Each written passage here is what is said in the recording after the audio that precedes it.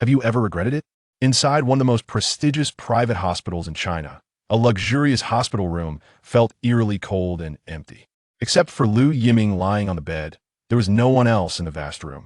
A once mighty dragon who had ruled the skies for decades now, facing the final moments of his life alone. Regret it? The question echoing in his mind forced Lu Yiming to struggle, open his eyes. A glorious first half of life suddenly shattered. To rise back to the top, he had walked the edge of the abyss. He stopped at nothing to achieve his goals. Everyone was a pawn. Everyone could be betrayed. In the end, he climbed back to the pinnacle of power, becoming one of the most influential men. But what did it matter? Husband and wife turned against each other. In the end, he stood utterly alone. What good were endless riches? In the end, he could take none of it with him. Have you ever regretted it? Lu Yiming. If I regret, what then? Then do it all over again. System binding.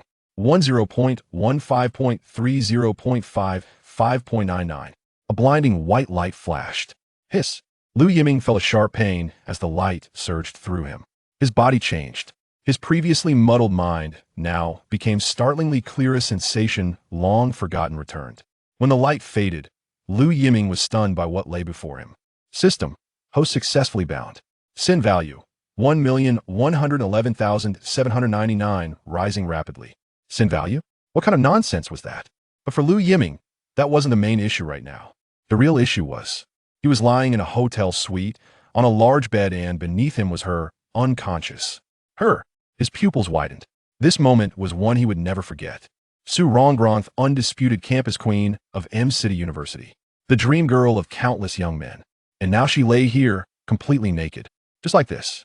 One step more, and he would have completely claimed her. All he needed to do was move forward slightly. Is this really happening? Am I really back? But why at such a critical moment?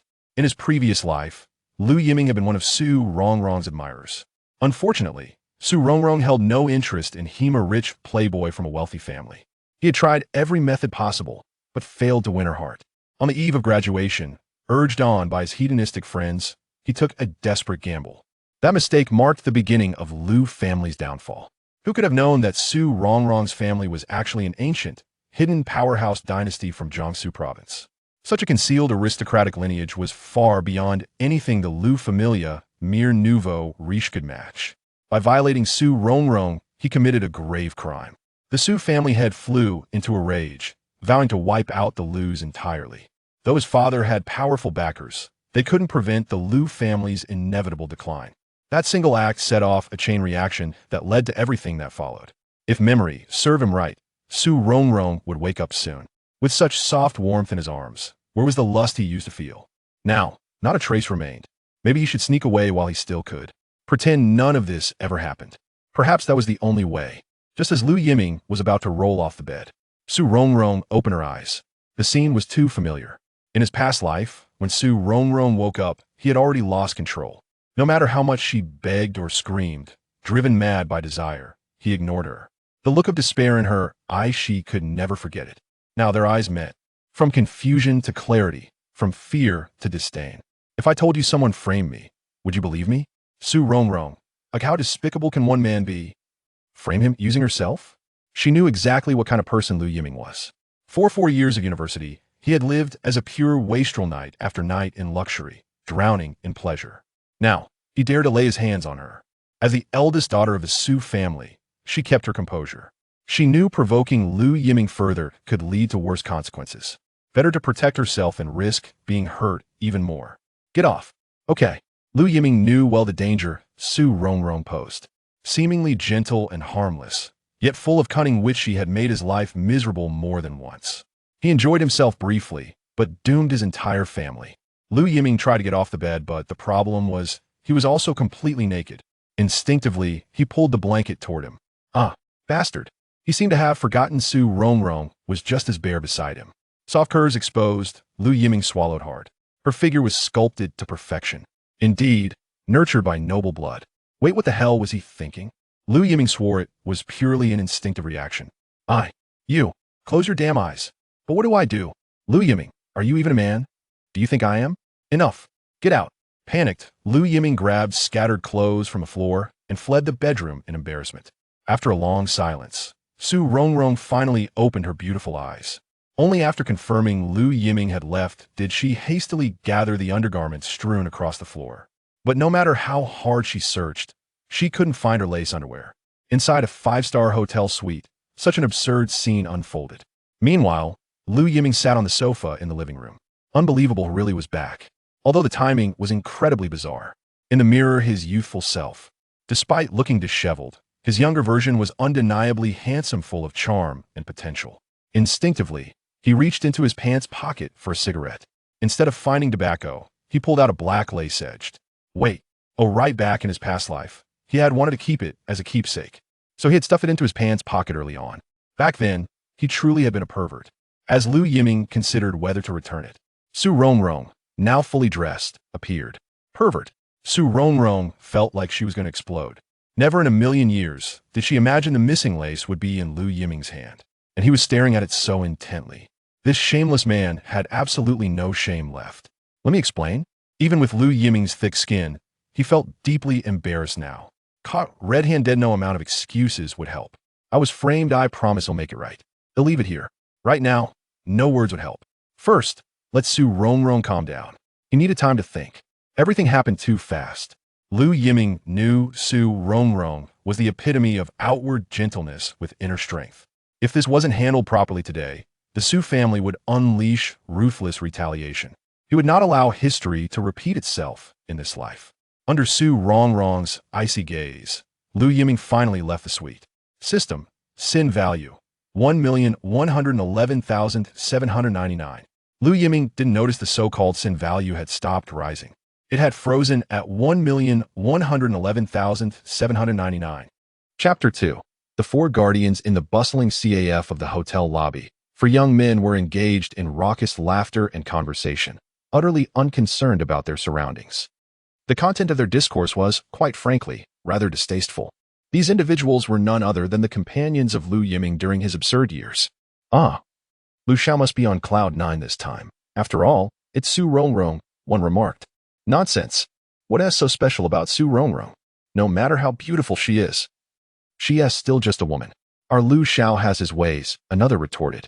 Do you think that if Lu Xiao grows tired of her figure, he might share her with us? A third pondered. Don't even entertain that thought. If Lu Xiao gets upset, our lives will become quite unbearable, they cautioned, their banter revealing an underlying trepidation towards Lu Yiming. Indeed, these young men relied on the Lu family for their livelihoods and were always eager to flatter and ingratiate themselves with Lu Yiming. This time, one of them had concocted a scheme to incapacitate Su Rongrong, hoping to take advantage of her vulnerability.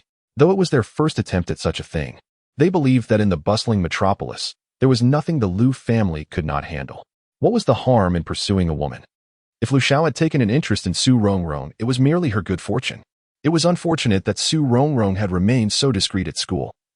Once her true identity was revealed, the city would surely tremble under the wrath of the Su family. Wait, why is Lu Xiao coming out? Has tea had only been a short while? Surely he wouldn't finish so soon? They mused, perplexed by the swift turn of events.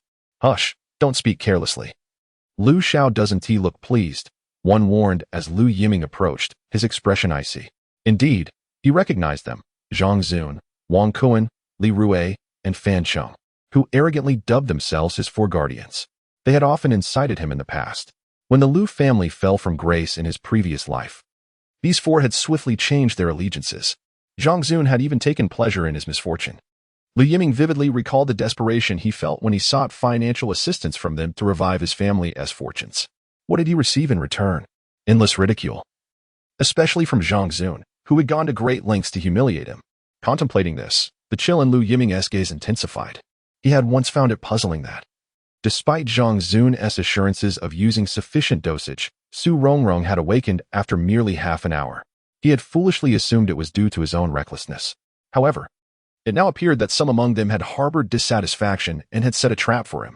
But why choose Su Rongrong as the target? These enigmas required unraveling. Lu Xiao, why are you here? One of them inquired, feigning innocence. Yes, Lu Xiao, we thought you would at least wait until nightfall, another added. Acutely aware of Lu Yiming's infatuation with Su Rongrong. Initially, they believed that once he had his way, Lu Yiming would indulge himself thoroughly. Yet, here he was, appearing unexpectedly. What joy was there in a lifeless slumber? Lu Yiming remained composed. settling into a sofa with a relaxed posture. In terms of performance, he was no novice. The experiences of his previous life had equipped him well. It appears that Lu Xiao possesses a penchant for rebellion. TSK, one must admit. It indeed lacks a certain charm. The group was momentarily taken aback, but soon they followed Lu Yiming's lead in conversation. Why not simply go up and bind him? After all, time is abundant. Zhang Zun suddenly interjected, his lewd gaze causing Lu Yiming to frown slightly. If I recall correctly, Zhang Zun, you were the one who drugged Su Rongrong? Lu Xiao, I too did not anticipate your disinterest in this particular approach. Zhang Zun, noticing Lu Yiming's displeasure, hastily offered an explanation. Yet, his eyes flickered, as if he were desperately concealing something.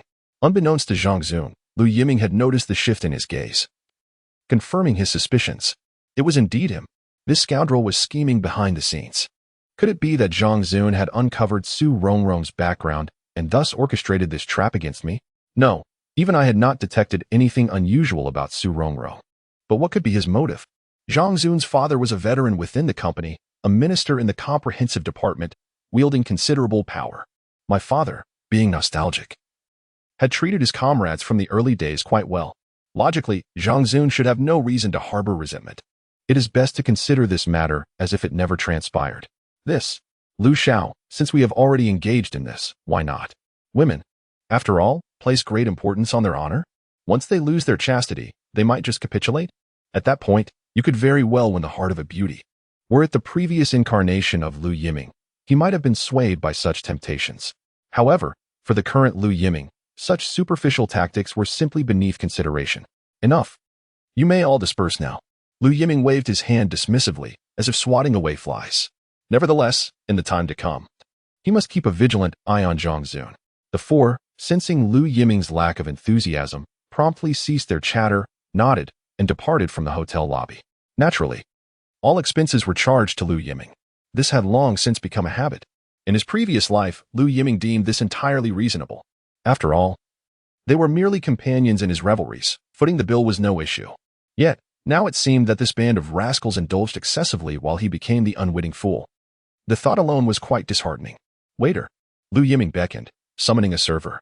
How may Lu Xiao assist you? Please procure a suit of clothing in this size and deliver it to my room. This suite was one that Lu Yiming had long reserved, and the hotel staff recognized him as their benefactor. They respectfully accepted the note. Meanwhile, in the suite booked by Lu's son, Su Rongrong had locked the door and conducted a thorough inspection. Aside from still lacking vigor, she found no other abnormalities. This realization brought her a sense of relief. Fortunately, she had awakened early, and the worst possible scenario had been averted. Scoundrel. Alone, Su Rongrong set aside her facade of strength. After all, having yet to fully step into society, Su Rongrong was naturally overwhelmed with fear in the face of such a sudden upheaval. It was utterly unexpected that the scoundrel Lu Yiming would resort to such despicable tactics. Yet, Su Rongrong was perplexed, having seemingly reached the final juncture. Why did Lu Yiming suddenly spare her? Could it be a moment of conscience? No, a rogue like him could hardly experience such a revelation. Was she merely a pawn in a larger scheme? Was that even conceivable? Su Rongrong felt her thoughts spiraling into chaos. Should she seek revenge? Would it be wise to inform her family? After all, as a young woman, she had suffered greatly, although the worst had not transpired. Her dignity had been thoroughly compromised by that scoundrel Lu Yiming. The mere thought sent a shiver down her spine. Ah, the Lu family. They were mere upstarts, having recently risen to prominence. In the bustling metropolis, the Lu family's enterprises were widespread, having capitalized on the winds of reform and opening up, thus becoming among the first to amass wealth. However, compared to the Su family, they still lacked substantial heritage. Should conflict arise, a significant price would inevitably be paid. In China, there were numerous formidable families of similar stature. In an atmosphere of mutual suspicion, the Su family's actions could very well trigger a chain reaction. Just as Su Rongrong was weighing the pros and cons, a sudden knock echoed through her door. Who could it be? Could that scoundrel dare return? Hello, maidservant. Mister, Lu has sent some clothing. Leave it at the door. Ensuring no one was outside, Su Rongrong cautiously opened the door a crack to retrieve the package. Chapter 3. Urgency. Lu Yiming. System? Are you there? System, finally remembered me? The host's reaction is indeed quite slow. Lu Yiming, what do you mean slow? The timing of my return was simply too overwhelming. I nearly lost control. In my previous life, Lu Yiming had countless women at his beck and call. Yet if asked who was most unforgettable, Su Rongrong would undoubtedly top the list. Forget it. That was all in a past life. What Lu Yiming most urgently sought to comprehend now is why he had returned. System. The full name of this system is reforming oneself, starting anew, a prodigal returning. Lu Yiming. Can you get to the point? System. The crux is that at the moment of your demise, you experienced a moment of realization. The system will assist the host in starting a new life, and today marks the first step towards a better beginning. Lu Yiming. And what is this evil value all about? System. The host currently possesses an evil value of 111,799, all accumulated from the previous life. To be reborn, all evil values must be cleared. Lu Yiming. I don't understand. System. In simpler terms, once the evil value reaches 0, everything the host desires, familial love, romantic affection, and friendship, will return in full. Lu Yiming. Am I lacking in those? What a joke. When have I ever been short of women? System. You're lacking. Otherwise, you would not have regretted it on your deathbed. Lu Yiming. What nonsense. Lu Yiming. What happens if it doesn't clear? System. The destruction of the Lu family will ensue, affecting all associated individuals. Lu Yiming. How ruthless. Fortunately, I managed to rein in that impulse just in time. Wait. No, I successfully controlled that entity. Does this mean my sin value has been mitigated? System. Sin value is being cleared. Current sin value, 111,699. Lu Yiming. 100 points? Is that excessive? I can't help but wonder how many heinous acts my previous self committed to incite such wrath. Lu Yiming is certain that his current life is one of atonement. In his past existence, to rise once more, Lu Yiming employed every conceivable tactic. How many were ensnared in his machinations? How many happy families were torn apart? How many souls suffered, directly or indirectly, due to his actions? Although Lu Yiming ultimately evaded the full weight of the law, the sin value speaks volumes. And for Lu Yiming, who has been granted a second chance at life, what path should he choose? He finds himself lost in contemplation, sitting in a daze for half an hour. He is roused only by the ringing of his phone, a classic Nokia tone. This sound momentarily distracts him. It has been ages since he last heard such a ringtone. On this day in 1995, in the Chinese market, Nokia and Motorola were fiercely vying for dominance. Who could have predicted that 20 years later, these titans of the mobile industry would still be relevant? The Nokia 1011, the world's first mobile phone and the inaugural device capable of sending text messages, was viewed by the public as a symbol of status. Yet, to Lu Yiming, it seemed rather cumbersome. Hello? You little rascal. Where are you? I told you today is crucial. Can't you pay attention? His father's voice boomed through the receiver. Lu Yijun, Lu Yiming's father, is a man of exceptional ability, adept at navigating opportunities. After retiring from the military, Lu Yijun ventured into various trades, engaging in business with Russian counterparts, thus securing his first fortune. Subsequently, he collaborated with the Foreign Trade Bureau to establish a thriving import-export business. Lu Yijun's fortunes flourished. In just 20 years, he amassed considerable wealth. With the introduction of the stock market, he plunged headlong into trading, experiencing meteoric success. The Lu family business diversified, yielding abundant returns. The sole source of Lu Yijun's dissatisfaction was his only son, Lu Yiming.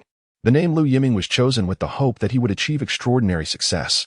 However, this wayward youth seemed to have embraced the frivolous lifestyle of idleness, mastering the art of leisure rather than diligence. With graduation looming, he remained apathetic to the family business, preoccupied instead with indulgent pursuits. Communication between father and son had become nearly non-existent. For Lu Yijun, this period was crucial.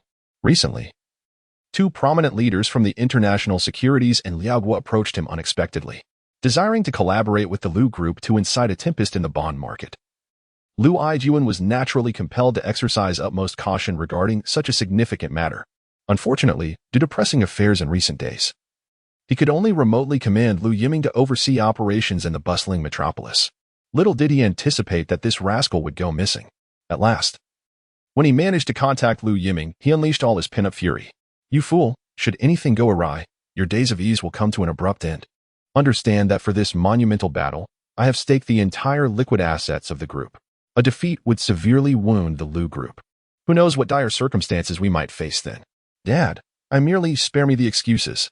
Hurry to the trading department and remember, no matter how many orders come in, we must accept them all. An emergency meeting was about to commence. This foreign trade summit was pivotal for the profit distribution over the next decade, and Lu Yiming could not afford to take it lightly. The busy tone echoed from his phone. At this moment, Lu Yiming had finally regained his senses. The 327 incident. How could he have forgotten such a critical matter? In his previous life, after his encounter with Su Rongrong, the Su family was unlikely to let things rest. Truth be told, the Su family harbored many reservations about confronting the Lu family, especially since Lu Yiming had powerful allies backing him. Engaging in a relentless battle would inflict substantial losses upon the Su family. Yet, at this crucial juncture, Lu Yiming made a grave misjudgment by rashly involving himself in the 327 incident. Ultimately, he returned defeated, with the Lu group's liquid assets utterly depleted. The Su family seized this once-in-a-lifetime opportunity to launch a full-scale assault on the Lu family. In the end, Lu Yiming relinquished the Lu group to protect his only son. Stripped of leverage, he was completely abandoned by the powerful families behind him. The Lu family was cast down into obscurity, consumed by grief and indignation. Lu Yiming perished within a few years. Meanwhile, Lu Yiming, the architect of it all, descended into darkness, employing every means necessary to reclaim glory. Wait. Today is the day, February 23, 1995. Glancing at the time on his phone, he realized he had only 2 hours left. Lu Yiming's pupils constricted in shock. He understood very well that if he did not act swiftly to alter this course, the Lu group would be dragged into an abyss from which there would be no return. Even without the Su family, the Lu family would merely survive in a state of languor due to the depletion of liquid assets. Restoring vitality would likely take more than a decade. Most critically, due to his previous life's blind confidence, countless retail investors faced instant bankruptcy, and the number of those who jumped from buildings that very night was incalculable. Should such a tragedy occur again? Chapter 4. The first Ferrari in the metropolis. Young Master Lu, your friend? As Lu Yiming prepared to leave, the lobby manager swiftly approached him. For a benefactor like young Master Lu, exceptional service was imperative. Stay as long as you wish, all your needs shall be met. And consider it on my tab. Lu Yiming was well aware of whom he was referring to. The matter concerning Su Rongrong remains unresolved. However, for Lu Yiming, the most pressing concern at present is the national debt. This issue transcends the liquidity of the Lu group, affecting countless families and leading some to despair so deeply that they leap from rooftops. That night, true rivers of blood flowed. If not addressed, one's conscience would be unquiet. Rest assured, young Master Lu, I will ensure that the other party understands the true meaning of hospitality, the lobby manager assured him immediately. Never had he witnessed young Master Lu so intensely concerned about a woman. The manager knew precisely how to proceed. Outside the hotel, a Ferrari 348, resplendent in its fiery red hue, caught the attention of numerous passers-by. This splendid automobile, equipped with a 3.4-liter quad-cam 32-valve engine and a dry sump, boasted an impressive 296 horsepower, accelerating from 0 to 100 in a mere 5.3 seconds. On the streets of the metropolis, it was truly a sight to behold. Although it was not the first Ferrari in the nation, it was undoubtedly the only one in the city at that time. Priced at 140,000 in this era, one could purchase 10 residential properties in the city center. Lu Yiming had pleaded with his father for an extended period to acquire this vehicle, finally achieving his wish. The roar of the supercar drew the gaze of countless onlookers. In a previous life, this Ferrari had granted Lu Yiming an immense sense of superiority. However, with the collapse of the Lu group, the car was sold to another, severing its ties to Lu Yiming. 20 years later, as Lu Yiming rose anew, he expended considerable effort and resources to reclaim this once-abandoned 348 from storage. For Lu Yiming, this car symbolized a connection to his father. Of course, these reflections were yet to unfold. At this moment, he drove the Ferrari towards the exchange, aware that time was of the essence. 10 minutes after the Ferrari departed, Su Rongrong, donned in a skirt, made her appearance in the lobby. Although she was reluctant to see Lu Yiming again, this matter demanded resolution. Internally conflicted, she despised having to wear the garment that Lu Yiming had gifted her, especially since her original dress had been torn. Glancing at the rip in her attire, her anger flared. This was blatant evidence of wrongdoing. Yet at this moment, when she looked up, Lu Yiming was nowhere to be found. "Miss, are you looking for young Master Lu?"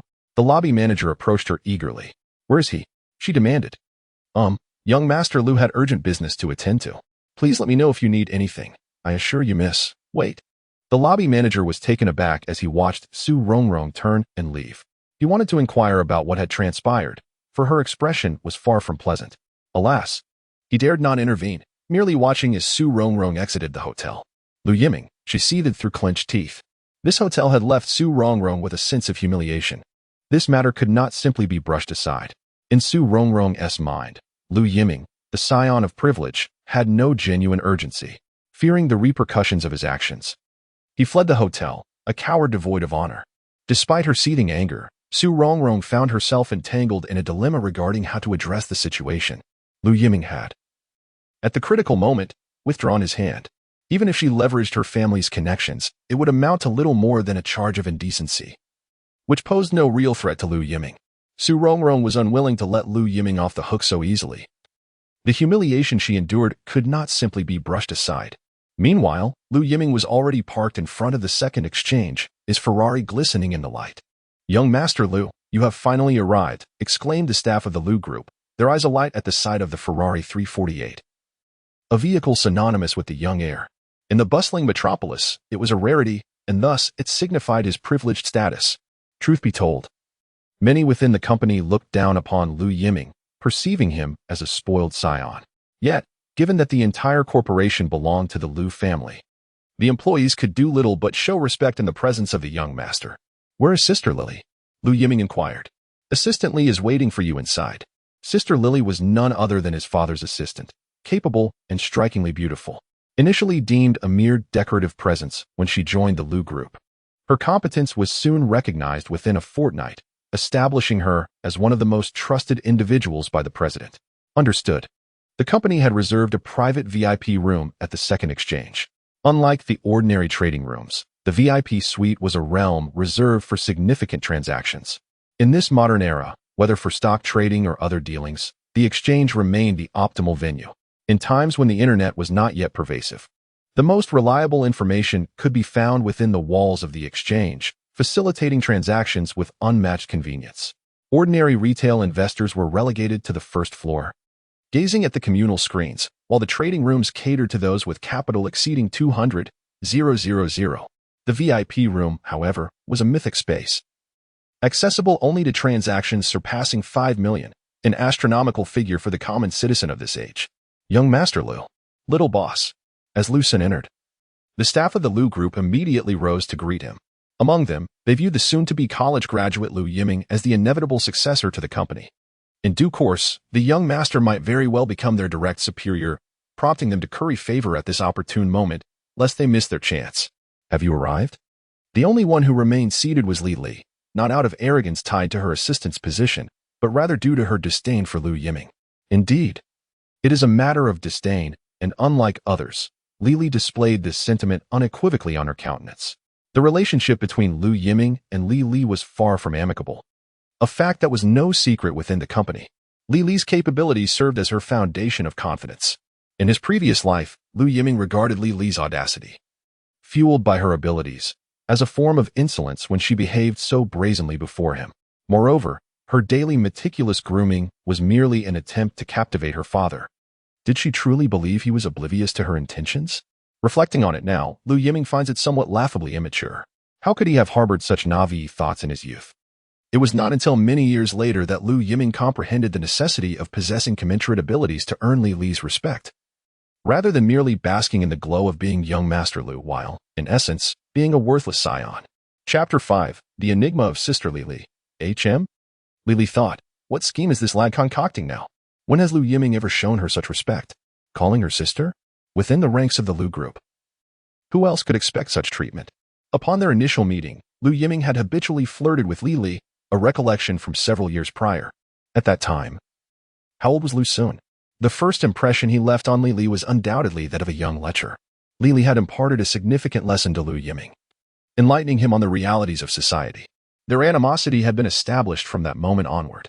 It became a common spectacle for them to clash upon meeting, which the employees of Lu Group had long since grown accustomed to, yet no one anticipated that today, young Master Lu would suddenly exhibit a transformation. What? Is Sister Li surprised? Regardless of the tricks you may play, remember that today is of utmost importance to your father and the entire Lu Group. Li remained oblivious to Lu Yiming's intentions, but she understood that today held significant implications for the Lu Group. She could not allow Lu Yiming to jeopardize their endeavors.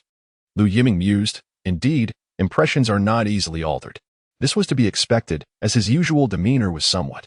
Of course. He hoped that Sister Li would cooperate with him today. Nodding, Lu Yiming pulled out a chair beside Li. In his previous life, the Lu group faced monumental upheaval, with morale in disarray. Only Li had persistently strived to maintain the essential operations of the company. Unfortunately, Lu Yiming's reckless actions had wrought too great a disaster. Even with Li's prodigious abilities, reversing the tide was beyond her reach. The downfall of the Lu group led to its takeover by the State-Owned Asset Supervision and Administration Commission. At that time, some leaders recognized Li's exceptional talents and sought to retain her with a lucrative offer and an appropriate position. Logically, Li should have been elated. However, she declined without a moment's consideration. After the fall of the Lu family, Li seemed to vanish from existence, only to re-emerge before Lu Yiming when he resolved to start anew. At that juncture, Lu Yiming was destitute, and few believed in his potential to restore the Lu family's fortunes. In this scenario, Li resolutely stood by Lu Yiming's side. The rapid advancement of Lu Yiming was largely attributable to the unwavering support from Li. However, their philosophies diverged. Lu Yiming was overly eager, and throughout his journey of development, he had already lost the reverence that a businessman ought to possess. Despite Li's repeated counsels, her efforts bore no fruit, and Lu Yiming became ensnared in the allure of power and wealth. Ultimately, after Lu Yiming established his foothold, Li chose to depart once more. Reflecting on the myriad events of his past life, Lu Yiming could not help but feel a profound sense of melancholy. Little General Lu? Little General Lu? What? Little General Lu, everyone is waiting for you. The delegation of this matter to the Little General Lu by the senior executive underscored the high expectations held for him. If the Little General Lu could execute this task splendidly, the obstacles within the group would naturally be eradicated one by one. This was laying the groundwork for the Little General Lu's entry into the conglomerate. In fact, the senior executive had even dispatched assistantly to assist him. How much capital do we have? 120 million. Not enough. Not enough? That is 120 million. In 1995, what does that amount signify? Although this sum did not entirely belong to the Lu family, over 100 million in this era was undeniably an astronomical figure. This was precisely why Liao Guofa and Wanhua Securities sought to drag the Lu family enterprise down. The impending battle of bulls and bears had been in a stalemate for quite some time, with the bulls currently holding the upper hand. For both Liao Guofa and Wanhua Securities, the situation had escalated to a matter of life and death. Lu Yiming understood well that, in the eyes of the common populace, Wanhua Securities and Liao Guofa were colossal entities. Established in July 1988, Wanhua Securities was the first shareholding financial institution primarily focused on securities, authorized by the central bank in the region of Magic City. It remains the sole shareholding financial institution in Magic City with a primary focus on securities. Unlike the flourishing landscape of later years, Wanhua Securities in this era represented absolute authority. To put it bluntly, if Wanhua Securities wished for a particular stock to rise, a mere suggestion from them would draw countless retail investors to propel its price upward. Such was the stature of Wanhua Securities, unassailable by anyone. Has Manager Guan reached out to us? He contacted us half an hour ago, persistently inquiring why we have yet to take action. The only one capable of addressing Lu Yiming's query was Li. Others did not possess that privilege. Indeed, Manager Guan of Wanhua Securities was a true titan. Like Lu Yiming, he belongs to the legendary figures. It seems he is genuinely anxious. Lu Yiming offered a faint smile. While others may be oblivious, Lu Yiming was acutely aware that Wanhua Securities was on its last legs. Manager Guan had exhausted all means, yet still could not contend with the bulls. Otherwise, why would they tempt the Lu group with such enormous profits? As Lu Yiming put it, they are mere capital vampires, consuming without a trace. Should we make a statement? If we delay, Manager Guan might misinterpret our intentions. Lu Yiming glanced at his watch. It was 14:35, and there remained an hour and 25 minutes until market close. He understood well that in the final hour, the situation would reach its true climax. Wanhua Securities would go completely mad. The real drama was just beginning. What does this mean? Lu Yiming's behavior today was exceedingly peculiar. Li felt a sense of confusion, as if she could not fathom the depths of Lu Yiming's thoughts. How could this be? Was this still the frivolous heir who wore his thoughts on his sleeve? What on earth had transpired? Could it be that President Lu had specifically guided Lu Yiming? No. Even so, with Lu Yiming's intellect, he should not be able to play this role convincingly. Lu Yiming had sent her not merely to assist Lu Yiming. During this critical moment, She was to act as a proxy decision-maker for President Lu. However, Lu Yiming was right. It was still early. She too wanted to see what kind of surprise Lu Yiming would bring forth. Time passed excruciatingly slowly for everyone. Each minute felt like an eternity. Even Li Li's calm demeanor began to shift. Only Lu Yiming remained unperturbed. Li remarked, "What a carefree individual." Chapter 6. Deception and Intrigue. Sisterly. Contact the banks with which we have a good rapport. I need funds. Plenty of it. Given the vast scale of the Lu Group's operations, many banks would naturally be willing to collaborate. However, suddenly borrowing money from the banks might lead to unnecessary misunderstandings. Moreover, in Li Li's view, the existing funds of over 100 million should be sufficient for the upcoming acquisition. Prior to this, Li Li had conducted thorough background checks. The two opposing sides had already reached a deadlock. At this juncture, the entry of the Lu Group was opportune, regardless of whom Lu's allegiance favored. It would hold decisive significance. Remember, there is no upper limit. I need to report this to President Lu. Sisterly, please remember, this time, I am in charge. I apologize, but under special circumstances, I have the authority to revoke your powers. This is President Lu's directive. Indeed, it was as such. Initially, Li had thought Lu Yiming would erupt in fury upon hearing this news. She had even prepared explanations. Yet, Lu Yiming reacted as though nothing was amiss. President Lu is looking out for your best interests. I understand, but if it were you, in a life and death struggle, would you leave no trump cards? What does this mean? Sister Lily, I am aware that, given your capabilities, you must have conducted thorough background checks in advance, and I presume that your intelligence is exceptionally detailed. This is my responsibility. Foolish. No one could have anticipated that Lu Yiming would suddenly challenge Li Lily. Foolish? Li Lily's pupils trembled. She had done everything she was supposed to do. Even Lu had not foreseen this at the outset. However, Lu Yiming, after being scolded by a debauchee, found it utterly unacceptable for the proud Li Lily. Please be mindful of your words. As for the others, they were left utterly dumbfounded. How dare he insult Assistant Li? Hadn't the young master Lu already suffered enough at her hands? Li Assistant, please contemplate carefully the magnitude of this confrontation. Lu Yiming took a deep breath before speaking slowly. A behemoth. Li Lily quickly regained her composure, inhaling deeply several times. The tailored suit accentuated her figure, and one could easily imagine her current state. Nevertheless, her professional demeanor compelled her to respond to Lu Yiming's inquiry. Indeed, it is a behemoth, even for the Lu Group. Zhongjing Kai and Wanghua Securities are titans in their own right. Although Liaohua FA is not substantial in size, it remains a predecessor in the brokerage field for the Lu Group. This is beyond doubt. Regardless of the outcome, one side will inevitably fall. Yes, according to my understanding, Wanghua Securities has staked everything. If they lose, it would spell doom for them. While Li Lily has not fully grasped the intricacies of Zhongjing Kai, it would be naive to assume their situation is any better in such a decisive battle where victory and survival are at stake. Do you think they would lack a contingency plan? Indeed, the marketplace is akin to a battlefield, particularly when it has escalated to a life or death scenario. In this context, their trump cards cannot be revealed. Even Li Lily could not uncover the true nature of their strategies. Thus, what you currently possess is merely what they wish for you to know. Are you truly Lu Yiming? Lu Yiming, I apologize, that was not my intention.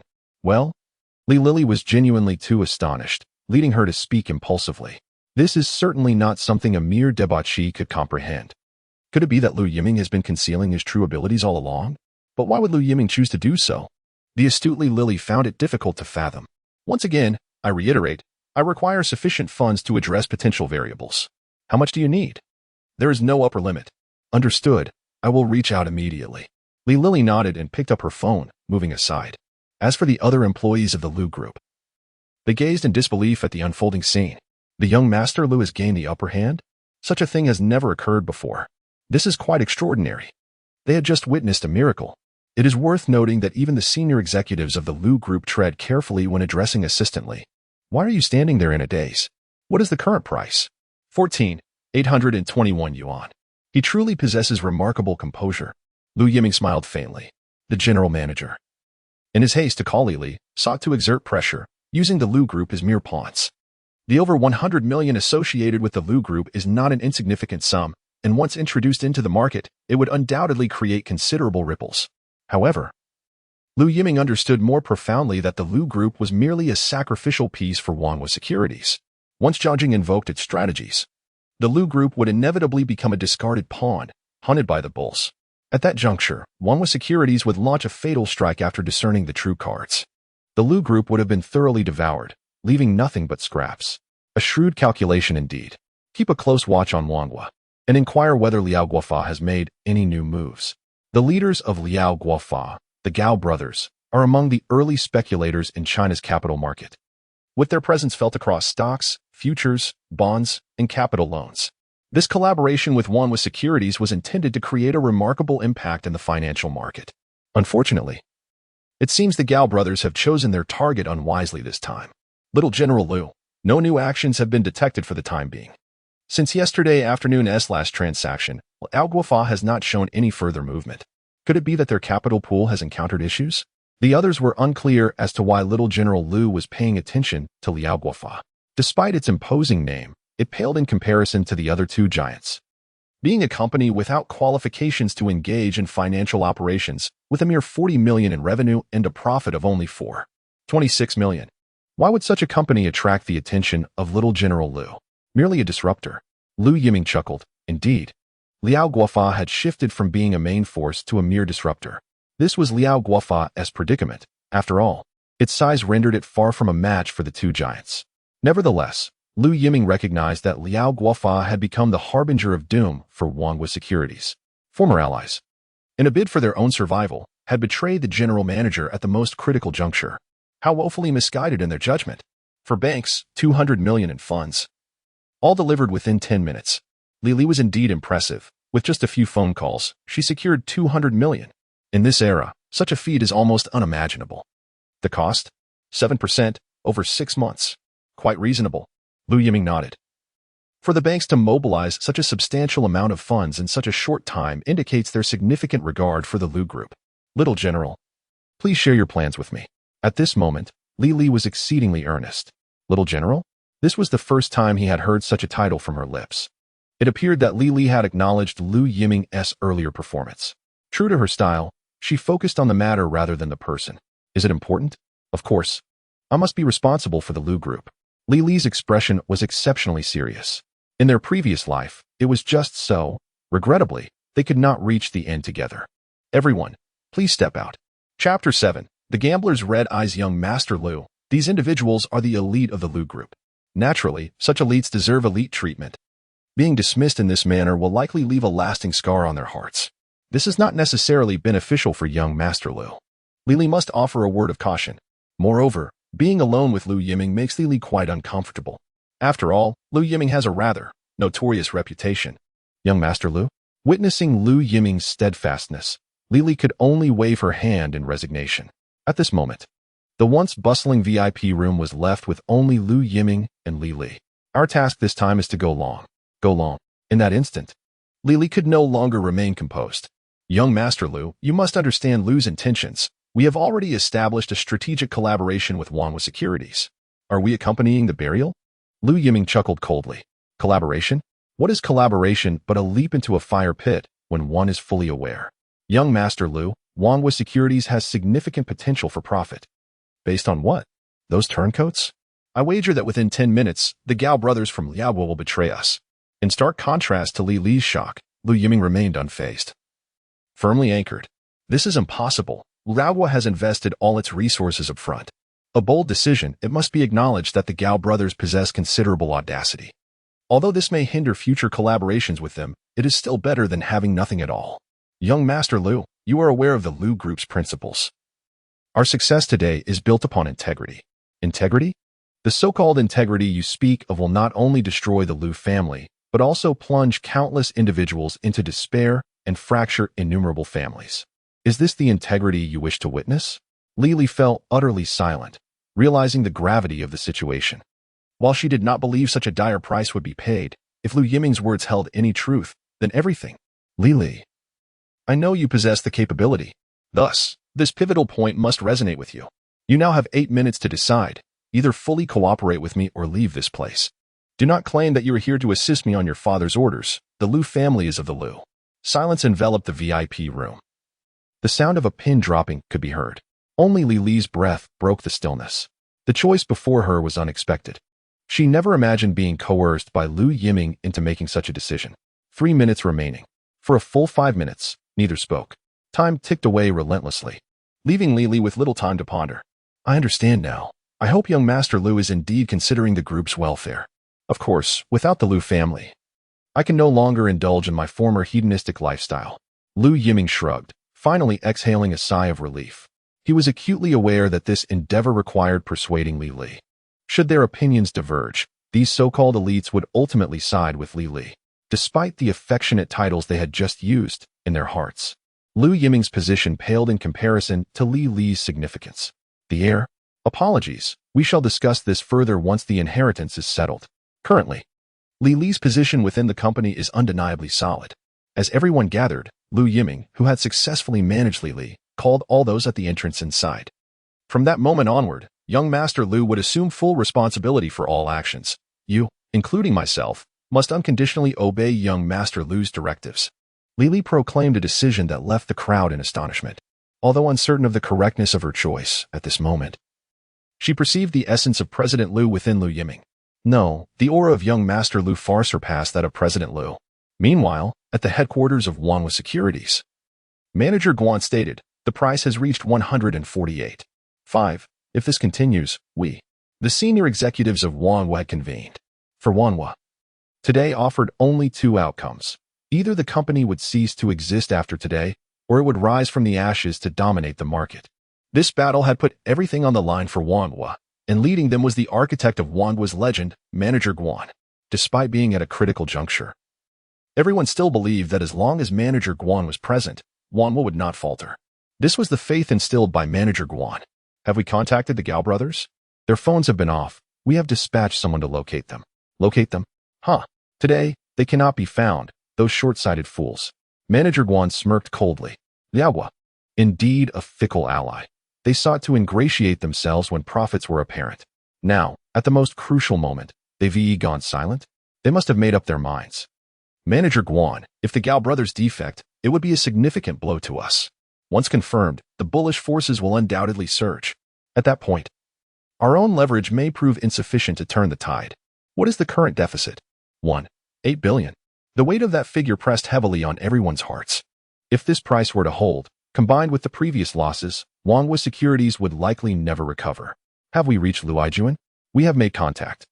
President Lu has given assurances, but this matter has been entrusted to young Master Lu. The old fox. Manager Guan understood that this was a matter of not revealing the game until the final moment. Manager, while the Lu group is formidable, hastily assembled, it can only muster about 1 billion, insufficient to sway the overall situation. Are we perhaps overestimating the Lus? What do you know? The Lu group is a private giant. Once they enter the fray, retail investors will have to reconsider. A lack of funds is inconsequential. I aim to leverage the influence of the Lu group. To drag the Lu group into the fray, Manager Guan has made numerous assurances. Isn't it said that young Master Lu is merely a spoiled heir? Yet, why does he remain so composed? Has Lu Yijuan been orchestrating from behind the scenes all along? Make another call to President Lu. We must ensure action is initiated. In 50 minutes, everything will be resolved. Even Manager Guan, who has been overly mythologized, could not help but feel a bead of sweat form in his palm. Yet, even in such circumstances, Manager Guan had to feign an air of calmness. However, just after issuing his directives, the secretary abruptly burst into the office. Manager Guan. Something has happened. Speak. Manager Guan, there is no need for formalities. The secretary's implication was clear to Manager Guan, yet at this critical juncture, he could no longer afford to consider the presence of others. What was inevitable had arrived, and he had already prepared for the worst. Is it Liao Guofa? Have they withdrawn their investment? They are buying heavily. A beautifully crafted ashtray shattered into 1,000 pieces. Bravo, the Gao brothers. Stabbing themselves in the back at such a moment. Indeed, in the face of profit, integrity becomes a mere illusion. Do they wish to compensate for their previous losses? That depends on whether they are granted the opportunity. Utilize the reserve funds. Manager, those reserve funds belong to the shareholders. Misappropriating them is a crime. If trouble arises, I shall bear the consequences. At this moment, Manager Guan resembled a gambler blinded by desperation, having descended into madness. Chapter 8. Disruption. Young President Lu. Liao Guofa has begun their actions. Within 10 minutes, Liao Guofa indeed commenced their maneuvers, identical to their previous life as strategy. How did you predict this? Was there no oversight? Lily found it hard to believe everything unfolding. Lu Yiming had provided an astonishing surprise today. Every move of the adversary was meticulously calculated by Lu Yiming. Is there still a need for guessing? As I mentioned, the Gao brothers have little time left. Liao Guofa was buying heavily, yet prices began to steadily decline. Declining. Indeed, declining. Liao Guofa initiated with 20,000 contracts. Unexpectedly, not only did it fail to stir any waves, but prices also plummeted. This is illogical. Lily approached the computer monitor. 20,000 contracts. Nearly 30 million in capital for buying, and instead of stabilizing the situation, it has been smashed down. It had previously been stable with an upward trend. Check if there are any significant short positions being sold. No need to check. Young President Lu, if I were one with securities, I would certainly employ accounts under my name to strike together. Large amounts of capital can only depress prices, yet would also allow the market time to respond. Revealing that Wang with securities is at its wit's end. Manager Guan is not a fool. He wouldn't do that. Assistantly, young President Lu is correct. Indeed, many sell orders have emerged, but they are quite dispersed, giving the impression of retail market behavior. Are they attempting to provoke retail investors to join the selling? Lily immediately realized such tactics must have been meticulously prepared for a long time. No wonder Lu Yiming had confidently asserted that Wang with securities had a backup plan. It seemed her background check had not been entirely successful. A desperate gamble. Even if they evade this catastrophe, Manager Guan has no future ahead. Young President Lu. What do you mean by that? Have you conducted a background check? Does Wanghua have sufficient funds on their books? No. Lily was acutely aware that Wanghua had now become a hollow shell, their available funds utterly incapable of supporting such a massive short-selling endeavor. Unless a realization struck. He has lost his mind. The consequences of such actions are simply insufferable for the multinational corporation, placing everything at stake. It is feared that this battle will yield no victor. Young Master Lu, we should report the situation to President Lu and let him make the final decision. The developments have far exceeded our initial expectations. Entering the fray now, the outcome is uncertain. The actions of Manager Guan today are destined to be recorded in history. Shall we stand idly by and witness retail investors suffer catastrophic losses? The conflict between the multinational corporation and Zhang Jingkai also endangers these innocent individuals. For them, it could represent a lifetime savings. Is it their own greed that warrants their demise? This Lily could hardly believe that Lu Yiming would utter such words. Since when did he care about these matters? Yet, Lily knew she had been swayed by Lu Yiming's words. Indeed, for countless families. Is it wrong to choose financial management? Why should the innocent be implicated in the strife between the multinational corporation and Zhang Jingkai? Young Master Lu, give the order. What should we do? Assume control, acquire as much as possible. Very well. Assistantly? Did you not hear young Master Lu's command to buy? But our orders are to cooperate with the multinational corporation in short selling.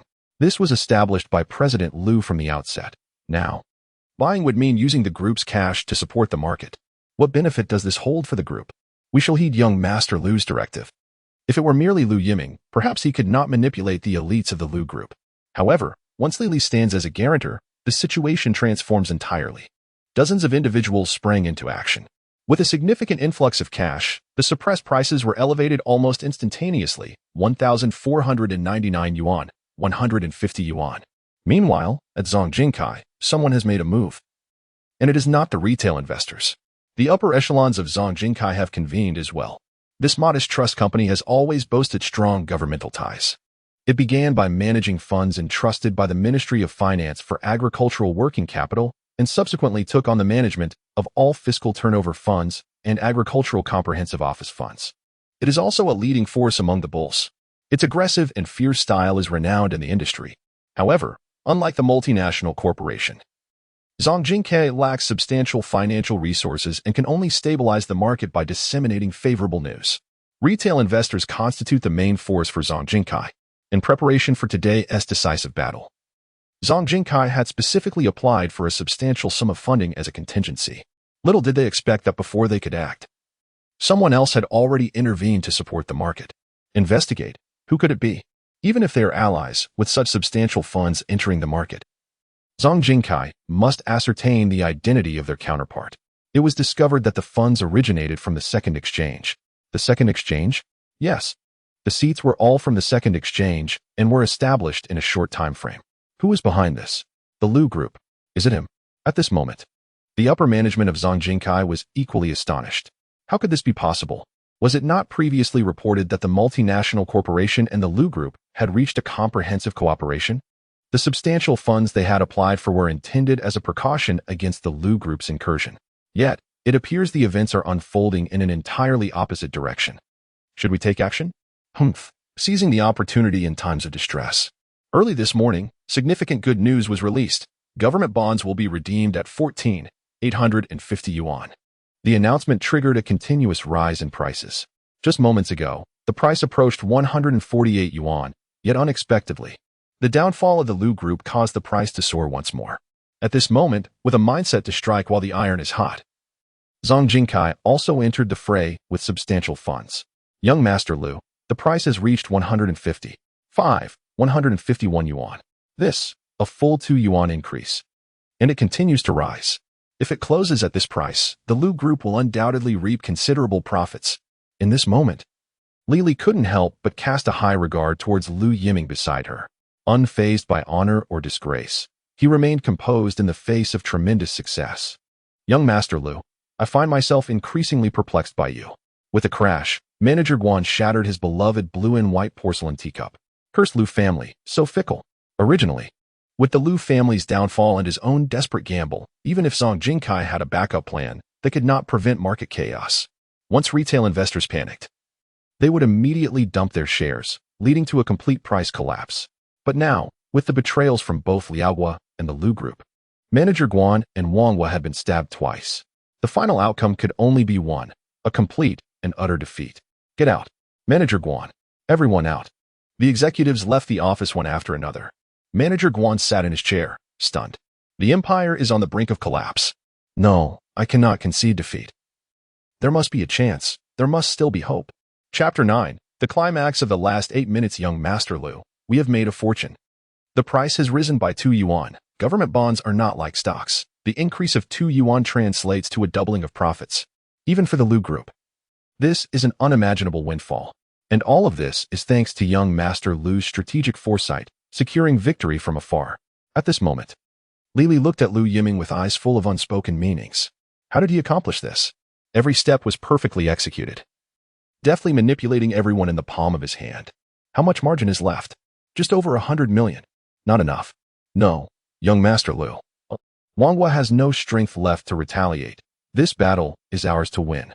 Indeed, young Master Lu, Wanghua has exhausted all their reserves, with preliminary estimates of losses exceeding 4 billion.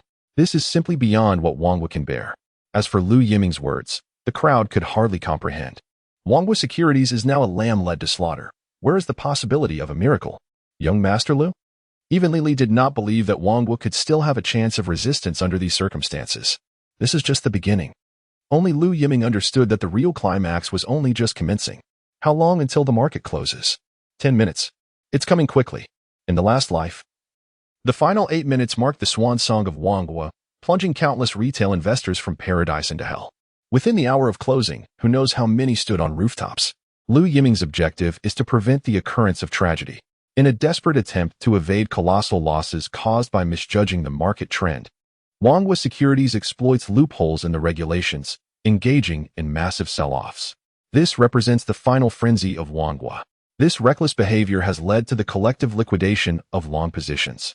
Wanghua has overturned the entire Treasury futures market. Regardless of the reasons or the magnitude of the short positions, we shall continue to absorb them. Young Master Lu, we can only accept an additional 300,000 contracts at most. The Lu Group indeed possesses substantial capital, yet these funds have already been transformed into treasury bonds. In such a short span of time, liquidation is simply unfeasible. The remaining margin cannot support the purchase of short positions. Someone is about to flip the table. Lu Yiming's gaze never strayed from the screen. The moment that would truly alter the course of history is about to unfold before him. Surprisingly, Lu Yiming felt a sense of anticipation. Manager Guan, this time, I shall not allow you to have your way. Even if it is a hollow victory, I will not leave you with anything. Within the trading rules of Treasury futures, margin control and position limits are the two primary mechanisms. According to the regulations, margins are only marked to market daily, thus failing to ensure real-time control over the adequacy of margins for each transaction. To circumvent the restrictions imposed by the exchange, the market resorts to borrowing positions for both long and short trades. Such actions have long been foreshadowed. Manager Guan of Wangwa is gambling, wagering that the exchange will not dare to annul those trades. Young Master Lu, we have a problem. Just 8 minutes before the trading deadline, an unexpected short position of 900,000 contracts emerged, instantly shocking everyone. 900,000 contracts? What does that even mean? Impossible. Wangwa does not possess such funds. How did they manage this? In an instant, everyone gathered around. Today was originally a celebration for the bulls, but at the brink of closing, an astonishing reversal occurred. Everyone was taken aback, from individual investors to institutional traders. All eyes were glued to the screen, incredulously watching the wildly fluctuating numbers. The price was suddenly suppressed by 50 cents. This was not merely a contraction of wealth, but a dire warning. We will accept all orders. Young Master Lu, our margin is insufficient. The exchange cannot monitor the margin for each transaction in real time. Regardless of the amount, we shall continue to accept them. Young Master Lu, this is a violation of regulations. Not only is it a violation, but it could also be illegal. Although they have exploited a regulatory loophole, who would dare to proceed in such a manner? The consequences would be dire. Wangwa lacks the margin. Their sole intent is to crash the market. Young Master Lu, if this is indeed the case, we need not concern ourselves with it. Li quickly grasped Lu Yiming's intentions and discerned the underlying intricacies. If there were indeed violations, the exchange would ultimately provide a clear answer. Otherwise, the market would face total collapse. I understand this principle, and you do too, but do those individual investors comprehend it? Young Master Lu, how many individuals possess the fortitude to confront the sudden devastation of losing everything? This quandary posed by Lu Yiming left Li at a loss for words. The market is inherently perilous. The principle of exercising caution upon entry has been instilled in every investor from the very outset. Nevertheless, when faced with the abrupt calamity of a margin call, how many investors can truly endure? It is likely, as young Master Lu has articulated, once the price is breached, countless investors will. The repercussions are too harrowing for Li to fathom. If we are to exploit loopholes, we must at the very least offer retail investors a semblance of fairness. Although the consequences of such actions remain uncertain in this moment, Lu Yiming resolves to be the shield standing before the retail investors. I understand. I will take full responsibility for today's transactions. Lu Yiming, the young scion of the Lu Group, is destined to steer the helm in the future. He must not falter. At this moment, Li has made a resolute decision. Regardless of the outcome, Lu Yiming shall not bear the burden. Now is not the time for discussion. Bye. Regardless of the volume of sell orders, we shall absorb them all. Understood. A solemn expression adorned the faces of all present. The Lu Group's position unleashed its full might, swiftly absorbing 900,000 short positions. Young Master Lu has initiated 2 additional transactions of 900,000 short positions. Continue to absorb, stabilize the current price. We shall take in as much as necessary. A monumental battle. Indeed, a clash for the ages. Everyone stood dumbfounded, witnessing a contest between bulls and bears that far exceeded their comprehension. It was madness, pure madness. The executives at Zongjingkai were drenched in cold sweat. No one anticipated that events would escalate to such a degree. Inside the exchange, news was reported promptly. Yet, at that moment, the exchange could only observe the abnormal contest between the two sides, powerless to intervene. Beware of gentlemen, but do not guard against knaves. The world was in a frenzy. The Lu Group's position provided robust protection. Ultimately, both parties had transgressed regulations. Call me. It was imperative to halt this outrageous conduct. However, the calls to Wangwa were futile. In this desperate gamble, Wangwa had already forsaken all. This was war, a life-and-death struggle.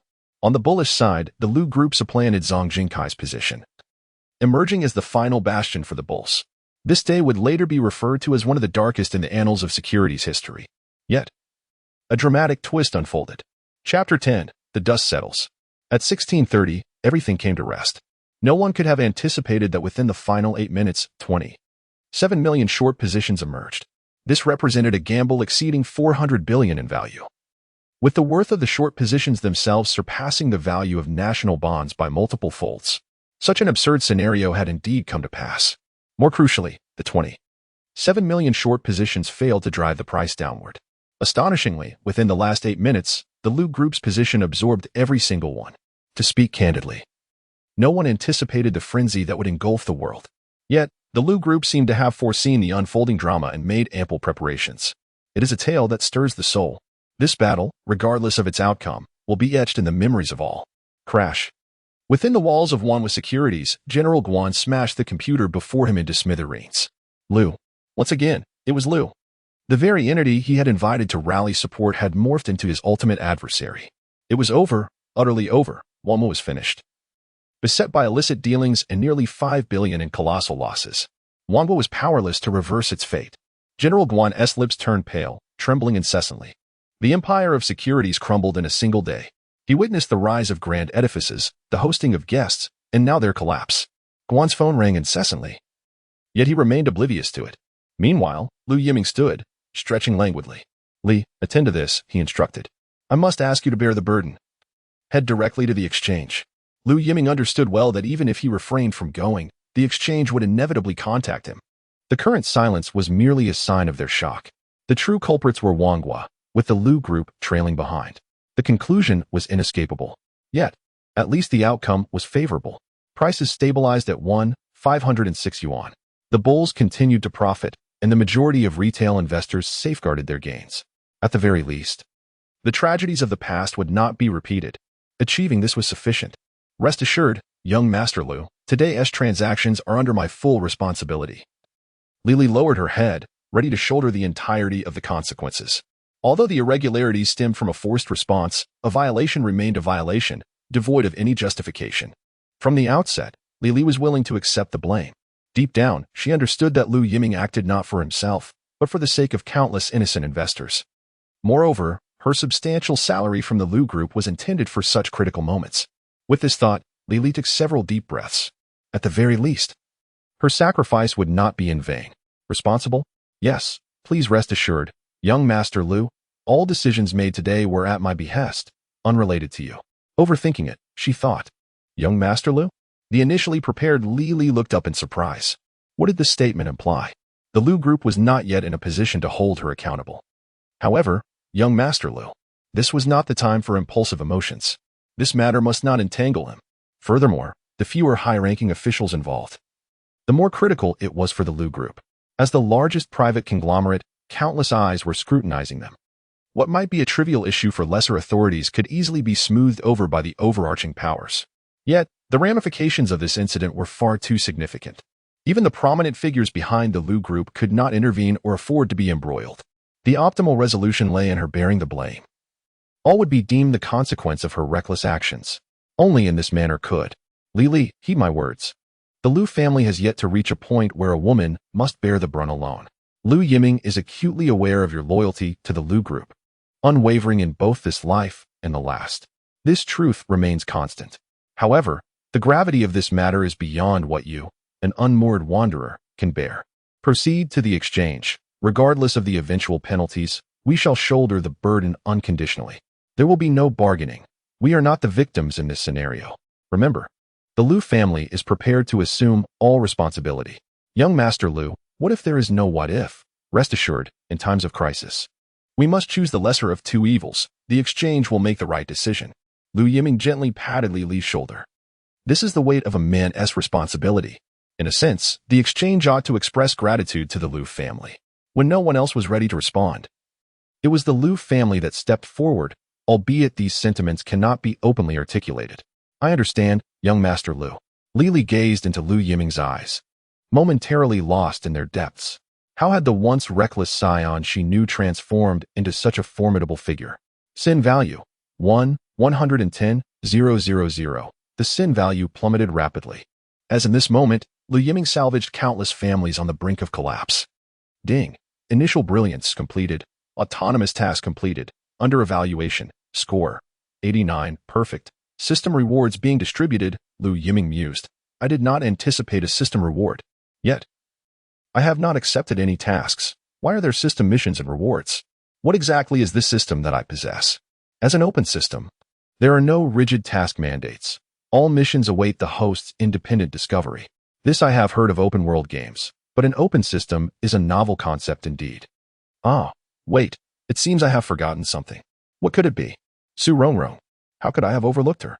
Initially, Lu Yiming intended to calm Su Rongrong before providing explanations.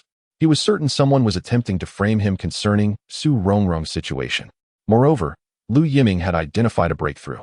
However, the truth remained that they had been candid with each other, and he had nearly Lu Yiming could not read Su Rongrong's mind.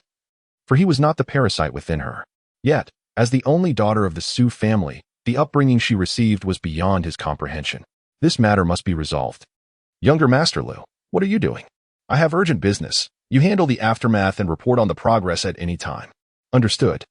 Lu Yiming sped back to the hotel in his Ferrari. What? She has already left? Yes, young Master Lu. We were unable to stop her. What was her demeanor upon leaving? To speak candidly, not very pleasant, young Master Lu. If there is anything our hotel can assist with, please do not hesitate to ask. She departed without a word, leaving no dramatic scenes of tears or despair. After all, the individual in question was Su Rongrong, the treasured gem of the Su family.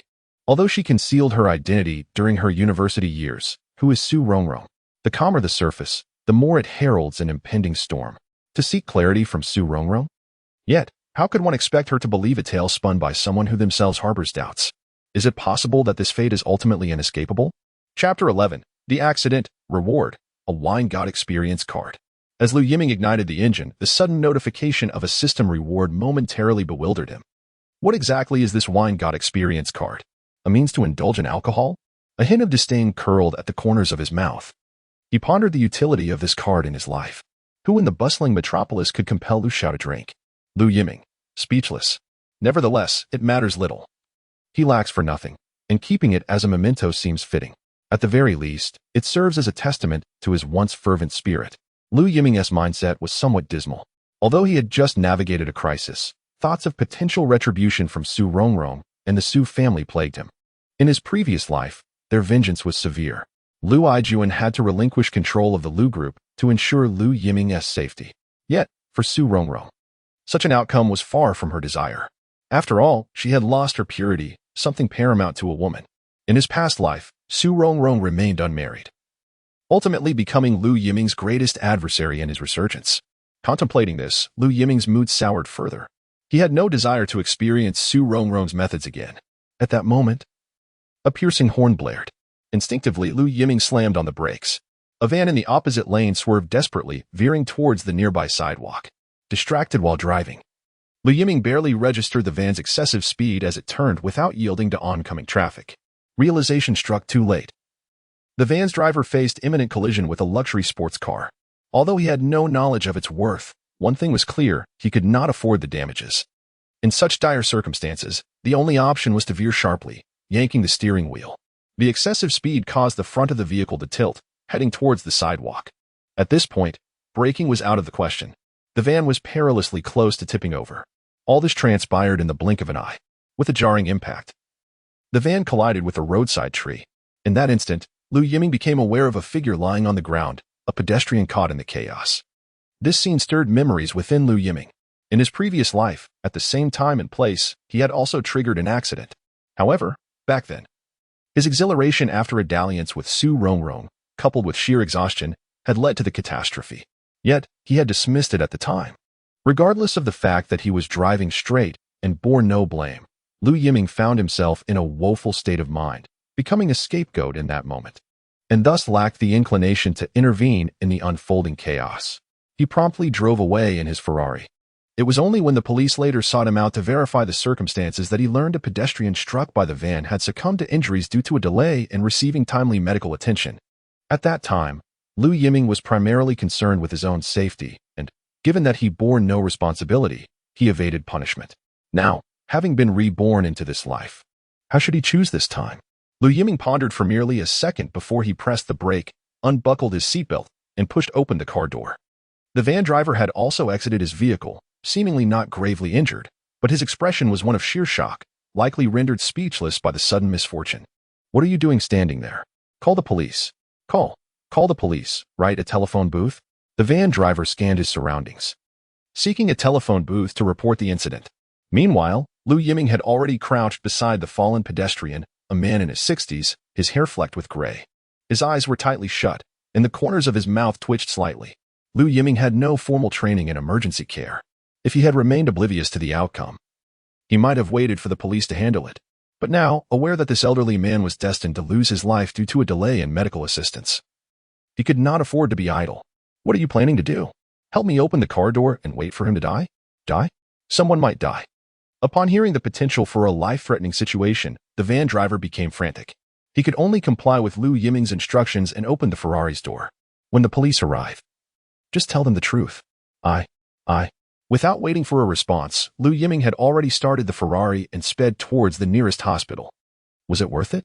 To Lu Yiming, this accident bore little weight of responsibility. At most, he had failed to notice the road conditions promptly. Moreover, according to traffic regulations, the van should have yielded to him. Even if the elderly man were to die, Lu Yiming would only face a pang of conscience. Yet the circumstances had changed. The thought of the elderly man dying in his vehicle, to absolve himself of blame while watching another suffer due to a delay in medical treatment, was simply unconscionable for Lu Yiming. The Ferrari roared down the road, its engine's thunderous growl sufficient to draw attention without needing to honk the horn. At Huashan Hospital in the bustling metropolis, Lu Yiming parked the Ferrari directly at the entrance of the emergency center. Doctor, save him. As expected of one of the finest hospitals in the city, chaos quickly gave way to professional medical care. The elderly man was whisked into the emergency room, with all expenses initially covered by Lu Yiming. Half an hour later, the traffic police arrived. Sir, the driver involved has already provided a clear account of the events. The van driver did not distort the facts. Now, the most pressing concern lies with the condition of the injured. At this very moment, in the heart of the metropolis, President Han slammed his hand down on his desk with fervor. What do you intend to do? How dare you act in such a manner? Do you have no regard for the rules? At this moment, President Han felt an overwhelming urge to strike Manager Guan across the face. The act of overturning the table signified a complete rupture in their relationship. And you all, what is the Lu Group trying to achieve? Why are you accepting orders? President Han, it is Wanhua that has violated the rules. We merely wish to uphold them. Should Wanhua succeed, it would spell disaster for the retail investors. Li Li faced Han's fury head-on, having already devised a strategy. Yes, the Lu Group has indeed breached regulations, but it was an act of desperation, undertaken to protect the fundamental interests of the retail investors. President Han was rendered speechless. Manager Guan's insubordination in the act of overturning the table effectively severed his own retreat. Any punishment would be justified. However, the Lu Group was different. As Li Li had just articulated, they were compelled to engage in battle.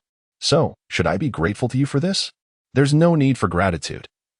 The appropriate consequences will be faced by the Lu Group. Leave, President Han said wearily. He had already expressed his position, and this matter had transcended his authority. This time, it seemed that not only Wanhua Securities would face repercussions, but he himself would also be affected. With a resigned sigh, he reflected on the barbarism of an immature market, which had ultimately led to this situation. Today, President Han learned a valuable lesson as he watched Li Li depart from his office. You may leave as well. Everything will depend on the outcome of the investigation.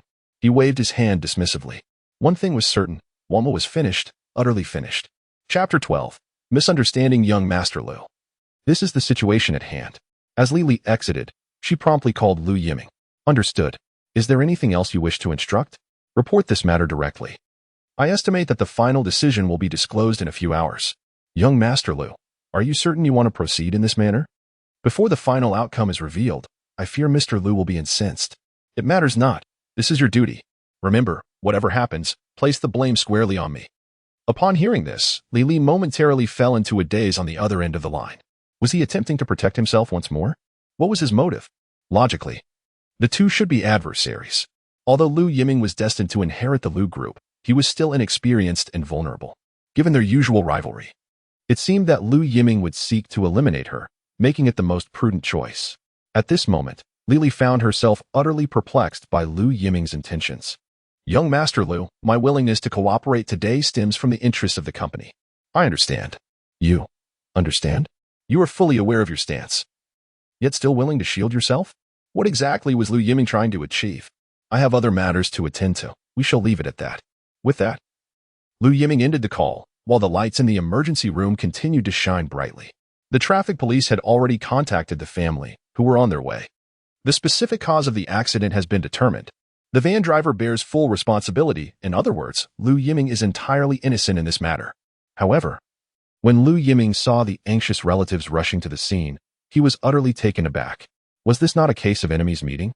He wished to inquire about the distressed Su Rongrong and the situation at hand. Indeed, the family in a hurry to the hospital was none other than Su Rongrong. At that moment, she had lost all semblance of her usual composure. Her anxious demeanor betrayed her inner turmoil. Before Lu Yiming could speak, he received a sharp slap from Su Rongrong. How dare you strike me? The traffic police nearby were equally bewildered. Lu Yiming, if you have any courage, direct your anger at me. Su Rongrong had completely lost her sanity. The nightmare of the afternoon had yet to dissipate, just when she was feeling somewhat disoriented. She received a call from the traffic police informing her that her grandfather had been struck by a vehicle. It is well known that Su Rongrong shared a particularly close bond with her grandfather. In a family of high social standing, emotional ties were often tenuous. Yet her grandfather was the one who treated her with the utmost kindness. This was precisely why Su Rongrong had chosen to attend university in the bustling metropolis. Now that her grandfather was in trouble, how could she not be frantic? Little did she expect that it would be Lu Yiming once again. It was he. This scoundrel had dared to harm someone so dear to her. Upon seeing Lu Yiming, Su Rongrong was thoroughly mistaken. In her mind, this debauched youth was threatening her in the most outrageous manner possible. It was utterly despicable. Lu Yiming, I warn you, if anything happens to my grandfather, I will not let you off easily. Her gaze towards him was filled with nothing but loathing. Suit yourself. In front of a crowd. The young master of the Lu family received a resounding slap. Had this been any other time, Lu Yiming would have erupted in anger. However, burdened by guilt, he found himself compelled to endure. Coincidentally, at that moment, the lights in the emergency room dimmed. Doctor, is my grandfather all right? Su Rongrong abandoned Lu Yiming and rushed to the physician. Who is the family member? I am the granddaughter of the patient. The patient had suffered a broken rib, but the more pressing concern was a sudden cardiac incident. Fortunately, he was delivered to the hospital in time, and his life was saved. Upon hearing that her grandfather was out of danger, Su Rongrong finally breathed a sigh of relief. Had anything happened to him, she would have. Miss, please cooperate with us for the conclusion of the case. The scene was chaotic, and the traffic police needed to clarify the circumstances. Meanwhile, at the Lu group, the lights shone brightly. In the chairman's office, Lu Yiming sat in his chair with a dark expression. Standing before him was Li Li. Mr. Lu, this is the situation as it stands. Upon returning to the company, Li Li promptly reported the entire sequence of events to Lu Yiming. This is outrageous. It is utterly preposterous. Lu Yiming's face reflected his fury. How could one act against my intentions so recklessly? It was no wonder that his phone had received dozens of missed calls from the general manager. Mr. Lu, I too bear some responsibility in this matter. However, young Master Lu did nothing wrong this time. You, Mr. Lu could never have anticipated that Li Li would speak up on behalf of Lu Yiming. Mr. Lu, if we proceed according to the established plan, we shall not only exhaust all our liquid assets, but also lead Wangwa to ruin. Lu Yiming did not foresee the gravity of the situation. Mr. Lu, this was my oversight. The investigation was not thorough, and I overlooked the most critical information. This is a war marked by an imbalance of information, and we are destined for defeat. The government has already set the tone for national debt. In this battle, the short sellers will undoubtedly be vanquished. It can be said that if it were not for Lu Yiming's intervention, perhaps, this troublesome lad truly stumbled upon a stroke of luck. Lu Yiming is well aware of his son's character. If he can get through a day without causing trouble, it is already a favor to himself. This incident must be a fortunate accident. Indeed, perhaps it is an attempt to oppose Li Li that led to this. Mr. Lu, you have genuinely misunderstood young Master Lu this time. His performance today was astonishing. Upon hearing Li Li praise Lu Yiming so highly, Lu Yiming's expression softened considerably. After all, no matter how disappointing a son may be, he is still one's own flesh and blood. It is often said that a tiger does not father a dog. And Lu Yiming naturally wishes for his son to achieve great things. Unfortunately, over the years, Lu Yiming has brought nothing but disappointment. Having grown accustomed to this, Lu Yiming reluctantly accepted reality. A stubborn clay cannot be molded. Yet this time, Lu Yiming unexpectedly delivered a pleasant surprise. This troublesome lad knows how to stir up chaos. Why did he provoke Wangwa? Wangwa was already in violation. Even if we did not intervene, their situation would not improve, and now, in an effort to save face, they have thrown themselves into the fray. Mr. Lu, everything was within young Master Lu's expectations. He stated that, when comparing the two, one must choose the lesser evil. The government will not disregard the plight of retail investors. Humph. Although he let out a cold snort, Lu Yiming did not question this statement. Moreover, young Master Lu also mentioned that he was acting to protect more people. Who does he think he is? Despite his discontent, a look of pride appeared on Lu Yiming's face. It seems that Lu Yiming is also a master of stubbornness. Where is that troublesome lad? To be frank, at the hospital, it seems he encountered a traffic accident. Damn it. Lu Yiming, I take back my words. What do you mean by growing up? This troublesome lad can hardly go a day without causing trouble. Chapter 13. Is this truly my son? What? Is he still not satisfied? Looking at Su Rongrong standing before him, Lu Yiming instinctively leaned back. That slap just now was quite forceful. What a farce of a delicate girl. She showed no hesitation when striking. That slap felt as though it had been forged through countless trials. Given Lu Yiming another chance, he would likely not evade it. However, he never anticipated such a coincidence. The person he saved turned out to be Su Rongrong's grandfather. Would that not mean that in the past life, Su Rongrong endured 2 significant blows in a single day? Moreover, everything seems to be connected to oneself. You wouldn't dare to evade, would you? Ha! Su Rongrong retorted. Lu Yiming found himself at a loss for words. Never mind, this is a debt I owe you. The crux of the matter lies in Lu Yiming's guilt, especially given the vivid memories of the afternoon, particularly Su Rongrong's striking figure. It was utterly unexpected. That delicate waist. Complemented by, wait, what am I thinking? At this moment, Su Rongrong's emotions were equally tumultuous. She had just learned the entire sequence of events from the traffic officer. It was all a mere coincidence, and she had misunderstood Lu Yiming. If it weren't for him, she might never have seen her grandfather again. However, the events of the afternoon were an immense humiliation for Su Rongrong. How should she confront Lu Yiming? There is no need for gratitude. I didn't know he was your grandfather. Consider it a favor owed to you, but fairness is fairness. Su Rongrong, what if I was truly set up? I don't know. At that moment, Su Rongrong's heart was in disarray. Indeed, the rapid succession of events left even her unsure of how to proceed. The man before her had nearly assaulted her, yet he had also transformed into her grandfather's savior. What was she to do? Perhaps we should clarify things first? Of course. I will provide you with a satisfactory answer regarding this matter. Lu Yiming was equally eager to understand why Zhang Zun sought to frame him. Shall we address it first? What? It's nothing. Su Rongrong's gaze flickered evasively. Very well, I did not hold back earlier. The imprint of my slap on Lu Yiming's face was unmistakable. That was no ordinary strike. You should tend to your grandfather. We can discuss other matters later. Rest assured, I will keep my word. When the time comes, you can decide my fate. Lu Yiming stretched lazily.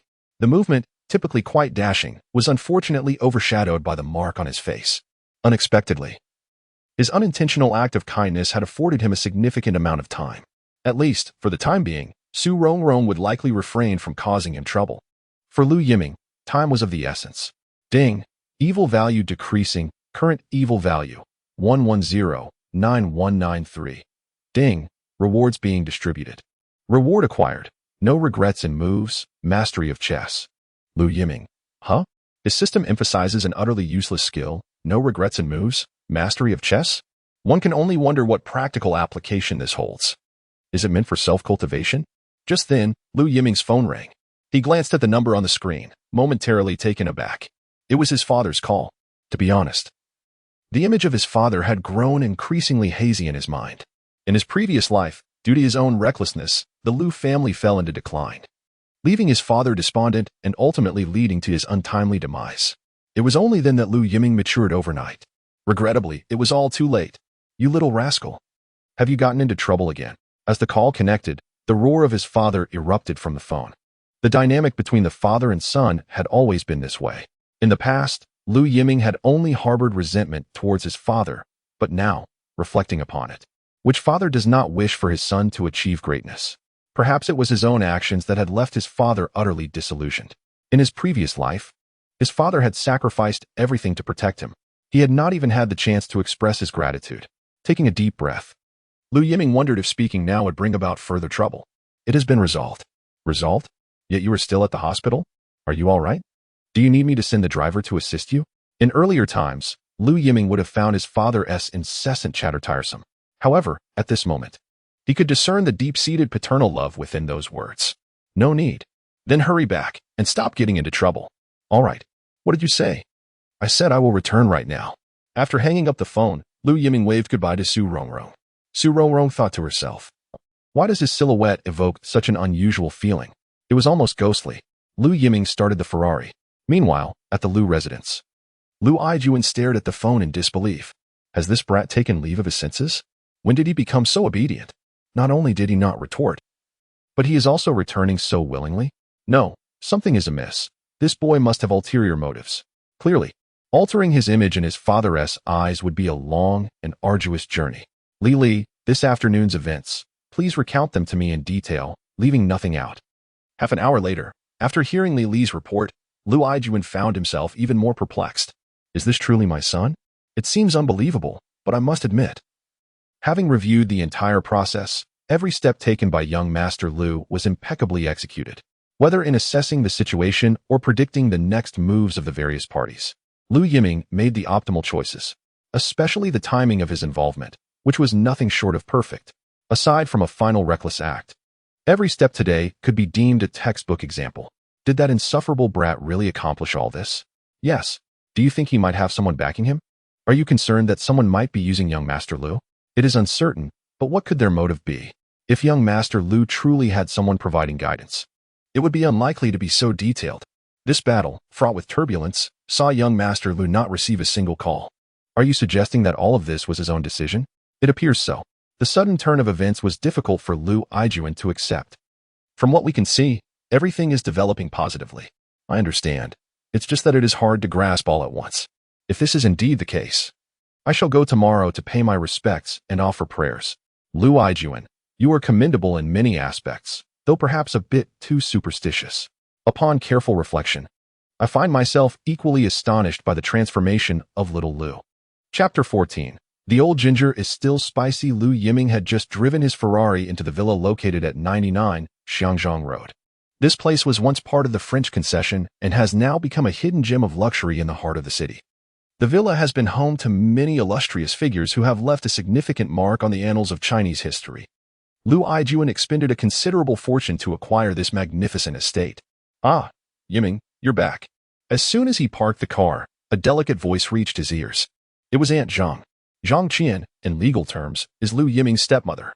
Lu Yiming's biological mother had a tumultuous relationship with Lu Yijuan, resulting in a divorce shortly after his birth. Frankly, Lu Yiming's memories of his biological mother are rather vague. In his previous life, when he was driven to despair, she had never appeared. It would be disingenuous to claim he harbored no resentment towards her. As for Zhang Qian, she shares a harmonious bond with Lu Yijuan. Together, they have a daughter, Lu Yao, who is 2 years younger than Lu Yiming and currently studying business administration at a prestigious university abroad. Although her academic performance leaves much to be desired, Lu Yijuan's financial resources ensure she is well cared for. He adheres to the principle of nurturing his daughter with abundance while raising his son with restraint. Consequently, Lu Yao enjoys a life of privilege within the Lu family. Yiming, what brings you back today? Just in time, I've made some soup for you to try. Zhang Qian said with a beaming smile that felt like a breath of spring air. No need. I'll be leaving shortly, Lu Yiming replied. To be honest, Aunt Zhang has treated him quite well. Since marrying into the Lu family, she has never been unkind to him. However, he simply cannot bring himself to call her mother. Lu Yiming prefers not to reside at home. Although it is a grand mansion, it lacks a sense of freedom. Just then, Lu Yijuan's vehicle, a robust Mercedes-Benz, pulled into the villa. You're back. Just in time for some soup, Zhang Qian exclaimed, rushing to greet him. This is a source of happiness for Lu Yijuan. At least there are no troublesome matters at home to weigh him down. Thank you for your hard work, he replied. Why say such things after all these years? By the way, Yiming has returned. You two should have a good chat. Haven't you been looking forward to his return? What nonsense. If he doesn't cause trouble for a day, I'll consider myself fortunate. Lu Yijuan maintained his stern demeanor in front of Lu Yiming.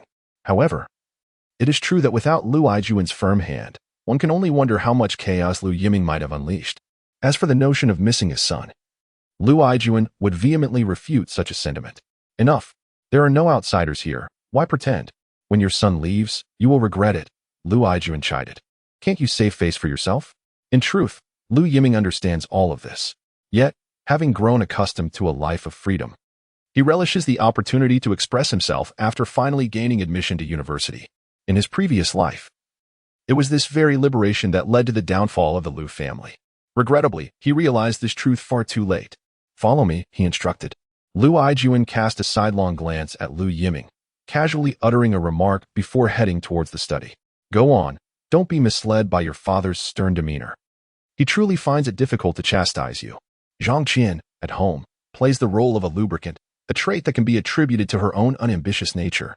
Zhang Qian is inherently a woman of simple contentment, devoid of grand aspirations, merely wishing to lead a comfortable life. Lu Yiming nodded and followed closely behind Lu Yijuan. "Smoking?" Lu Yiming pondered. "What sort of divine intervention is this? It is my first time being offered a cigarette." "No, you are different outside," Lu Yijuan stated. "It is merely a facade. That is for the best." Observing this, Lu Yijuan decided to put away the cigarette. "Now, enlighten me as to why you took matters into your own hands today. Did Lily not report to you? I wish to hear your explanation." "Essentially, the circumstances are quite similar. Have you grown your wings?" "Certainly not. It's merely that the nature of business warfare has evolved." "Do elaborate." This marked the first occasion where the father and son could engage in a calm dialogue. Lu Yijuan had keenly noted Lu Yiming's transformation. In fact, he felt a profound satisfaction with Lu Yiming's current demeanor. Previously, upon seeing him, Lu Yiming would falter, seemingly incapable of achieving greatness. Yet today he spoke confidently before his father. It is often said that a man matures in an instant, and it appears that this adage holds true. In this age dominated by information, the old ways are gradually becoming obsolete. "It seems you have a point," Lu Yijuan remarked. "Information? Are you suggesting that the methods that brought you success are no longer viable?"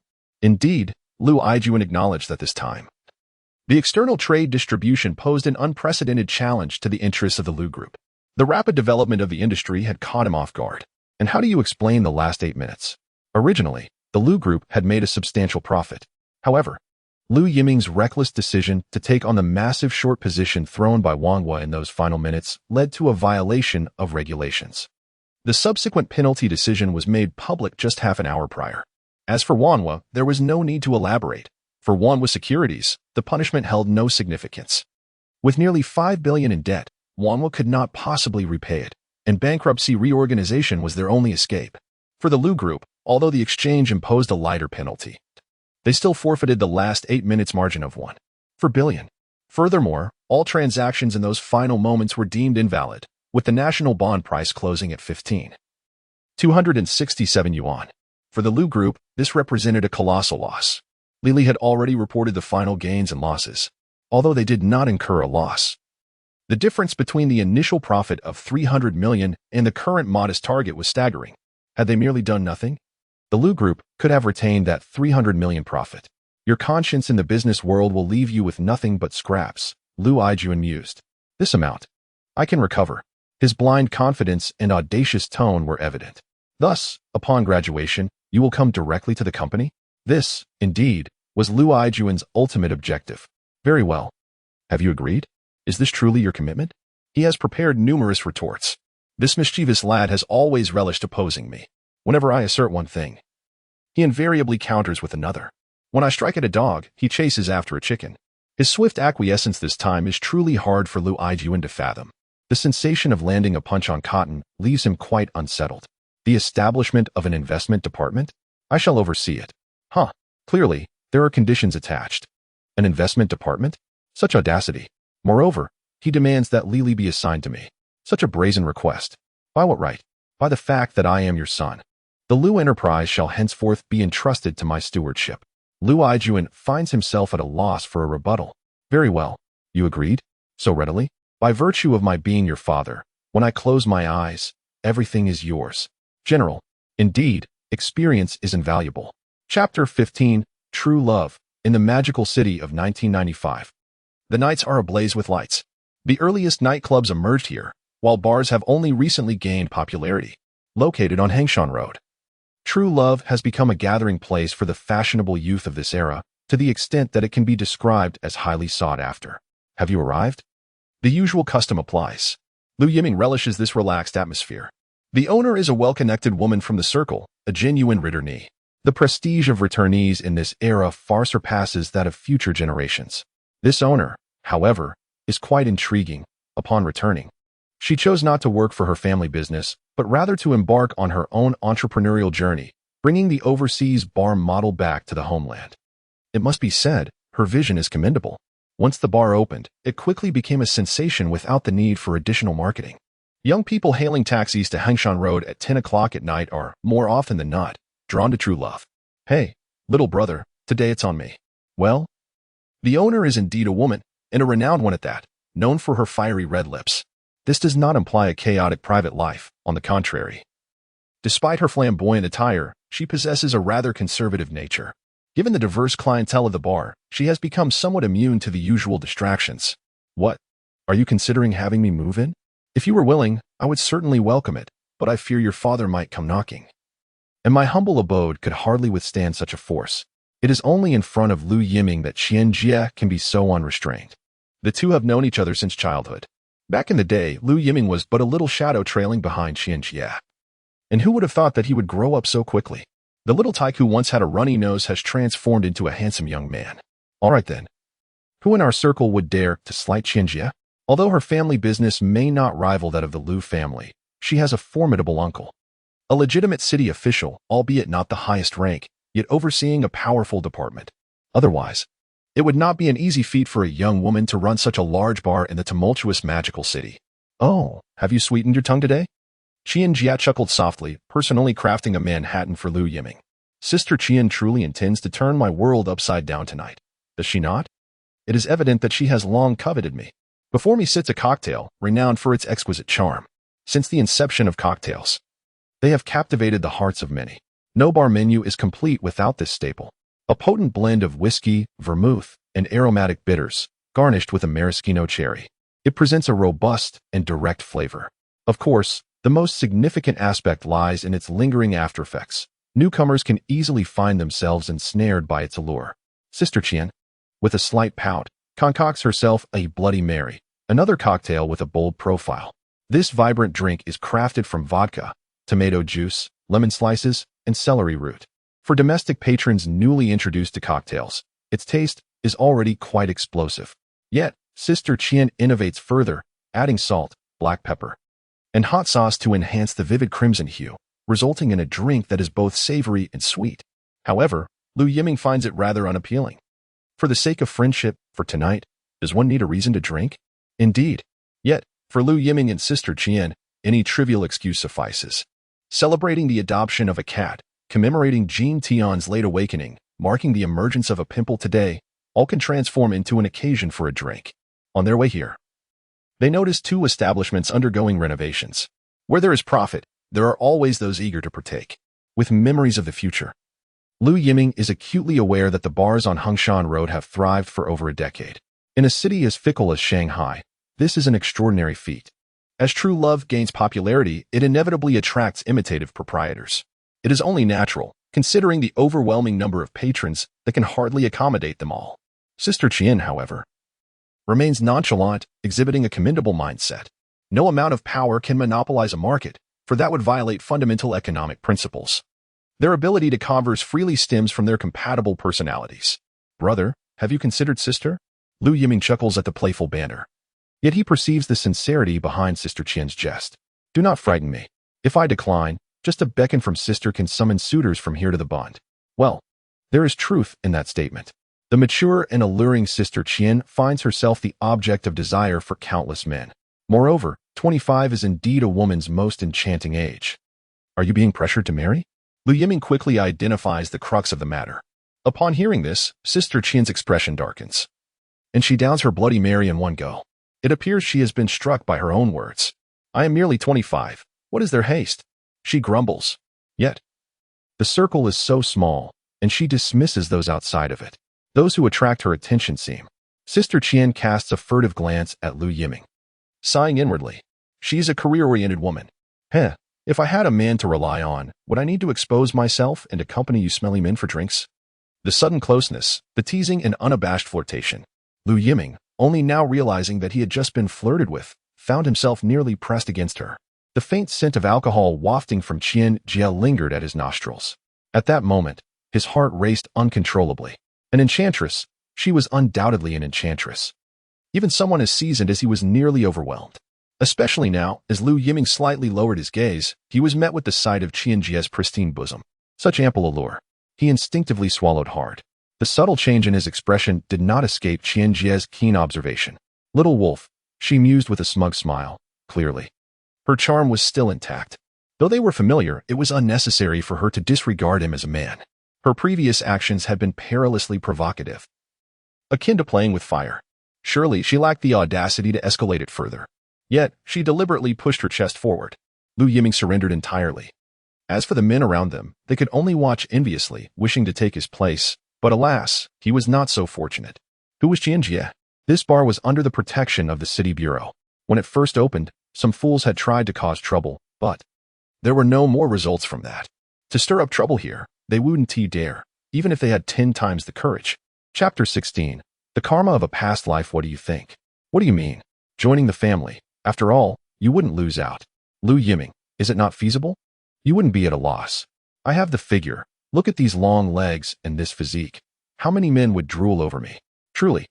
Lu Yiming had never encountered such a bold self-promotion before. What are you staring at? While Cheng Xiao was energetically marketing herself, she noticed that Lu Yiming's gaze had not remained on her. Instead, the surrounding men were all eyeing her hungrily. Hey, am I someone you can covet? She flashed a fierce expression, immediately intimidating the onlookers. Considering her own assets, she could easily support him. Although Lu Yiming was the sole heir of the Lu group, he could only watch helplessly. Cheng Xiao, on the other hand, had earned every penny herself and could spend it as she pleased. To claim he was tempted would be disingenuous. An older woman brings wealth. Moreover, Cheng Xiao was exceptional in every regard. She could grace the halls and manage the kitchen, and her cocktails were widely acclaimed. In bed, even more so. Oh, wait, where was this heading? Cheng Xiao. Oh? Just as Lu Yiming sought a reason to deflect, he caught sight of a familiar figure in the crowd. Why is it her? What's wrong? Seeing Lu Yiming in a daze, Cheng Xiao wondered if he had encountered an acquaintance. This was quite normal. Cheng Xiao's venue was indeed one of a kind in the bustling metropolis. In the social circle, it is not uncommon for acquaintances to gather occasionally, and encountering familiar faces is a regular occurrence. However, as Lu Yiming cast his gaze around, he noticed that Sister Qian's brow slightly furrowed. It was not a familiar friend from the circle, but rather a newly hired waitress. At this moment, Lu Yiming found himself ensnared in the memories of his past life. Cheng Xiao, one of the 2 renowned beauties of Magic City University, possessed a beauty that rivaled that of Su Rongrong. Su Rongrong, cold and aloof, regarded the male students with disdain, captivating from a distance yet untouchable. On the other hand, Cheng Xiao, equally beautiful, exuded a more understated charm. Regrettably, she was often referred to as the commoner beauty by the male students of Magic City University. With a natural beauty that required no embellishment, she was always seen barefaced, showing little concern for attire, let alone elaborate dressing. Rumor has it that Cheng Xiao came from a modest background. Although a local, her demeanor occasionally betrayed a certain provinciality. At Magic City University, comparisons between the 2 prominent beauties were frequent, with Su Rongrong invariably overshadowing Cheng Xiao. A popular anecdote circulated regarding the 2. Su Rongrong dismissed the idea of romance, whereas Cheng Xiao was said to have no time for it at all. After entering university, Cheng Xiao devoted herself entirely to her studies and various part-time jobs, often working late into the night. Do you know her? A classmate. Oh, so she is indeed one of the elite. Sister Qian had a vivid recollection of this girl, having interviewed her herself. Yet for Lu Yiming, beyond these surface details, he shared a deeper history with Cheng Xiao in his previous life. He had unequivocally offended Su Rongrong, who harbored a profound resentment towards him. Under the weight of the Su family's oppression, the Lu family crumbled. When Lu Yiming, having turned dark, sought to rise again, he encountered Cheng Xiao, a diligent worker. For reasons unknown, Cheng Xiao transitioned to Lu Yiming's company, and he immediately recognized her as the beauty once celebrated alongside Su Rongrong. Perhaps due to his inner turmoil, Lu Yiming pursued Cheng Xiao fervently over time. However, Cheng Xiao, unprepared for his intensity, soon found herself ensnared in his web of affection. Unbeknownst to her, regardless of their closeness, she would forever remain a mere substitute for Su Rongrong in Lu Yiming's heart. The more passionate their love, the deeper the wounds inflicted. Ultimately, when the truth was unveiled, how could Cheng Xiao possibly endure it? On the night of their separation, she wept inconsolably. Lu Yiming was her first love, yet she never imagined that the romance she had longed for would leave her utterly devastated. Cheng Xiao chose to leave, to escape from this sorrowful city. Many years later, Lu Yiming would learn that Cheng Xiao had departed while already pregnant. A scoundrel indeed. In his past life, he had sunk to the depths of depravity. No wonder such a grievous debt would require an entire lifetime to repay. Lu Yiming acknowledged that Cheng Xiao was indeed remarkable, truly exceptional, yet regrettably, his heart only belonged to her. In his previous life, he wronged Cheng Xiao, never anticipating that upon his rebirth, he would encounter an old acquaintance so swiftly. In this moment, as he observed Cheng Xiao's diligent figure, her smile radiated with authenticity. In their past existence, after they became involved, Cheng Xiao rarely exhibited such genuine joy. She had always been compelled to adapt to the so-called upper-class lifestyle he imposed upon her. Her demeanor, even her posture, required re-education. It was evident she had been unhappy. The life he provided was not what Cheng Xiao desired. It was he who had shackled her freedom. Yiming? Lu Yiming. What? Huh? Men truly are fickle, aren't they? What? She's younger than me, and you've taken a liking to her. A woman's intuition is remarkably astute. Sister Qian sensed that Lu Yiming harbored special feelings for the newly hired waitress. Sister Qian. Well, I didn't foresee that she would be your classmate.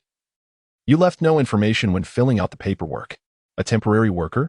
That's not entirely accurate. The young lady is quite admirable and hardworking. You are aware that the girls from Magic City are often quite delicate. For someone so beautiful to endure hardship, I am prepared to nurture her properly. It was evident that Sister Qian genuinely appreciated Cheng Xiao. Yet, she had not expected such a serendipitous connection. However, she now feared losing her.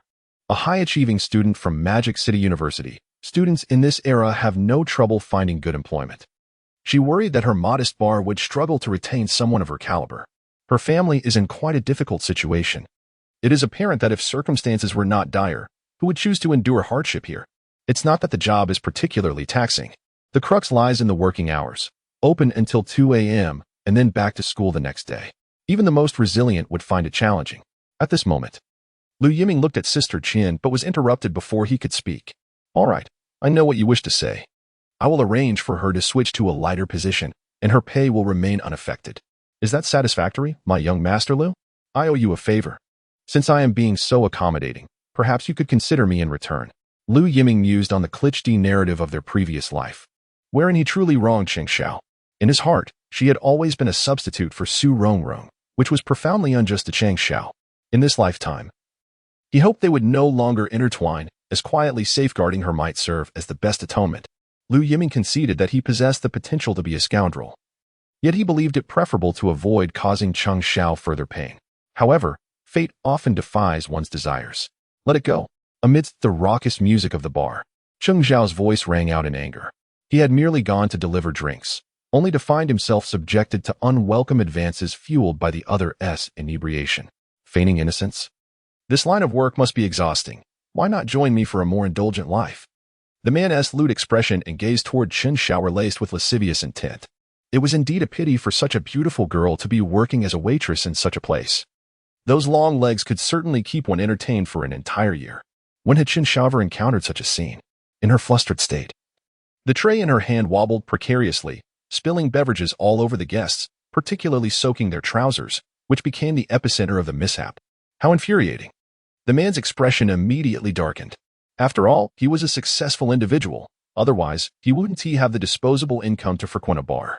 Initially, he had been merely toying with her out of boredom, but unexpectedly, he found himself in such an embarrassing situation, with onlookers relishing the spectacle.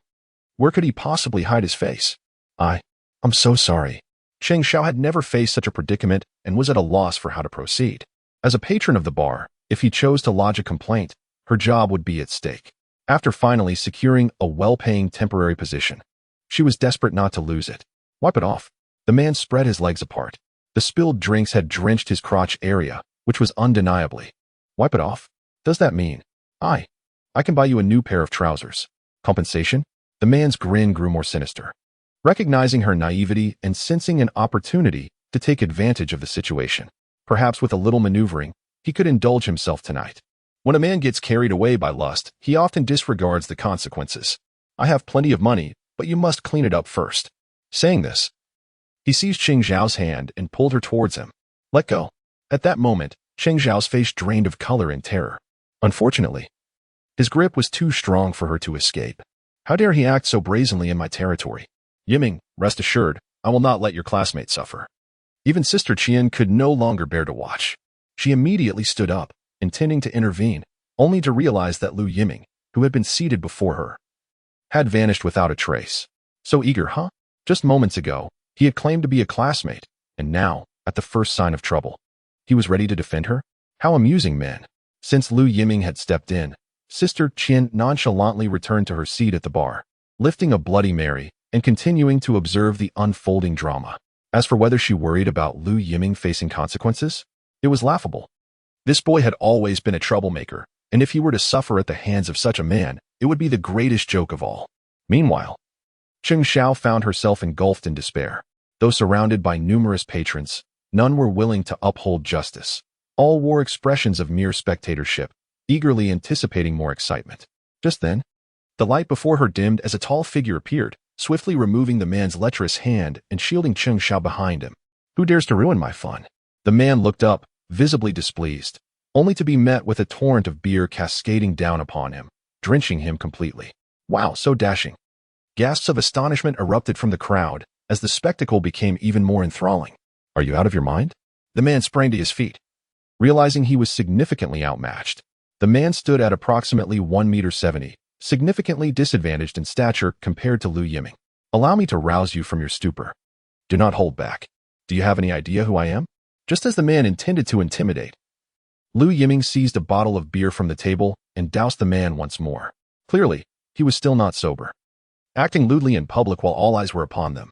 You, hold on. What is your standing? You are not worthy to converse with me. Well then, if it is a contest of arrogance, young Master Lu can outdo you 100-fold. I am a guest here. What a coincidence, so am I. Where is the proprietor of this establishment? Is there no law to uphold? The man's bravado was thoroughly subdued by Lu Yiming. At this moment, he contemplated the need for reason. Apologies, when has a scion of privilege ever adhered to reason? In the next instant, Lu Yiming astonishingly picked up another bottle of beer. Now the man had no dry spot left on him. I will call the police. Everyone witnessed this. It was intentional. Call the police? Here, use my phone. Lu Yiming remarked, even offering his phone to the man. Such calmness begs the question of whether he had an advantage. The man stood frozen, caught between retreat and advance. You wanted to call the police, didn't you? Hurry up. My time is quite valuable. It seems you have sobered up, so be gone at once. Lu Yiming waved his hand dismissively, as if shooing away a fly. This was the first time encountering someone so audacious. I am a guest. By what right do you? Oh, young Master Lu's words are as good as mine. The man attempted to resist, but his sentence was abruptly interrupted by Sister Qian, who had been watching the spectacle unfold. With a captivating gait, Sister Qian swayed her slender waist and approached Lu Yiming. And you are? Unfortunately for you, I am the owner of this bar, and from this moment forth, you are unwelcome here. Clearly, Sister Qian was there to support Lu Yiming. The owner of the bar was undoubtedly a figure not to be trifled with. Even without knowledge of Sister Qian's background, one could not fathom running such a large establishment in the city center without formidable backing. The middle-aged man indeed had a successful career. However, this was contingent upon whom he was compared to. Before Sister Qian, he was merely a buffoon. Not leaving yet? Do you wish for me to settle the score with you? How dare you bully my employees? You truly are audacious. Sister Qian's fierce gaze held an unspoken authority. The man had intended to utter a few harsh words, but upon opening his mouth, found himself unable to articulate even a single word. In the glaring eyes of the public, he retreated from the bar in disarray. TSK, young Master Lu truly exudes power. How dull. What? Are you still unsatisfied? It feels like bullying. Lu Yiming smirked, regarding such a minor character as merely using a sledgehammer to crack a nut. 3 bottles of beer. I'll charge that to your account, Lu Yiming remarked. Chapter 18. The golden scales are not of the common pool. Thank you, boss. It was my failure to manage the situation properly. It was merely a farce, and the bar quickly returned to normalcy. Meanwhile, Cheng Xiao approached Sister Qian with a face full of apprehension. Were it not for my own actions, I would not have brought such turmoil to the bar. Oh, how should this be addressed? Sister Qian's inquiry thoroughly perplexed Cheng Xiao. Indeed, if faced with a similar situation again, what would I do? Am I simply to endure further humiliation? Foolishness, take action. I cannot abide men who resort to force. Fear not, should trouble arise, I shall bear the consequences for you. Alas, what can one do? Cheng Xiao possesses a face that could bring nations to ruin. Even the esteemed young master Lu feels compelled to defend her. However, shouldn't Cheng Xiao be most grateful to Lu Yiming? Had he not gallantly intervened, the young lady might have suffered greatly. What? Shouldn't you properly express your gratitude to your classmate? Classmate? Cheng Xiao's eyes glazed over. Whose classmate? This expression hardly seems feigned. You do not recognize him? Sister Qian pointed at Lu Yiming, incredulity etched on her face. This is young Master Lu, renowned in the extravagant circles of the Magic City as a classmate. You fail to recognize him? After all this time, you do not even grasp the identity of your savior? This is simply outrageous. Sister Qian's eyes darted between Lu Yiming and Cheng Xiao, clearly entering a state of eager anticipation. What is this? A story of a domineering CEO falling for a pure maiden? The tale of a wealthy scion and the campus beauty? It seems our mischievous little brother is having quite the adventure. Boss, Cheng Xiao genuinely did not recognize Lu Yiming. Although his reputation at Magic City University is indeed formidable, Cheng Xiao was either working or on her way to work. Maintaining her academic performance was already a remarkable feat. As for school beauty or school hunk titles, they held little interest for her. Ahem, it is nothing. The prince may have intentions, yet the goddess remains indifferent. Quite fine indeed. Lu Yiming, I give full marks for that forced explanation. This is not the case. Do not frighten her. Oh, are you reluctant now? Lu Yiming, wait. Just a moment ago, I was urged to consider marrying in. Now I suddenly feel like a matchmaker? Sister Qian's actions left Lu Yiming utterly baffled. Moreover, throughout my life, I truly wish to have no further entanglements with Cheng Xiao. Am I to inflict pain upon her once more? The despair in Cheng Xiao's eyes from the last life is a memory I wish to avoid. Enough. I am merely curious, Cheng Xiao.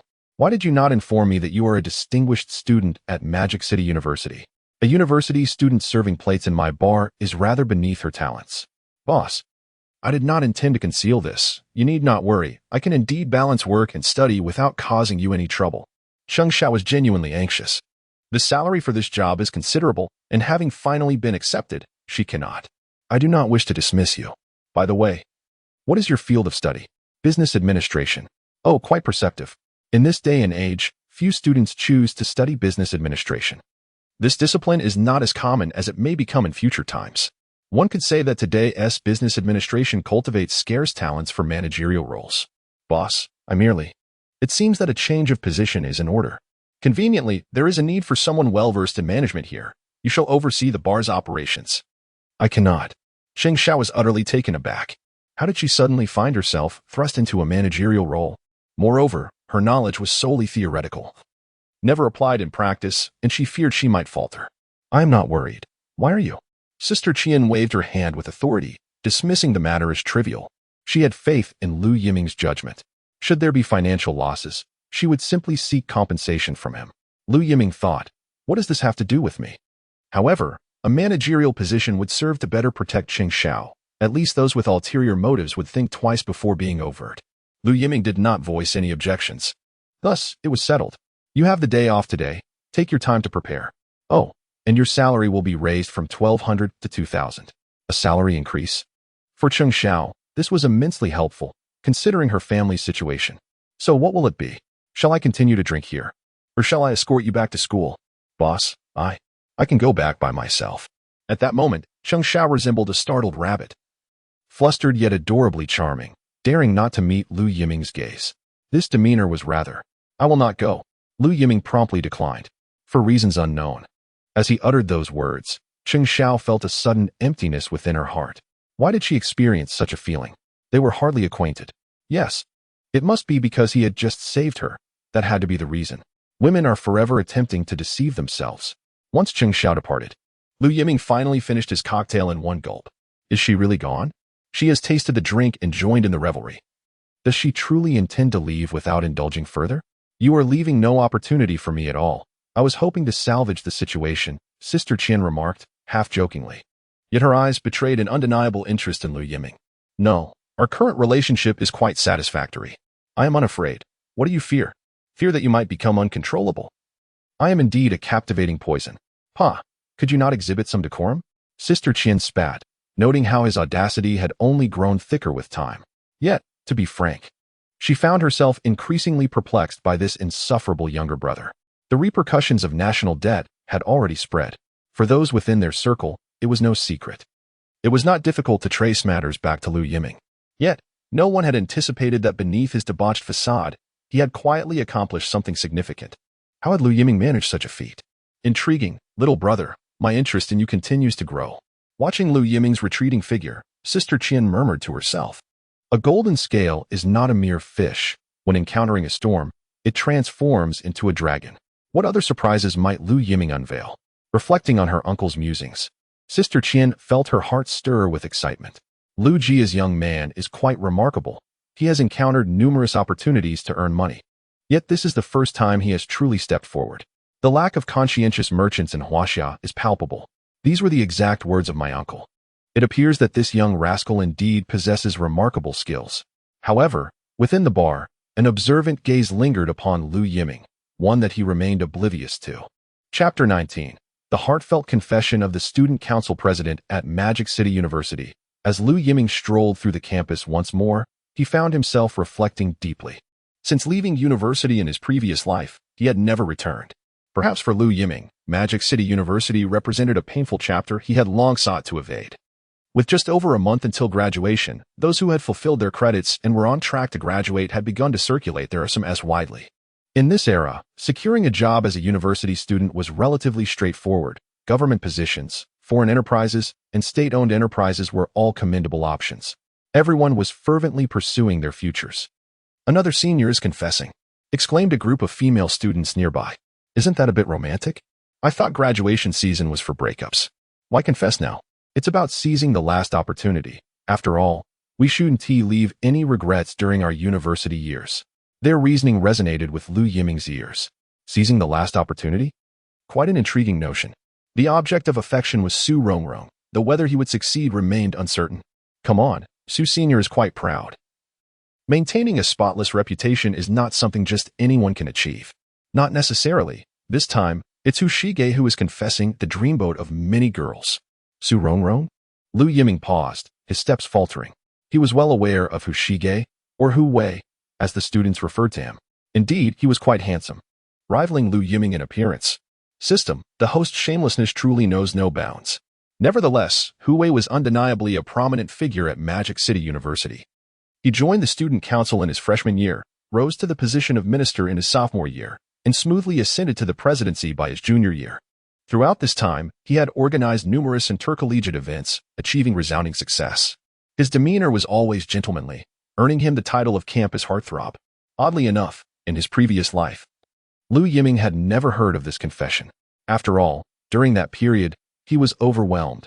The Lu Corporation had depleted its liquidity, and he was busy accompanying his father to visit business partners in search of assistance. Moreover, he was facing the relentless onslaught from the Su family, leaving him little time or inclination to inquire about such matters. Certainly, Su Rongrong in his previous life likely lacked the emotional bandwidth to handle Hu Wei's heartfelt confession. At this moment, Lu Yiming found himself unconsciously moving toward the female dormitory area. The senior dormitory appeared particularly desolate. Apart from those preparing for examinations, the rest were preoccupied with their future endeavors. However, today was different. Early in the morning, the area beneath the girls' dormitory buzzed with excitement. Hu Wei had made ample preparations for his confession, adorning the space with banners and balloons. Even the best band from the last school singing competition was invited by Hu Wei. Su Rongrong has arrived. It appears that there is indeed a performance to behold. A considerable number of onlookers, intrigued by the male deity confessing to the campus flower, could hardly miss such a spectacle. Typically, in such scenarios, Su, the campus beauty, would refrain from making an appearance. Yet today, she has made an exception. Could it be that the student president is truly the fated one in Su Rongrong's heart? Upon seeing Su Rongrong, Hu Wei's eyes sparkled with admiration. As the music began to play, the lyrics echoed, "My love flows like the tide, pushing me towards you." Closely following, "Love envelopes both you and me." This classic love song from this era was a delightful surprise, revealing Hu Wei's flair for theatrics. Alas, it was unfortunate. Lu Yiming smirked. Such a display might deeply move a naive young girl, but for Su Rongrong, the cultivated daughter of the Su family, falling for such a trivial scene would surely become a source of ridicule if it were to be known. "Su Rongrong, from the very first moment I beheld you, I was captivated. Countless nights, I found myself thinking of you, longing to muster the courage to express my feelings. I wish to present the best of everything to you with my own hands. For our future, I have been striving diligently. I have secured a position at a local company, and I can promise you our future. Su Rongrong, please grant me an opportunity to hold your hand and share a lifetime together. A chuckle escaped Lu Yiming. He couldn't help but find it amusing. After all, such a heartfelt confession had indeed touched the hearts of the surrounding girls who yearned for love. However, he noticed Su Rongrong's brow slightly arching, indicating her growing impatience. Is this it? Is this truly a suitable opening? Hu Wei had envisioned numerous outcomes. If Su Rongrong hesitated, he would press on, reaffirming his commitment before everyone. If she were to reject him, he would not relent, convinced he could eventually win her over. Yet now, her simple question, is that all? Left Hu Wei utterly perplexed. What did that mean?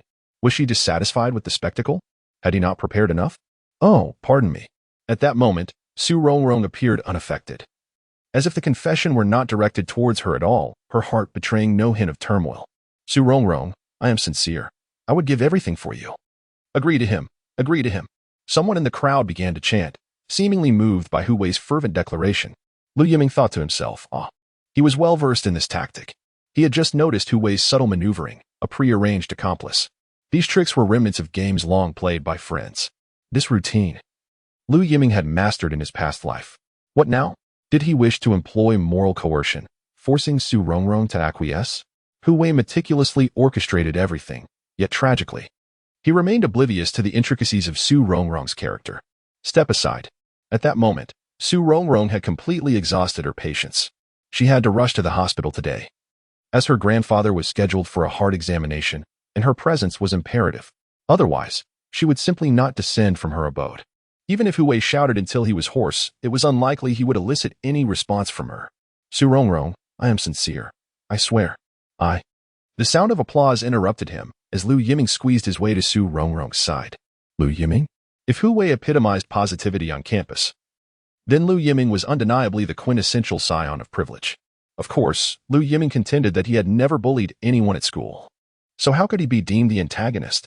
One thing was certain, however, Hu Wei held Lu Yiming in considerable regard. What did it matter if he was the student council president? Such authority held little weight in the real world, where true merit was all that counted. Hu Wei, hailing from an ordinary family, relied solely on his own efforts, unlike Lu Yiming, who was born with a silver spoon in his mouth. Chapter 20. The Tale of the Campus Belle and the Debauched Youth. Who was that? How insufferable. Indeed, how dare he disrupt the heartfelt confession of our idol? Sure. Lower your voice. That asked Lu Yiming from the economics department. Is that really him? Was he supposed to be absent from school? He asked the one who hospitalized a senior during his freshman year without suffering any consequences? Indeed, the legends surrounding Lu Yiming at the university were plentiful, yet almost exclusively negative. During the first semester of his freshman year, some seniors attempted to assert dominance over the newcomers, a tradition meant to instill respect for upperclassmen. Conducting inspections of their quarters served as a convenient pretext. Unfortunately for them, they had chosen the wrong opponent and picked on Lu Yiming, the notorious young master. Naturally, he was not one to endure such affronts. A confrontation ensued. That would have been the end of it, with both sides sustaining minor losses, unwilling to escalate matters. Yet, the following day, several seniors found themselves on the receiving end of a beating. It was evident to all who was responsible, yet Lu Yiming faced no repercussions. The assaulted seniors remained tight-lipped about the incident. Thus, Lu Yiming became an individual whom no one dared to provoke at the university. The tales of Lu Yiming continued to circulate at Magic City University. Hu Wei, however, never anticipated that his final confession during his university years would be interrupted by Lu Yiming. How much can one endure? This was a matter of his lifelong happiness. Lu Yiming, what does this have to do with you? Is my predicament disturbing you? Come on, man, your approach is painfully kitsch and rather melodramatic. What? Do you genuinely believe that rallying a few people will compel Su to acquiesce? That was not my intention. Hu Wei appeared noticeably flustered. His true aim was to incite public opinion, forcing Su Rongrong to comply with his wishes. Now, exposed mercilessly by Lu Yiming, her feelings have proven to be utterly futile. Alas, my friend, that is not the way to pursue a lady. It seems futile to even attempt to teach you. Let us disperse. Lu Yiming, what does my confession have to do with you? Hu Wei is genuinely anxious, for with graduation approaching, should he miss this opportunity, he fears he and Su Rongrong will become strangers henceforth. Even if it is Lu Yiming, nothing can deter his pursuit of love. She is my girlfriend. Does it concern you? Absolutely not. The direction Lu Yiming pointed to was precisely where Su Rongrong stood. How could it be impossible? How could Su Rongrong possibly have feelings for you? The illustrious school beauty, how could she ever be interested in a spoiled rich kid? Absolutely out of the question. How tiresome. Su Rongrong glanced at her watch. The appointed time was nearing, and such a farce would only dampen her spirits. Did you hear that? I said you're tedious. Yet Lu Yiming remained unabashed, flashing a grin at Hu Wei as he cheerfully followed behind Su Rongrong, leaving a group of bewildered onlookers in his wake. Was what Lu Yiming said true? Could the school beauty really be with a spoiled rich kid? If this were indeed the case, it would be a tremendous blow to many. They could hardly bear the thought of losing to a debauched youth. Indeed, society is unforgiving. What does excellence matter? Once one enters society, it is lineage and connections that prevail, not diligence or hard work. Lu Yiming has provided everyone with a vivid lesson in social realities. Why rush? Lu Yiming, are you not vexed? The last person Su Rongrong wished to encounter was undoubtedly Lu Yiming. How could this fellow possess such audacity? Su Rongrong could not help but admire Lu Yiming's shamelessness. I just helped you out of a predicament. I am not interested. Do not follow me, Lu Yiming. Our matters remain unresolved. Is Miss Su preparing for battle over baseless accusations? Upon hearing this, Su Rongrong abruptly halted, intending to turn and glare in anger. However, Lu Yiming, unable to stop in time, collided with her. From an observer's perspective, this was undoubtedly a romantic scene. Beneath the cherry blossom tree, the leads embraced passionately, expressing their reluctance to part. It was truly a quintessential moment of graduation season. Moreover, the protagonists were none other than the school beauty Su Rongrong and the notoriously infamous Lu Yiming. Though Lu Yiming's reputation was less than stellar, none could dispute his handsome visage. The beauty of these two could easily captivate any onlooker. Yet, this romantic tableau nearly sent Su Rongrong into a fit of fury. Lu Yiming, how utterly brazen. It felt as though she had thrown herself at him. It was you who suddenly halted. Su Rongrong retorted. So it is still my fault? Shameless man. Lu Yiming, for all that you have done to me, I shall. Gritting her teeth. The refinement cultivated since childhood vanished entirely before Lu Yiming. It was truly a misunderstanding. I assured you that I would provide an explanation. Until then, I kindly ask that you maintain your distance from me. Were it not for Lu Yiming's unexpected rescue of his grandfather, Su Rongrong might have already embarked on a path of vengeance. I shall take you to the hospital. There's no need for that. At this hour, it is impossible to secure a taxi. Su Rongrong had initially allocated ample time, yet her plans were abruptly disrupted by Hu Wei's sudden confession. They had agreed to meet at 10 in the morning for a checkup, and glancing at the time, it seems she may indeed be late. I will accompany you. Rest assured, I would not dare to impose upon you in any way. Lu Yiming's expression was one of utmost sincerity. What an innocent visage he possessed. Su Rongrong could hardly contain her desire to bestow a resounding slap upon that seemingly innocent face. He would not dare to do anything to me? He had already taken me to bed. How could Lu Yiming still feign innocence in my presence? The image of him with my lace still unexpectedly invaded Su Rongrong's mind. Despicable, shameless, lecherous, perverted, every conceivable derogatory term was mercilessly hurled at him in her thoughts. Miss Su, please do check the time. Where's the car? At the school gate. Turning around, the proud Su Rongrong fell silent, yet tacitly consented to Lu Yiming's request to escort her. I must admit, at that moment, the proud Su Rongrong appeared rather endearing. How had I failed to notice this in my previous life? It turns out that when a goddess is enraged, she can be quite charming. One wonders how Su Rongrong would react upon uncovering Lu Yiming's innermost thoughts. Would she completely lose her temper? This Lu Yiming seemed to be her nemesis, capable of provoking her ire at the most unexpected moments.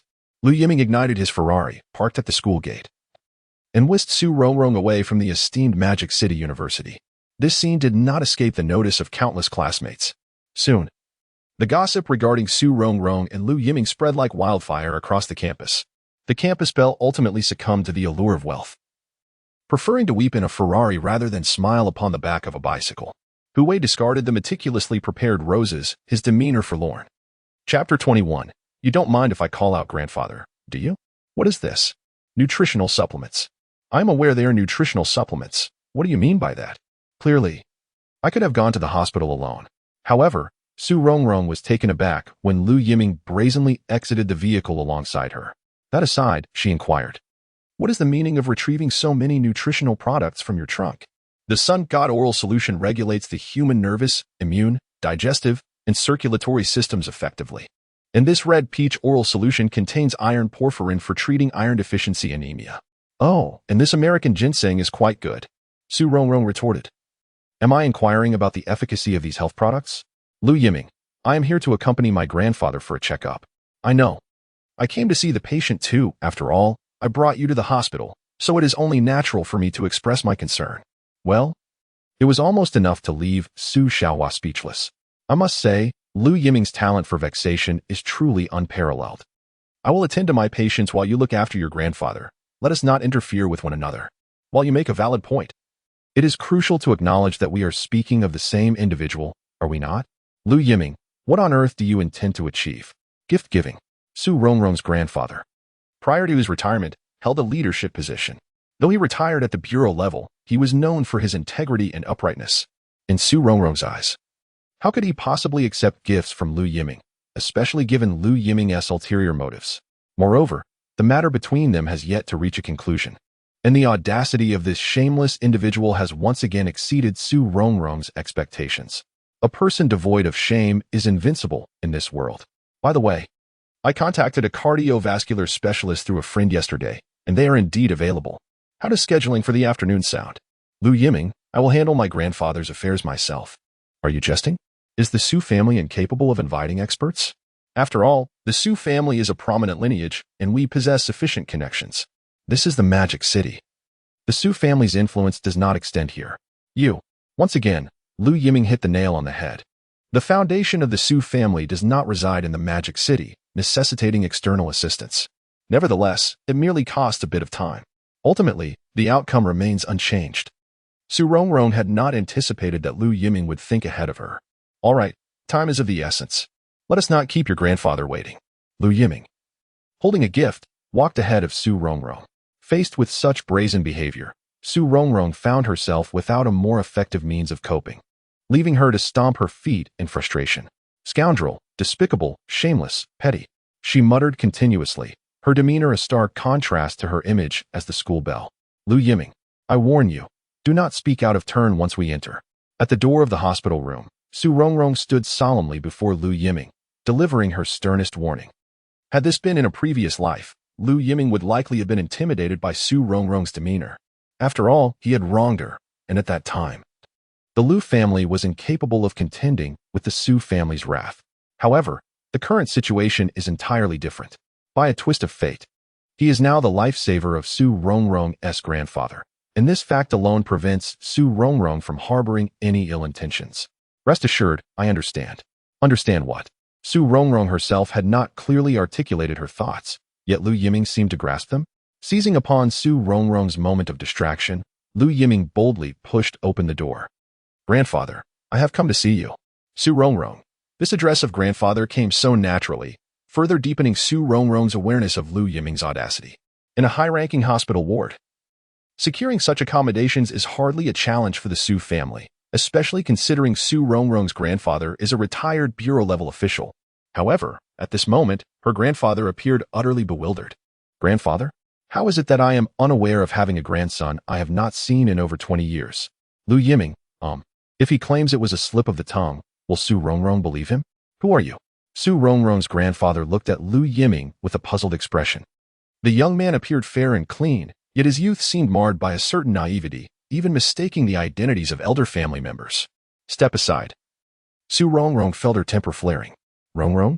Grandfather. Who is this? He's a classmate, not someone I'm particularly close to. The introduction was rather lacking in sincerity. A classmate. Not particularly close, yet he comes bearing gifts? Does he truly believe grandfather is senile? Furthermore, grandfather knew his granddaughter exceedingly well. She was a proud spirit, and generally, no ordinary individual could capture her attention. Yet this young man was an exception. Su Rongrong thought to herself, what am I even thinking? I don't just dislike Lu Yiming. I would relish the chance to give him a sound thrashing. The issue was that the usual tactics she employed against common individuals were utterly ineffective against Lu Yiming. His recent behavior had been as persistent as an adhesive plaster. He was a person of such shamelessness that she had never encountered before. In contrast, Lu Yiming now wore an expression of utmost respect, a stark departure from his usual roguish demeanor. Truly adept at feigning sincerity, she mused internally. My apologies. That just slipped out. As long as she remained unperturbed, The awkwardness belonged to others. Lu Yiming exemplified this quality to the fullest.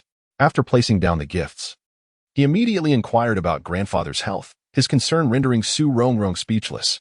Even as a granddaughter, she had never been this attentive. Young man, no need to rush. Please take a seat first. Grandfather was no fool. He could see through Lu Yiming's intentions, which were clearly aimed at courting his precious granddaughter. Well, he was curious to see what merits this young man possessed. Hearing Su Rongrong mention that grandfather had discovered a heart issue, he thought it fortuitous that they had a family acquaintance who was an expert in that field. Grandfather mused, Is he showcasing his connections in front of me? Is this a bit too eager for results? Youth truly lacks composure. Though grandfather maintained an outward calm, internally he was calculating. Regardless of the young man's character, he was, after all, the first peer of the opposite sex brought before him by his cherished granddaughter, and he had to be vigilant. One could only wonder how Su Rongrong would react if she were aware of her grandfather's peculiar thoughts. You brought him here? It was evident that he was someone she could not easily dismiss. No hurry. How old are you, young man? I graduated this year, just like Su Rongrong. Oh, are you from the local area? Yes. Have you secured employment? It is worth noting that Su Rongrong's grandfather had retired from the prosecutor's office. Their exchange bore a resemblance to an interrogation of a suspect. As for Su Rongrong, she was utterly dumbfounded, pondering why they were engaging in such conversation. Shouldn't they be working to send him away? Chapter 22. Feeling superfluous just as Su Rongrong's grandfather was interrogating Lu Yiming, the attending physician happened to enter for rounds. Coincidentally, it was an old acquaintance. This was the very doctor who had been involved in Lu Yiming's emergency treatment. Oh, it's you, Director Liang. Do you know each other?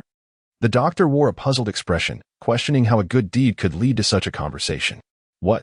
The grandfather, too, appeared bewildered. Old man. It was this young man who brought you to the hospital. Fortunately, had it been a moment later, it could have been too late. Him? Old Master Liang could hardly believe that the life-saving benefactor he had been inquiring about was the very youth before him. Why didn't you tell me? Grandfather.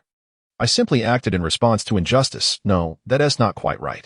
I mean, it was merely my duty. Rongrong, why didn't you inform me? Su Rongrong interjected. Did I even have a chance to speak? You two were busy with your back and forth, leaving me no room to chime in. Young man, I sincerely apologize for earlier. By the way, you're also Rongrong's classmate. What a coincidence. Yes, I didn't expect that either. Lu Yiming dared not take credit for his actions.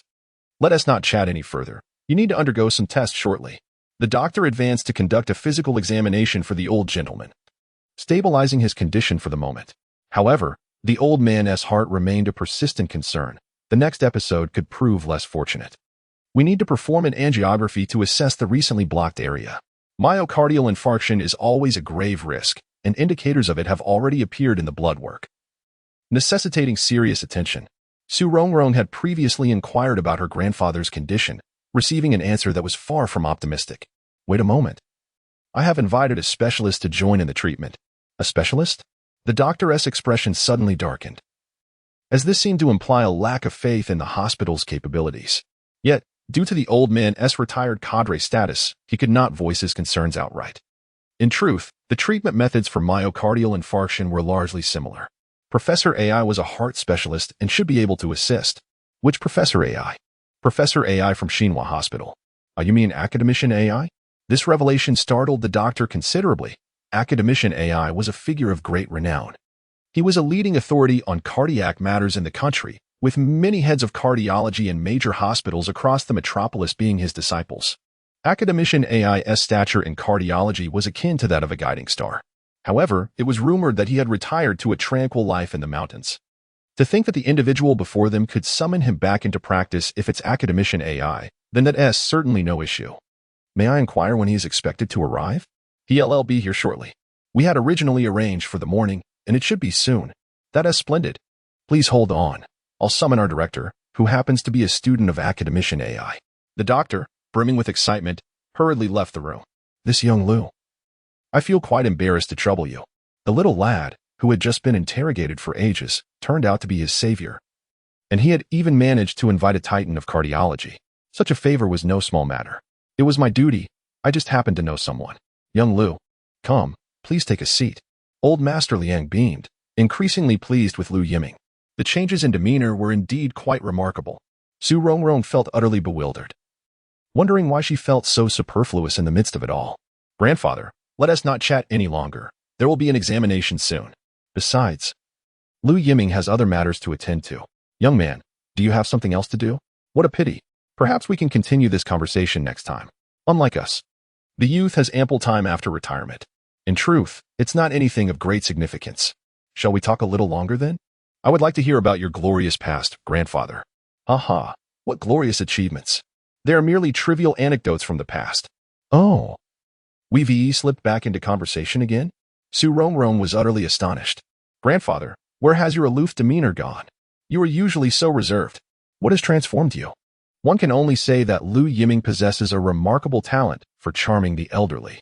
Each word he uttered struck a chord in the heart of old Master Liang. As he reminisced about the glorious years gone by, one realizes that the elderly often cling to the brilliance of their past. At that moment, old Master Liang was animated with excitement, his face alight with enthusiasm, and Su Rongrong felt reluctant to interrupt. Perhaps it was best to indulge the old gentleman and alleviate his boredom.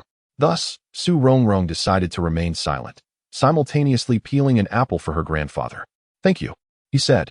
Yet, in the blink of an eye, Lu Yiming snatched the freshly peeled apple away. Lu Yiming, how excessive of you. What? Su Rongrong fumed at Lu Yiming's feigned innocence. Was this apple meant for you? If you desire it, you should peel it yourself. Rongrong, what is the fuss? It's merely an apple. To her astonishment, her grandfather was defending Lu Yiming. Was this truly just about an apple? That rascal had nearly overwhelmed her earlier. Yet, Su Rongrong could not voice her grievances. What if it upset her grandfather? Lu, where were we? They resumed discussing the economic case under central supervision. Yes, that case. Reflecting on it now, it seems quite troublesome, as the other party was clearly well prepared. Indeed, it was flawless, yet still had its vulnerabilities. Oh, you noticed something? Details often determine success or failure. Well said. You seem to possess a natural talent in this area. Their conversation grew increasingly animated. Su Rongrong pondered, should she leave? The crux of the matter was that she found it difficult to interject. She had little interest in legal affairs. Unexpectedly, Lu Yiming, the seemingly reckless youth, appeared quite knowledgeable. How fortuitous. In my past life, I exhausted my wits to evade legal repercussions. I never anticipated this knowledge would prove useful now. Half an hour later, Academician AI arrived at the hospital, and the old gentleman's examination formally commenced. No need to worry. Your grandfather seems quite spirited, so there should be no significant issues. He is my grandfather, Lu Yiming. Could you not show some decorum? You didn't even introduce me, so I had no choice but to follow your lead. How unjust. Lu Yiming felt wronged. This nemesis was indeed his bane. In her previous life, Su Rongrong harbored a deep-seated resentment towards Lu Yiming, which led her to act ruthlessly. However, the dynamics had shifted. Their entanglement had deepened, rendering her unable to be harsh with him. This also led to a curious turn of events in the clash between the two, as the audacious Lu Yiming surprisingly gained the upper hand. Indeed, the whims of fate are unpredictable, much like the intertwining of large intestines with small. It is worth noting that if Su Rongrong were to fall for such trickery, she would not have. Chapter 23. Step aside. I am about to shine. Lu Yiming's words flowed effortlessly, while old Master Liang's heart proved to be in better condition than anticipated. Although he had indeed suffered a heart attack, it was not yet severe enough to necessitate surgery. The incident occurred so suddenly, stemming from sheer fright. Furthermore, it is advisable to endure without installing a stent if possible. The exorbitant cost of imported stents is not the primary concern. Rather, the opportunity for such a procedure is limited to a single occasion. Moreover, medical technology is continuously advancing, and future materials and longevity may improve. The blockage in the blood vessels was only 55%. In the context of common patients, this is not a significant issue. When Academician AI emerged, he wore a relaxed expression. Initially, he had anticipated a grave challenge, but upon arrival, he realized it was merely a typical case. There was truly no need for his personal involvement, thus avoiding the waste of a favor. However, upon witnessing the way Lu Yiming gazed at Su Rongrong, Academician AI seemed to grasp the entirety of the situation. My apologies, Academician AI, for your long journey here. It seems my niece did not convey the details clearly. Academician AI waved his hand. It was rare for his niece to request his assistance, so he was determined to help wholeheartedly. Unfortunately, it appeared that the young man before him was fated to be unrelated to his niece. Naturally, Cheng Xiao, who runs a bar, was the same Cheng Xiao from before. Lu Yiming's previous visit was not merely for the sake of drinking. It was a case of no visit without cause. What a pity. Fear can be deadly, especially when one has just undergone an examination. I do not refer to the patient. A misunderstanding nearly arose, but thankfully, academician AI clarified the matter. Ultimately, it was concluded that as long as old Master Liang adhered to his medication regimen, there should be no significant issues. Upon returning to the ward, old Master Liang exuded an air of nonchalance. In his younger days, he had encountered the most ruthless criminals. What was this minor ailment in comparison? After discovering that he was fine, old Master Liang regained his bravado and began recounting his glorious tales. Grandfather, you were not quite like this before your examination. If memory serves, your complexion was pale, and your lips quivered slightly before being wheeled into the examination room. You hardly resemble the heroic figure you are now. Nonsense. Little Lu, come and attest for me. Was I really that frightened? Lu Yiming felt this was a question he should tactfully evade. One thing was certain. Old Master Liang held a rather favorable impression of him. Very well, rest well. My mother will be back tomorrow. Upon learning of old Master Liang's illness, Su's mother, who was abroad on an inspection, was immensely worried. She immediately booked the fastest flight back to the city. Su Rongrong promptly informed her mother of the examination results to alleviate her anxiety. Are you all leaving now? It is still light outside. The older one gets, the more one fears solitude. Though the high-ranking official's ward is serene, prolonged confinement breeds an increasing sense of solitude. Grandfather, there are matters to attend to. Su Rongrong genuinely hesitates to keep Lu Yiming here. Heaven knows what unsavory tales her grandfather might divulge if his interest is piqued. Had she not intervened, he would likely have begun recounting stories from his youth. It appears that Lu Yiming is no stranger to him. In Su Rongrong's eyes, this conversation seems entirely deliberate, subtly steering the dialogue in its pace. A retired cadre from the procuratorate, yet so easily led astray. She harbors doubts about the glorious history her grandfather boasts of. Could it be mere exaggeration? Of course, one cannot wholly blame him for his lack of caution. Lu Yiming is simply too cunning. All right, grandfather, I shall visit you again. No need. Before Lu Yiming could finish his sentence, Su Rongrong interrupted him. You intend to come again? What exactly do you want, Lu Yiming? With Liang Leoi unable to see their exchange, Su Rongrong shot a glare at Lu Yiming. This is excessive. I merely accompany grandfather to alleviate his boredom, Lu Yiming replied. He is my grandfather, and that has nothing to do with you. Their silent exchange conveyed a multitude of unspoken thoughts. What is this? Are you two exchanging glances? Could it be that my precious granddaughter has feelings for young Lu? Not that it would be implausible. This young man does possess admirable qualities. Never mind, grandfather, rest well. Ah, let us go, by the way. Did you bring the chess manual? Another of Liang Leoi's passions is chess. Whether it be Xiangqi or Weiqi, both are near and dear to him. Of course, his Xiangqi skills leave much to be desired. To put it bluntly, he is rather inept yet enjoys pretending otherwise. However, his Weiqi prowess is commendable, and he often boasts of being unmatched. In his old age, such pastimes become his sole indulgence. Grandfather still enjoys chess? Indeed, not to boast. But there are simply no opponents in my circle. Mentioning chess revitalizes him instantly. This outing was prompted by the lack of challengers in the community. He sought fortune at the chess club. Unfortunately, misfortune struck, and he encountered an accident along the way. Fortuitously, Lu Yiming happened to pass by, saving his life. Is that so remarkable? Young man, chess involves much nuance, especially Weiqi. Alas, I fear I might be speaking over your heads. Young Lei smacked his lips. Nowadays, few young people possess the patience to engage deeply. I actually enjoy it. Oh, you two have an affinity for chess? This piqued the old man's interest. Stuck in the ward, he felt stifled, his hands itching for a game. Shall we play a match? Su Rongrong exclaimed. What is happening? Did we not agree to leave? How did we end up discussing chess? Fear not, young Lu, I shall not take advantage of you. I will guide you in the game. No, grandfather, the time is still early. Bring me my chessboard. Once my grandfather sets his mind on something, Su Rongrong finds herself utterly powerless. She shot a fierce glare at Lu Yiming. This guy just wouldn't quit. However, upon reflection, what does a spoiled rich kid like Lu Yiming know about chess? She was well aware of her grandfather's prowess. He could easily handle the likes of a nursing home or a kindergarten with a mere flick of his wrist. In Su Rongrong's eyes, Lu Yiming was merely indulging in his whims. This could work to her advantage. It would allow her grandfather to witness Lu Yiming's true character. Once he realizes that Lu Yiming is nothing more than a decorative pillow stuffed with straw, her grandfather's fondness for him would likely diminish significantly. This would alleviate a considerable amount of trouble for her. Fine, let us play a game. Just one game will suffice. Lu Yiming's true weight can be discerned in a single match.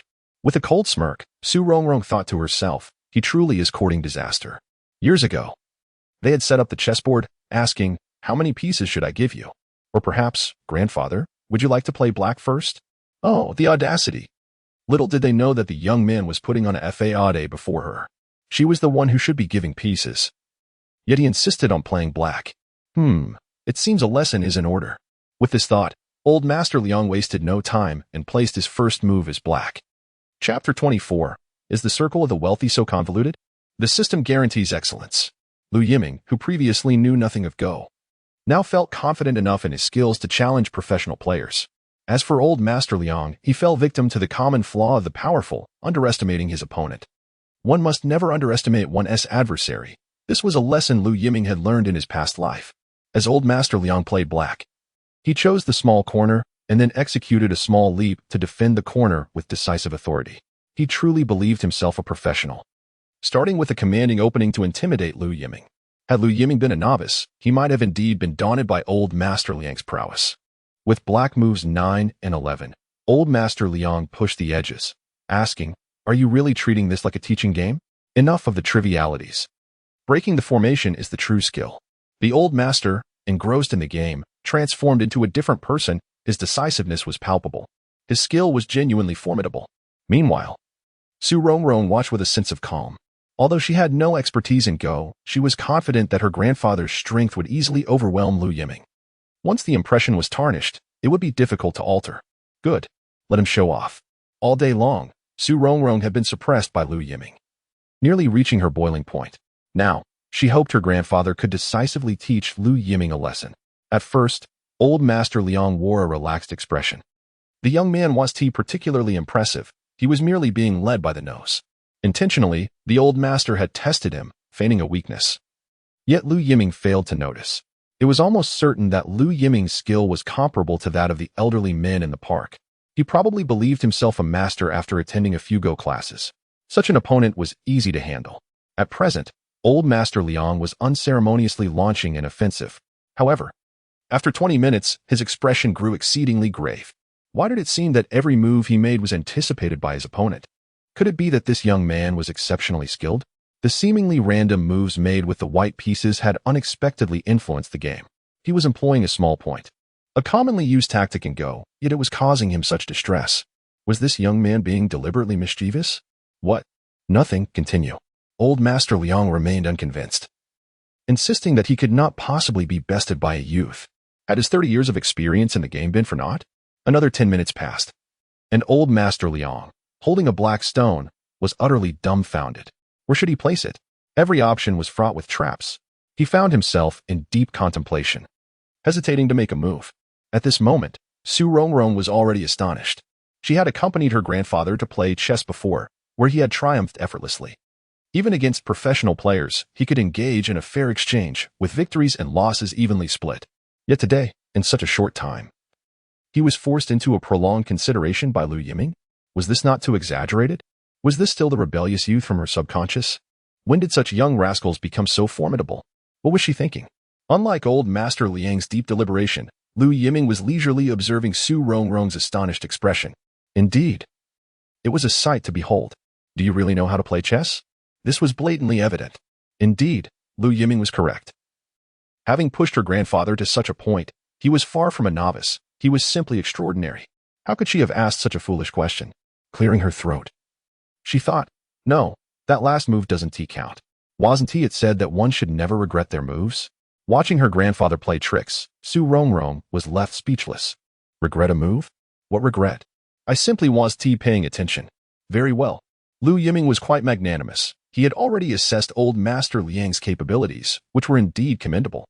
However, compared to the system, the gap was not insignificant. Half an hour later, this match doesn't count. You played the fool, and I underestimated you from the start. The old master was quite indignant about losing the game.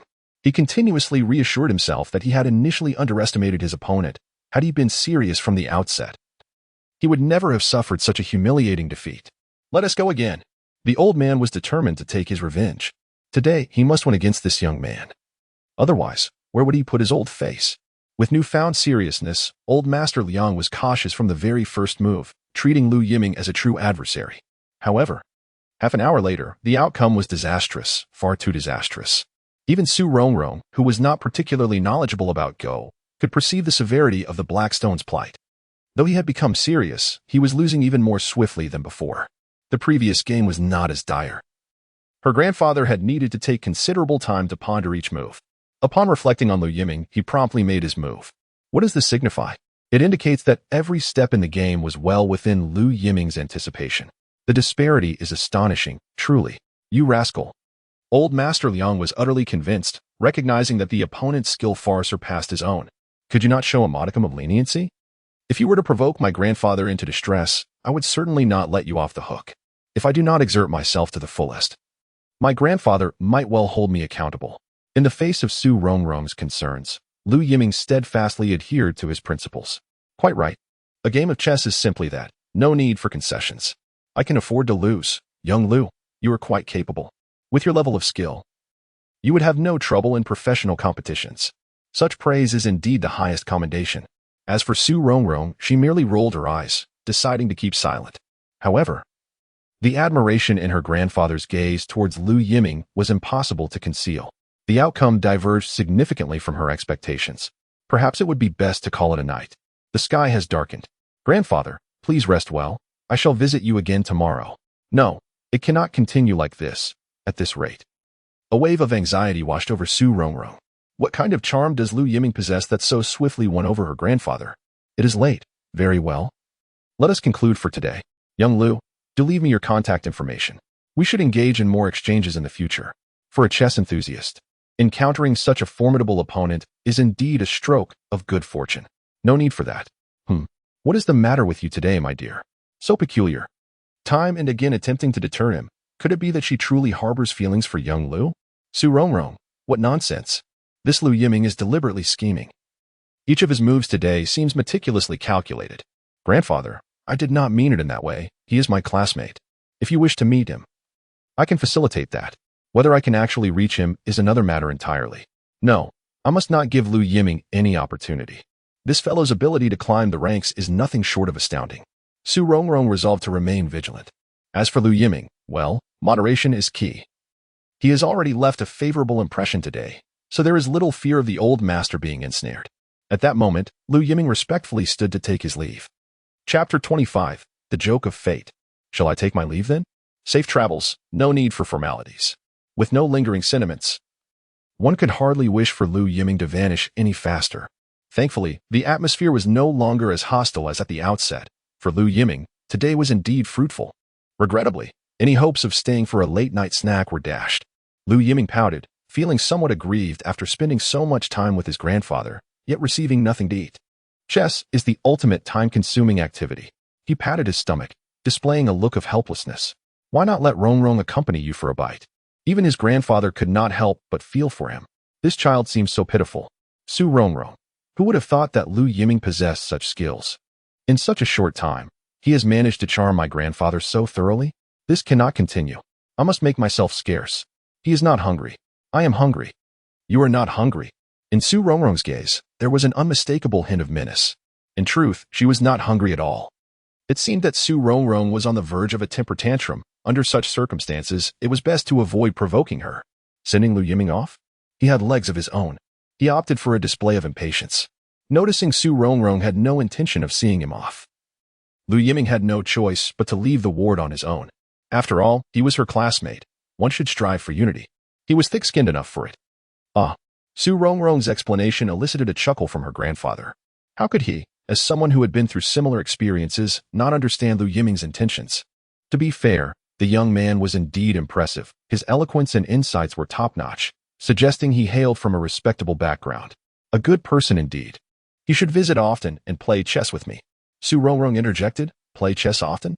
Perhaps I should spare myself. If her grandfather were to discover the unsavory deeds Lu Yiming had committed against her, he would likely be furious enough to harm him even while on a forge trip. However, Su Rongrong never anticipated that this debauched youth could exhibit such refinement. No, he must have learned it to charm young ladies. Shaking her head, she forced all thoughts of Lu Yiming out of her mind for the time being. Grandfather, you should rest well. The doctor just advised that a balance of work and leisure is beneficial for heart recovery. All right, I shall heed your advice. As one ages, one tends to become stubborn. Only Su Rongrong's words could penetrate his resolve. Aren't you leaving? Stay a little longer with your grandfather. If she left now, what if Lu Yiming had not gone far?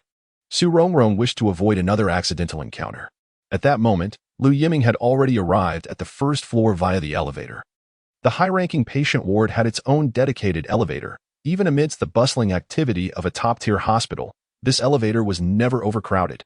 Sometimes, he pondered the wastefulness of such resources.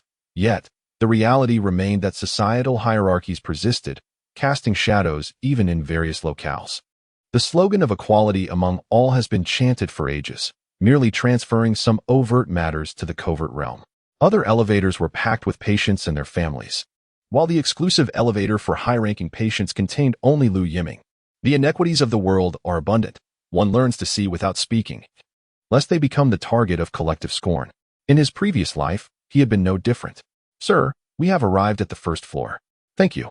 Lu Yiming took a deep breath and stepped out of the elevator. Overall, today had progressed quite well. Perhaps it was a promising beginning. He recalled that in his past life, his next encounter with Su Rongrong occurred over a decade later, even after the Lu family had faced their due consequences. The look in Su Rongrong's eyes was still rife with resentment. Indeed, he had ruined her life, tarnishing her innocence and making her the subject of whispered gossip. The once lofty princess of the Su family had been brought low because of him. That gaze of hatred would likely never change. Compared to his previous life, this time was already far better. Doctor, I beg you, I will find a way. Please do not terminate the treatment, all right? I promise. I will gather the funds as quickly as possible. As Lu Yiming passed through the outpatient hall of the hospital, he was suddenly struck by an extraordinarily familiar voice. Could it be her? Cheng Xiao. This voice was all too recognizable for Lu Yiming.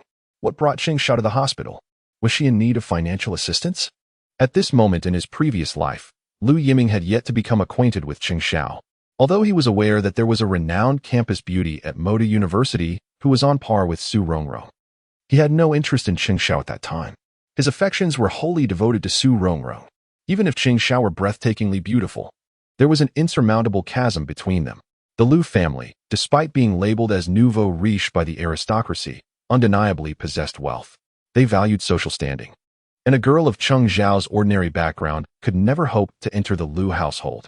Casual encounters might be permissible, but to speak of genuine emotional investment was out of the question. Even the subsequent events that transpired left Lu Yiming with a sense of indebtedness towards Cheng Xiao. In this life, even upon encountering her, he resolved to avoid any entanglements, lest he tread the same path once more. Yet, who could have foreseen that fate would play a cruel jest? The harder he tried to maintain his distance, the more frequently Cheng Xiao appeared in his life. At this very moment, Cheng Xiao wore a pleading expression, grasping the sleeve of a doctor in a white coat, whose demeanor was growing increasingly impatient. It seemed that their discussion had already stretched on for far too long. Director Zhang, please grant me a few more days. I will receive my salary soon. Cheng Xiao had contemplated various solutions, yet each venue had its own regulations. The bar had already been exceedingly lenient in nurturing her. And given her previous mistakes and the customers she had offended, she found it nearly impossible to voice her predicament. As for her day labor, it was paid by the hour, but those earnings were woefully insufficient to cover the exorbitant medical expenses. Even if she poured all her resources into it, she feared it would not suffice.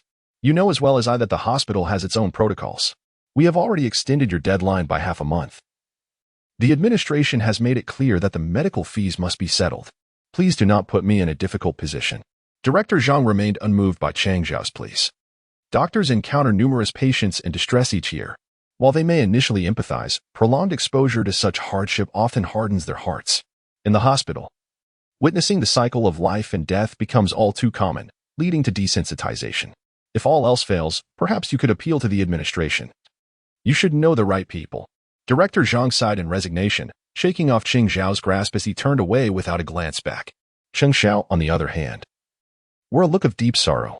This was unacceptable. If her mother did not receive treatment, she might not survive the week. All her efforts until now, no. She could not allow such a fate to unfold. Director Zhang had mentioned going to the finance office. Perhaps there was still a glimmer of hope. Yet, uncertainty clouded her thoughts.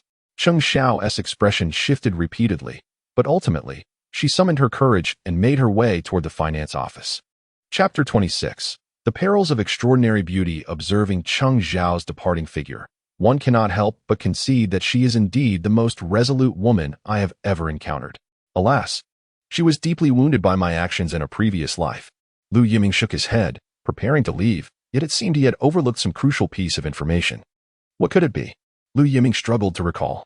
As he started the Ferrari and was about to shift gears, a sudden realization struck him. There was no time to turn off the engine. He flung open the car door and sprinted towards the hospital building.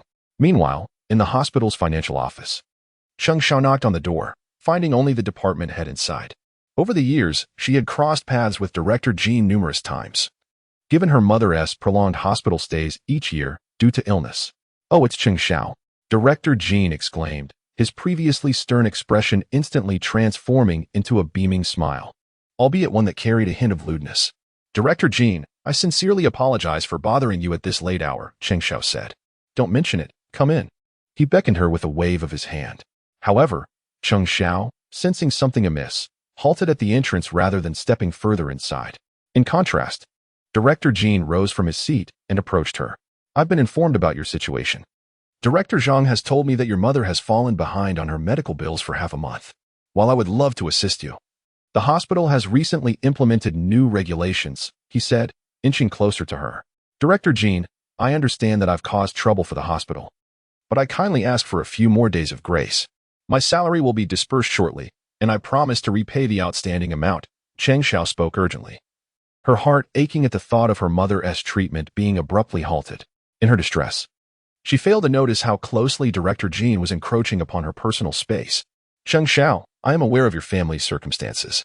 Frankly, I too have sought to advocate for you. Extraordinary situations warrant special considerations after all. Thank you so much, Director Jean. Rest assured, as soon as I receive my salary, I will promptly settle the overdue payments." Cheng Xiao believed she had encountered a glimmer of hope, unaware of the fact that Director Jean was seizing this opportunity to close the office door with a decisive click.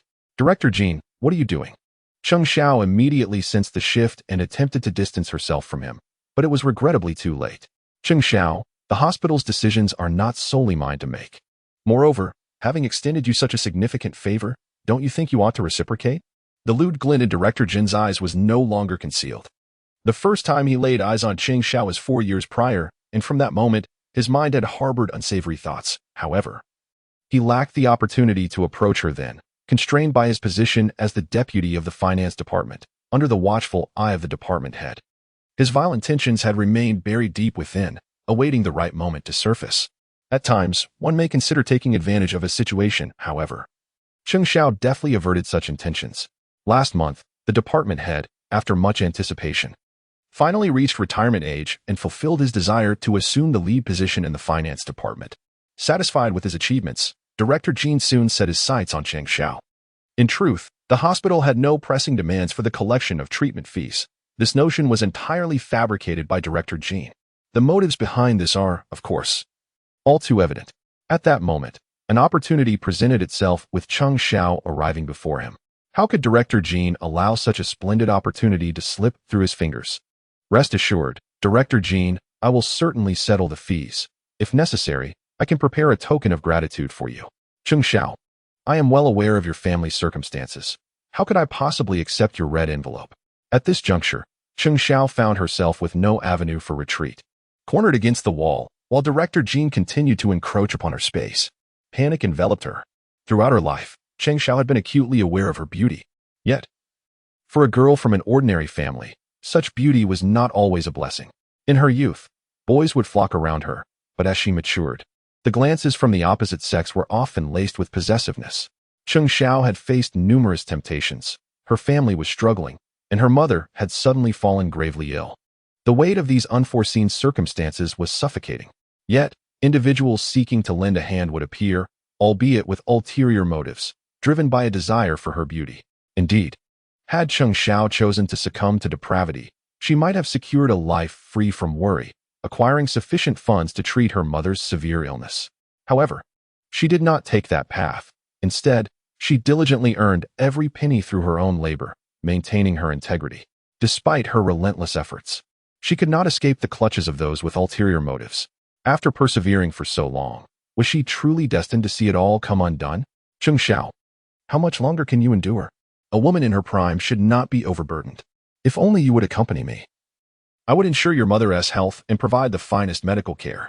Moreover, should a kidney donor become available, you would be the first to know. Director Jean continued to tempt her. Having cornered her to this extent, he could hardly believe that Cheng Xiao would still resist. Soon, he would fulfill his desires. And the thought sent a thrill through him. Just think of her fair skin, her youthful form, all within his grasp. No. Please, don't. She was but a step away from being held in his embrace, a mere moment from surrendering to his intentions. Director Jean extended his wicked hand, yet unexpectedly. At the last moment, Cheng Xiao managed to evade him. Please, Director Jean, I assure you I can settle the treatment fees promptly. Settle? Why should the hospital allow you to accrue debt? This is not a charity, Cheng Xiao. You have two choices. Either yield to me, or leave the hospital with your mother at once. Director Jean has finally revealed his sinister true nature. Are you not afraid that I will report you? Report? By all means, give it a try and see whether they believe me or you. My dear, do not hesitate. I shall treat you well. Director Jean could no longer contain himself and intended to resort to force. At that moment, Cheng Xiao was pressed against the desk, with no way to retreat.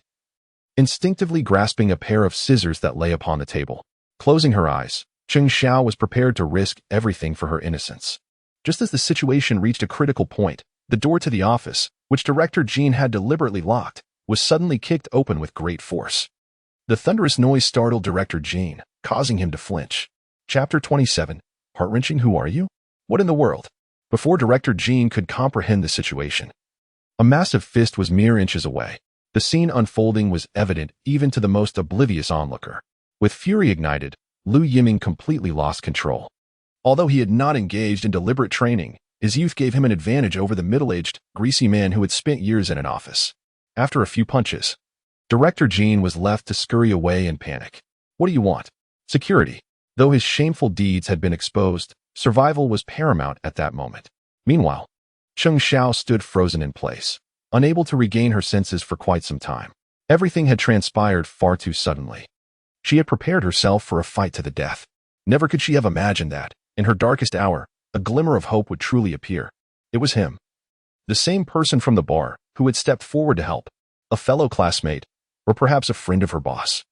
Cheng Xiao felt gratitude towards Lu Yiming for his previous intervention at the bar, yet she had not sought to draw closer to him. She understood well the significance of being friends with Cheng Xiao. It was a status she could only dream of. While others might have pursued him, Cheng Xiao maintained her composure. Perhaps he simply could not tolerate the bullying of women. Among the young masters, there were indeed individuals with a strong sense of justice. She must not overthink it. Yet at this moment, in her despair, he descended like an angel, rescuing her from peril. Was it all mere coincidence? Cheng Xiao dared not dwell on it, nor did she wish to. Her life felt like a tangled mess, leaving no room for such reflections. As for Lu Yiming, at the moment he revved the engine of his car, a sudden memory struck him. During this time in his previous life, Cheng Xiao had seemingly vanished from school for a period, although he had not paid much attention back then. She had been one of the most admired students at Modi University. Rumors abounded, and he had heard some of them. A week later, Cheng Xiao reappeared at the academy, her demeanor noticeably more withdrawn. After they began their relationship, Lu Yiming had inquired about it, but every time he broached the subject, Cheng Xiao's expression would turn uneasy. No matter how he pressed, she remained silent. Ultimately, it was only through discreet investigation that Lu Yiming uncovered the truth of that year. Cheng Xiao had narrowly escaped being assaulted by the very scoundrel before her. In a moment of desperation, she had injured him. This incident had caused quite a stir. After the police arrived, that hypocritical scoundrel had the audacity to turn the tables, claiming that Cheng Xiao had come to seduce him in order to pay off her medical debts to the hospital. It was laughable, such a blatant logical fallacy. An excuse riddled with holes that could be exposed in an instant. Yet, in the end, the authorities chose to believe Chief Jin. Cheng Xiao was detained for 7 days. Ultimately, it was only through the intervention of the school, coupled with Chief Jin's guilty conscience, that she was granted bail. Although her actions did not constitute a crime, the school still placed her under a probationary status. As for Cheng Xiao's mother, she was expelled from the hospital, and not long after. Upon learning the truth, Lu Yiming was filled with rage. Although in his heart, Cheng Xiao was merely a substitute for Su Rongrong, she was nonetheless his woman. At that time, Chief Jean had already ascended to the position of deputy director, but Lu Yiming was determined to crush him, viewing him as nothing more than a slightly larger ant. Deputy Jean was deserving of retribution, as many transgressions had surfaced against him, including the persecution of numerous women in a similar manner. Regrettably, aside from Cheng Xiao, no one had the courage to come forward and testify. This reflects a tragic reality for women, having endured misfortune. They often find themselves swallowing their grievances for the sake of their futures. Remembering these injustices, Lu Yiming suddenly pushed through the door and sprinted away. At the moment he kicked open the door, he saw Chief Jean lunging at Cheng Xiao, who was gripping a pair of scissors. Lu Yiming's fists fell upon Chief Jean's face like raindrops, leaving him crying out in despair. As for the security personnel, apologies. But Chief Jean's choice to act at that moment was clearly predicated on the sparse nighttime crowd, allowing him to indulge his whims. Thus, before the security could arrive, Lu Yiming had ample time to deliver a thorough lesson to the scoundrel before him. "Stop! I was wrong," Chief Jean cried, utterly defenseless against the onslaught. How had he drawn the ire of this relentless force? He had observed Cheng Xiao for quite some time, noting her solitary nature. She had no friends or relatives visiting her in the hospital, clearly lacking support. 10 minutes later, panting heavily, Lu Yiming stood over a gasping Chief Jean. Meanwhile, the commotion had finally drawn the attention of the security staff, who arrived too late. In the process of being forcibly separated from Lu Yiming, the infuriated young man kicked Chief Jean several times in the lower body, eliciting screams akin to that of a slaughtered pig that echoed throughout the entire building. "Let go!" Lu Yiming shouted, shaking off the security personnel who were attempting to restrain him. Only then did he notice Cheng Xiao leaning against the wall. She remained in the same position, the scissors still firmly clutched in her hand, blood seeping from her palm. One could only imagine the strength with which she gripped them. It was clear just how helpless she felt in that moment. It was hard to fathom how the previous incarnation of Cheng Xiao had endured such torment. Not only had she narrowly escaped being violated, but she had also faced wrongful accusations, such immense injustice. Few could withstand such a burden, I fear. Upon reaching this point, Lu Yiming cast a fierce glare at Section Chief Jean, who lay on the ground, lamenting like a wretched creature. "Let go. It's all right, trust me." Lu Yiming crouched before Cheng Xiao, his tone imbued with unprecedented gentleness. At this moment, Cheng Xiao could not endure any further fright. "Be obedient. Release your grip. You are safe now." Lu Yiming endeavored to coax Cheng Xiao into relinquishing the scissors she held so tightly, as if the metal handle had become embedded in her flesh. Perhaps this was Cheng Xiao's final bastion of defense. "It's me. We've met before. We are classmates. Truly, it's all right." Lu Yiming refrained from forcibly prying open Cheng Xiao's hand, fearing that her unstable emotions might lead her to inadvertently harm herself. With gentle persuasion, Cheng Xiao's gaze finally found focus. "It's you." "Yes, it's me. Rest assured, everything is fine. With me here, no one can harm you." Seeing Cheng Xiao finally respond, Lu Yiming exhaled in relief. "Be obedient. Release your grip. Give me the scissors." Under Lu Yiming's soothing encouragement, Cheng Xiao finally loosened her grasp, allowing him to seize the scissors. Thankfully, in this life, he had arrived in time, otherwise. Wow! Cheng Xiao, who had been holding back for so long, burst into tears, as if she sought to release all her pent-up pressure and grievances. Her sobs were heart-wrenching, revealing the extent of her suffering. Chapter 28. The world is inherently tattered, yet someone must mend the seams. Call the police. The security personnel, faced with such a scene, were at a loss. Section Chief Jean was battered beyond recognition. Naturally, he dared not take matters into his own hands and immediately dialed the police. Upon hearing the intention to call the authorities, Cheng Xiao instinctively clutched the hem of Lu Yiming's shirt, her eyes brimming with anxiety. This display only deepened Lu Yiming's discomfort. In his past life, how helpless must Cheng Xiao have felt? He truly felt like a beast. Allowing her to endure such injustice and hardship, thinking she had found true love in him, only to realize that in his heart, she was merely a substitute for someone else. Surely, in his previous life, Cheng Xiao had become utterly despairing of him. "It's all right, I am here." Lu Yiming also produced his phone. Indeed, this matter could not simply be brushed aside. He directly dialed the Dean's number, calmly recounting the entire situation. On the other end, the Dean gasped in shock. What on earth? Did Section Chief Jean lose his mind? Why provoke this individual? Lu Yiming's notorious reputation as a scion of the Lu family in Magic City was well known. Who was unaware of young Master Lu's notoriously volatile temper? The Dean, who had already settled into bed, hastily made his way to the hospital to address the ensuing matters. The second call was to Lily. Yes, Lily. Young Master Lu, do you realize that disturbing a lady's beauty sleep is quite an impolite act? Lily furrowed her brow, genuinely reluctant to take the call. As Lu Yiming's reputation was far from favorable. Although her perception of his capabilities had shifted due to the national debt incident, her opinion of his character remained unchanged. I need to find a lawyer. What? A lawyer? Now, what do you think? Lily appeared utterly bewildered. Did he really need a lawyer? Was he expecting her to be his personal assistant? If you require legal counsel, Mr. Lu, you should contact the company's legal department. Or would you like me to provide you with the contact number? She instructed, please ensure he arrives at Huashan Hospital within half an hour. Lily thought to herself, I am Mr. Lu's assistant, not his personal maid. Why must everything fall to me? Besides, what trouble has he gotten into this time? If memory serves me right. We are about to collaborate. Mr. Lu, the situation is not yet finalized. Even Mr. Lu merely sought my opinion. The decision rests with me. Just half an hour. She mused, how domineering. He doesn't even grant me the opportunity to decline. Lu Yiming had already ended the call. What happens to him is of no concern to me. Lily complained into the phone, yet ultimately dialed the head of the legal department. After relaying the necessary details, sleep eluded her. What kind of torment is this? What have I gotten myself into? With no hope of rest, Lily reluctantly donned her clothes and set out in her car. She was clearly being disingenuous. Stubborn yet soft-hearted without realizing it. Half an hour later, various parties had gathered. As for Chief Jean, he had already been rushed into the emergency room. A testament to the severity of Lu Yiming's actions. The unfolding events were evident, and the attending lawyer provided the pertinent guidance. Regardless of the circumstances, resorting to violence is never justified. However, any morally sound individual would support Lu Yiming's use of force against such a scoundrel. Yet, his actions had been excessively brutal. What? It's shattered? Are you certain? The corners of Lily's mouth twitched involuntarily. The final blows had been excessively violent.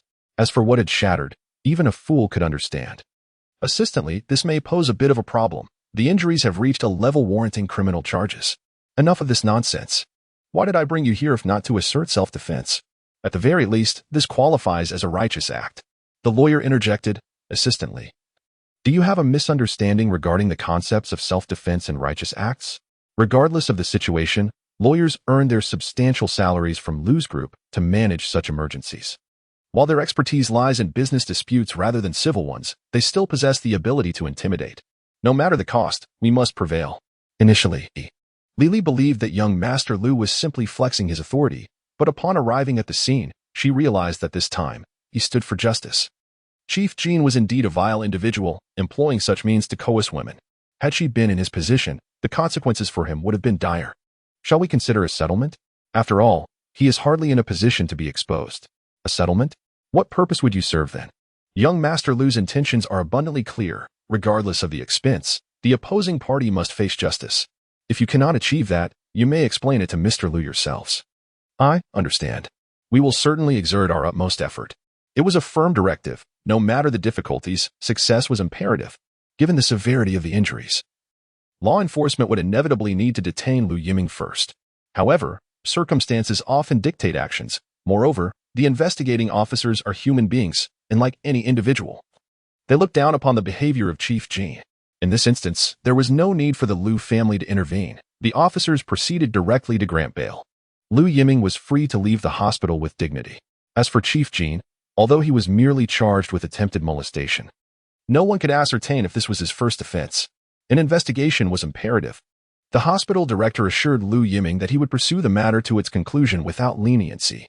It was evident to all that young Master Lu was still incensed, and no one dared to provoke his ire. I'm sorry. Cheng Xiao had not anticipated that she would cause Lu Yiming such significant trouble. Had he not arrived in time, she dared not contemplate the consequences she might have faced. Perhaps. It's nothing. I owe you. What? It's all right. Your clothes. In her moment of fear, Cheng Xiao had clutched the hem of Lu Yiming's garment, which now bore several stains of blood. Only then did she realize the gravity of the situation. This must be quite expensive. It doesn't matter. Lu Yiming, would you like me to help you wash it? Cheng Xiao vowed she had no ulterior motives. Her intentions were purely, no, take care of yourself. Cheng Xiao was at a loss for words. The enormity of today's favor was something she felt she could never repay. Lily, could you please take her back to school later? Me? Lily pointed at herself, bewildered. Am I in your debt now? You're becoming quite adept at giving orders. However, young Master Lu had done so much. Was it not for her? TSK, TSK. The young lady is indeed lovely. Even I, as a woman, cannot help but feel moved, especially in her current vulnerable state. Are you truly willing to pass up such a splendid opportunity? Why are you being so kind to me? This question had slipped out before Cheng Xiao could stop herself.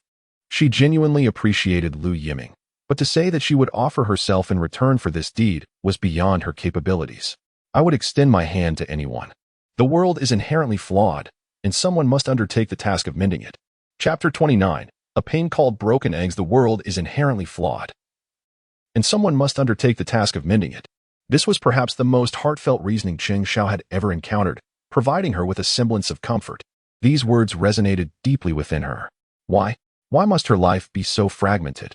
Before her stood Lu Yiming, who seemed to possess a certain charm that could soothe her troubled soul. Why are you still here? Just as Lily was about to escort Cheng Xiao away, a voice rang out from behind. The cool tone suggested it belonged to a strikingly beautiful woman. Intrigued by the voice, Cheng Xiao yearned to glimpse the speaker. Su Rongrong had just finished attending to her grandfather and was on her way back to school when she unexpectedly encountered Lu Yiming at the hospital entrance. Could this fellow be as persistent as a stubborn adhesive? Was she deliberately waiting here for herself?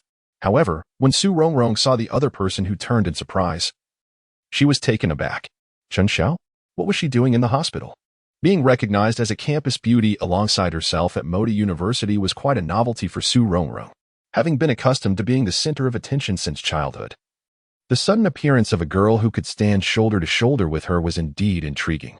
Consequently, Su Rongrong had paid special attention to Cheng Xiao. Upon seeing her in person, Su Rongrong couldn't deny that Cheng Xiao exuded an aura of delicate charm. Unfortunately, Cheng Xiao rarely appeared at school. It was said that due to her family's circumstances, she carried a heavy burden. Yet, at that moment, the redness in Cheng Xiao's eyes seemed to hint at something deeper. Su Rongrong thought to herself, truly, he is a shameless scoundrel who had just been flattering her, only to turn around and bully another girl. When faced with Su Rongrong's scrutinizing gaze, Cheng Xiao instinctively lowered her head, as if trying to evade Su Rongrong's attention. This created an unsettling illusion of catching someone in the act of infidelity.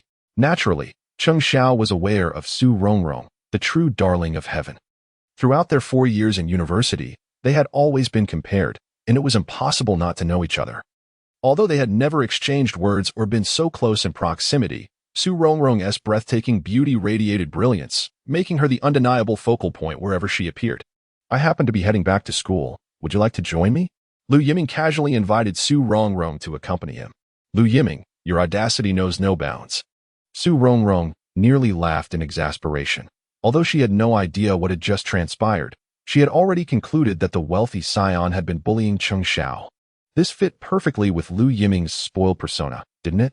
I seemed to catch a whiff of jealousy. Lu Yiming chuckled, openly teasing Su Rongrong. I take back what I said. You, Lu Yiming, are utterly shameless.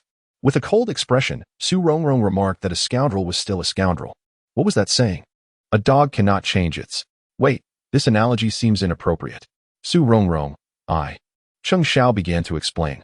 To her, these two seemed like a perfect couple. She hoped not to cause any misunderstandings because of herself. Cheng, I advise you to keep your distance from him and take care of yourself. No, Are you also heading back to school? Yes. Perfect. Let us go together. The sudden shift in the atmosphere left Lily feeling somewhat bewildered.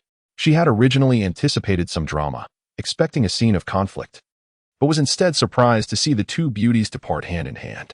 Little Lu, aren't you going to chase after them to explain? Explain what? Aren't you afraid of misunderstandings? If jealousy were to arise, that would be fine.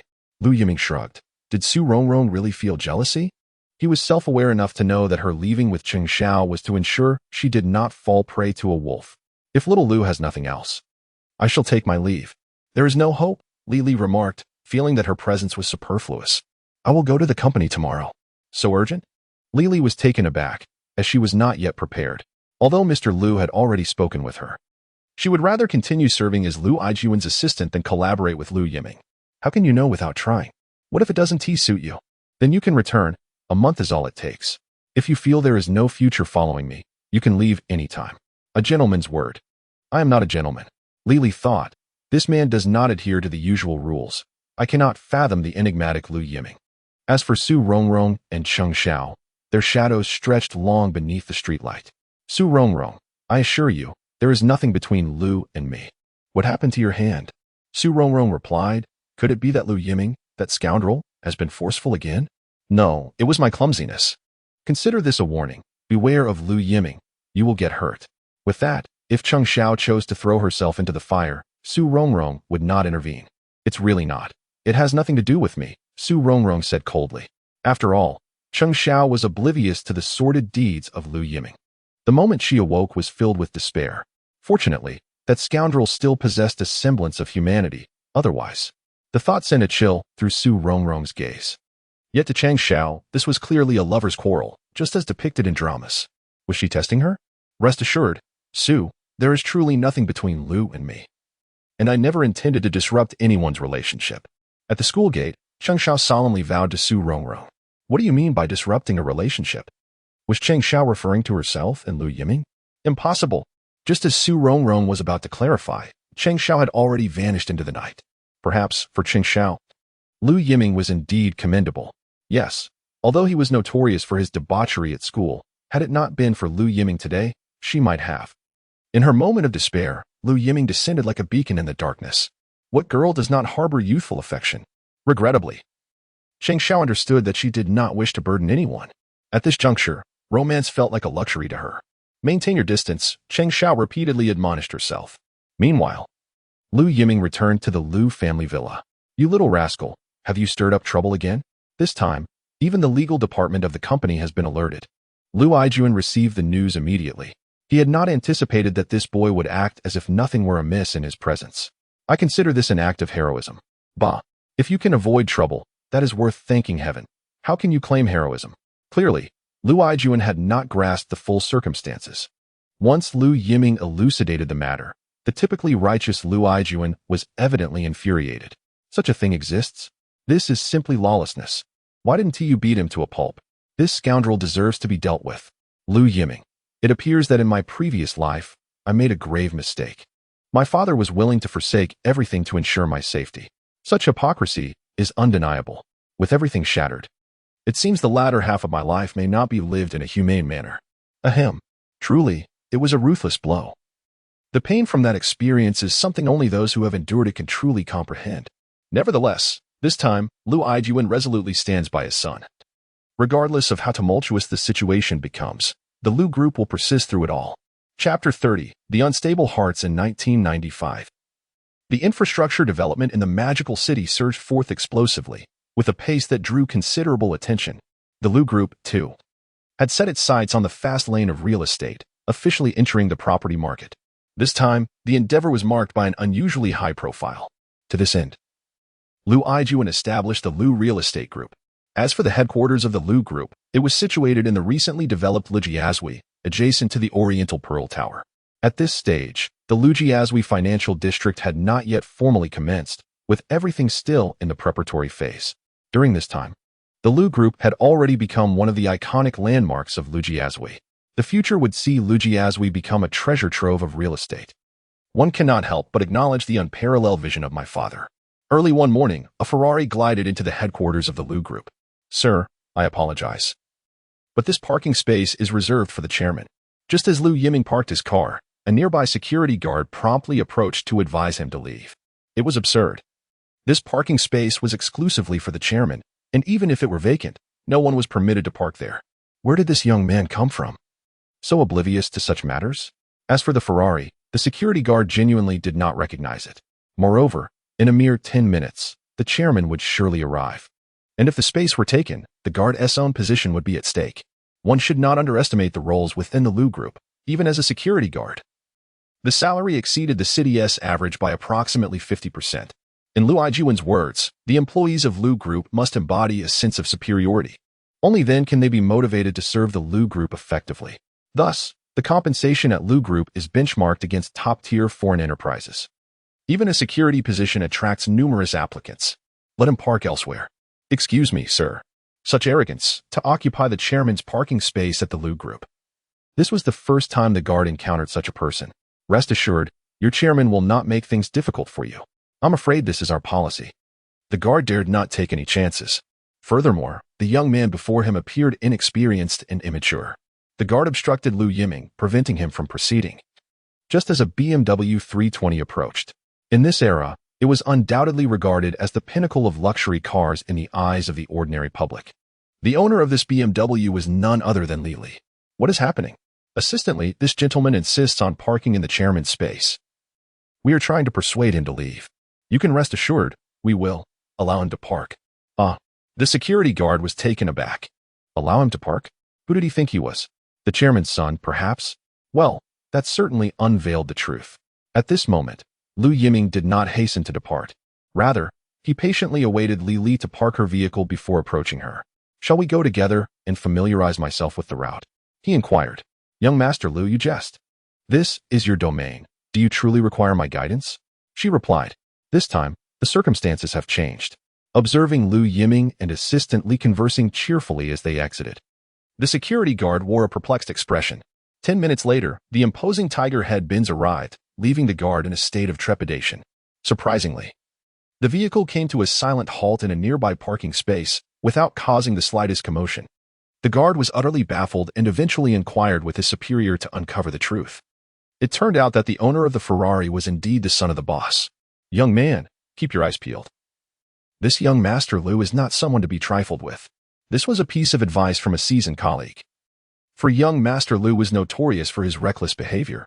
Meanwhile, within the group, anxiety loomed large. What could this mean? Quite simply, the sudden establishment of an investment department had left the upper echelons of the group bewildered. The group had just ventured into the real estate market. And even for a colossal entity like the Lu Group, financial matters were somewhat precarious. What could the formation of an investment department signify at such a moment? With funds already stretched thin, where would there be surplus for other investments? Many executives voiced their dissenting opinions, yet Lu, the chairman, stood resolute against the tide of opposition. Ultimately, the Lu Group remained a realm of his singular authority. Soon, internal rumors began to circulate. This investment department was specifically tailored for young Master Lu. Consequently, the atmosphere within the Lu Group erupted in turmoil. Everyone was acutely aware of young Master Lu's notorious reputation as a spoiled heir. To entrust this wayward youth with the newly formed investment department seemed to be a grave jest at the future of the group. No one held faith in the chairman's decision. It appeared that, despite his wisdom, he could not escape the conventions of a family-run enterprise. This was a move to bolster the resume and leverage of the heir apparent to the Lu Group. The issue at hand, however, was that this was a prime opportunity for the Lu Group's rapid advancement. The current market was evolving at an unprecedented pace. Any misstep in decision-making could potentially lead to immeasurable losses for the Lu Group. Numerous executives sought out the chairman to express their concerns. Yet, Lu Yiming seemed resolute in his decision, even assigning his assistant, Li Li, to the investment department and mandating the reassignment of 2 elite members from each department to strengthen it. Seeing that persuasion was futile, the executives resigned themselves to observing the unfolding situation. However, for the employees of the group, this was not a promising development. The future of the investment department remained shrouded in uncertainty. It could very well become a mere plaything for young Master Lu. Should it falter, he would remain unscathed. But for those beneath him, the repercussions could be dire.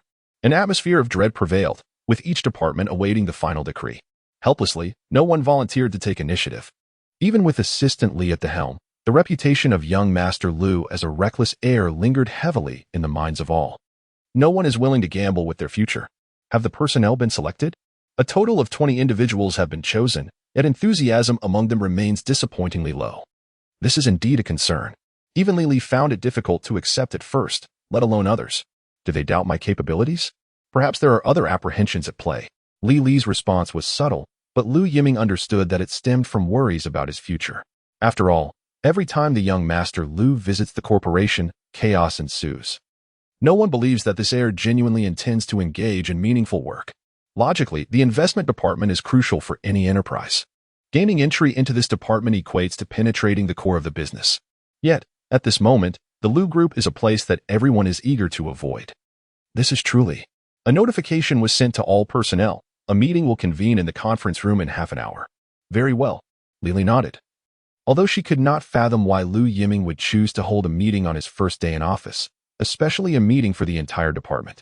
In principle, the investment department is in dire need of revival, with no projects underway. Young Master Lu should focus on stabilizing the team rather than hastily seeking to prove himself. Such an approach often yields counterproductive results. Li had initially intended to offer counsel, believing that individual discussions would be more effective for boosting morale. However, Lu Yiming opted for a different course of action. Proceed as you wish, she thought. Just as she was about to voice her concerns, Lu Yiming denied her the opportunity to express her opinion. Understood. Seeing that Lu Yiming had made a decision, Li refrained from further persuasion. Thus, the inaugural meeting of the investment department of the Lu Group commenced under such unforeseen circumstances. Little did the attendees realize that, one day in the future, this meeting would be celebrated as the legendary commencement of a new era, with each of them serving as witnesses to history. Chapter 31. A new official takes office. The investment department is located on the 12th floor of the Group's headquarters, the very heart of the building. It is evident that Lu Yiming spares no effort in supporting his son's ambitions. Since his son aspires to carve out a successful career, Lu Yiming naturally lends his support, which is certainly preferable to the reputation of a wayward son. However, Lu Yiming does not completely relinquish control, otherwise he would not have assigned Li to the investment department. Lu Yiming is acutely aware that, despite their father-son bond, Lu Yiming cannot place his full trust in him. After all, the narrative of a prodigal son's redemption is more suited for fiction than reality. This is precisely why Lu Yiming sought Li's assistance, as a means of ensuring his father's peace of mind. At 10 in the morning, the conference room was already filled to capacity. Everyone awaited the meeting. Though their expressions revealed a myriad of emotions, predominantly a sense of apprehension, no one knows what the future holds for the investment department, nor whether they will have a place in the Lu Group moving forward. Just then, the door to the conference room swung open, and Lu Yiming entered confidently, with Li following closely behind him. As soon as these two appeared, everyone hurriedly rose to greet them. Enough of this formality. The investment department will no longer concern itself with such niceties. Who could have anticipated that young Master Lu would eschew conventionality entirely? With a wave of his hand, he instructed everyone to take their seats while he boldly settled into the main position. It is likely that you are all already familiar with me. Even those who have not encountered me personally have surely heard whispers of my reputation. As for the nature of these whispers, Li beside him could not help but twitch her lips. After all, they are not particularly flattering. To start off with such self-deprecation, I truly admire young Master Lu's audacity. I understand that you may harbor reservations at this moment. However, from this instant onward, I urge you to set aside your doubts. What I demand is your unwavering commitment. I have no interest in idle chatter. You will witness the future of the investment department unfold before you. Lu Yiming wasted no time, launching directly into the matter at hand. His decisive approach left many momentarily taken aback. Could this be the fervor of a newly appointed official? Li, how much capital do we currently possess? Master Lu has authorized 20 million. 20 million? Upon hearing this figure, Lu Yiming could not help but furrow his brow. How could the esteemed investment department of the Lu Group possess merely 20 million? Is this some sort of jest? After all, it is a leading enterprise in the private sector of the bustling metropolis. It is worth noting that during the recent national bond incident, the Lu Group managed to secure two modest objectives. Although due to Lu Yiming's benevolence, profits were significantly diminished, this pales in comparison to the 20 million. Young Master Lu is also under considerable pressure, as the investment department has only recently been established, and many senior executives harbor doubts. Such narrow-mindedness, Li remarked. Is it wise to criticize the company's upper echelons so openly? Furthermore, many present in the conference room are loyalists and spies from various departments. I estimate that Lu Yiming's words will circulate throughout the entire group within an hour. Young Master Lu, enough of this discussion. Li, I have a task for you. I do not care what means you employ. Get in touch with senior executives of the telecommunications group at the earliest opportunity. Telecommunications? Li looked astonished. The Lu Group was founded on foreign trade and is currently involved in the stock market and real estate. The telecommunications sector, as mentioned by Lu Yiming, is an area the Lu Group has never ventured into. Is this sudden leap not too great? Young Master Lu. The telecommunications industry is controlled by the state. Private entities cannot participate, and besides, although she was uncertain of young Master Lu's intentions, she believed this endeavor to be utterly reckless. Initially, she thought young Master Lu held a trump card, but now it appeared he was entirely out of his depth. It can be contacted, but with all due respect. Then go ahead and make the connection. Also, arrange for 3 individuals to prepare for an overseas inspection in 1 week. What? An inspection? Inspect what? Li was utterly bewildered. What exactly is young Master Lu plotting? The capital of the Lu Group is domestic. They have no business abroad, even in the realm of foreign trade. It is conducted through the Foreign Trade Bureau, and there is a complete lack of experience in this area. International trade? No, this has no connection to telecommunications. A group of individuals in the conference room appeared utterly bewildered. Others, please gather comprehensive information regarding the current state of the mobile phone industry within 3 days. The more detailed, the better. There was no time for anyone to react. The investment department had become a one-man show under Lu Yiming's command.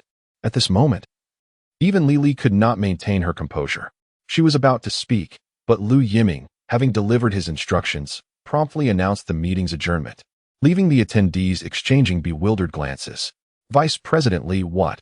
The collective gaze of the group turned towards Li. Was this a complete farce from the outset? Not even aware of the project? Was this not a ridiculous endeavor? Do not inquire. Young President Lu has already spoken. He assigns tasks and only expects results. Lu Yiming left with ease, while Li was left to manage the ensuing chaos. It was exhausting. 10 minutes later, in Lu Yiming's office. Young President Lu, what exactly do you intend to accomplish?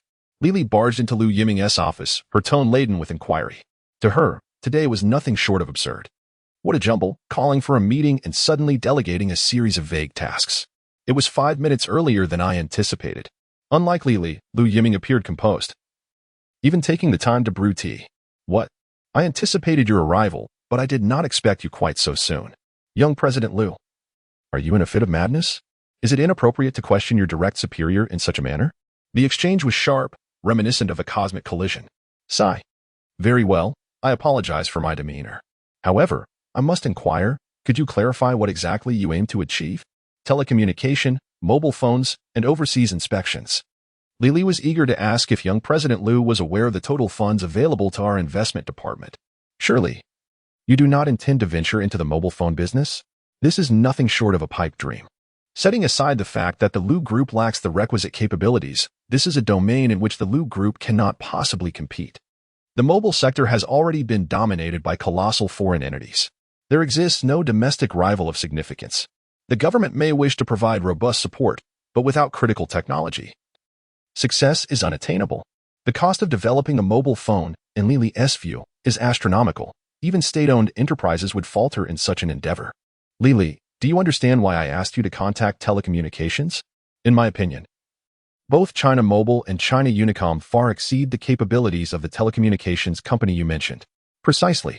Young President Lu, could you be forthright? Engaging in this guessing game serves no purpose, since Lu Yiming is already aware of everything. Li believed that the current telecommunications company is merely a hollow shell that has recently separated. It possesses no advantages, and even if collaboration were to occur, it should not be with telecommunications. How confident are you in seeking cooperation with Mobile and Unicom? This is uncertain. A cake, which both Mobile and Unicom can indulge in, is there really a need to share it with others? In Li's view, only a fool would do such a thing. Chapter 32. Handheld wireless telephone system. Try this to Hong Pao, a true treasure from the mother tree. Lu Yiming pushed a freshly brewed cup of red tea towards Li. As assistant to General Manager Lu, how could she not recognize to Hong Pao? It was indeed General Manager Lu's prized possession. Yet, unexpectedly, on his very first day, young Master Lu had the audacity to squander the manager's cherished collection. One must understand that even the most distinguished guests were seldom graced with such a luxury. Yet here was Lu Yiming, wasteful to the extent of feeling entirely justified. If she were to partake, would it not be akin to colluding in this extravagance? It was clear he was intent on dragging her into this folly. Do not regard me with such eyes. Even the finest tea requires someone to savor it. If you do not believe me, take a whiff. If left too long, this tea will surely go to waste. One could not help but admire Lu Yiming's earnest nonsense. I shall not partake. Instead, let us indulge in our shared interests. Li replied, could you be any more absurd? Well, I understand your concerns. By the way, how much is your phone bill each month? Is the mobile fee reimbursed by Lu's Group? 300.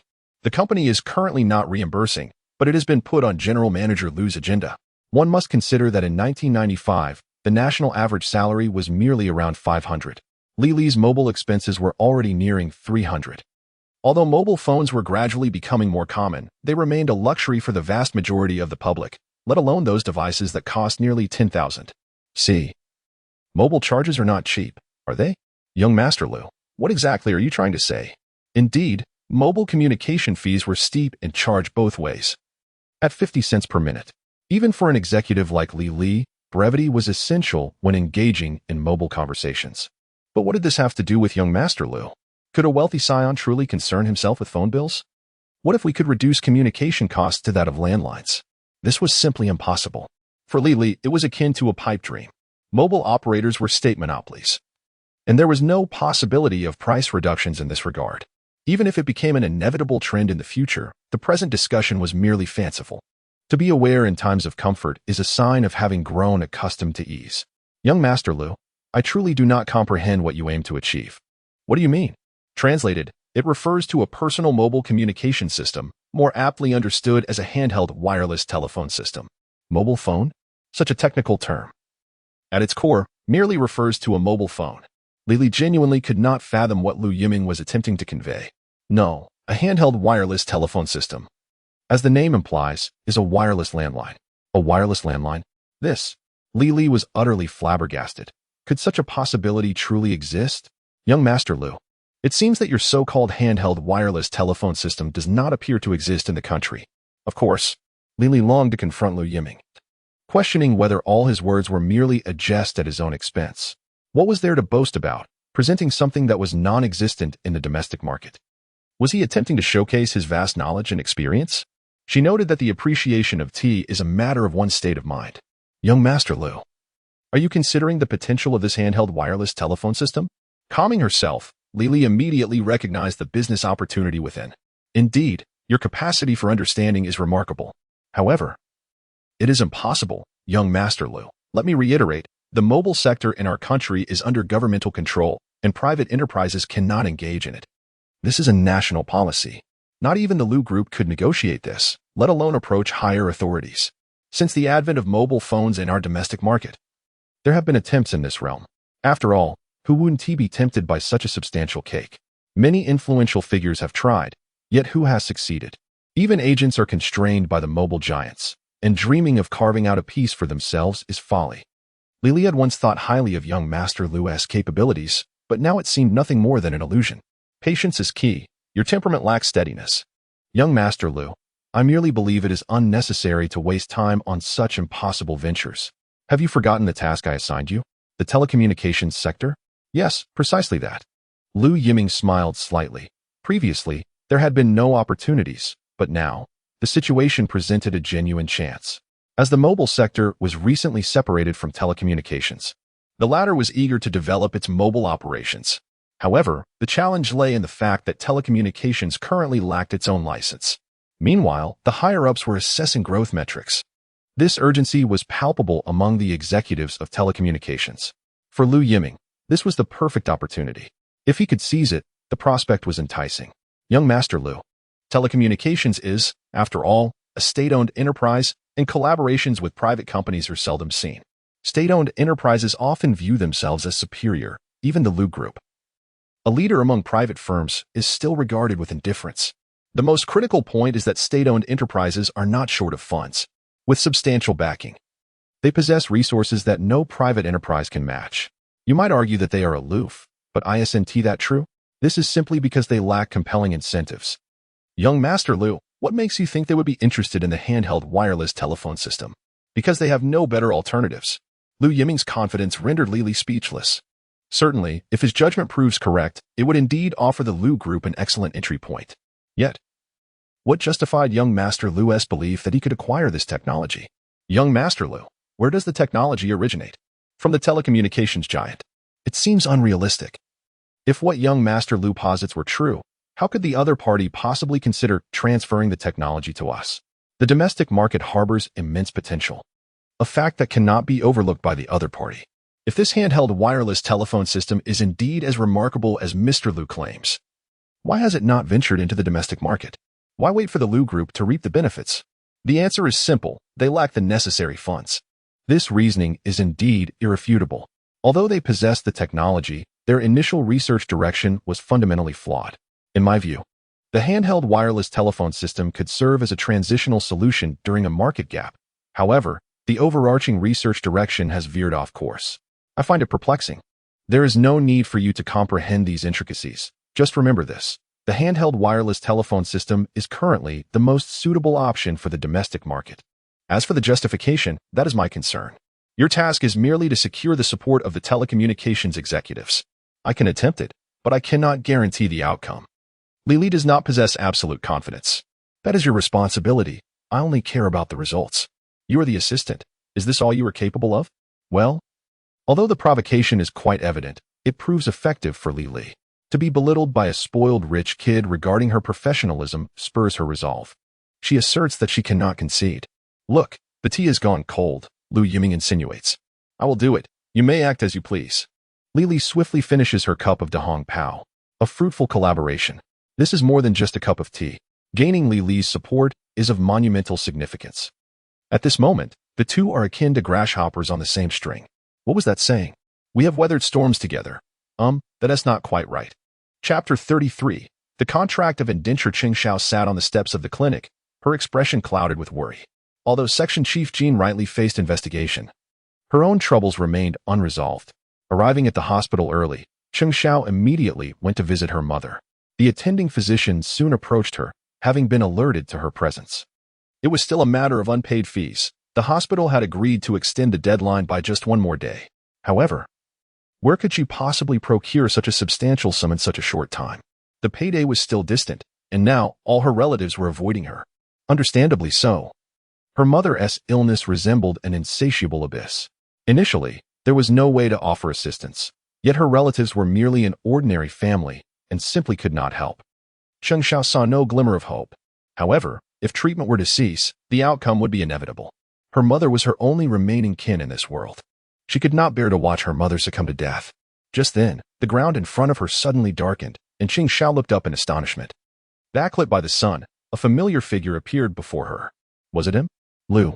Classmate Lu? It was none other than Lu Yiming. Observing him, Lu Yiming wore a stoic expression, yet held several sheets of paper in his hand. What is this? Your contract of indenture. Classmate Lu, please do not jest. A contract of indenture? Cheng Xiao felt as though her heart had been pierced, an ache blossoming within.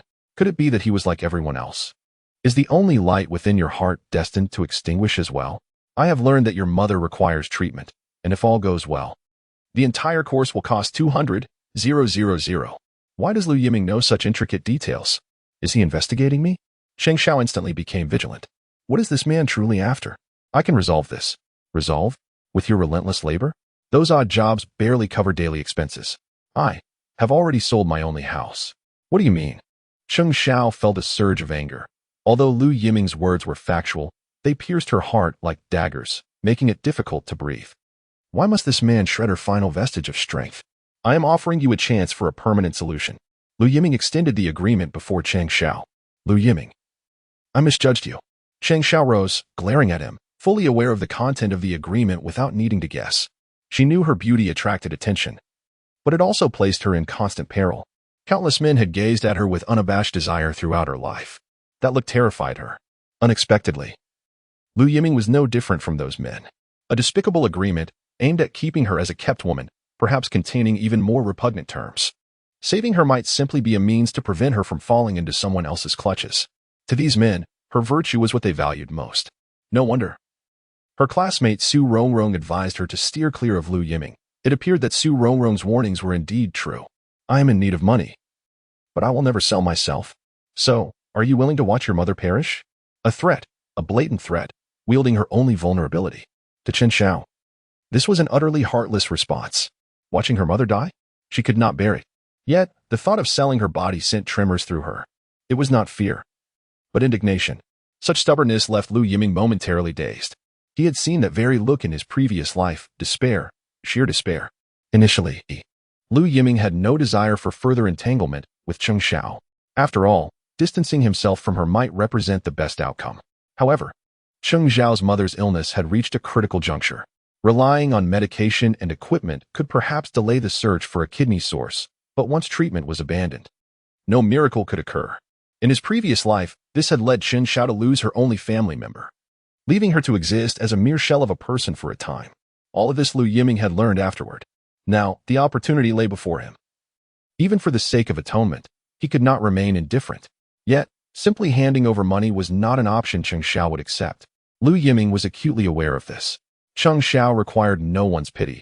She had likely long since recognized the harsh realities of the world. This may indeed be the most prudent course of action. You are shameless. You possess but this singular opportunity. There is no haste. Observe the agreement before making a decision. Lu Yiming placed the document in Cheng Xiao's hands and turned away without a glance. He left her in a daze, clutching the crumpled agreement. For a full 10 minutes, Cheng Xiao remained motionless, lacking the courage to unfold the document she held. Fear gripped her, a fear of losing control. She silently returned to the corridor of the ward. What are you doing? Cheng Xiao exclaimed in shock, as the hospital staff had moved her mother's ward into the hallway. I sincerely apologize. But we have no alternative. This is the directive from above, young lady. We understand your filial piety, but you must devise a solution. The hospital can only provide basic life support at this juncture. Everyone is aware that the young lady before them is a person of unfortunate fate. Yet, there is nothing to be done. We all depend on the hospital's meager salaries. Such situations are not unprecedented. It is simply that the outstanding medical fees are overwhelming. Mom Cheng Xiao stood before her mother. Let us go home. We won't seek treatment anymore. You're fine. Cheng Xiao's mother spoke with great difficulty, her complexion ashen, as if each word demanded immense effort. No more treatment. I truly do not wish to continue. I have already burdened you for too long. How much hardship have you endured for my sake? You should be cherished like a princess at your age, yet you have prematurely tasted the harshness of life. Cheng Xiao's mother did not want to further encumber her daughter. Mom, stop saying such things. We can surely heal you. There is no need. I am already very content. Once a harmonious family, it seems that fate has conspired against them. Her husband suffered an accident at work, shattering the once happy home. After painstakingly raising her daughter, she was then diagnosed with a terminal illness. The treatment depleted all their savings, and even their soul home had to be sold. The daughter is understanding, but her excessive maturity is heart-wrenching. She feels like a burden to her daughter. Perhaps closing her eyes sooner would be a form of relief for her child. No, Mom. Believe me, we can certainly heal you. I promise. Cheng Xiao clutched the agreement tightly, ultimately stealing her resolve. Sooner or later, she would become someone else's plaything. What difference does it make to submit to Lu Yiming? At the very least, he had once helped her. Cheng Xiao could only take a gamble, hoping that Lu Yiming still possessed a semblance of humanity, that after obtaining her, he would uphold his promises. Gritting her teeth, she resolved to be resolute. Mom, it will be resolved shortly. Trust me, just wait a moment. I will find a way. Cheng Xiao handed her last 50 yuan to the caregiver, requesting them to look after her mother while she dashed out of the hospital. Find Lu Yiming, seek him out. No matter the terms, she would agree. As long as she could save her mother, she would willingly descend into hell. Chapter 34. Falling into hell. Lu, someone seeks you out. Zhang Zun wore a lecherous grin as he leered at Lu Yiming. Zhang Zun, Wang Kuan, Li Rui, Fan Cheng. Lu Yiming's 4 loyal companions are also the instigators behind his enchantment of Su Rongrong. They are, in fact, his university roommates. However, since the last incident, it seems that the young master has intentionally distanced himself from the 4, causing them considerable anxiety. They realize that only by aligning themselves with Lu Yiming can they wield any semblance of power, should he abandon them.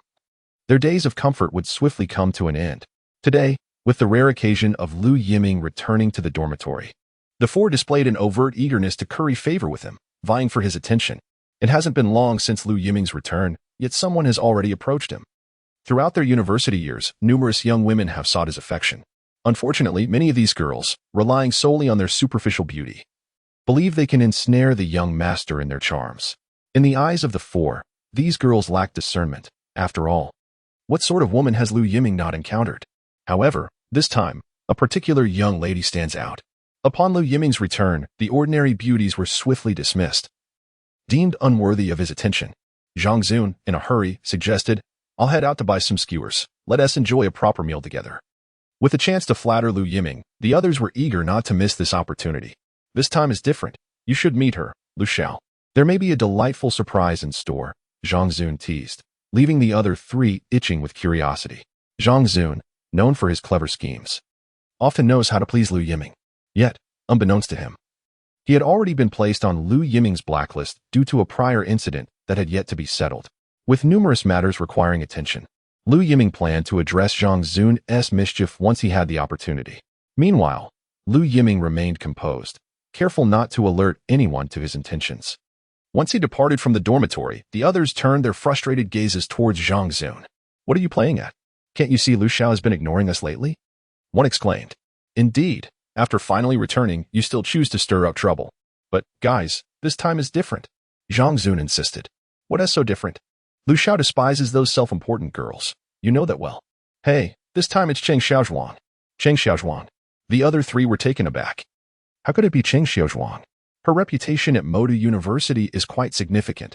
Although she may not rival Su Rongrong, she remains a cherished figure among many boys. Yet, they had never heard of any connection between Cheng Xiao and Lu Yiming. Could it be that Lu Yiming had shifted his affections? It is not outside the realm of possibility. In terms of beauty, Su Rongrong and Cheng Xiao are equally matched. Perhaps Lu Yiming found Su Rongrong too challenging and has now turned his attention to the campus belle. Moreover, this time, Cheng Xiao had approached him of her own accord. Perhaps, if Lu Yiming is in good spirits, their own fortunes may also turn favorable.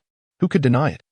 I heard my father mention that although the investment department has just been established, its support is substantial. If we manage to get in, we would undoubtedly enjoy a life of luxury. It makes sense. Let us take advantage of Lu Xiao's good mood later and give it a try. It turns out these four individuals were harboring such intentions. Entering the investment department? Isn't that a chaotic endeavor? At that moment, Lu Yiming encountered Cheng Xiao at the dormitory entrance. Her eyes were red, her right hand trembling slightly as she clutched the agreement. Have you come to a decision? Can we find another place? Numerous male students were passing by, their gazes drawn to Cheng Xiao. The arrival of the campus belle was bound to stir up quite a commotion. At this moment, Cheng Xiao simply wished to find a different location. She had cast away all her dignity, pleading with Lu Yiming not to act so brazenly. Very well. One after the other, Cheng Xiao closely followed Lu Yiming. The classroom building was devoid of students at this hour. They casually entered a classroom, and Lu Yiming came to a halt. Cheng Xiao, engrossed in her thoughts, failed to notice and bumped into his back. This jolt brought her back to reality, prompting her to step back immediately. If you've made up your mind, let us proceed swiftly. Dear? Cheng Xiao's voice quivered. She had anticipated that Lu Yiming would be exceedingly pleased and take her to a hotel. Who would have thought it would be a classroom? Was Lu Yiming really so peculiar as to enjoy such a setting? Cheng Xiao had heard that some boys had pathological tendencies, finding excitement in unconventional places. Is this not acceptable? Lu Yiming was taken aback. It was merely signing an agreement. Where could it not be signed? Lu Yiming, could you grant me a shred of dignity? What do you mean? Unable to comprehend, Lu Yiming furrowed his brow, observing the despair in Cheng Xiao's eyes. Had he pushed too hard? Perhaps he should give her some time to reflect. There might be a more prudent approach. Yet, to Cheng Xiao, Lu Yiming's demeanor signified a refusal to leave her even a semblance of dignity. Not only was he intent on tearing down her self-respect, but he was also driving her into the depths of despair. As she watched him prepare to leave, thoughts of her mother, who lay helplessly in the corridor, unable to receive treatment, flooded her mind. Cheng Xiao bit down on her lip, the metallic taste of iron flooding her senses. No, she could not hesitate any longer. For her mother's sake, she... Very well, it shall be here. You should have said so earlier. As Lu Yiming turned around, the ensuing scene utterly shocked him. Her once pristine shirt had been torn open, buttons scattered across the floor. Cheng Xiao's trembling hands were poised to continue. Her fair, delicate skin was now exposed to the air. Cheng Xiao, quaking all over, did not pause for a moment. A trace of blood lingered at the corner of her mouth, her lips having been bitten through by her own teeth. How intense a provocation could this be for a man? Stop! The furious shout startled Cheng Xiao, causing her to flinch. In the next moment, a men's coat was draped over her shoulders. The collar was tightened, and Lu Yiming's astonished expression was mere inches away. What are you doing? Isn't this what you desired? Lu Yiming, I have already acquiesced to your demands. Do as you wish. I implore you, save my mother. I am utterly shattered, completely broken. In this moment, Cheng Xiao can no longer endure. How far must Lu Yiming go? Must he trample upon the last vestige of dignity? Must I confess with my own lips that I was the one who seduced him? Yes, Lu Yiming, it is true. I am indeed willing to do anything for my mother. You have triumphed. Is it sufficient? Are you satisfied now? Cheng Xiao closed her eyes, engulfed in despair, bracing herself for the impending tempest. Chapter 35. A distinct aura Cheng Xiao repeatedly reminded herself to endure, to grit her teeth, to treat it as though she had merely been bitten by a rabid dog. Yet, as events unfolded, she realized that all her mental fortitude had been in vain. Her body trembled uncontrollably. Even with Lu Yiming's coat draped over her shoulders, she still felt a profound sense of shame, as if laid bare before him. Why had he not yet made a move? Was he merely toying with her? "I beg you, take me." The voice, nearly pleading, echoed in her mind. But when Cheng Xiao summoned the courage to open her eyes once more, the classroom was empty. Had he left? Had he been displeased with her earlier display? Did her hysteria bore him? Yet, what of her mother? Would she simply watch her lie in the hospital corridor, awaiting death? Cheng Xiao was enveloped in despair. Having squandered her final opportunity, she lacked the strength to support her own body any longer. Slowly, she sank to the ground, allowing her tears to flow. Had she cried enough? Time passed, though she could not discern how long, when a familiar voice broke through her thoughts. It was he, Lu Yiming. Had he returned? Was this merely to mock her? What do you truly desire? Each word felt like a drain on her remaining strength. Water. Lu Yiming offered her a bottle of water. Observing as Cheng Xiao gradually calmed, finally ready for a meaningful exchange. Cheng Xiao did not reach for it. Lu Yiming twisted open the cap. "Drink some water, otherwise we have nothing to discuss." A threat. Under Lu Yiming's coercion, Cheng Xiao had no choice but to accept the bottle. The cold sensation seemed to restore some rationality within her. "Have you not reviewed the agreement I provided? Was there any need for further examination? Once, twice? A month? A year?" Cheng Xiao. A year? The Lu Yiming before her truly resembled a devil. For an entire year, she would belong to him. Indeed, aside from her beauty, what could she possibly offer him? Very well, 1 year it is. Wait, have you misunderstood again? This desperate demeanor is, quite frankly, rather. Lu Yiming. I have acquiesced to everything. Is that not enough? Slap. Cheng Xiao felt a sharp sting on her forehead. Does it hurt? Yes. Good. Now you understand pain. I will grant you 10 minutes to thoroughly review this agreement. Lu Yiming pondered whether his visage truly resembled that of a villain. 10 minutes later, Cheng Xiao stared blankly at the mangled agreement she had crumpled. An assistant? A year's assistant? Are you still an employee of the Lu Group? Surely.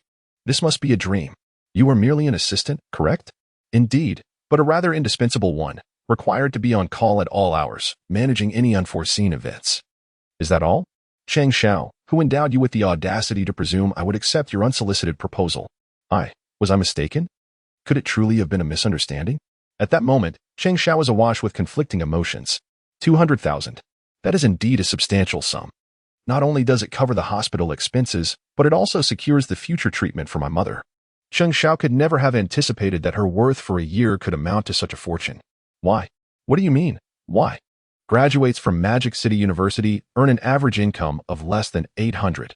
What justifies my valuation at 200,000? Lu Yiming. Damned pride. Cheng Xiao. I do not seek your body, but during this year, your soul shall belong to me. Do you understand? Lu Yiming feigned a fierce demeanor.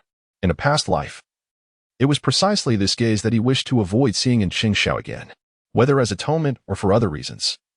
He simply desired Cheng Xiao's happiness in this life. Yet, Lu Yiming found it impossible to distance himself from her, helplessly watching Cheng Xiao sink into despair. For him, altering Cheng Xiao's life could be achieved with relative ease. Matters that can be resolved with money are trivial. Just sign after reading.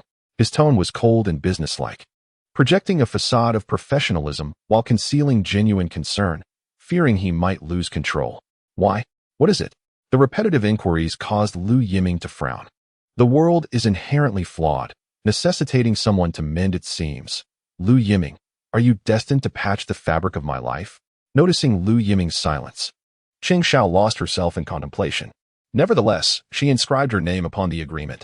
I shall grant you half an hour. Change your attire, and we shall proceed to the hospital. Very well. At this moment, Cheng Xiao was entirely compliant. Yet, her current appearance was somewhat. Only by donning Lu Yiming's coat could she manage to obscure her vulnerability.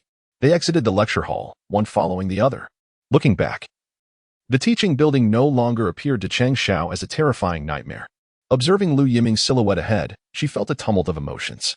However, this scene did not escape the notice of an onlooker. What could a man and a woman be doing emerging from the lecture hall at such a late hour? Moreover, clad in a male's coat, this scenario was rife with implications. Crucially, both Cheng Xiao and Lu Yiming were exceedingly well known at Magic City University. They were soon recognized. The tale of the campus beauty and the young scion of the Lu family, following the saga of Su, had the campus beauty also fallen prey to sinister designs?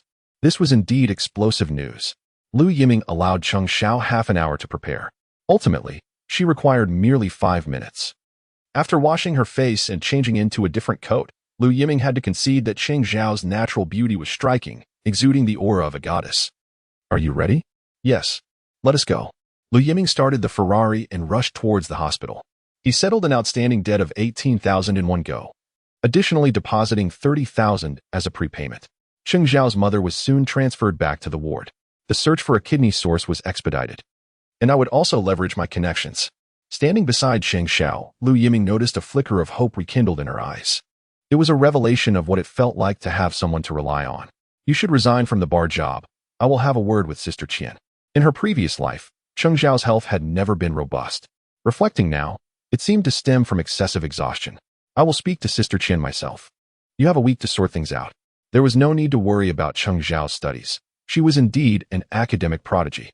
Had she not been preoccupied with household duties in her past life, she would have been more than capable of standing on her own. Unfortunately, Lu Yiming failed to appreciate her. Cheng Xiao devoted everything to Lu Yiming, only to receive the role of a mere substitute in return. Thank you. You've thanked me many times already.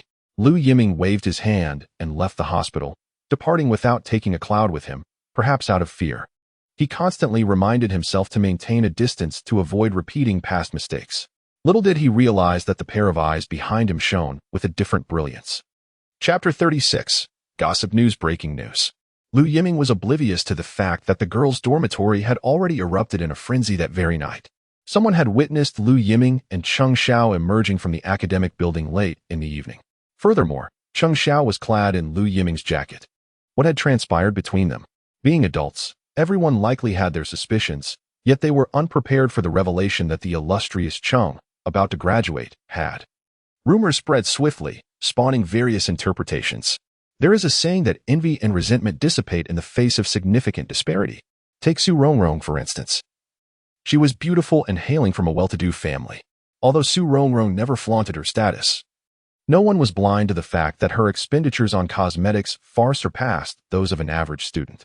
The rumors of Su Rongrong being a young lady of privilege had long circulated within the school, yet she had never acknowledged them. Thus, within the female cohort, Su Rongrong remained an unattainable goddess. In her presence, everyone felt diminished. However, such occurrences did not apply to Cheng Xiao. Although Cheng Xiao was also a school beauty, compared to Su Rongrong, she was merely a Cinderella. Beautiful she was, yet lacking the equivalent status and standing. Moreover, Cheng Xiao was not sociable. Preoccupied daily with her part-time job, gradually, numerous rumors about her began to circulate in the school.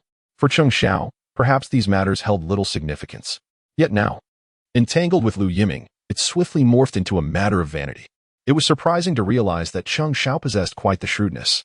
Indeed, one may appear aloof on the surface, yet cannot escape the relentless pursuit of fortune. However, selecting Lu Yiming is ill-advised, for his reputation is far from commendable. As long as wealth is involved, marrying into the Lu family would bestow the life of a high-society matron. For women, marriage often signifies a second rebirth. Numerous sarcastic remarks circulate among the various dormitories. Su Rongrong, what do you think Cheng Xiao is after? Can't she exhibit a bit more restraint? Indeed. Her reckless behavior while still in class is quite astonishing. Su Rongrong, do you believe Cheng Xiao is being deliberate? After all, you and Lu Yiming, what of him and me? Su Rongrong furrowed her brow. The last time, she had rejected the student council president's confession and left with Lu Yiming. In an instant, this became explosive news throughout the school, sparking much discussion about her. Yet, in her presence, few dared to express their thoughts so openly. But now, as the spotlight shifts to Cheng Xiao, these girls seem unfettered by such reservations. No, Rongrong, you misunderstand our intentions. I merely think Cheng Xiao is being provocative. You left the school with Lu Yiming, and she immediately cozied up to him. Don't you think she is intentionally trying to compete? Upon this suggestion, one cannot deny the possibility. Cheng, the campus belle, could very well be trying to upstage Su, the campus beauty. If you devoted as much energy to your studies as you do to these speculations, you wouldn't struggle with your exams. Well, Su Rongrong was not easily swayed. However, at that moment, her heart felt heavy. It was not merely Lu Yiming's associations that troubled her. The real issue was this scoundrel's continued harm to girls. This time, his target was none other than Cheng Xiao. Su Rongrong had noticed Cheng Xiao's efforts. During their sophomore year, she had stumbled upon Cheng Xiao working at a 24-hour convenience store. The rigorous curriculum at Magic City University already posed a challenge. Could it be related to issues at the hospital? Had she overlooked something? Was Lu Yiming threatening Cheng Xiao for this reason? Su Rongrong had seen Cheng Xiao's dedication. How could Lu Yiming be so cruel as to exploit such a girl? Rongrong, it's nearly time to lock the doors. Where are you going? Su Rongrong's actions puzzled her roommates, who received no response from her. Surely, she would confront Lu Yiming for clarification, would she? Impossible. Our Rongrong is far too proud. When have you ever seen her take an interest in a boy? The current circumstances are different. Consider this. Under normal conditions, it might be one thing. But after Rongrong's association with Lu Yiming, he has now betrayed her with Cheng Xiao. How do you think she feels? This explanation does seem plausible. Yes, Su Rongrong may not hold Lu Yiming in high regard. Nonetheless, it would be unacceptable to allow an unclarified connection between Lu Yiming and Cheng Xiao. Otherwise, wouldn't it imply that Su Rongrong is inferior to Cheng Xiao? Two campus divas vying for one man? Surely, that would create quite the uproar. Instantaneously, they transformed into onlookers, eagerly anticipating the unfolding drama. Meanwhile, Lu Yiming, behind the wheel of a Ferrari, cruised along Nanjing Road as his phone rang. At this juncture, apart from a few casual acquaintances, Lu Yiming could scarcely imagine who would seek him out. He casually answered the phone, only to be greeted by the voice of Su Rongrong. What on earth? He was inclined to inquire how she had obtained his number. It appeared he had underestimated the capabilities of the Su family. One number? If they desired to investigate. Even the embarrassing tales of Lu Yiming's childhood could easily be presented to Su Rongrong. Looking for me? To converse? Very well. The fact that Su Rongrong had reached out to him filled Lu Yiming with a flicker of excitement. They arranged to meet at the school gate. As the Ferrari came to a halt, Su Rongrong hesitated for a moment, yet ultimately opened the car door. Where to? Somewhere bustling. Lu Yiming thought to himself. Is she afraid I might do something inappropriate again? The last incident was merely a misunderstanding. Lu Yiming, I don't trust her character. With a wry smile, Lu Yiming started the engine. Half an hour later, with the river breeze brushing against them, Su Rongrong remarked, I did say I wanted to go to a lively place. But you, Lu Yiming, have brought me to the Bund. What do you mean by that? There are plenty of people here, he replied. Tourists throng the area, creating a vibrant atmosphere. You and Cheng Xiao. Su Rongrong cut straight to the chase. Are you jealous? Lu Yiming, can you be serious? I don't care if you're alive or dead, but you certainly cannot tarnish Cheng Xiao's reputation. Although Su Rongrong and Cheng Xiao had limited interactions, their relationship could be described as one of mutual admiration. However, if Lu Yiming resorted to underhanded methods, Su Rongrong would not let it slide easily. Can't you think better of me? Lu Yiming replied with a bitter smile. I'm quite serious. I merely want to help her. Nothing more. Last time was indeed just a misunderstanding. In my heart, there is only silence. Her fierce demeanor concealed her own unease. Su Rongrong herself was puzzled as to why she was meddling in such matters. Under the gentle breeze, she gradually calmed down, feeling somewhat absurd. Chapter 37. The Su family's direct lineage. Young Master Lu, we have established contact with the senior executives of the telecom sector. However, progress has been sluggish. As they do not seem particularly interested, Lili reported to Lu Yiming at the start of her workday. The stance of the telecom executives appeared vague, indicating no desire to collaborate with the Lu Group. Who is the person in charge? General Manager Gao, responsible for the expansion of the domestic market. Be more specific. Young Master Lu, here's General Manager Gao's resume. Lili had prepared thoroughly, showcasing her competence. Lu Yiming took the document from Lili's hands.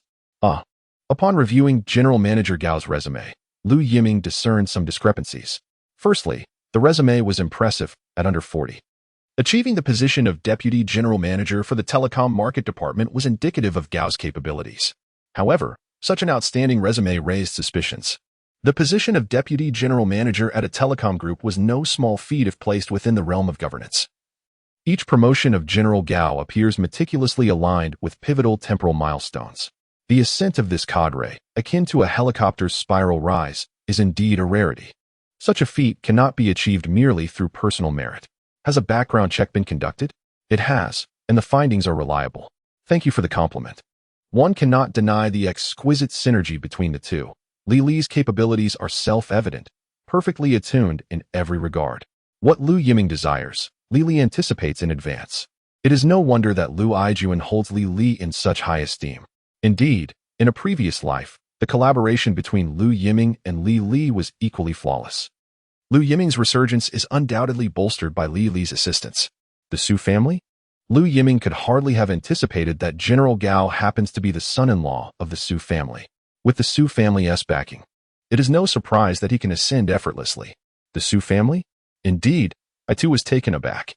While they may not be particularly conspicuous in the metropolis, their stature in Su province is unimaginable.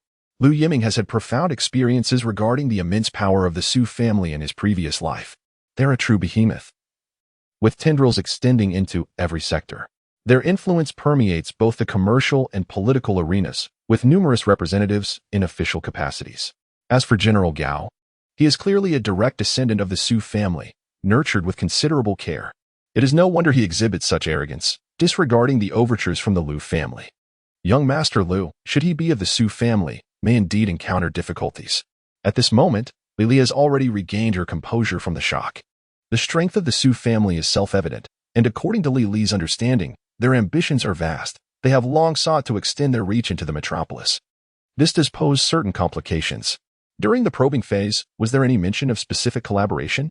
The trump cards are of paramount importance to Lu Yiming, as everyone desires a share of this substantial pie.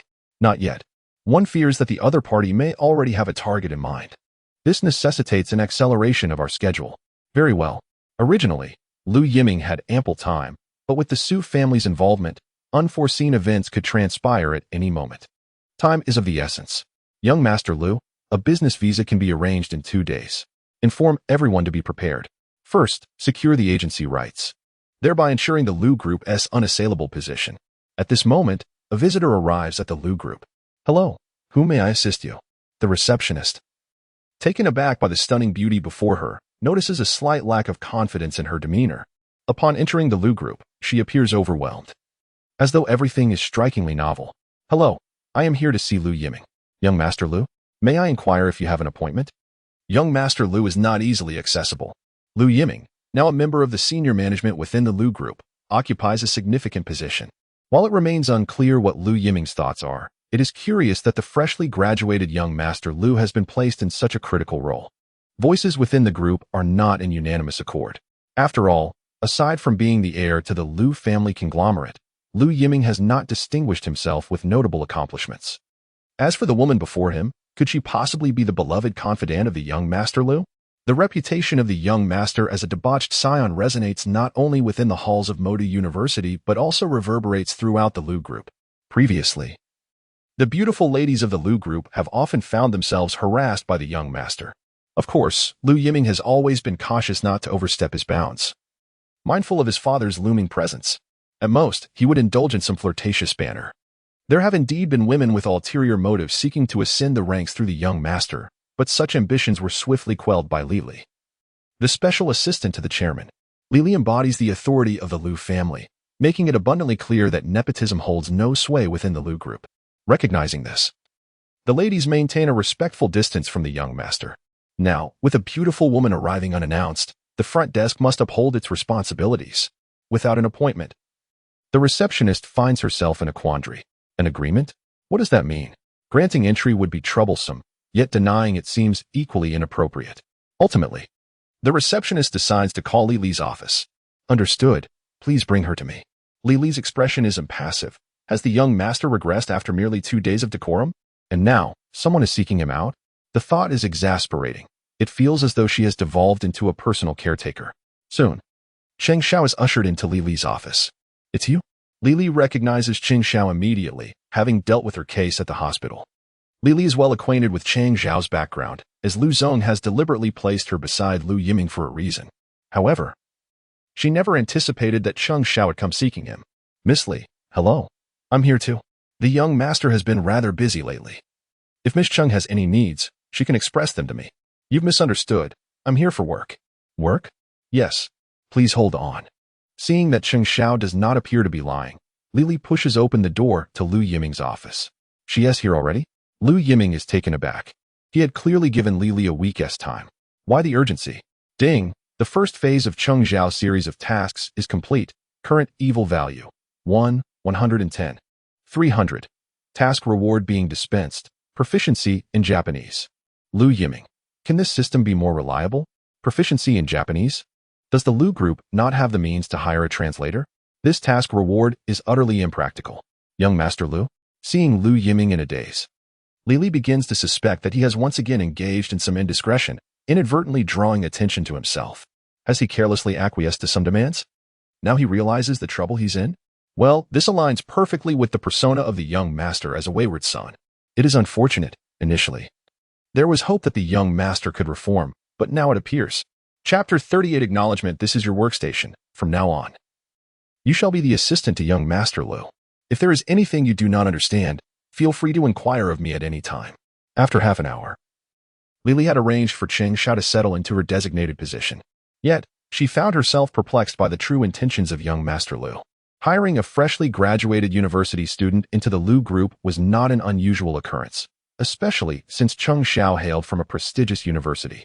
However, the role of an assistant held significant importance. One must possess remarkable capabilities, not solely rely on appearances. Could it be that young Master Lu harbored ulterior motives? That seemed unlikely. For a girl as inexperienced as Cheng Xiao, such convoluted tactics were unnecessary. It was a mystery. Resolving to think no further on the matter, Li concluded that it was, at the very least, a beneficial arrangement, relieving her of a considerable workload. Presently, Li, as the deputy director of the investment department, found herself performing the duties of Lu Yiming's secretary. With the arrival of an assistant, she could finally enjoy a modicum of respite. Thank you, Sister Li.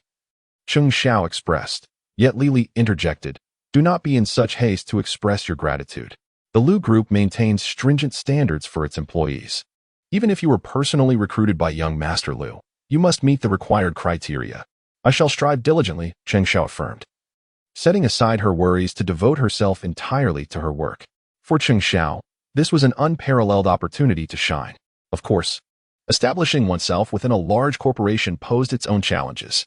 She began by reviewing the investment projects undertaken by the group over the years and organizing materials pertaining to the personal handheld telephone system. The timeline was tight, and the tasks were demanding. Assigning Cheng Xiao such a substantial workload was not an intentional challenge. Li was keen to observe whether Cheng Xiao was genuinely committed to her role. The Lu group could not afford to support idlers. Yet the attitude towards employees varied greatly.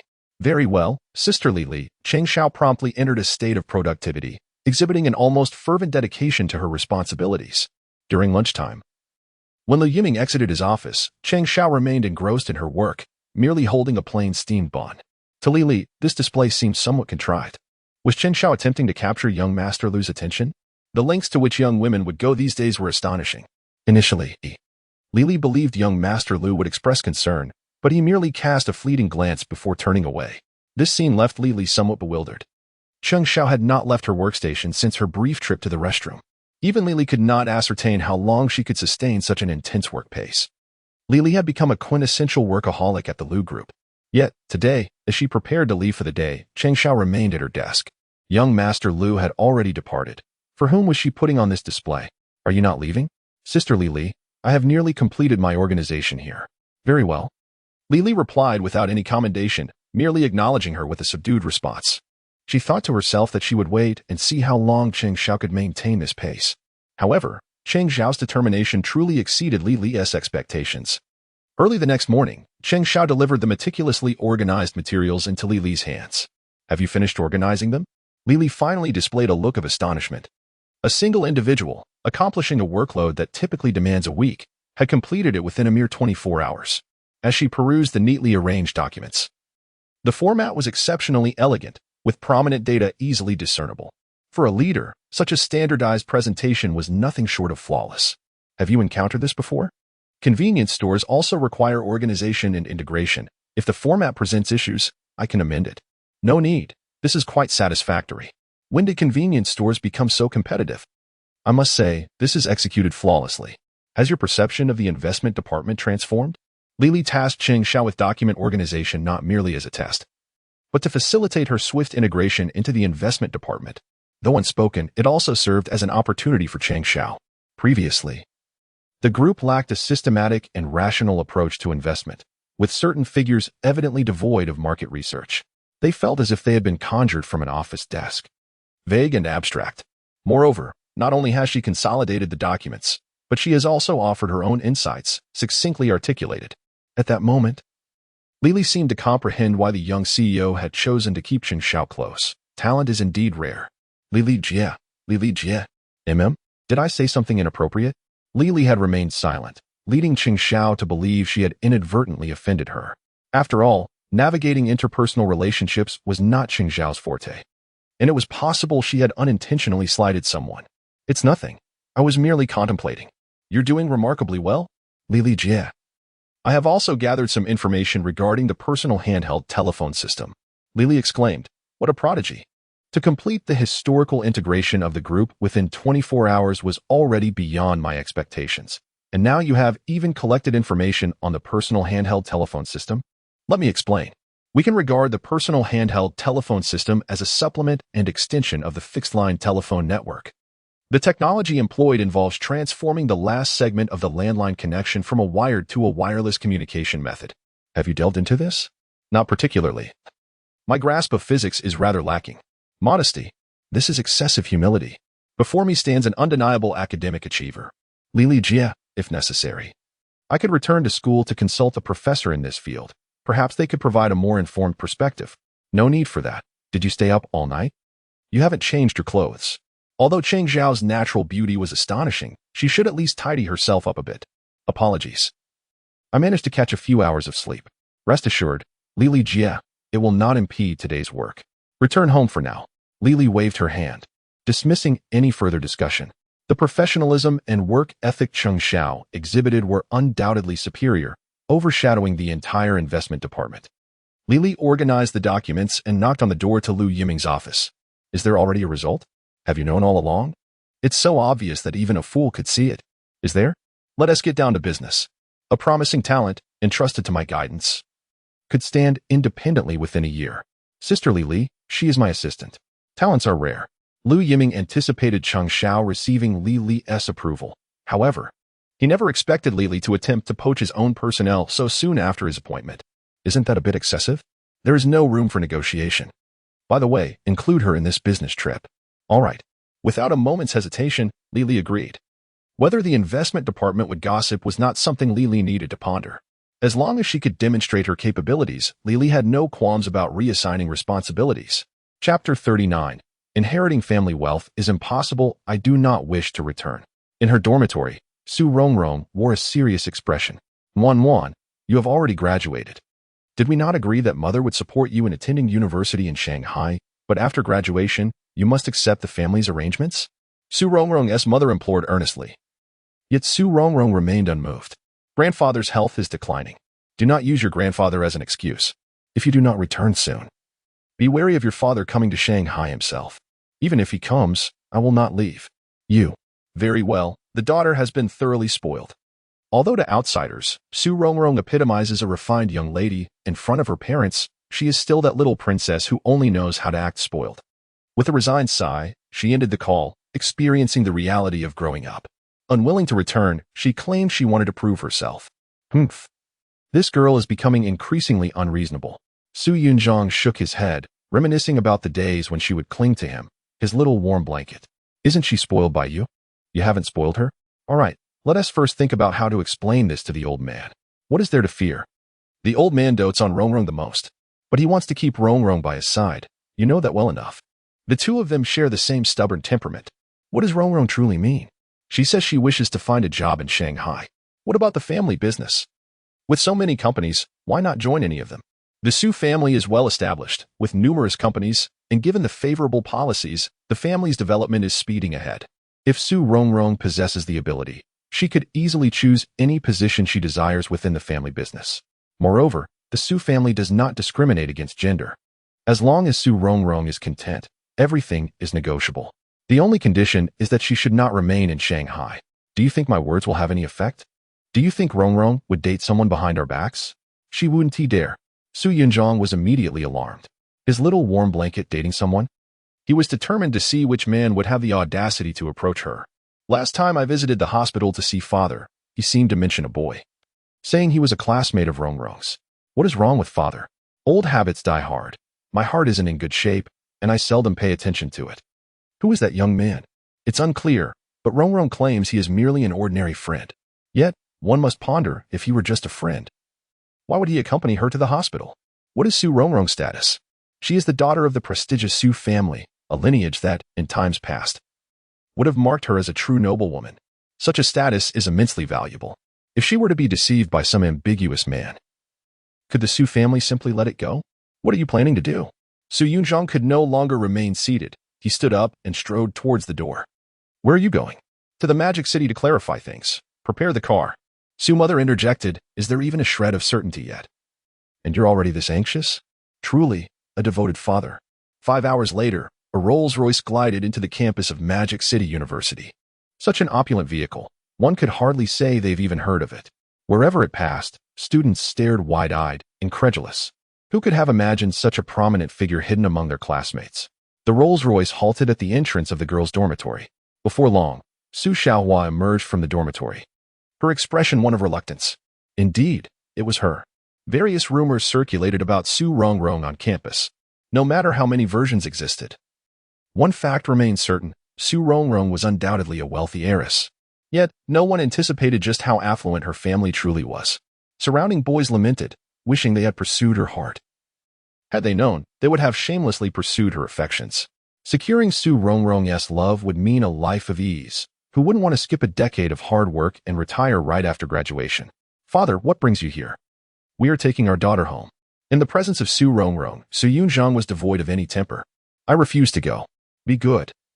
I've already consulted your advisor. You've completed your credits and can leave at any time. I'm quite clear. I intend to work in the Magic City. Rongrong.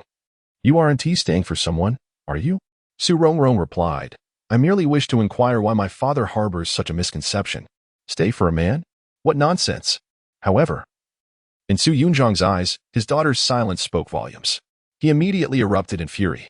Which scoundrel? I shall break his third leg. His precious daughter, raised with such care, could not be taken advantage of by a man without consequences. It should be noted that in his past life, Su Rongrong was determined to confront the Lu family. Even at the cost of mutual destruction, all for Su Rongrong's vengeance. I will not return. And do not overthink.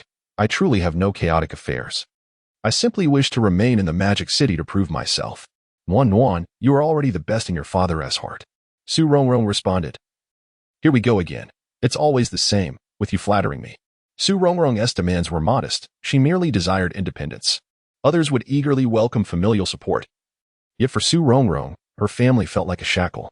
From a young age, she yearned to break free from such constraints, even if it seemed overly sentimental. However, Su Rongrong has persistently endeavored in this direction. Can we board the vehicle first? Ultimately, she could not defy her father. Deep down, Su Rongrong understood that with her father's arrival today, remaining at this school was likely out of the question. Even if she departed, her legend would linger within these halls. In due time, every peer's gaze upon her would undoubtedly transform. Despite their prior agreement that her father would not meddle in her university affairs, she pleaded, Dad, you must trust me. I am truly not in a relationship. Su Rongrong lamented, her explanations exhausting her, questioning how her father could ever believe her. My dear, it is not that I do not trust you, but you have taken someone to your grandfather's place. Grandfather? Wait, you mean Lu Yiming. Excellent. She had traced the source. Once again, it was Lu Yiming. This fellow was like a persistent shadow. Achio. Lu Yiming remarked, the weather has changed today. Why the sudden sneezing? Dad, there is nothing going on. Moreover, if I were to date someone, I would tell you immediately, all right? My dear, I fear you might be deceived. Su Rongrong retorted, what do you mean by deceived? That scoundrel Lu Yiming is far more outrageous. He almost forced himself upon me. However, she would never voice this. If her father were to discover it, not only would it ignite a commercial war, but she might never escape her parents' watchful eyes for the rest of her life. For the future she yearned for, Su Rongrong resolved to endure. Chapter 40. Every sip and peck is ordained by fate, just as Su Rongrong was striving to negotiate with her father. The Lu Group had already established contact with a major telecommunications giant. Upon learning of Lu Group's interest in discussing the handheld wireless telephone system project, they expressed enthusiastic welcome. The two parties quickly reached a mutual understanding and officially commenced the process. Bring the materials you have gathered to my office. Cheng Xiao received a call from Lu Yiming and promptly rose to gather her documents before entering his office. This scene evoked envy among her colleagues. Access to young Master Lu's office was not easily granted. Previously, a vice president of the company had waited outside for an extended period. It is worth noting that in terms of position, it was hard to distinguish between the vice president and the investment department manager. It was evident that young Master Lu had the formidable backing of his father. Within the group, no one dared to provoke this heir lightly.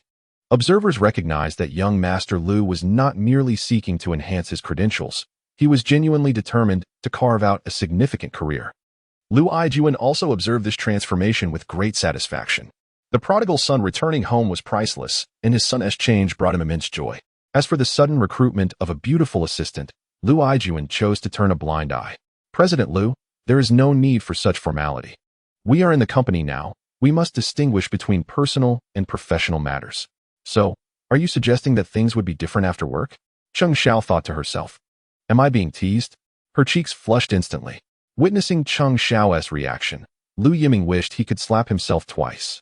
Accustomed to it, I speak without restraint.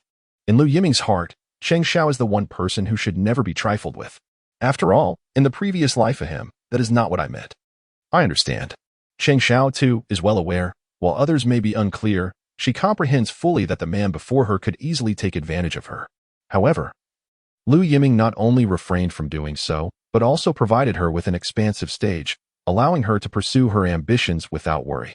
It was only yesterday, during a visit to the hospital to see her mother, that Cheng Xiao discovered Lu Yiming had arranged for a caregiver for her mother, one who would be available around the clock. How much could that possibly cost? Cheng Xiao dared not even contemplate it. In her eyes, Lu Yiming is a good person, far removed from his public persona. A playboy? That is a gross misunderstanding by the world. Lu Yiming mused, unaware that he had unwittingly earned a good person card in Cheng Xiao's eyes. Should he laugh or cry? How much understanding has he gathered? Mr. Lu, I made a special trip back to the university to consult Professor Li, who is quite optimistic about the development trend of personal mobile communication systems in our country. What are your thoughts? Me? Does my opinion even matter? Cheng Xiao had indeed gathered a wealth of information, aligning it with Professor Li's forecasts. If personal mobile communication systems were promoted domestically, the potential rewards would be extraordinary. Yes, please share your perspective, devoid of any external factors. Personal mobile communication systems could transform the future of our domestic mobile framework. Is that your only perspective? Lu Yiming frowned. Perhaps his expectations were too lofty. Nonetheless, recognizing the value of personal mobile communication systems was already commendable. Cheng Xiao had only just begun her career. She couldn't Mr. Lu. There is one more thing, but speak boldly, have no fear. Is there something else on your mind? I merely wish to caution you, Mr. Lu. While personal mobile communication systems can indeed yield profits in the short term, this project may not be suitable for long-term operations. That is to say, pursuing personal mobile communication systems may indeed be a misguided path, likely misaligned with future trends. Cheng Xiao was acutely aware that Lu Yiming was an ardent proponent of personal mobile communication systems, and the investment department held tremendous expectations. By stating her opinion now, she was undoubtedly dousing the project with cold water, which might provoke Lu Yiming's displeasure. Yet, in Cheng Xiao's view, there were indeed flaws present. Are you suggesting that the developmental direction is erroneous? Yes, that is precisely my meaning, Mr. Lu. Personal mobile communication systems comprise components such as the centralized equipment, air traffic controllers, base station controllers, and mobile phones. However, this direction lacks greater creativity for the future and is likely to be supplanted. While gathering information, Cheng Xiao had also analyzed personal mobile communication systems. Combining Professor Li's insights led her to this conclusion. Mr. Lu, I harbor no ulterior motives. I merely, as Lu Yiming fell silent, Cheng Xiao appeared somewhat anxious. Lu Yiming had been immensely helpful to her, yet she found herself dousing his enthusiasm with cold water, which felt exceedingly ungrateful. However, Cheng Xiao had not truly grasped Lu Yiming's genuine intentions. Lu Yiming pondered. Why had he failed to recognize this in his previous life? Cheng Xiao's innate talent for business was undeniably astonishing. Previously, Li had praised Cheng Xiao in Lu Yiming's presence, and it now seemed that her commendations fell short. In his past life, Cheng Xiao's brilliance had been regrettably overlooked, deprived of a platform to showcase her talents. Very well, prepare yourself. This time you are to accompany me. Where to? The sudden shift in conversation left Cheng Xiao momentarily bewildered. Are we going abroad? She was entirely unprepared for such a leap. Just a week prior, she had been working at a convenience store and bar, and now she was thrust into the world of white-collar professionals. The notion of traveling abroad was indeed overwhelming. Rest assured regarding your aunt. I understand, and I have yet to express my gratitude. I merely wish to alleviate your concerns, thus enabling you to exert your remaining potential. President Lu. Cheng Xiao was not naive. Lu Yiming's actions had undoubtedly moved her. Although graduates from prestigious universities were highly sought after in this era, securing a position at a leading private enterprise like Lu's group was not a mere triviality. Many of her peers were diligently submitting resumes, while she had already. All these changes had occurred after she met Lu Yiming. She considered herself fortunate. Fate had introduced him to her during her most desperate times, akin to a beacon of light in the darkness. Yet, ironically, Cheng Xiao might never realize that in her previous life, it was Lu Yiming who extinguished the last flicker of hope in her life. Every action has its destined purpose. By the way, I have one suggestion. Do not wear the same outfit every day. All right, I understand. The moment Lu Yiming uttered those words, he regretted them. In his previous life, Cheng Xiao had married him and could have led a life of affluence, yet she chose to live frugally, often deemed unworthy by Lu Yiming. But upon reflection, was this truly Cheng Xiao's fault? Her mother's grave illness had nearly crushed her spirit. How could she possibly afford to invest in her appearance? Chapter 41. Refusal. Come with me. Young Master Lu? Lu Yiming did not provide Cheng Xiao with any grounds for refusal. Located on Nanjing Road, the Hang Lung Plaza stood as the only billion-yuan building in the city during this era. What is a billion-yuan building? It refers to a monthly revenue exceeding 100 million. This figure could leave countless individuals astounded in today's world. Prior to the establishment of Hang Lung, the vast majority of people in the country had little understanding of such grandeur. The Hermes store at the entrance was a paragon of luxury, standing unparalleled among high-end brands. Yet, for the average citizen, the prices were inconceivably steep. It represented opulence, with some individuals going to great lengths, even changing multiple buses, just to catch a glimpse of this world. It served as a topic for boasting, satisfying their vanity. Meanwhile, Lu Yiming's Ferrari came to a halt in its designated parking spot within the underground garage. Cheng Xiao's eyes were truly opened, as if all the luxury cars of the bustling metropolis had converged in this underground parking garage.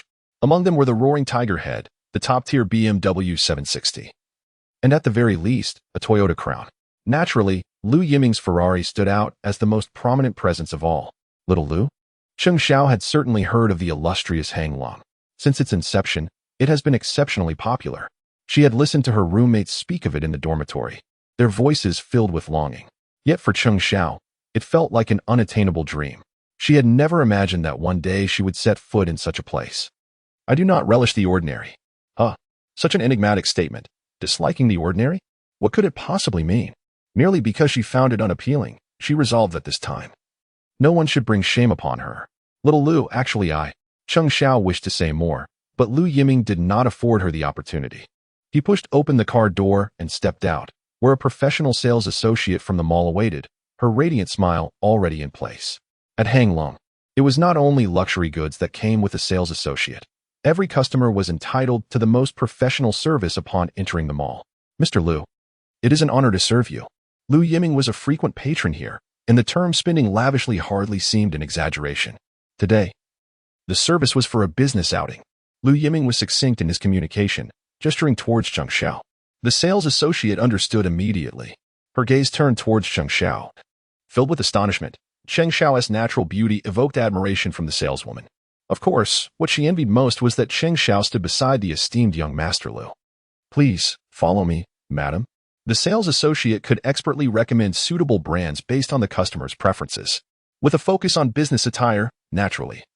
The brands would belong to the top tier. A tailored women's suit and a white shirt adorned with lace details. Madam, you may try this on. The sales associate led Cheng Xiao to the fitting room, and at that moment, Cheng Xiao felt as if she were a marionette. Taking the garments from the associate, she stepped into the fitting room, only then coming to her senses. What is happening to me? Why do I find myself enjoying this sensation? No, that was incorrect. This place did not belong to her. At least, upon glancing at the price of the shirt, she instinctively let go, causing it to fall to the floor. How could such an unassuming shirt cost 3,999? Such an exorbitant price sent a wave of anxiety through Cheng Xiao, not to mention the cost of the suit, which likely exceeded 10,000. This was far beyond her means. Taking a deep breath, and then another, she pondered, Cheng Xiao, is this truly what you desire? Even the fitting room was adorned with thick carpets, everything exuding opulence. However, Mr. Lu, you are so considerate towards your girlfriend. The sales associate seized the opportunity to approach Lu Yiming, showering him with compliments. She is not. Not? Ah, Mr. Lu, I apologize. I did not mean to pry into your personal matters. The associate's eyes brightened at this revelation. Was it not preferable? With her own charm, did she not stand a chance? In order to provide exemplary service to its clientele, Hang Lung Plaza boasts an array of exceptionally alluring sales associates. Regrettably, when juxtaposed with Cheng Xiao, the sales associate before Lu Yiming exudes an overly artificial charm. Lu Yiming is acutely aware of the thoughts swirling in her mind. Whether in his previous life or the present, he has never been devoid of the company of enchanting women. He understands perfectly what these women desire. In his past life, Lu Yiming was enamored by such attention, reveling in the spotlight surrounded by beauty. Yet, what does it amount to? In his final moments, he found himself alone on a cold, sterile hospital bed. Reincarnated, Lu Yiming has come to realize the absurdity of his former pursuits, which were but fleeting illusions. He subtly distanced himself, effectively declining the advances of the sales associate, who, perceptive to his demeanor, quickly grasped the situation. She refrained from being overly persistent. Well aware that a single complaint could jeopardize her glamorous position, it is worth noting that her salary far exceeds that of many white-collar workers in this era, thanks to significant investments in training and grooming. At that moment, the fitting room door swung open unexpectedly. Why haven't you changed? Do you not like it? Lu Yiming queried, puzzled as he looked toward Cheng Xiao. She had not even tried on the garment, which remained entirely unwrinkled. I'm sorry, Cheng Xiao replied, returning the dress to the sales associate before departing without a backward glance. Cheng Xiao, Lu Yiming called out, but despite his pleas, she did not turn around, quickening her pace instead. Stop. He hurried after her, finally grasping her arm. Cheng Xiao, I've told you before, I despise mundane living. Therefore, all expenses for this occasion will be covered by the company. As my assistant, you are required to cooperate with me in such settings. It is part of your job. Lu Yiming understood that Cheng Xiao would not accept his goodwill, hence he fabricated such a rationale. Yet, for Cheng Xiao, the reasoning was transparent. Young Master Lu, I'm sorry, but this place is not suitable for me. She was resolute. Indeed, this plaza felt like a lavish castle to her, far too extravagant. Regrettably, she was no princess, and this was not her realm. Cheng Xiao was loath to embrace such a sensation. Transitioning from frugality to opulence is simple, yet once accustomed, returning to her previous life becomes a daunting challenge. She had no intention of attempting it. She was but Cinderella, and this place was not meant for her. I'm sorry, young Master Lu, but if it's not feasible, please consider finding someone else. Cheng Xiao stood firm, her expression unwavering. Lu Yiming felt a momentary haze. In his former life, Cheng Xiao had acquiesced to all his desires, conforming to his every whim. Reflecting now, he realizes that her heart had been entirely devoted to him. Thus, every decision he made received her unconditional support. However, the current Cheng Xiao is independent, possessing her own thoughts, while he, under the guise of considering her feelings, failed to truly take her emotions into account. Chapter 42 Invitation. Mr. Lu, I apologize. You must be upset. Although I have left Hang Lung, Lu Yiming's expression remains grim. Cheng Xiao understands that Lu Yiming acts out of concern for her well-being, yet he has already invested so much, and she feels incapable of reciprocating. At this moment, if she were to accept any further kindness from him, she would struggle to reconcile it within herself. Tomorrow, change into another outfit, as your assistant. It is also your duty. All right. Such a command unexpectedly alleviated Cheng Xiao's tension. Mr. Lu, could you drop me off at the station ahead? Despite being seated in the only top-tier supercar in the magical city, Cheng Xiao finds the confined space far less liberating than a bus. Perhaps, she muses, such luxury is not meant for her. Lu Yiming complied and stopped the car. Watching Cheng Xiao exit before driving away, he noted the astonished expressions of the crowd waiting at the station. A beautiful girl in a supercar chooses to squeeze onto a bus? How astonishing. Yet, in Cheng Xiao's visage, Lu Yiming perceived a sense of relief. It served as a reminder that they belonged to entirely different worlds. Suddenly, Lu Yiming's phone rang with an unfamiliar number. Hello, who is this? Lu Xiaozu? The familiar voice belonged to Su Rongrong's grandfather. Grandfather? Hey, do you have some time? Su Rongrong's grandfather was quite forthcoming. Yes. Tonight, I would like to treat you, my savior, to dinner. Dinner? Is there an occasion? Not particularly. I'll send you the address shortly. Oh, and please arrive early. I've been cooped up in the hospital for too long. All right, clearly. Su Rongrong's grandfather had been longing for company, having spent his time in the hospital studying chess alone, unable to find an opponent. Although Su Rongrong visited daily, her skill was too lacking to make their games meaningful. Finally discharged, with his daughter and son-in-law coming to pick him up, it was only fitting that he not forget his benefactor. Upon realizing that his granddaughter was wary of young Lu, her grandfather discreetly called Lu Yiming. After hanging up, Lu Yiming composed himself. Then, a text message chimed in. It seemed Su Rongrong's grandfather was quite adept at modern communication. Today, it was a small gathering, primarily to celebrate his father-in-law's safe return home. Su Yunzhong had not invited any guests, except for Gao Tan, who was a son-in-law of the Su family and a senior executive at a telecommunications group. He happened to be in the magical city for a project inspection and was naturally invited. Brother-in-law, please do encourage your niece. What's wrong with going home? Why must she forge her own path? I mean, is it necessary for a young woman to rush to prove herself? Second brother, I truly cannot persuade her. Gao Tan appeared troubled. It was a jest. His niece was quite headstrong. It was utterly futile to attempt to sway her. If she wouldn't heed her father's counsel, what chance would he have? You're in a system. Aren't you best at reasoning and appealing to emotions? Brother, do you harbor some misunderstanding towards me? Even when appealing to reason and emotions, jesting, this is not the essence of the true system. Regardless, you must assist me in persuading them. I am doing my utmost. This task, however, proves to be laborious and thankless. It is no wonder one resorts to dining alone. Had I known this would be the case, I would have refrained from involvement. After all, Su Yunchang is the head of the Su family. Meddling too deeply may not bode well. The West Suburb Hotel's reception building serves as a distinguished venue in the magical city, specifically designed to host foreign dignitaries. In the past, whenever leaders from various nations visited, they would invariably stay here if they passed through this enchanting metropolis. The general populace cannot even secure a reservation, rendering it semi-public. Nevertheless, for the Su family, this poses no challenge. Lu Yiming's Ferrari entered the West Suburb Hotel, yet it too was subjected to scrutiny. Only after inspection was it permitted to proceed. In a previous life, even if Lu Yiming were the most brash, he had to conduct himself with decorum in this establishment. Heaven knows how disastrous it could be to inadvertently offend a certain leader. At this moment, Su Rongrong remained by her grandfather's side, entirely unresponsive to her uncle's entreaties. She understood that, as a leader in telecommunications, her uncle possessed considerable persuasive prowess. With a mere flick of his tongue, he could twist the truth. Since she could not counter his arguments, she chose to remain silent, embodying the quintessential refined young lady. Regardless of the winds from all directions, she remained steadfast like a rock. Meanwhile, Gao Tang could only manage a bitter smile. Despite wearing his voice thin, his niece remained mute. Even his remarkable ability seemed futile. Casting a glance at Su Yuchang, he felt utterly helpless. Wan, your uncle has expressed so much. You should contemplate it seriously. Your parents are aging. Su Yuchang made one last effort. Wan. Su Rongrong feigned deafness. Alas, the tree yearns for stillness, yet the wind does not cease. Children wish to care for their parents, yet time waits for none. Father, have you finally decided to speak? Father, this is moral coercion. I have not committed any wrongdoing. As a child, it is my duty to bring joy to my parents. You, grandfather, will you not intervene with your son-in-law? Oh, Su Rongrong's forte lies in her ability to act charmingly spoiled. Her grandfather is particularly fond of this approach.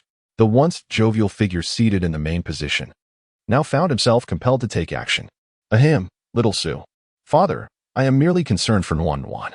In the past, whenever her father-in-law spoke, Su Yinchang would heed his words, but this time was different. His daughter was his treasure. Even if the old man spoke, he could not capitulate. Rongrong, what your father said holds merit. The tree yearns for stillness while the wind does not cease. Children wish to care for their parents, yet time does not wait. Grandfather? Su Rongrong never anticipated her grandfather would also. Regrettably, Su Yinchang had not relished his triumph for long before his grandfather's tone shifted. Although the statement was accurate, he continued, however, I too am aging, and alas, my years are few. I desire to witness Rongrong's children delighting at her knees. This left Su Yinchang utterly dumbfounded, feeling as though he had lifted a stone only to have it fall upon his own foot. The old man had been waiting for this moment. In terms of age, who among us can compare to the venerable elder? Grandfather, rest assured. Rongrong will certainly honor you well. Su Rongrong beamed with delight. Indeed, The old gentleman's words effectively silenced her father. With that, Su Yunzhang's plans were utterly thwarted. Grandfather, shall we dine? The doctor advised that it would be best for you to have smaller meals more frequently. Su Rongrong wore a proud expression, feeling secure with her grandfather as her support. No rush. I still have a guest. A guest? Both Su Yuzhong and Su Rongrong wore puzzled expressions. As it was supposed to be a family gathering, yet the elder had invited a guest, which seemed out of character for him. Chapter 43. Gifts Grandfather. You invited a guest? Su Rongrong inquired with curiosity. Ever since grandmother passed away, grandfather had rarely engaged in social gatherings, aside from regular meetings with old colleagues. However, it was clear that today he would not invite any of them. Who could it be? Even Su Rongrong couldn't fathom it. Wait, could it be? A sudden sense of foreboding washed over her. Grandfather, you wouldn't. Before she could finish her thought, a knock sounded at the door. Mr. Su, your guest has arrived. Su Rongrong looked up, utterly stunned. It was indeed him. Lu Yiming, you truly dare to come. Look, my guest has arrived. The elder said with a smile, while Su Rongrong felt utterly thunderstruck. Why invite him? Grandfather, this is our family gathering. She showed no regard for Lu Yiming. After all, given the past transgressions Lu Yiming had committed against her, it was a miracle she could remain composed. What kind of talk is this? Young Lu is, after all, my savior. Father, is this the young man who accompanied you to the hospital? Unlike Su Rongrong, Su Yunzhang was quite grateful to Lu Yiming. He had inquired about the hospital afterward, realizing that if it weren't for this young man's timely intervention, the consequences could have been dire. What a coincidence that he is also Rongrong's classmate. Su Rongrong retorted, what kind of coincidence is that? The esteemed goddess of Su University was nearly left speechless. What kind of spell had Lu Yiming cast on her grandfather? Elder, thank you for your invitation. By the way, this is a chess set I recently acquired. Knowing your fondness for it, I consider it a humble offering. Clearly, Lu Yiming had come prepared. After receiving the elder's call, Lu Yiming did not rush to the restaurant but instead made a quick stop at home. He remembered that his father had a collection of chess pieces, genuine antiques. Oh, I must take a good look at that. For a chess enthusiast, a fine set is a treasured possession. The elder had his own collection, which was indeed quite good. But it could not compare to what Lu Yiming had brought today. Is this red agate? The elder was discerning and immediately recognized the extraordinary quality of the pieces. Elder, it is said that the finest chess pieces come from Yunnan, particularly from Yongchang. Indeed, they are from Yongchang. The term chess pieces refers to go pieces, and Yongchang is now known as Baoshan. The go stones produced there are referred to as Yangzi, boasting a history of over 5 centuries. They are renowned as the finest of game pieces, featuring a texture as fine and smooth as jade, yet remarkably durable, akin to those crafted from natural jade. Their appearance is antiquated and modest, exuding a sense of gravitas. They feel smooth to the touch, warm in winter and cool in summer, and are universally acknowledged as the sacred treasures of the game throughout history. Moreover, the chess set gifted by Lu Yiming is a paragon among Yongzi. With a lineage stretching back hundreds of years, the value of this set is nearly incalculable. Alas, it is regrettable. Why does the elder insist on such a grand gesture? This is too extravagant for me to accept. Young Lu, have you forgotten my previous vocation? The elder was once an official in the procuratorate. He cannot allow himself to succumb to corruption in his twilight years. It is said that a treasured blade is bestowed upon a hero. To keep this chess set with me would be akin to allowing precious gems to gather dust. Do not deceive me, young lad. Your prowess in the game far surpasses mine. You must cherish this exquisite set. The elder clearly has no intention of accepting it. How about this? I shall leave it with you, and when I come to play chess, we shall use this set. It would be a hassle to carry it back and forth. It must be said that Lu Yiming understands the elder's sentiments well. Since it cannot be given away, it shall be temporarily stored. After all, apart from the elder, he himself does not play chess. Father, since the young man insists, you should accept it. If not, I shall purchase it for you. Seeing that the elder genuinely appreciates the gesture, Su Yunzhang felt compelled to intervene. However, the young man before him is no ordinary individual. In typical households, who could so freely present such a valuable chess set? Young man, I commend your selflessness. Following Lu Yiming's lead, Su Yunzhang's gaze remained fixed on him. His demeanor was extraordinary, wholly unrestrained by the opulence surrounding them, suggesting a lineage of distinction. Yet, Su Yunzhang remained unaware of the young man's past interactions with his daughter. If he had known, rather than dining together, he might have rolled up his sleeves for a confrontation. Does young Master Lu also have a penchant for chess? Uncle Su. Please call me Little Lu. Haha, that works. During Su Yunzhang's scrutiny of Lu Yiming, the latter was also appraising him. A leader from a prestigious family is indeed different, especially in such tumultuous times when many noble lineages have faltered in their legacies. Those that remain are no ordinary families. Although Lu Yiming harbors a dim view of the aristocracy, reminiscent of the past when the 5 surnames and 7 houses obstructed many paths to progress, the current noble families, while not comparable to those of yore, still warrant respect. In his previous life, Lu Yiming engaged in relentless struggles against the aristocratic families, exhausting every possible means, yet ultimately achieving nothing more than a stalemate. This serves to illustrate the profound depth and formidable strength of these noble clans. Among them, the Su family stands out as a paragon of excellence. As for the individual before him, the current leader of the family possesses unparalleled cunning, insight, and capability, having inflicted a painful lesson upon Lu Yiming in the past. Of course, in his previous life, he had brought this fate upon himself. It remains to be seen what sparks will fly upon their reunion in this life. For Su Yunzhang, however, contemplation was not his primary concern. His foremost worry was whether Lu Yiming's appearance here was a mere coincidence or a deliberate act. Additionally, he pondered the nature of the relationship between Lu Yiming and his daughter. Su Yunzhang understood his daughter well. The moment Lu Yiming entered, Su Rongrong's expression shifted. It is worth noting that Su Rongrong was no ordinary child of a common family. Her cultivation was profound enough that it could easily disrupt her composure. What could have transpired between them? Su Rongrong was the Achilles heel of Su Yunzhang. Nevertheless, he remarked, Little Lu, hearing my father-in-law speak has stirred a certain eagerness within me. The hour is still early. Shall we engage in a match? Su Yunzhang enjoyed the game of Go, but unlike the elder, it was not merely a hobby for him. Rather, it served as a means of self-cultivation and a way to observe his adversaries. Indeed, among the younger generation, few had the fortune to contend with Su Yunzhang. Chapter 44. Testing the waters, the two set up their pieces, and the agate stones indeed felt exquisite to the touch.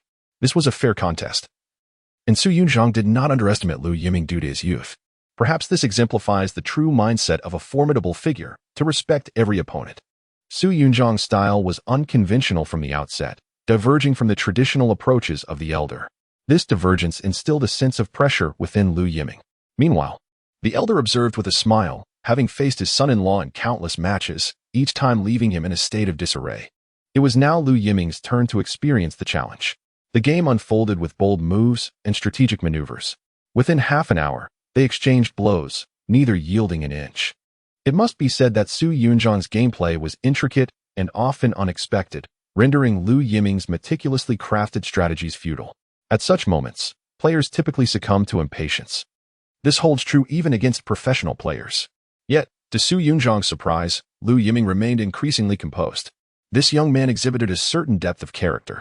As Lu Yiming maintained his calm, he laid down an even grander scheme. An hour elapsed swiftly, with both players exhibiting remarkable speed, never falling into prolonged contemplation. Unlike the elder, who often deliberated deeply, perhaps this was inherent to a businessman, who must advance boldly rather than hesitate. At this juncture, Su Yunzhang held the black stones, yet found himself unable to make a move, caught in his first prolonged contemplation since the game commenced. The outcome of the board remained uncertain, yet Su Yunzhang knew that if he continued in this manner, he would face a dismal defeat. Truly, heroes emerge from youth. Seeing himself powerless to change the situation, Su Yunzhang chose to surrender without hesitation. Such an opponent is often the most formidable. Not everyone can afford to lose. I concede. Young man, you have potential. Please take a seat. To grasp firmly and let go gracefully, having acknowledged defeat, Su Yunzhang no longer lingered over the game.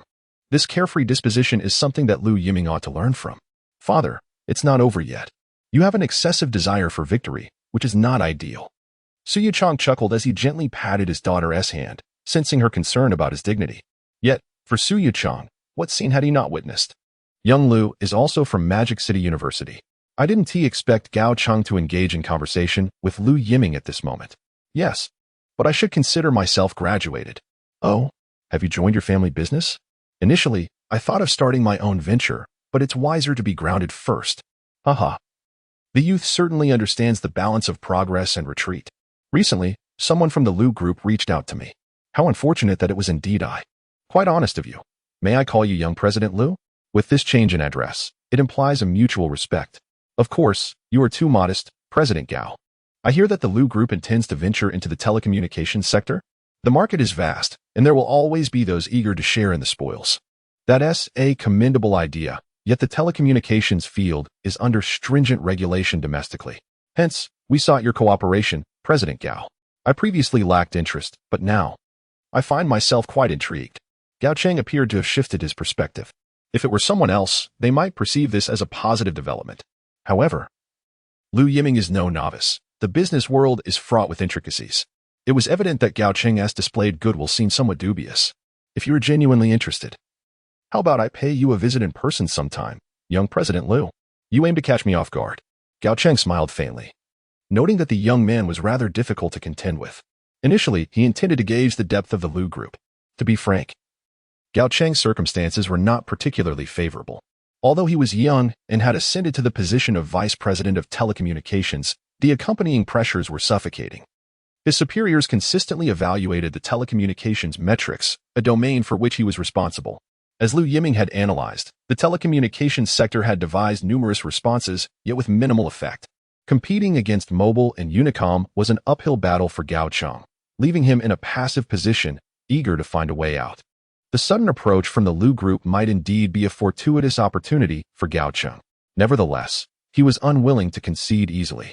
Relying on the Lu Group to break through the impasse would call into question his own capabilities. Thus, Gao Cheng rejected the goodwill of the Lu Group while simultaneously seeking to uncover their hidden strengths, leading to the current exchange. In Gao Cheng's view, Lu Yiming was young and prone to errors in speech, yet he did not anticipate that this young man would be so tight-lipped, displaying none of the naivety one would expect from a newcomer. Very well, I shall await your visit, young President Lu. Since no further inquiries yielded results, Gao Cheng ceased to dwell on the matter. Today marks the celebration of the old gentleman's discharge from the hospital, and discussions of work shall be set aside. Observing this, Su Rongrong chuckled and interjected. Lu Yiming remarked, truly, he is a wily old fox. Their banter harmonizes seamlessly. It was evident to Lu Yiming that Gao had acted on a whim. However, Su Rongrong, being astute, had managed to strike the right chord. Meanwhile, Su Rongrong furrowed her brow in silence. Despite her disdain for Lu Yiming, he was nonetheless a guest invited by her grandfather, and it seemed rather unseemly to mistreat him. Lu Yiming, I raise a toast to you. Thank you for saving my grandfather. We are even now. At that moment, Su Rongrong finally took the initiative to let go, signifying that she would no longer hold a grudge against Lu Yiming for his previous rudeness. This was the utmost concession she could afford. I have mentioned that I owe you an explanation, and I shall certainly provide one. No need, she implied, suggesting that they should part ways amicably and not cross paths in the future. This might have been the greatest compromise Su Rongrong could muster. What are you two playing at? Dad, it's a matter between the young people. Indeed, Uncle, this is a personal affair between Su Rongrong and me. Su Rongrong mused. Isn't this what I was concerned about? My daughter is growing up and harboring her own little secrets, unlike before when she would share everything with me. It is a bit disheartening. The meal proceeded with a sense of conviviality, and Lu Yiming comported himself suitably. After an hour, he expressed his intention to take his leave. Having accepted the invitation and conducted himself well, it was time to depart, as he remained an outsider to the Su family. I'll see you off, unexpectedly offered Su Rongrong. This development did not escape Su Rongrong's notice, and he felt a twinge of anxiety. Could it be that his daughter was lingering in Shanghai because of Lu Yiming? Su Rongrong clarified, not at all. I merely wish to remind Lu Yiming not to appear before me in the future. Chapter 45. A great effort, brother-in-law. What is your perspective? After Lu Yiming's departure, Su Rongrong's demeanor shifted to one of seriousness. The Lu family appears to have a promising successor. Gao Tang drained his glass. He had subtly probed several times, only to have the other party deftly evade his inquiries. One cannot deny that Lu Yiming is indeed remarkable, though still youthful. He exhibited a level of sophistication that was quite impressive, even giving Gao Tang a fleeting illusion. By the way, does the Lu family aspire to enter the telecommunications sector? They likely harbor such ambitions. However, I have inquired and found that the Lu Group has recently expanded quite ambitiously, having just announced their foray into real estate. This was also why Gao Tang held reservations about the Lu Group, while he acknowledged that the group's revenue and net profits had consistently remained robust. Their foreign trade foundation was difficult to destabilize. He doubted the feasibility of diversifying into multiple sectors. Both real estate and telecommunications are capital-intensive ventures. And given the Lu Group's current financial capacity, it would likely struggle to sustain such endeavors. So, do you believe this is merely a smokescreen? Initially, I held a certain conviction. However, after my encounter with young Master Lu today, I find myself wavering. The unpredictability of such an opponent is indeed perplexing. Yao Tang realizes he cannot discern Lu Yiming's true intentions, which is the most formidable aspect of this situation.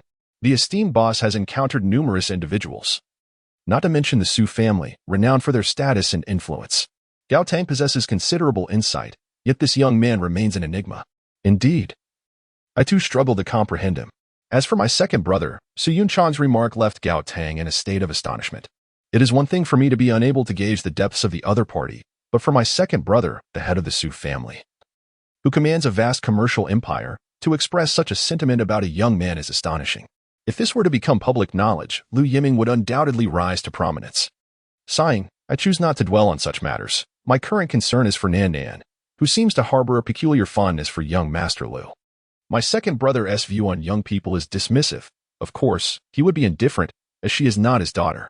Yao Tang refrains from commenting. Meanwhile, Su Rongrong has already escorted Lu Yiming to the door. Lu Yiming, you are deliberately playing the fool, aren't you? Su Rongrong's tone is far from amiable. He, of all people, should be the one to avoid any awkwardness. After all, the two have already shared moments that should have remained private. What does this mean? Lu Yiming decides to continue feigning ignorance. You should not have come. This invitation is from my grandfather. Yes, he is your grandfather now, but the future remains uncertain. Unless I am blind. Otherwise it is ill-advised to curse oneself. Su Rongrong, exasperated, feels as though she might lose her sanity. Enough, Lu Yiming. You lack any sense of shame, and this is not my first experience with your antics. Why would my uncle come to the Magic City? This is a matter concerning my family. I should take you back. In truth, Lu Yiming had already surmised Su Yunchang's presence in the Magic City. In a previous life, he had caused Su Rongrong distress, provoking Su Yunchang's ire, which ultimately led to Su Rongrong being taken back to the Su family, an event that became widely known. Throughout her life, Su Rongrong exhibited remarkable talent in the business realm. Of course, these are matters for another time. Lu Yiming understands that Su Rongrong has always sought to prove herself, a desire that remains unchanged. Thus, he speculates that upon her graduation, Su Rongrong would prefer to carve out her own niche in the Magic City rather than return to the Su family. Naturally, Su Yunchang wishes to spare his daughter from hardship, prompting his desire to bring her back home. Yet, he did not anticipate that Lu Yiming would accurately deduce this situation. This does not concern you, one might argue, but the reality is that the opportunities in the Magic City are finite. Should the Su family insist on entering this arena, it is conceivable that we may find ourselves in opposition. Lu Yiming, are you afraid? Indeed, I am fearful of my own inability to act, of harboring resentment. You are shameless. Uncertain as to why, Lu Yiming's gaze instilled a sense of unease in Su Rongrong. Indeed, he was nothing but a scoundrel, effortlessly dispensing sweet nothings. Such words should be reserved for Cheng Xiao. Could it be that jealousy had stirred within her? That expression of brazen audacity ignited a desire within Su Rongrong to impart a lesson. She forced herself to suppress her fury. When words fail to resonate, it is best to part ways without further ado. I had promised to provide you with an explanation. Leave. How dare he bring up that matter? Only to find himself coerced. It was he who had shown her disrespect, yet the outcome was, fine, Lu Yiming, you shall await the day when you weep. Su Rongrong silently resolved to stand her ground, further solidifying her determination to remain in the vibrant metropolis. As she departed without a backward glance, Lu Yiming revealed a smile.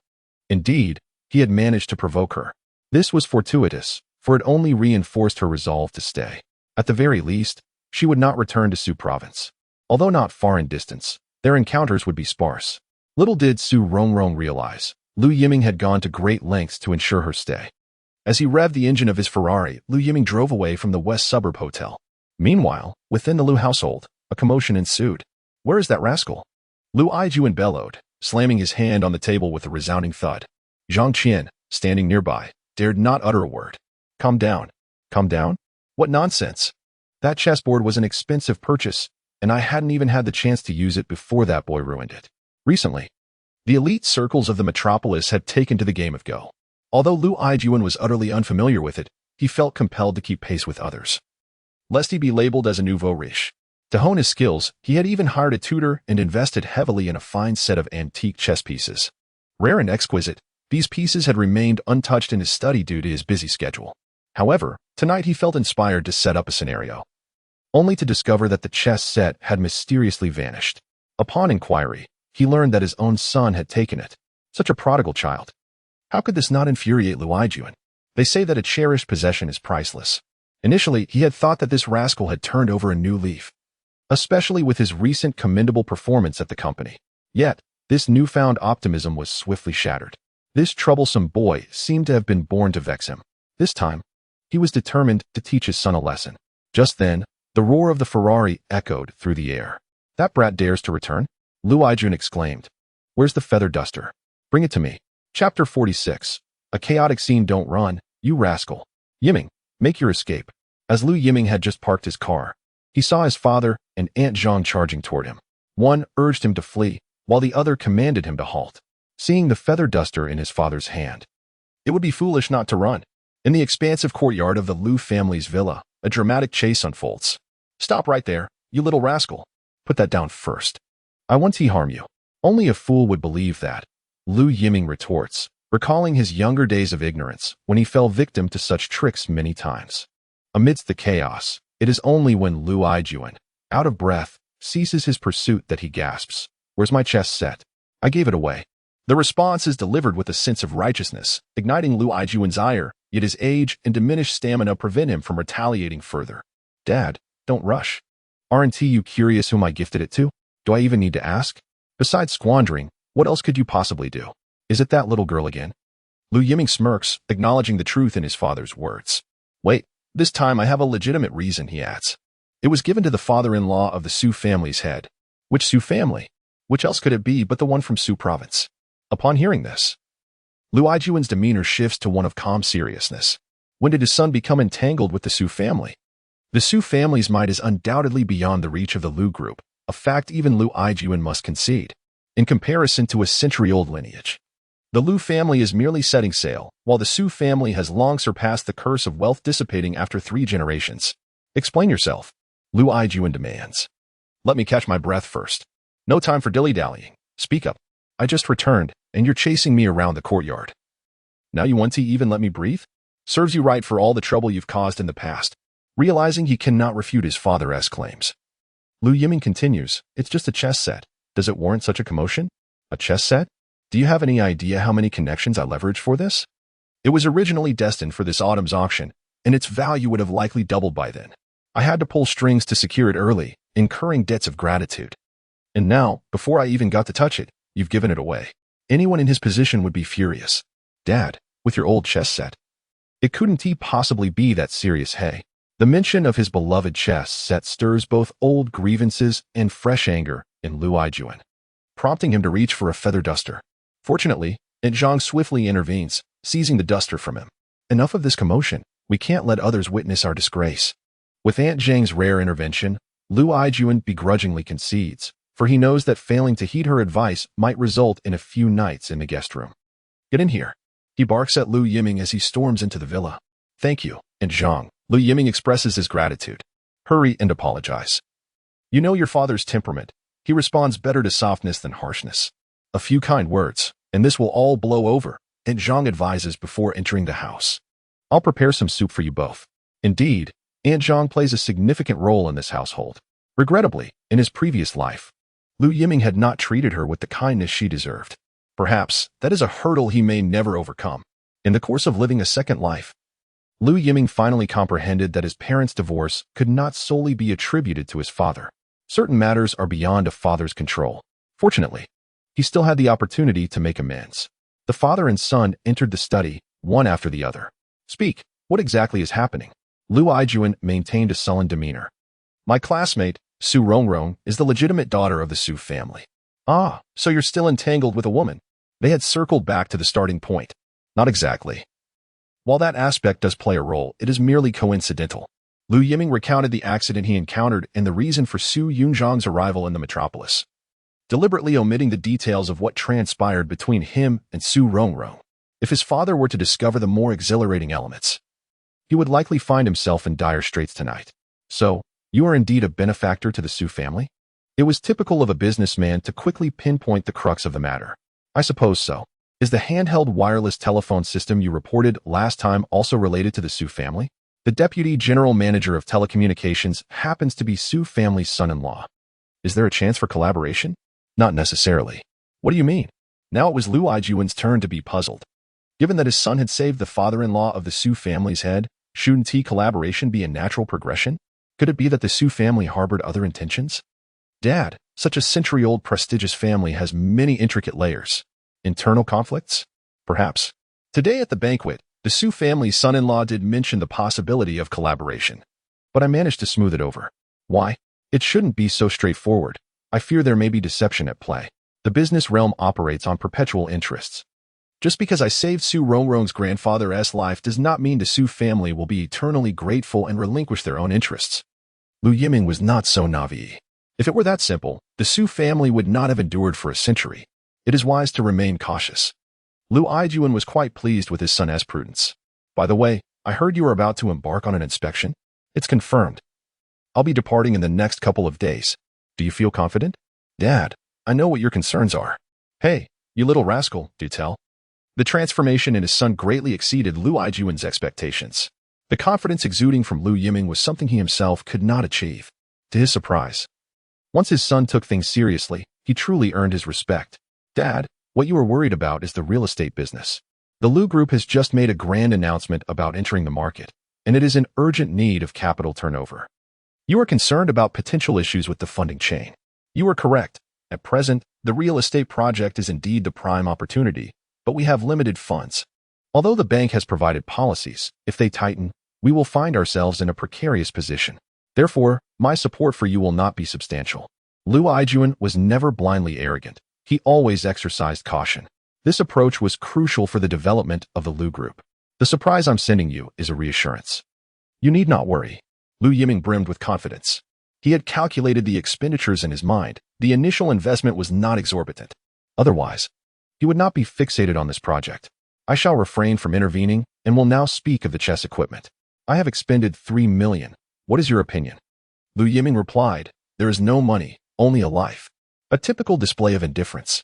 Observing his son's reckless demeanor, Lu Yiming felt his temper dissipate entirely. Chapter 47. A buzz of discussion. Good morning, young Master Lu. Morning. After parking his car, Lu Yiming yawned, appearing severely fatigued. His handsome visage bore the mark of dark circles beneath his eyes. You must take care of yourself, young Master Lu. Do not overexert. It was the same security guard from before, now displaying an exaggerated eagerness. Since learning of Lu Yiming's status, he behaved as though he were on the verge of fawning over him. After all, making a living is no easy task. Isn't young Master Lu working too hard? He is only just graduated, and the burdens are excessively heavy. Heavy my foot. You think it's the same as your life? The joys of the affluent are beyond your imagination. The team leader scoffed, for young Master Lu adeptly maximized his limited time. Do you understand what it means to hustle? What good is wealth when, at 11 at night, the television station's grand screen displays nothing of substance? Television? Can you not aspire to greater heights? Do you know what a nightclub is? What is that? A man's paradise. Such dialogues, of course, went unheard by Lu Yiming, who pondered the notion of a man's paradise in nightclubs. Had he not boasted last night, believing that, given his father's disposition, he could easily evade repercussions? He promptly retrieved the spare chessboard from home, determined to impart a severe lesson upon himself. In Lu Yiming's own words, with his chess skills, besting an uneducated scoundrel would be a mere trifle. However, Lu Yiming managed to teach his father, within a mere 20 minutes, the lesson that hubris leads to downfall.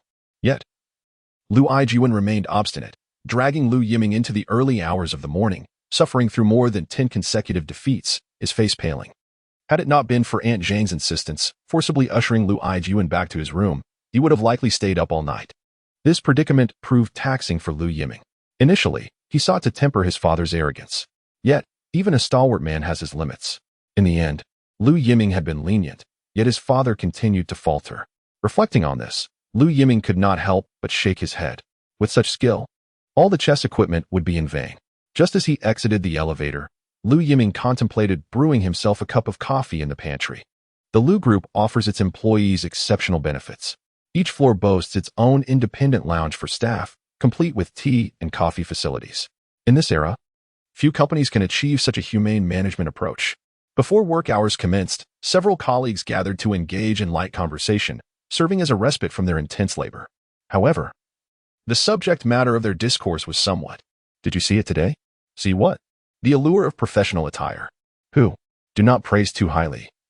It is not merely alluring. You simply have not seen it. I, too, have witnessed it. How unexpected. With such a figure and beauty, it is simply. Are you referring to Vice President Li? Your audacity is quite remarkable. Indeed, Vice President Li is attractive, yet when compared to her, there is still a slight disparity. Who exactly are you speaking of? Who else could it be but the newly appointed assistant of young Master Lu? Cheng Xiao. Yes, that's her. No way. I know Cheng Xiao. She typically wears the same attire. While she is indeed beautiful, she is merely on par with Vice President Li. You simply do not understand. Today, she donned professional attire, complemented by captivating black stockings. Just thinking about the breathtaking moment I witnessed upon seeing Cheng Xiao today makes this male colleague's imagination run wild. It was as though he fell into love at first sight. Surely, this is preposterous. When you see her, do not drool. Lu Yiming remarked, indeed, when men congregate, the conversation inevitably revolves around women. This was the case during our school days, and now, as white-collar professionals, part of society's elite, we remain unable to escape such a tendency. Do you think Cheng Xiao's attire suggests? Hush, keep your voice down. Regardless, I am prepared to make an attempt at pursuing her. Are you out of your mind? She is young Master Lu's assistant, personally recruited by him. After observing her these past few days, she doesn't seem to be like that. Cheng Xiao appears to be quite an innocent girl. Then why not give it a try? Whoever succeeds will treat everyone to lunch for a month. That does sound appealing. However, betting on pursuing a woman is simply foolish. Ahem. Just as their conversation grew increasingly absurd, a cough interrupted them. Young Master Lu. Oh, young Master Lu. What brings you here? Upon seeing Lu Yiming, the group instantly adopted a more composed demeanor. Please, continue. No, young Master Lu, we were mistaken. Who could have anticipated that a few of us would gather to boast and encounter you? Furthermore, why did you personally come to serve coffee? With the assessment at the end of the month, those who fail. I understand, young Master Lu. We shall get to work immediately. Exchanging knowing glances, they promptly vacated the break room. Have you heard enough? Though the break room was devoid of life, Lu Yiming spoke as if conversing with the air. I have no habit of eavesdropping. Vice President Li seems to have been here longer than I. Young Master Lu, you jest. Li pouted, eager to inquire how Lu Yiming had discerned her presence. The waves of the Yangtze River push forward the waves behind. Does Sister Li feel a sense of pressure? In the earlier comparison, Cheng Xiao undoubtedly held the advantage. Is young Master Lu attempting to sow discord among colleagues? Huh. Lu Yiming chuckled. Indeed. Given Li's identity and status, she would not take out her frustrations on Cheng Xiao. He was merely testing the waters. Observing Lu Yiming's retreating figure, Li felt a sense of helplessness. Who would have thought he could be so petty? How protective he is while claiming to have no intentions. Li poured herself a cup of hot milk. Nevertheless, today as Cheng Xiao truly dazzled her. The professional outfit was nothing short of perfection. The delicate waist, so slender that it can be grasped with a gentle hand, paired with the allure of black stockings, exudes an irresistible charm. It's no wonder that the younger generation finds it hard to resist. Upon my own observation, wherever Cheng Xiao goes, there are always numerous furtive glances cast in her direction. Should I perhaps offer a word of caution? Yet, on second thought, her professional attire is entirely appropriate. Initially, Li contemplated warning Lu Yiming, considering that Cheng Xiao is the assistant to the young Master Lu. However, it appears that the principal party is not in a hurry. Cheng Xiao, please come to my office. Lu Yiming returned to his office, coffee in hand. The first order of business was to summon Cheng Xiao. After her departure the previous day, Lu Yiming reflected deeply and recognized that he had indeed overlooked Cheng Xiao's feelings. For her, such expenditures were beyond her comprehension. Yet, at the very moment Cheng Xiao stepped into the office, Lu Yiming's gaze remained fixated upon her. Chapter 48. The allure of professional attire. The allure of professional attire is indeed no mere exaggeration. Cheng Xiao wears it with a stunning elegance that speaks volumes of her charm. Young Master Lu, Cheng Xiao felt quite awkward. After leaving last night, she had made a trip to Chipu Road. The shirt cost 40, the suit 120. At Hunglong, a complete professional ensemble would typically cost nearly 20,000. Yet Cheng Xiao secured hers for merely 160. Admittedly, the fabric was somewhat inferior, But on Cheng Xiao, it transformed entirely. This 160 yuan outfit was a decision she pondered long and hard before finally purchasing. As for the black stockings, it was her first foray into such attire. Cheng Xiao had built up her resolve for quite some time, yet now she found herself slightly regretting it. Upon arriving at the company, she noticed that many colleagues' eyes were closely following her. It was rather disconcerting. I just coordinated with Vice President Li. We are departing tomorrow. So soon? Cheng Xiao was taken aback by young Master Lu's eagerness. It is never favorable to be the object of someone's attention. Although Lu Yiming had advanced the schedule significantly. Once the butterfly flaps its wings, who knows what unforeseen events may unfold. Understood, I will prepare accordingly. As Lu Yiming's assistant, Cheng Xiao knew she must be ready. In a short span, she had already grasped the basics of simple dialogues. A true scholar indeed, she defies conventional reasoning. No need. Stay in the office today. And I can remind you at any time. Stay in the office? This seemed acceptable. Lu Yiming conceded that he simply wished to prevent those with impure intentions from casting lingering glances at Cheng Xiao. He had firmly told himself to keep his distance from her, yet it appears he had underestimated her allure. Ahem, please be cautious in the office from now on. Those fellows are betting on who will pursue you. Though not one to gossip, this time Lu Yiming felt compelled to offer a cautionary note to Cheng Xiao. She promptly understood. Young Master Lu, I apologize. I won't dress like this again. It is the stockings that have caused this predicament. Their impure thoughts are unrelated to you. Lu Yiming kept his head down, fearful that he might lose control of his gaze. Men, after all, always harbor an appreciation for beauty. Lu Yiming's demeanor indeed bestowed a considerable sense of security upon Cheng Xiao. He was undoubtedly different. On that fateful night in the classroom, she had already prepared herself for complete devotion. Cheng Xiao was acutely aware of her own allure. Yet, Lu Yiming restrained himself. Although it was a misunderstanding, his reaction genuinely surprised Cheng Xiao. The playboy, the spoiled heir society failed to grasp the true essence of Lu Yiming. Throughout the day, Cheng Xiao lingered in Lu Yiming's office. His actions sent a clear message to the outside world. His assistant was not someone to be trifled with. Remarkably, he even accompanied Cheng Xiao to the staff cafeteria. An unprecedented gesture. Consequently, no male colleague dared to cast even a fleeting glance in Cheng Xiao's direction. He had perfectly embodied the persona of an overbearing CEO. As for Cheng Xiao, she seemed to revel in this tender care. Nevertheless, she constantly reminded herself that Lu Yiming was beyond her reach. The disparity between them was too vast. Being able to interact in this manner was already a source of great satisfaction for her. I'll come to pick you up tomorrow. No need. I can take the bus. It requires 2 hours in advance. The bus schedule is unpredictable. This is crucial, and we cannot afford any mishaps. All right then. Cheng Xiao ultimately relented, acknowledging that Lu Yiming's concerns were valid. The investment department had toiled extensively for this trip, and any oversight could lead to unforeseen complications. During this time, Cheng Xiao had moved out of the dormitory. She and her mother now resided in a small tenement in Hongkou, a modest 2-story loft with a mere 7 square meters of space. It is often said that in Shanghai, every inch of land is invaluable, that the city is paved with gold. Yet, the reality is starkly different. Many local families in Shanghai find themselves cramped into such antiquated tenements across generations. This is the true portrait of life. The old houses in Hongkou are not conveniently located. Their only advantage lies in the affordability of rent. For Cheng Xiao, it was the best option available. For the majority of the year, Cheng Xiao's mother spent her days in the hospital. 7 square meters was more than sufficient for the two of them. Early one morning, when Lu Yiming's Ferrari cruised down the quaint old street, it instantly attracted the gaze of countless passers-by. Such vehicles are rarely seen, let alone a supercar. The curiosity in the children's eyes was palpable, and residents coming and going couldn't help but steal a few glances. The worth of a Ferrari could easily purchase half a tenement. Cheng Xiao hurriedly exited her home and entered the car amidst envious stares. It wouldn't be long before she became a local celebrity in the tenement. However, for some envious older women, malicious rumors would undoubtedly circulate. Although Cheng Xiao never paid heed to what others said about her, she reflected, it was my oversight. Young Master Lu, not in a formal setting, just call me by my name. We are still old classmates. Lu Yiming genuinely admired Cheng Xiao's resilience from the depths of his heart.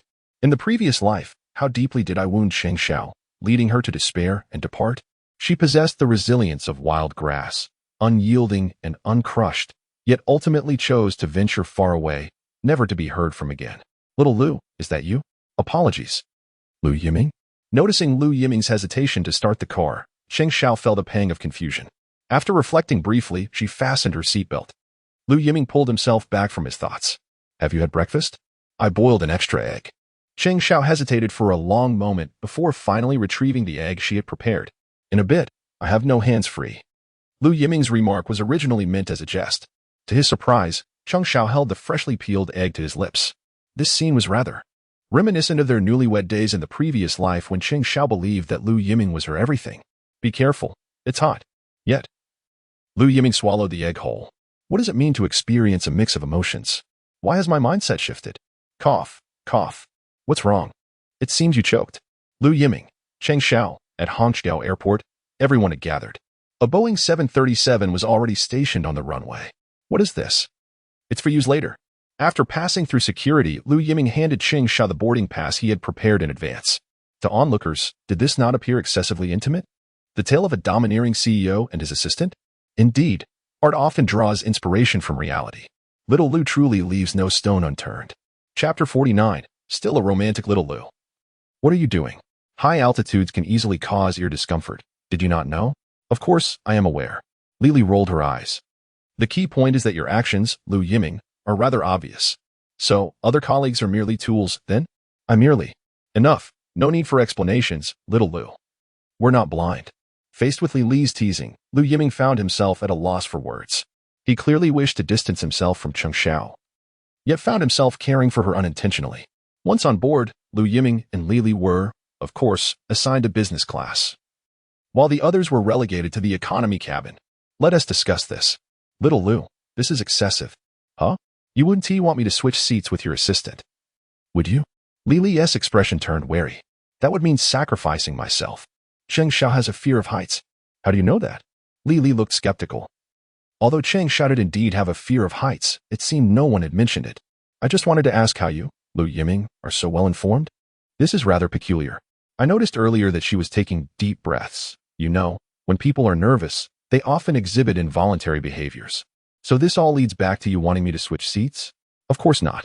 All right then, even if Lu Yiming is flawed, he wouldn't stoop to such depths. Sacrificing Li is something he would never do in this life. I would like to discuss something with you. I will go to the back shortly. Please help take care of Cheng Xiao, but do not reveal anything. Just say that I need to discuss details. Really? At this moment? Li felt a surge of emotions. For Cheng Xiao, she was actually willing to compromise herself? Li understood very well what kind of person Lu Yiming was. He indulged in every luxury that a spoiled rich kid could desire. Yet this time, he was behaving unusually, willing to endure hardship himself. Wasn't that a bit exaggerated? Is that acceptable? Just one word. No problem. Thank you. After receiving Li's response, Lu Yiming stood up and made his way towards the economy class. Huh. I never would have guessed he was such a romantic. It was as if she was seeing Lu Yiming in a new light.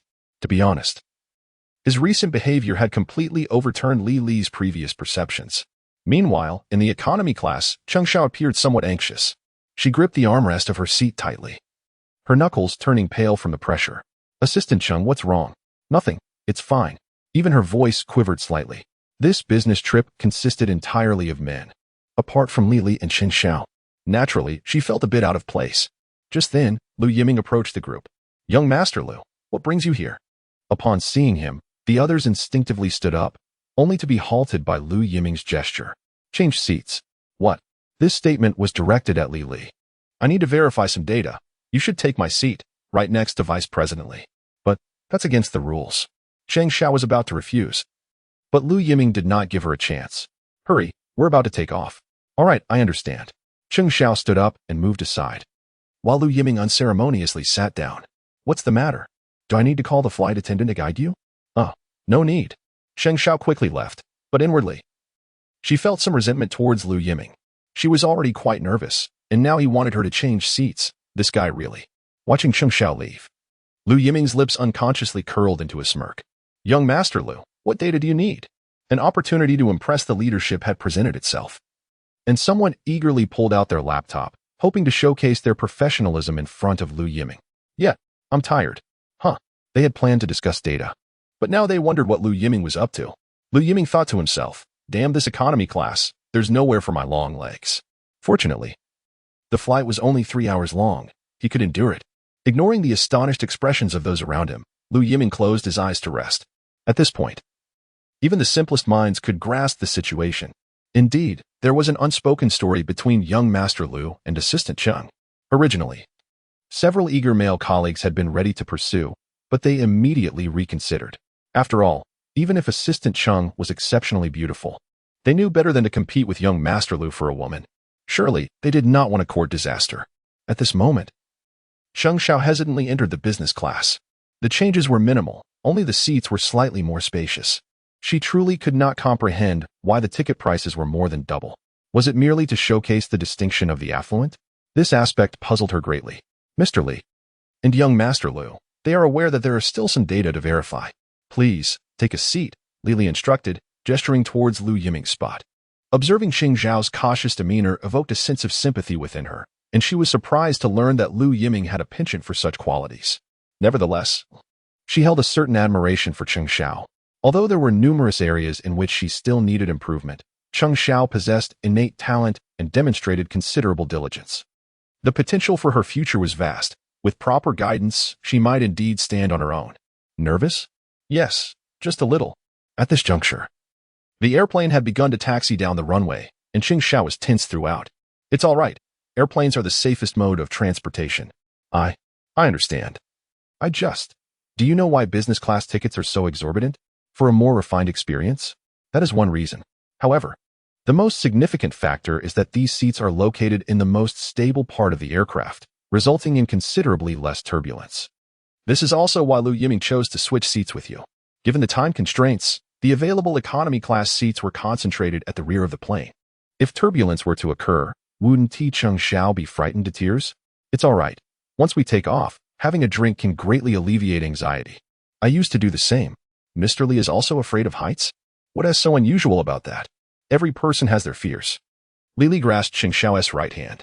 Goodness, your palm is all sweaty. To her surprise, young Master Lu was quite observant. Cheng Xiao wanted to say something more, but a sudden and intense sensation of being pushed back startled her, causing her to shut her eyes. It was not until 10 minutes later that the airplane finally stabilized. 2 beers, please, Li requested from the flight attendant. Give it a try. It really works wonders. All right. To ease her tension, Cheng Xiao unhesitatingly downed the beer in her hand. However, Lu Yiming thought to himself, how could I have forgotten to remind her? Given Cheng Xiao's tolerance for alcohol, despite all the calculations, he had never anticipated this turn of events. Chapter 50. There is nothing that a cold shower can't resolve. After the 737 had landed, Lu Yiming finally opened his eyes. The 2 passengers in the cabin had endured quite a journey. Young Master Lu, seated by the aisle, had spent the entire flight with his eyes closed, not daring to even go to the restroom. The discomfort had left his face pale. As the plane touched down, witnessing the restroom being unavailable was the most agonizing ordeal. What's wrong? The 2 faces were twisted in pain, reminiscent of those who had been mistreated. It's fine. Everything is all right. They wore smiles on the surface, but internally, they were struggling. Originally, the presence of a beautiful companion made the journey quite delightful. Now, young Master Lu had come up with an excuse to send Assistant Cheng away. Having endured a journey filled with quiet grievances, she dared not even draw a breath, fearing to disturb the repose of young Master Lu. The chasm between heaven and hell, it seems, is merely the distance from business class to economy. Young Master Lu, shall we wait for Vice President Li and Assistant Cheng? Business class passengers disembark first. Indeed, I almost overlooked that detail. Observe young Master Lu, willing to endure this indignity for the sake of Assistant Cheng. Such appears to be true love. However, after disembarking, they found themselves searching for Vice President Li and Assistant Cheng for an inordinate amount of time. The airport was hardly vast enough for them to get lost. Just then, Lu Yiming's phone rang. What? All right, I understand. Upon hanging up, Lu Yiming wore an expression that could only be described as comically exasperated. Young Master Lu, what is it? Please wait here. Lu Yiming veered off in another direction, rounding 2 corners before finally encountering a disheveled Li, her face awash with indignation, quite the sight to behold. Who would have imagined that Cheng Xiao's tolerance for alcohol was so feeble? Just 1 beer, and she was utterly inebriated. The crux of the matter was that while she could have simply slept peacefully, the inebriated Cheng Xiao had shed her icy demeanor. Throughout the journey, Li had devoted all her energy to soothing Cheng Xiao, who oscillated between tears and laughter, recalling the bewildered expressions of the elite in business class. Li could only feel speechless. How could you have let her drink? Lu Yiming mirrored her exasperation. He had once experienced the terror of an intoxicated Cheng Xiao. After becoming acquainted with Lu Yiming, Cheng Xiao was obliged to accompany him to various functions. Yet, a single cocktail had completely shattered her defenses. That was a memory Lu Yiming would rather forget, one that still plagued him with headaches. Since that incident, he had never allowed Cheng Xiao to consume a single drop of alcohol again. Little did he know, after parting ways with him, Cheng Xiao had developed a troubling habit of excessive drinking, a revelation that would likely remain forever unknown to Lu Yiming. At this moment, Cheng Xiao sat on the ground, still murmuring to herself, seemingly far from sobriety. You didn't mention she couldn't handle her liquor, Li retorted, initially acting out of goodwill. A mild inebriation can indeed provide temporary relief from tension. Yet, drunken antics were an entirely different matter. With considerable effort, she had enlisted the help of the flight attendants to manage Cheng Xiao. What have I done to deserve this? Not only must I attend to you, young Master Lu, but now I'm also responsible for your assistant? Coughing softly, she acknowledged her failure to clarify matters. What more could Lu Yiming do? He swiftly scooped up the slumped Cheng Xiao. Why are you just standing there? Follow me. Remarkably, Lu Yiming possessed a surprising strength, far exceeding that of the frail men around him. Carrying Cheng Xiao, he strode confidently with Vice President Li trailing behind, making their grand entrance before the assembled crowd. What is this? Young Master Lu, perhaps we should lend a hand. We wouldn't want you to tire yourself. Get lost. Originally intending to flatter, I inadvertently found myself striking a horse's leg instead. Just jesting. Did you expect me to lend a hand? This is Cheng Xiao, who, in a certain sense, is akin to a treasured possession of young Master Lu at this moment. Next time, please engage your mind before you speak. Where's the car? Young Master Lu. The vehicle has been arranged by Assistant Cheng. Lu Yiming. Can't you simply refrain from knowing? Of course, you may, young Master Lu. Please hold on. We shall find it immediately. Another flurry of chaos ensued, and at last, we boarded the car.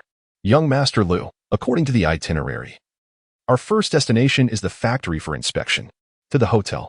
But young Master Lu, it has already been scheduled. Alter the itinerary. It is now evident that our young Master Lu favors beauty over power. Shall I go first and keep the other party waiting? It would be inappropriate. They place great importance on this aspect and should not feel neglected. Once you have settled Cheng Xiao, you may come. In such circumstances, it was still Li who stepped forward. Thank you for your hard work. In truth, the factory visit is merely a procedural formality.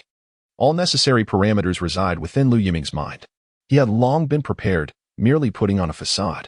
Otherwise, it would appear too conspicuous, raising suspicions among others. Li's willingness to take over is quite agreeable. Young Master Lu, we are already in the car. I am aware. How about you let Assistant Cheng down first? There is no need to hold on like this in the vehicle. Lu Yiming, I have arranged for the finest hotel in the area. As for Lu Yiming, he escorted Cheng Xiao into the executive suite that he was originally meant to occupy. Do you think young Master Lu might? A glance shared between men that only they understand. Watching young Master Lu depart, if this opportunity is squandered, is he still a man? Haha. Before the words could fully escape, a cold laugh echoed nearby. I had forgotten that Vice President Li was still in the car. The few who had just been leering immediately changed their expressions. What are you thinking? Young Master Lu is not that sort of person. Indeed. How could your mind be so sordid? Silence, and get to work. Li scoffed, as they all began to indulge in gossip. It's so hot. Meanwhile, in the hotel suite, Cheng Xiao was incessantly tugging at her coat. Hot, it's truly sweltering. Watching Cheng Xiao undress before his eyes, Lu Yiming could only use the blanket to shield her modesty. After much fuss, Cheng Xiao finally quieted down. Lu Yiming let out a sigh of relief. Pouring himself a glass of whiskey, he downed it in one go. After all, he is a normal man. Moreover, in his past life, every inch of Cheng Xiao's skin was so familiar to Lu Yiming. His patience was indeed put to a considerable test. Loosening his tie, he could not help but swallow hard. This is your seduction. Gazing at Cheng Xiao, defenseless on the bed, Lu Yiming promptly removed his coat and stepped into the bathroom. What could possibly cool one down more effectively than a cold shower? There was no alternative. After all, this was a debt he had incurred in his previous life. Chapter 51. Bound like a zongzi, the passionate scenes from the previous life incessantly flashed through Lu Yiming's mind. Although Cheng Xiao was merely regarded as a substitute for Su Rongrong, those fervent moments had undeniably transpired. Lu Yiming was acutely aware of every inch of Cheng Xiao's skin, every concealed peculiarity about her. Who on earth claimed that a cold shower was effective? The cold water continually stimulated Lu Yiming, yet it proved utterly futile. At that moment, the bathroom door was suddenly thrust open. Lu Yiming thought to himself, how exhilarating. I never anticipated that Cheng Xiao had a wild side when intoxicated. Clearly, I lacked understanding of her in my past life. Alas, fantasies were rich, while reality was stark. Cheng Xiao did not glance towards the bathroom even once. Did a single beer warrant such a reaction? Lu Yiming pondered how he might escape from this predicament. A five-star hotel suite, and yet here he was, confined by Cheng Xiao, who lay beside him, effectively sealing all avenues of escape. To leave, he would have to step over her. To make matters worse, his bathrobe lay on the other side. This was unreasonable, 1 star at best. Cheng Xiao? He called softly, but received no response. Cautiously, he took a step forward, his only thought being to leave quickly before Cheng Xiao regained consciousness, leaving him speechless. Unbeknownst to him, as he stepped over Cheng Xiao, she had already opened her eyes, only to hastily shut them again. At that moment, Cheng Xiao felt as though her head had exploded. A severe headache accompanied by confusion engulfed her. What should she do now? Should she continue feigning unconsciousness or make a hasty escape? Would Lu Yiming succumb to primal instincts? As Cheng Xiao's mind raced with such thoughts, Lu Yiming finally donned the bathrobe and turned to face her. Cheng Xiao's eyelashes fluttered, and her breathing quickened. Surely he wouldn't take advantage of her in this state? How had she allowed herself to drink? This was troublesome. Caught in her wild imaginings, Cheng Xiao heard Lu Yiming's mutterings. In the next moment, he lifted her and strode towards the bed. What does he intend to do? She thought. No, absolutely not. I cannot let this happen so chaotically. Just as she contemplated resisting, she felt herself being lifted off the ground, and before she could utter a sound, she landed on the soft bed. Her stomach churned violently. Lu Yiming, do you have no humanity? Can you not see my distress? Cheng Xiao lamented. Indeed, the gentle, domineering CEO existed only in novels. In reality, it was quite the opposite. As she attempted to turn over, Lu Yiming swiftly grabbed a nearby blanket and bound her like a zongzi. Finally, there was some peace. Cheng Xiao, in this moment, found herself devoid of the strength to struggle. One can only silently deride Lu Yiming's violent behavior, unaware of the overwhelming allure that intoxicated self holds towards the opposite sex. Were it to be another man, even lacking the audacity of a thief, one might still have to engage in some manner of impropriety to reap the rewards. Having dealt with Cheng Xiao, Lu Yiming closed the bedroom door and made his way to the living room. Pouring himself a glass of whiskey, he then dialed Li Li's number. Young Master Lu, how is the tour proceeding? Under their arrangement, the factory tour was conducted. Situated on the outskirts of the city, the area of the factory was modest, not truly distant despite its designation as suburban. The differences from domestic factories were stark. In Li Li's words, she felt her eyes had been opened. In comparison to domestic establishments, Li Li had to concede that there existed a vast disparity in technology, management, and every other aspect. Here, each segment was governed by meticulous management plans.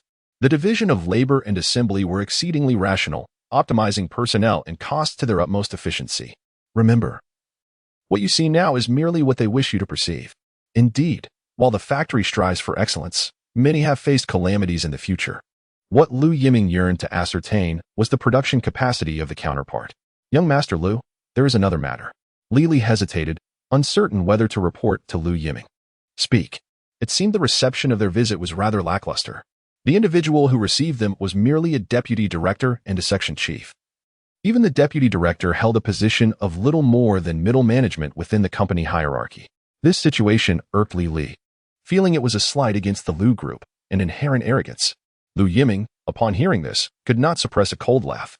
They truly overestimate their significance. Return. Return? Li Li was taken aback. What does that mean?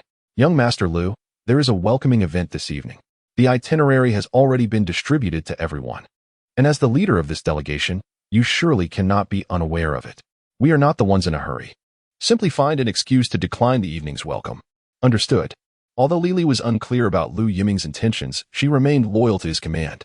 After the factory tour, she communicated with the deputy director, expressing her regret at not being able to attend the welcome event, yet her stance was resolute. The project deputy director was taken aback by her response, his expression turning somewhat grim. After escorting everyone into the vehicle, he hastily dialed his phone, speaking in a flurry that was incomprehensible. Half an hour later, Li Li and her group returned to the hotel.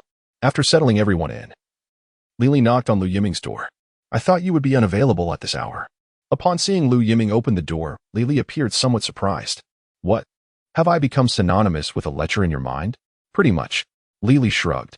In her perception, Lu Yiming would never let such a rare opportunity slip by. To speak frankly, entrusting the inebriated Cheng Xiao to Lu Yiming was a decision that Li grappled with intensely. After all, Cheng Xiao had placed her trust in Li, and should anything go awry, Li would bear the consequences. Yet, in the end, she chose to place her faith in Lu Yiming once more. In retrospect, it seems her gamble paid off. Where is the person? Sleeping in the room, a drunken soul. Lu Yiming smirked, pouring a glass of whiskey for Li. Care for a drink? Do you intend to get me intoxicated? Forget it, your tolerance surpasses mine. And I have no desire to feel uncomfortable. Quite self-aware, indeed. Li smiled as she accepted the glass, and she herself could not fathom why, during this period. She had begun to trust Lu Yiming. This shift felt somewhat abrupt, leaving her puzzled as to its origin. Chapter 52. Steady as a fisherman, young Master Lu. Theoretically, our time is rather limited.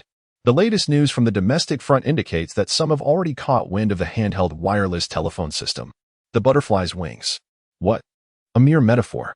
Lu Yiming understood that his own radical approach had led to leaks, although the majority remained oblivious to the opportunities at hand. Wealth has always been held by a select few, hasn't it? If someone intervenes, it could indeed yield unforeseen possibilities. Our urgency surpasses theirs. This. Li had reason to doubt. Logically, they could bide their time, especially since they held the patent for the handheld wireless telephone system. This was their trump card. Unfeasible? It was difficult to concede. Li did not hold back. When it was time to question, she was unyielding. Look at this. Lu Yiming appeared to have anticipated her skepticism, retrieving a document from his briefcase. What is this? You shall see upon reading. Li took the report with a hint of disbelief, and upon opening it, her gaze turned astonished toward Lu Yiming. There was no need to doubt the report's authenticity. Where did this come from? This document could be considered a commercial secret. The data it contained was of paramount importance. As a private enterprise, there was no obligation to disclose such information. This. Do not regard me with such scrutiny, nor overthink it. Corporate espionage is a narrative best left to fiction. But this report? There exists a profession known as a business broker, and I spent $1 million on it, which stings a bit. Hiss. One can only say that young Master Lu truly knows how to spend lavishly. Li no longer doubted. Instead, she read on with patience. The financial situation has deteriorated to such an extent? Their essay saying, after all, that appearances can be deceiving. Indeed, the factory could project an image of formidable strength. Unfortunately, the current financial state had reached a dead end. Young Master Lu, I fail to comprehend, if this is indeed the case. Our proactive outreach should present an unparalleled opportunity for them. Yet, they merely dispatched a deputy director. Could it be that dissent exists within their ranks? There are no issues internally, and the power remains solely in the hands of the upper echelon. But why do they choose this path? In pursuit of greater benefits? They simply desire to make exorbitant demands. This time, however, it is merely a self-staged performance. Lu Yiming let out a cold laugh and downed his whiskey in one gulp. Indeed, the stronger the liquor, the clearer it renders one's mind. Are you suggesting we leave them to their own devices? What if it backfires? After all, the domestic situation is far from optimistic. Should any rivals intervene, it would pose significant trouble for the Lu Corporation. The most pressing concern is the severe shortage of funds in the investment department. Entering the real estate sector has siphoned off too much capital from the group. Even if Lu Yiming wishes to support his son, he may find himself constrained. Moreover, those competing companies are all financially robust. Not to mention, the efficiency of operations domestically is notoriously sluggish. In this regard, Lu Yiming holds unwavering confidence. There are only a handful of companies within the country with the insight and capability to target handheld wireless telephone systems. Indeed, substantial funds are at hand. Unfortunately, infighting within these groups is excessively severe. Even if a direction is proposed, it takes at least 2 months to discuss and translate that into action. Given the current dire financial situation, surviving a month would be a stroke of luck. Although the owner is greedy, he lacks the audacity to take risks. This character trait presents the perfect opportunity for Lu Yiming. In his previous life, the group was driven to desperation, at the brink of collapse. They had no choice but to use the patent for the handheld wireless telephone system as collateral, which only bought them an additional 6 months. Ultimately, they were left with a ready-made bargain. If that is the case, we can indeed afford to wait. Not only must we wait, but starting tomorrow, you will reach out to several mobile phone manufacturers, beginning with Sharp. Understood. Lily immediately grasped Lu Yiming's intent. This is about making them flounder, causing them to lose their composure.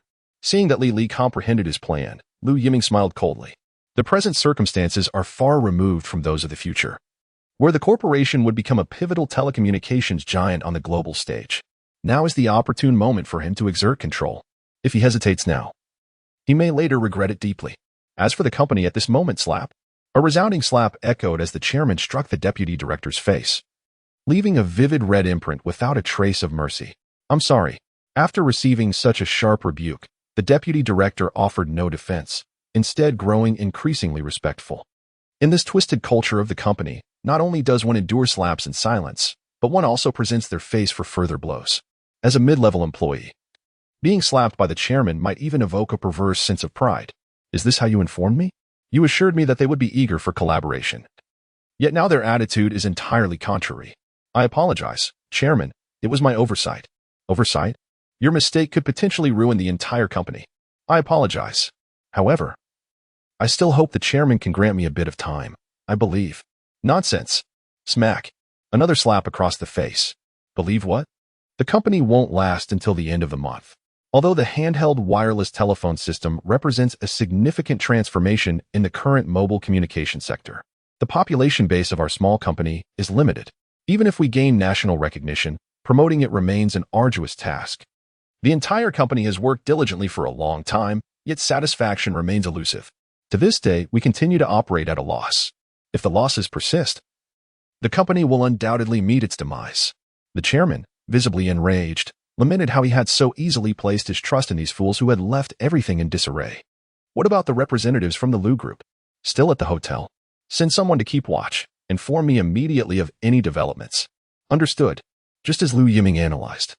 The chairman is both inexperienced and indulgent.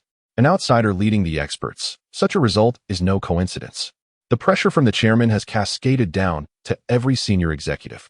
Before voicing any dissent, it would be wise to consider whether one can still maintain their position. Chapter 53. Cheng Xiao. Who cannot show her face. I am going to draft tomorrow's plan now. Wait, does young Master Lu have something else? Lily expressed some confusion. Shouldn't the focus be on intensifying our layout? After all, we must not allow anyone to sense anything unusual. Otherwise, our efforts will be in vain. Unexpectedly, Lu Yiming pointed towards his room. What does that mean? Lily exclaimed. Hey, I considered you a partner. And you're thinking about sleeping with me at any moment? Young Master Lu, I warn you. What are you thinking? Let us see how Cheng Xiao is doing. Just wait. The fleeting image vanished, as if lingering for even a second would reveal mockery on Lu Yiming's face. I can't show my face. Be careful, or you'll break something and have to pay for it. In the process, she accidentally bumped into the coffee table. Why can't this shabby object be at a normal height? Lily gritted her teeth, continuously cursing Lu Yiming in her mind. He must enjoy teasing her, relishing her embarrassment. When Lily opened the door, she instantly burst into laughter, although she had felt a bit disgruntled upon seeing Cheng Xiao wrapped up like a dumpling. Still struggling to free herself from the blankets, the scene was simply too amusing. Sisterly. Cheng Xiao turned back, startled, and then proceeded to ask, how could she face anyone in the future? Don't move. Be careful not to hurt yourself. Lily quickly suppressed her laughter and stepped forward to assist. In a matter of moments, she freed Cheng Xiao from her constraints. Did you suffer any losses? Don't mention it. Do you know what the most dreaded thing is for someone who has had a hangover? It's not the memory loss. Rather, it is the vivid recollection of everything that transpired during the drunken state, etched clearly in their mind. Unfortunately, Cheng Xiao belongs to that very category of individuals. Thus, having been embraced by Lu Yiming and carried back to the room, I struggled to remove my coat, my heart racing as I inadvertently revealed too much. Seizing the moment while Lu Yiming was bathing, I rushed into the bathroom. No, that's not accurate. I merely intended to be sick. Yet, the entirety of this scenario remains vividly etched in Cheng Xiao's memory. She yearned to inquire how she ought to face Lu Yiming. Cheng Xiao never anticipated that her inebriated self could be so exaggerated. It seemed she had not suffered any loss. Although her attire was disheveled, fortunately, her modesty remained intact, and there were no marks of affection upon her neck.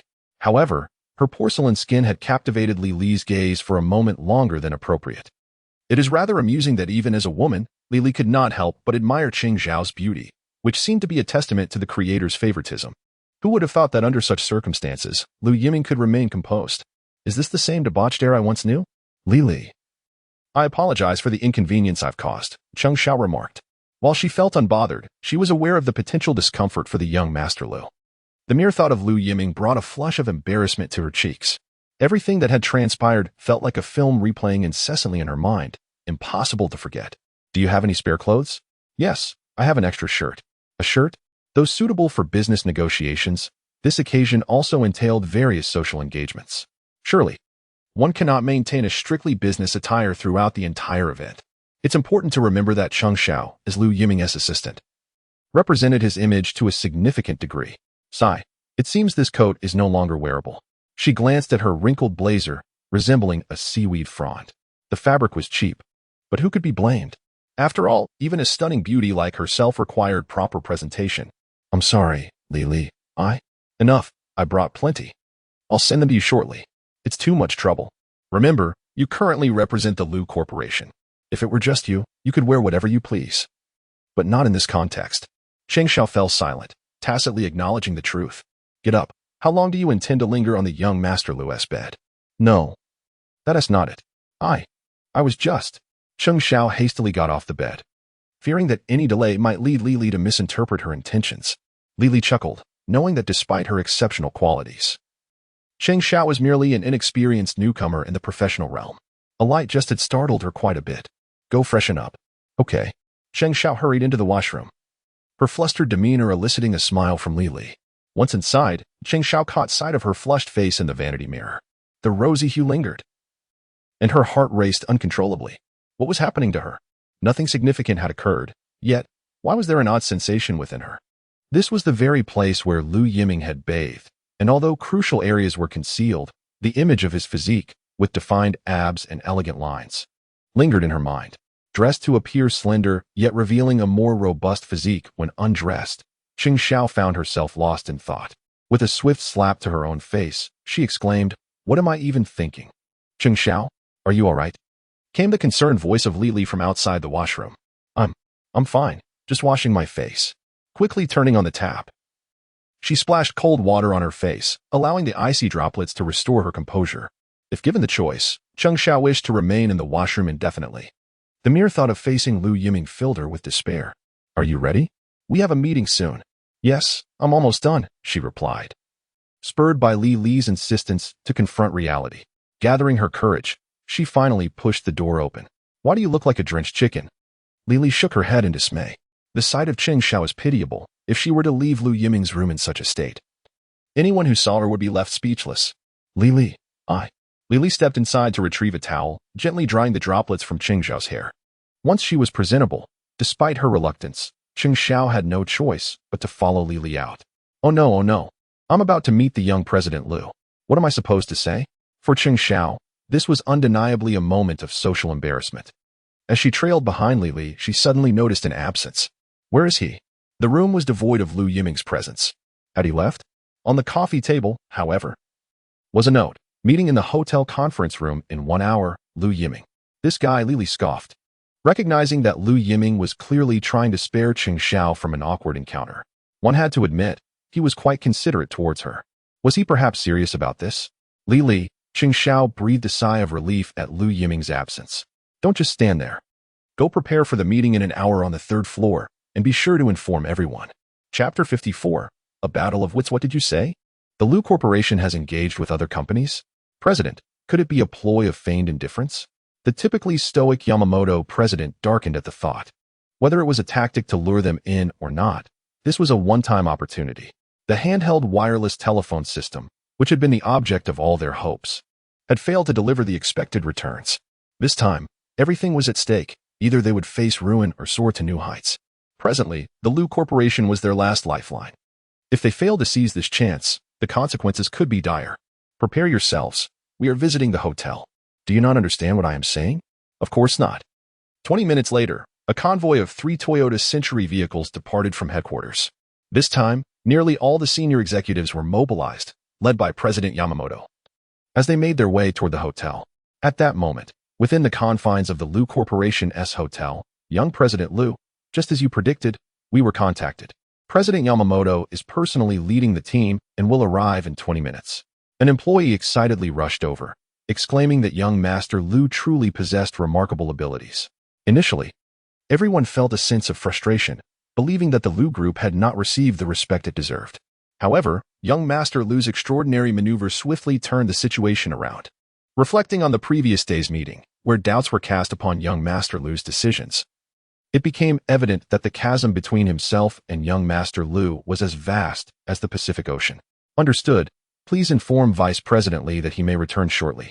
He said, shall we wait at the hotel entrance, young Master Lu? The urgency is not ours. Oh. And please notify the hotel that we require the largest conference room on the 3rd floor. I will attend to it immediately. With unwavering confidence. Lu Yiming embodied the strength of the Lu group. 3 Toyota Century vehicles came to a halt at the hotel's entrance. For they were indeed one of the most renowned financial conglomerates in Japan. The presence of President Yamamoto drew considerable attention, but at that moment, he had no desire for pleasantries. President, we have contacted the Lu group, but they are exceedingly arrogant, remarked one agitated department head, frustrated that the president had personally come without any arrangements for reception. This is an outright slap in the face. Silence, you fool. This is a direct retaliation for our arrogance yesterday, President Yamamoto retorted coldly, disregarding the others as he strode towards the hotel's elevator. The group entered the elevator in batches and descended to the 3rd floor, where Lu Yiming awaited at the elevator doors, perfectly poised. Mr. Lu. It is a pleasure to finally meet you, President Yamamoto greeted, both men adorned with warm smiles, masking any prior discontent. Engaging in the customary business niceties came naturally to Lu Yiming, who was equally impressed by Yamamoto's acumen, initially intending to impart wisdom to the younger generation. Yamamoto found himself instead on the receiving end of an education, affirming the adage that the younger waves push the older ones forward. At that moment, Li and her colleagues had also returned to the hotel. Once seated in the conference room, President Yamamoto delved straight into the matter. I have heard that the Lu group is quite interested in our handheld wireless telephone system technology. Just as the translator was about to speak, Lu Yiming interjected, of course. Otherwise, we would not be here. The unexpected fluency in Japanese, with a perfect Tokyo accent, took President Yamamoto by surprise, leaving the translator bewildered. Was this an indication of impending unemployment? The translator had been hired at a considerable cost and had previously been with Li, missing the earlier cordial exchanges. Initially, they relied on translation services, but now, young Master Lu spoke Japanese? Li's expression was one of confusion, but it was not the time for inquiries. She could only quietly consult with Cheng Xiao beside her. I am not sure either. Although the school offers Japanese courses, they are merely electives. Furthermore, the esteemed university in the magical city does not impart the authentic Tokyo dialect. To speak candidly, Cheng Xiao was equally astonished. Is this truly what one would call a wealthy scion? Has the realm of the affluent descended to such depths? Despite being a renowned campus belle and academic prodigy at this illustrious institution, when compared to Lu Yiming, Cheng Xiao realized her insignificance. President Yamamoto, on the other hand, maintained a more pragmatic approach. Naturally, I harbor a profound admiration for Chinese culture. Let us dispense with pleasantries. I wish to introduce production lines and acquire the usage duration of patented technologies. While there is no issue with purchasing the duration of patent usage, I must candidly express my skepticism regarding your country's current capacity to facilitate the introduction of production lines. Is President Yamamoto lacking confidence in our domestic manufacturing sector? Lu, you must understand that we uphold a relentless pursuit of excellence for every product. If your esteemed company requires goods, regardless of quantity, we are fully prepared to supply. I trust you have witnessed our production capabilities and can attest to our ability to deliver products. For us, controlling production is paramount. It is a matter of principle. As for the sale of patented technologies, determining this based on duration is agreeable. Everything must remain under our control to effectively manage our partnerships. Losing face in the present is inconsequential. President Yamamoto is confident that he can later recover both the principal and the interest. However, it seems President Yamamoto has misjudged Lu Yiming's resolve. Entrusting the lifeblood of the Lu group to another? Such losses are not unfamiliar from my past life. In Lu Yiming's eyes, the credibility of the little nation is akin to mere nonsense.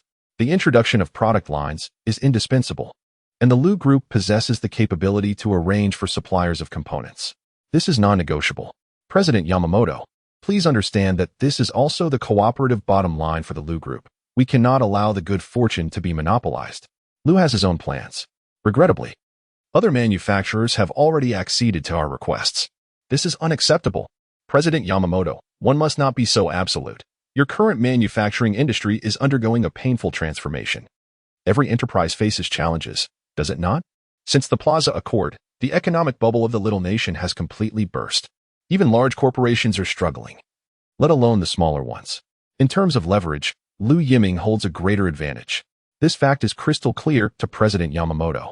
Yet, for a formidable figure like Yamamoto, the sensation of being maneuvered is rather unpleasant. Chapter 55. Full of confidence, President Yamamoto. We both understand that the handheld wireless telephone system is merely a fusion of various businesses. For Lu Yiming, the emphasis lies essentially on the handheld wireless telephone system as a carrier, akin to a mobile phone. However, it operates on a fixed-line network, essentially functioning as a portable landline. The reason for the focus on the handheld wireless telephone system is due to its unfathomable market potential within China. However, this point eluded President Yamamoto. The handheld wireless telephone system had already encountered a significant setback here at Shinoas. The majority of users were drawn in by the allure of low communication costs, resulting in corporate clients comprising a substantial portion of the user base. The promotion of the handheld wireless telephone system among individual customers proved to be an arduous endeavor. The company, once brimming with confidence, now found itself in a state of confusion. Now, with the Lu Group extending an olive branch, it represented a final lifeline, a patent usage fee of $2 million annually, without the requirement to explore overseas markets. And of course, production lines could be established through leasing, but must remain domestic. Mr. Lu, we need to ponder this. Naturally, I shall remain in your esteemed country for a week, during which we will also engage with other companies, hoping for a fruitful collaboration. Lu Yiming showed no signs of hesitation as he rose to see his guests off, assuming command of his domain, and shook hands with President Yamamoto in farewell. The other executives remained conspicuously silent throughout, a clear indication of President Yamamoto's dominance in decision-making. For Lu Yiming, this was undoubtedly a monumental piece of news. He discerned that President Yamamoto's mind was already in disarray. Young Master Lu, should we prepare alternative options? He inquired. Inform everyone to enjoy their meals and leisure in the coming days. Rest assured, the daily allowances are on the company, he added. Long live young Master Lu. Following such a leader was indeed a stroke of fortune. He was both diligent and indulgent. As for reaching out to other major manufacturers, that was a lost cause. The mobile phone technology itself was beyond the current capacity of the Lu Group. While a dedicated focus on mobile development could be feasible, the Lu Group was committed to a multifaceted growth strategy, making such financial support implausible. Technological research and development was indeed a bottomless pit. Although Lu Yiming had a keen insight into the future, he was not omnipotent. Sister Lily, Cheng Xiao, please come with me. The rest may disperse, Lu Yiming instructed, retaining only Li Lily and Cheng Xiao.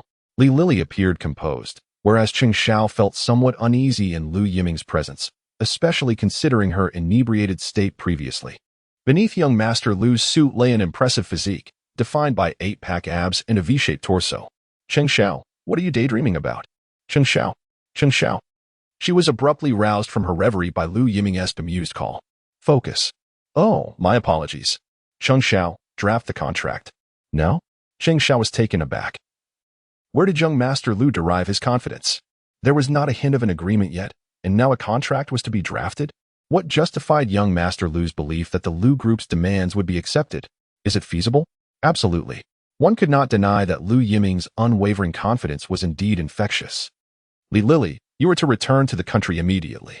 The site selection and production line must be established in Magic City. Showcase your strengths. As we require the government's sincerity, why must it be in Magic City? Li Lily questioned, unlike Cheng Xiao. In this regard, one must be astute beyond all others.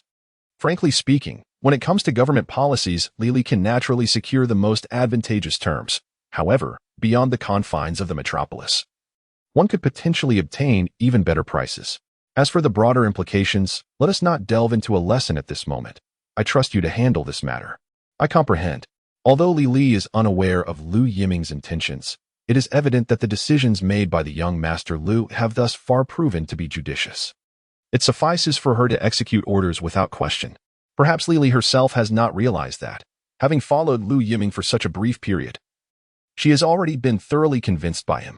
Such a scenario would have been utterly unimaginable in the past. Lu Yijuan's intention was for Li Li to assist Lu Yiming. Yet ironically, she has become entirely subservient to him, failing to fulfill her intended role. I wonder what expression Lu Yijuan will wear upon learning of this development. After all, as his special assistant, Li Li possesses considerable capability. At this moment in the metropolis, Wan, if you wish to remain in the city, it is not out of the question. However, you must agree to a few of my stipulations. Su Rongrong has been in the metropolis these past few days, and the reason is quite apparent. He desires his beloved daughter to reconsider her stance. Yet Su Rongrong seems resolute, adamantly refusing to return to Su province. Compared to her previous life, Su Rongrong's circumstances have undergone a radical transformation. At the very least, she has not suffered at the hands of Lu Yiming. Well, it is true that there has been no substantial harm inflicted. As for other grievances, Su Rongrong asserts that she will certainly settle them with Lu Yiming in due course. As for her reluctance to return to Su province and her ambition to carve out a place for herself in the metropolis, Su Rongrong, though reluctant, must ultimately respect his daughter's wishes. Most importantly, her grandfather is firmly on her side. Speaking of filial piety, the old gentleman is still around, and the balance of power does not favor this father. With no other recourse, Su Rongrong reluctantly concedes. Very well, remaining in the metropolis poses no issue. If you wish to showcase your talents, that is also permissible. I, too, wish for my daughter to achieve great success. However, the disparity between ideals and reality is often vast. Graduates from the prestigious universities in the metropolis are indeed sought after by numerous large corporations. Yet to claim that one can ascend to a pivotal role immediately upon entering the workforce and make a significant impact is patently unrealistic. Furthermore, Su Rongrong's passion lies in investment banking, a field that, in 1995, is indeed formidable. Should Lu Yiming become aware of this, one could only commend Su Rongrong's discerning taste. Mastering the investment banking landscape for the next 3 decades is undoubtedly a commendable choice, capable of creating a plethora of investment legends. In the rapidly developing China, countless opportunities abound. It merely hinges on how one seizes them. Unexpectedly, Lu Yiming and Su Rongrong's visions align so closely. I will select the company. Dad, there is no choice in this matter. The realm of investment banking is not simple, given that his daughter wishes to remain in the metropolis. It seems that his long-held plans have found an ideal executor. In the fleeting moment when Su Rongrong was lost in thought, Su Rongrong's lips curved into a smile. Do you not wish to return to headquarters? It matters not, for the Su family's investment bank welcomes you. Indeed, experience prevails with age. Chapter 56, Gaoyuan Capital. Gaoyuan Capital? Su Rongrong gazed at her father in confusion. Gaoyuan Capital? As someone well-versed in the investment realm, Su Rongrong seemed unfamiliar with the name her father mentioned. It is a notable investment bank in Huaxia, alongside renowned names such as Sequoia Capital and Shenzhen Capital, which also boast significant reputations. However, we dwell in an era where foreign capital reigns supreme. Fidelity, Blackstone, Morgan Stanley, and Goldman Sachs, these illustrious names symbolize immeasurable wealth and are the preferred choices for the affluent. As for Gaoyuan Capital, Su Rongrong couldn't help but wonder if her father had been misled. Do you wish to lead a team independently? Certainly. Leading a team independently is indeed Su Rongrong's aspiration. Yet, in the realm of large investment banks, unless one is a seasoned veteran, it is best to temper one's ambitions. Who would entrust substantial funds to a novice? Even with immense potential, the risk of a single misjudgment could result in incalculable losses. The so-called angel round has yet to be clearly defined in this age. Rather than toiling within a major investment bank, it would be wiser to contemplate building something robust and formidable. If one is to embark on a venture, it must be pursued with excellence. Ambition is the most vital component. This serves as Su Rongrong's first lesson to his daughter. Though Gaoyuan Capital may not be widely recognized, it possesses abundant financial resources. Father, the decision lies in your hands. After a moment of contemplation, Su Rongrong lifted her head, her gaze resolute. Indeed, Su Rongrong would never disappoint Su Rongrong. This truly reflects her character. Have you made your decision? Yes. Here is a business card. You shall commence work tomorrow. Is it truly this simple? This. Is it not somewhat exaggerated? After all, it is an investment bank, and there is no interview. I shall not conceal it from you. Gaoyuan has intricate connections with the Su family. This is something Su Rongrong could ascertain even without her father's disclosure, rather than conceal it. It is best to be forthright from the outset. Father, there are regulations in place that prohibit the Su family from encroaching upon the Magic City. What era are we in? Some agreements ought to be rendered obsolete. Moreover, others may not adhere to such honesty. Su Yiming scoffed. The subtle maneuvers of other families are not few. The following day, Su Rongrong became an independent analyst at Gaoyuan Investment, akin to ascending to great heights. In fact, should she desire, the title of partner would be within her grasp. Su Yiming departed the Magic City with ease. As for whether his daughter could thrive, the stage had already been set. It was now up to Su Rongrong. Perhaps it was fate. The first project that captured Su Rongrong's attention was the handheld wireless telephone system. Well, the previous dinner merely provided her with an opportunity to overhear a conversation between Lu Yiming and her uncle, which sparked her intrigue. Yet, from mere snippets of dialogue, Su Rongrong astutely identified a breakthrough. At times, vision determines everything. Su Rongrong's perspective is undoubtedly elevated, viewing issues from a unique angle.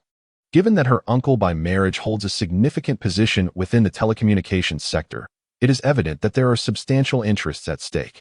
As for Lu Yiming, despite her disdain for his character, Su Rongrong admires his discerning vision. She swiftly identifies the handheld wireless telephone system as an excellent opportunity amidst the domestic market's gaps, potentially serving as a launchpad for Gaoyuan Investment's reputation. This is indeed her grand strategy, as she feels it is finally time to showcase her capabilities. Su Rongrong is acutely aware that her sudden entry into Gaoyuan Investment has not garnered much confidence from the internal team. A recent university graduate, her background remains a mystery, making it challenging to establish a foothold within the company. Initially, she anticipated that her proposal would face criticism, yet unexpectedly, the top executive at Gaoyuan Investment expressed considerable enthusiasm for the project, decisively placing it in her hands. The efficiency of Gaoyuan Capital is astonishing, with the project being greenlit mere hours after submission. Despite not yet fully understanding her team, Su Rongrong has already demonstrated what it means to be a true action taker. She has booked a flight to Xi'Rizi for the following day, aiming for an element of surprise. Filled with confidence, she remains unaware that the top executive at Gaoyuan Capital is on the phone with Su Yunzhang in his office. Mr. Su, as you predicted. Rongrong has set her sights on the handheld wireless telephone system, the executive conveys, expressing deep respect for Su Yunzhang's judgment. My daughter's vision reflects my own. Su Yunzhang replies with pride, fully understanding her capabilities. He had sensed this during their previous dinner gathering. The ability to capture valuable information is an essential trait of a successful individual, and Su Rongrong evidently qualifies. However, Mr. Su, as far as I know, the Lu Group has also taken an interest in the handheld wireless telephone system. Are you aware? Of course, he replies. Are you contemplating snatching it from the Lu Group? No, it's too late. During our last dinner, I discerned Lu Yiming's concealed intentions. The heir of the Lu Group is quite formidable. Should I halt the project? Losing out would not bode well for Su Rongrong, particularly as it marks her inaugural project at Gaoyuan Investment. A failure could severely undermine her morale, especially in an environment already rife with turbulence. Just pretend you know nothing. I understand. One must admit that Mr. Su is quite stern with his daughter. Even knowing the potential outcome, he insists on allowing her to proceed. It could be said that failure is indeed the finest teacher, and this may be a necessary catalyst for Miss Su's growth, even if it involves a painful lesson. Understanding Su Yunzhang's intentions, the leader of Gaoyuan Investment fell silent. The reason for adhering to Su Yunzhang's words is, well, the financial backers of Gaoyuan Investment are, in fact, the Su family, a pawn discreetly placed in the bustling city of Magic Capital. They are stirring the tides and strategically positioning themselves in advance. The Su family has long begun clandestine arrangements. Certain agreements should have been shattered by now. The Magic Capital is destined to become a battleground for military strategists. Not only the Su family, but many prominent clans have also initiated their own plans. Ultimately, who will seize the upper hand depends on each party's capabilities. As for Su Rongrong, she remains blissfully unaware of all this. She swiftly prepared all the materials for the handheld wireless telephone system. The outcome of this struggle remains uncertain until the very last moment. In Su Rongrong's words, the situation must be broadened. Chapter 57. Teacher Ida, Mr. Yamamoto. I did not expect to receive your invitation at such a late hour. At 10 p.m., Lu Yiming unexpectedly received a call from the beautiful secretary of President Yamamoto. It seems the old fox could no longer remain patient, reaching out a day earlier than Lu Yiming had anticipated. The internal troubles appear to be even more severe than he imagined. "Welcome, Lu-san," President Yamamoto greeted warmly at a private club. It must be said, this place is indeed exceedingly discreet, with a pleasant environment. Of course, Mr. Yamamoto smiled slightly. This is one of the favorite clubs of the affluent in Little Japan. Its rare membership means that even wealth cannot guarantee entry. Despite being in a precarious situation, President Yamamoto still seemed content to enjoy himself, maintaining a positive demeanor. "Lu-san, let me introduce you to a few lovely ladies." President Yamamoto clapped his hands, and the sliding door opened to reveal a familiar face kneeling outside, Okubo Matsui, who would later become renowned as Teacher Ida. Unfortunately, a decade later, her fate would be tragically sealed. However, that is not the crux of the matter. The key point is that at this moment, President Yamamoto displayed an expression that only men can comprehend. "Lu-san, she is top-notch. She is one of my favorites." Lu Yiming thought, what the heck? Although he understood that both the Japanese and Korean chaebols have such peculiar tastes, he did not expect President Yamamoto to have even more unconventional preferences. Was this an invitation for him to join in? "Mr. Yamamoto, I appreciate the kind offer." TSK. "Lu-san, you truly are dull," President Yamamoto remarked, seeing Lu Yiming's resolute attitude, and then helplessly waved his hand. It was indeed challenging to navigate this situation. The late-night invitation was certainly not for the purpose of sharing women. Ultimately, it revolved around contractual matters. Yamamoto genuinely wished to sign an agreement, as his financial situation had reached a critical juncture. Hoping to turn his fortunes around with the handheld wireless telephone system seemed like a fool's dream. If the Chinese market could be opened, it would signify a transformative partnership. However, the proposal put forth by the Lu Group was excessively stringent. Although it could offer a chance for rebirth, the benefits to be gained would be minimal. Were this conversation to take place 2 months prior, Mr. Yamamoto would have merely responded with a cold smile and an unequivocal refusal. However, in the present circumstances, "Lu-san, allow me to introduce you to our sake. This is the Jumai Daijinjo from the esteemed 14th generation Ryusen." Mr. Yamamoto gestured toward the sake before them. The label 14th generation originates from the Takagi brewery, named after its 14th heir.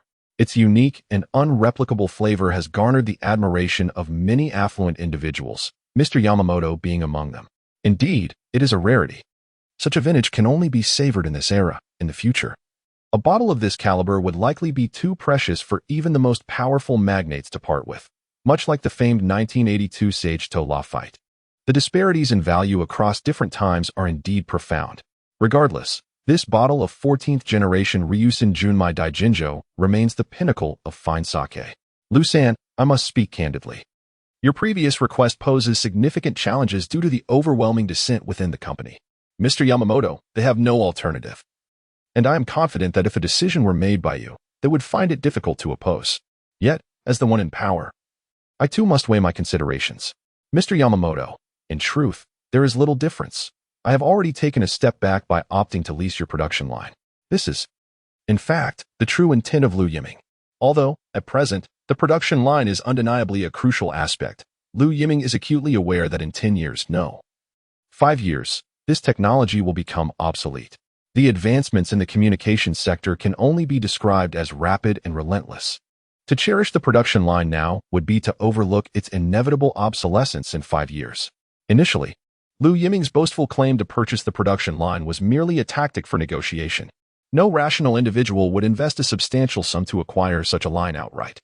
What Lu Yiming truly values are the component suppliers. They are the real key players. Thus, for him, leasing the production line is the most prudent choice. The real challenge lies in how to retain the component suppliers, which is a matter worthy of thoughtful consideration. Fortunately, this is not the current focus and can be discussed in due time. Lu-san, this is the reason for my invitation. Leasing is indeed within my considerations. However, this contract can only be signed for a duration of 2 years. For Mr. Yamamoto, 2 years represents the most suitable time frame. That is impossible. Forgive my candor. The Lu Group is not naive, nor are Chinese enterprises. Lu-san, do remain calm. The fervor exhibited by Lu Yiming startled Mr. Yamamoto. It is because you regard me as a fool, Lu Yiming scoffed. The strategy is well conceived. Masked under the guise of mutual cooperation, does he truly believe he is a novice in the business realm? Lu-san, you have misinterpreted my intentions. As a partner, I am merely seeking to shield your company from potential risks. Mr. Yamamoto, have you ever calculated the implications? Once the Lu Group promotes the handheld wireless telephone system, it will require at least a year of preparation. By that time, should the handheld wireless telephone system achieve remarkable sales, you could take advantage of the situation to inflate prices. And what of the Lu Group? This. Mr. Yamamoto was left utterly speechless. The other party had already discerned the intentions. 10 years is unfeasible. 5 years is the bottom line for the Lu Group. To be candid, I prioritize the mobile phone business over the handheld wireless telephone system. That is the greatest vulnerability. It has been proven that the future of the handheld wireless telephone system is far from bright. Often, a single erroneous decision could lead a company toward its demise. Mr. Yamamoto remained silent, downing his sake in one gulp. Lu, you have convinced me, Lu Yiming remarked. It's obvious to even a fool why one would venture out at this hour. There is no need for pretentiousness. However, since cooperation is possible, I do not suggest indulging in theatrics. Mr. Yamamoto, this is your most prudent decision. So, may we now enjoy the company of beautiful women? Apologies. I must revise the contract overnight and report accordingly. I trust Mr. Yamamoto will understand. What a pity. Ijima's technology is top-notch. Chapter 58. The contract I returned quite late yesterday. It was unavoidable, as one cannot decline sincere hospitality. The scent of perfume is pleasant, but alas, it is rather commonplace. Chanel No. 5, a successful advertising gimmick, has become the preferred choice for many women. Yet, from Li Li's perspective, it is overly ubiquitous and has lost its uniqueness. Lu Yiming thought, well, in Li Li's eyes, this was yet another night for revelry. Prepare the contract. We will head directly afterward. Have you truly secured it? This time, it was Li Li who was astonished. If the contract was indeed finalized, it would be an injustice to little CEO Lu. I told you, yet you didn't believe me. Lu Yiming stretched, noting that despite Mr. Yamamoto's age, his vigor was commendable. Lu Yiming had stayed awake until 2 in the morning, and the man still managed to embrace 2 women. Had he not departed in time, he might have witnessed an unseemly spectacle. TSK, the old man possessed a lascivious heart. In a previous life, Lu Yiming might have succumbed to such indulgences.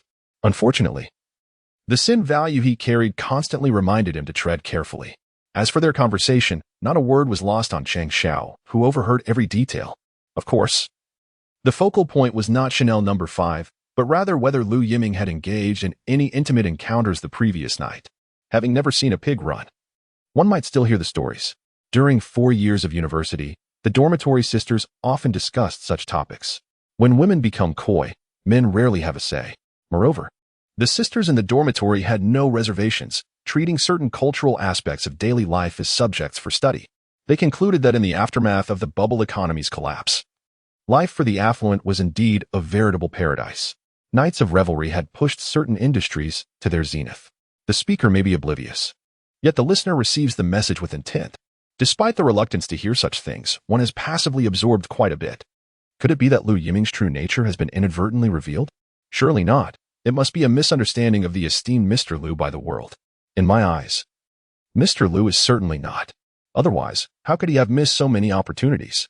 If Lu Yiming harbored even the slightest ill intent, I would have long since become his plaything. Throughout my life, countless men have gazed at me with unabashed possessiveness. The fact that Lu Yiming maintains his integrity in my presence alone sets him apart from other men.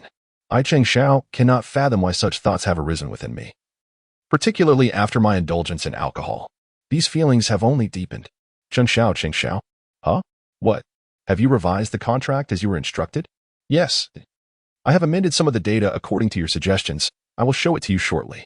There is time on the way. What is wrong? Why is your face flushed? It's peculiar. Cheng Xiao's behavior has been rather unusual these last couple of days. Logically, the incident involving my inebriation should be behind us by now. Yet, Cheng Xiao's demeanor remains quiet. Never mind, Mr. Lu. Please enjoy your meal. I will prepare the contract. No rush. Just as I began to speak, Cheng Xiao had vanished from sight. Her speed is truly astonishing. What are you laughing at? Faced with Li Li's suggestive smile, Lu Yiming appeared utterly bewildered. Both of them have grown rather peculiar. Mr. Lu, please take your time eating. I have finished mine and indeed need to replenish my energy. Lu Yiming, I already stated that nothing occurred last night. Li, is that so? Then I must inquire about the lipstick mark near your trousers. Can you shed light on that? Lu Yiming, if I were to claim it was a coincidence, would anyone believe me? Yet, setting aside these matters, Lu Yiming's capabilities are undoubtedly commendable in Li Li's eyes. Since the National Debt incident, the skills he has demonstrated have surpassed even those of Mr. Lu. What could possibly transform a reckless heir in such a brief period? At 10 in the morning, everyone gathered at the hotel entrance. 2 business vans set off towards the headquarters. Along the way, Lu Yiming meticulously reviewed the specific details of the contract. There's no alternative. Conducting business abroad is not akin to domestic dealings. Any pitfall could arise. Hence, he had specifically brought along the company's legal counsel. It is imperative to be well-versed in both domestic commercial law and the legal intricacies of the foreign country. The content appears flawless. Yet one must verify the legal clauses to avoid being ensnared by foreign regulations. Lu Yiming exhibited remarkable caution, as such contractual disputes are not uncommon within the country. Particularly in international trade, many domestic companies have fallen victim. A cautious approach ensures a lasting voyage. Rest assured, Mr. Lu. Our group's legal team worked overtime last night to scrutinize the documents multiple times. It is evident they are taking this collaboration very seriously. Understood. Lu Yiming closed his eyes, gathering his strength. At that moment, a flight departing from the bustling metropolis was en route to a more tranquil existence. Su Rongrong gazed out the window, her heart stirred by the scenery. If she could successfully persuade the necessary parties, she could alter the landscape of the domestic telecommunications sector. This investment held the potential to become the most significant topic within the industry, a pathway to fame and recognition. Lu Yiming, I owe you my gratitude. Without you, I would not have turned my attention to the handheld wireless telephone system. To that end, Su Rongrong had specifically consulted her uncle. What the telecommunications industry currently lacked was precisely this innovation. Once introduced domestically, it could swiftly dominate the market, particularly by catering to the Chinese people's tendency to maximize value with minimal expenditure. The conclusion drawn was undoubtedly promising. Unfortunately, the plane had yet to land. The moment of Lu Yiming's handshake with President Yamamoto had already been captured forever by a camera. In this era of limited internet connectivity, if it were otherwise, Su Rongrong would have known during the flight that her trip was in vain. The Lu Group had secured a contract that would grant them exclusive operational rights for the handheld wireless telephone system in China for the next 5 years, along with the establishment of 3 production lines within the country. At this moment, the Lu Group was destined to be thrust into the spotlight. After the inspection ceremony, Mr. Yamamoto wished to invite Lu Yiming to a banquet. Regrettably, Lu Yiming was eager to return home. His budget for the year 2000 had been exhausted within a mere fortnight, showcasing his astonishing spending capability. With everything in place, the next step was to collaborate on the handheld wireless telephone system and negotiate terms with the telecommunications company. Armed with leverage, Lu Yiming was filled with confidence. As the plane touched down, it was fated that Su Rongrong and Lu Yiming would encounter each other in this foreign land. Chapter 59. A chance encounter, is it him? Mr. Su. What brings you here? Just after disembarking, Su Rongrong's previously determined expression shifted dramatically. Why was Lu Yiming here? An unsettling premonition surged within her. Allow everyone a brief respite. If Lu Yiming was present for the handheld wireless telephone system as well, his appearance here likely indicated he had already succeeded in his endeavors. If that were the case, considering that the inspiration for the handheld wireless telephone system had originated from her observations of Lu Yiming's, it was disheartening to realize she had acted swiftly yet still been outpaced by him. And then there was Cheng Xiao. Su Rongrong spotted Cheng Xiao among Lu Yiming's entourage. Could it be that the rumors circulating at school were true? What a remarkable figure Lu Yiming was. Su Rongrong let out a cold laugh. Mr. Su, shall we get in touch first? Time was of the essence. With a sigh of resignation, Su Rongrong thought that even if they met, the outcome would likely be unfavorable. Given the circumstances, it would be more straightforward to confront the issue head-on. Lu Yiming. What? The scheduled flight is still an hour away. Yet I unexpectedly run into Su Rongrong here. Out for a stroll? Shall we find a place to talk? Coffee, perhaps? That sounds good. The appearance of Su Rongrong astonished not only Lu Yiming but also Li Li and Cheng Xiao. Who is she? Su Rongrong, a fellow student. As they watched Lu Yiming walk away with Su Rongrong, Li Li couldn't help but inquire of Cheng Xiao, are all the girls from your school so breathtakingly beautiful? When did Moda University establish a performing arts department? Cheng Xiao alone had already left Li Li in awe, and now another stunning presence, Su Rongrong, had emerged. What is even more remarkable is that not only does Su Rongrong possess extraordinary beauty, but her demeanor is also unparalleled. The moment she appeared, she seemed to declare to the world that a true lady of high society ought to resemble her. If this were ancient times, How many royal nobles and literary talents would have been captivated by her? However, why was Su Rongrong at the airport? Moreover, it was evident she was there for Lu Yiming. What is the nature of their relationship? It remains unclear. Cheng Xiao's university life has revolved around work and studies, leaving little room for social interactions.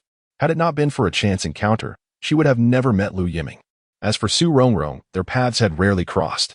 Yet, if one were to assess their relationship, it seemed rather strained after their encounter at the hospital, where Su Rongrong had been quite cold towards Lu Yiming. Particularly evident in the resentment reflected in her eyes, a sentiment Cheng Xiao clearly sensed. At that moment, Su Rongrong had exuded a demeanor of indifference. Logically, even if they were to meet here, they should behave as strangers. Furthermore, with graduation approaching, it would have been better not to meet at all. Yet, Su Rongrong's actions today are indeed peculiar. Would you prefer an Americano or a latte? Americano, came the reply, a taste unchanged. Su Rongrong interjected. Do not presume you know me well. I understand. Women are ever-changing. Lu Yiming, do you require my assistance? Isn't it possible to converse upon this chance meeting? Well, I am self-aware enough to know that until the matter is clarified, you would not approach me. Even once it is resolved, I still wouldn't. Thus, Su Rongrong's pride was evident. Speak. What is it you need? A handheld wireless telephone system. Lu Yiming was taken aback. A handheld wireless telephone system? What does that mean? Is this what Su Rongrong came for? Su Rongrong was forthright, not hiding her intentions. After all, there was no need for pretense with Lu Yiming. It would only waste time. At that moment, Lu Yiming's expression subtly shifted. The handheld wireless telephone system, if he was not mistaken, was something he had casually mentioned during a meal, prompted by Gao Tang. He had not anticipated that Su Rongrong had taken note of it. It seemed not only was the listener attentive, but she had swiftly taken action. Lu Yiming silently breathed a sigh of relief. Fortunately, Su Rongrong had arrived a day late. Otherwise, given the financial prowess of the Su family, the outcome of this matter would be far less certain. The crux of the issue lies in the inadequacy of Lu Yiming's own resources. How did you deduce this? You are unaware? Impressive, indeed. As expected of someone from the Su family, your business acumen is impeccable. From the fragmented expressions of one's own musings, it becomes apparent that the handheld wireless telephone system is indeed remarkable. After all, even a telecommunications executive like Gao Tang initially struggled to comprehend its intricacies. Yet, it is unexpected that Su Rongrong possesses such remarkable intelligence, deserving of the title of a business prodigy. What is more astonishing is her ability to actualize this in such a brief span of time, a feat that took Lu Yiming by surprise. You have indeed beaten me to the punch. How did you know? Your smug demeanor is rather irksome. Lu Yiming quipped. Really? Can one even critique oneself? In 1 hour? No, in 50 minutes. I will be returning to my homeland. Lu Yiming glanced at his watch, signaling Su Rongrong to be expeditious. Taking a deep breath, Su Rongrong, to be candid, truly wished to avoid any association with Lu Yiming. However, she firmly believed in the potential of the handheld wireless telephone system, foreseeing a promising future within the domestic market. The rational part of her mind admonished her that allowing personal grievances to obstruct this opportunity would be unwise. Have you secured the handheld wireless telephone system? Yes, Lu Yiming replied earnestly. Why not inquire directly? All right, it seems you have indeed secured it. Can we collaborate? Collaborate? Lu Yiming paused, stirring his coffee with the spoon. Who do you represent? The Su family? If memory serves correctly, the Su family should refrain from involvement here. Not to mention that the primary market for the handheld wireless telephone system is in the bustling metropolis. Even with Gao Tang's connections, the Su family must navigate their business dealings with caution. Lu Yiming could not accept that Su Rongrong was speaking on behalf of the Su family. If that were the case, their approach would be unseemly, and it would undoubtedly complicate future endeavors after breaching established protocols. This is my business card. Instead of addressing Lu Yiming's question, Su Rongrong produced a card from her bag. Impressive. Just a few days apart. And you've already become an elite in the investment banking sector. Lu Yiming accepted the card with a hint of amusement. The ruse was evident. He was quite familiar with Gao Yuan Capital. In his previous life, they had clashed more than once, with each side claiming victories. Yet, he had not anticipated Su Rongrong's foray into investment banking in this life. Indeed, the fluttering of a butterfly's wings can yield significant repercussions. As for Gao Yuan Capital, it was merely a faction of the Su family. Deceiving others may be feasible, but Lu Yiming was not so easily fooled. Chapter 60. Dissonant voices. The rationale for collaboration appears insufficient. Lu Yiming, you should understand that the Lu group alone cannot consume such a colossal cake. The initiative lies with me, does it not? You. Like Jiang Taigong fishing, those willing shall take the bait. Lu Yiming currently held the trump card. Consider this. Collaboration leads to win-win outcomes. What can you contribute? What do you mean? Su Rongrong's pupils dilated in realization. This scoundrel could not possibly be contemplating. His thieving intentions remain unquenched.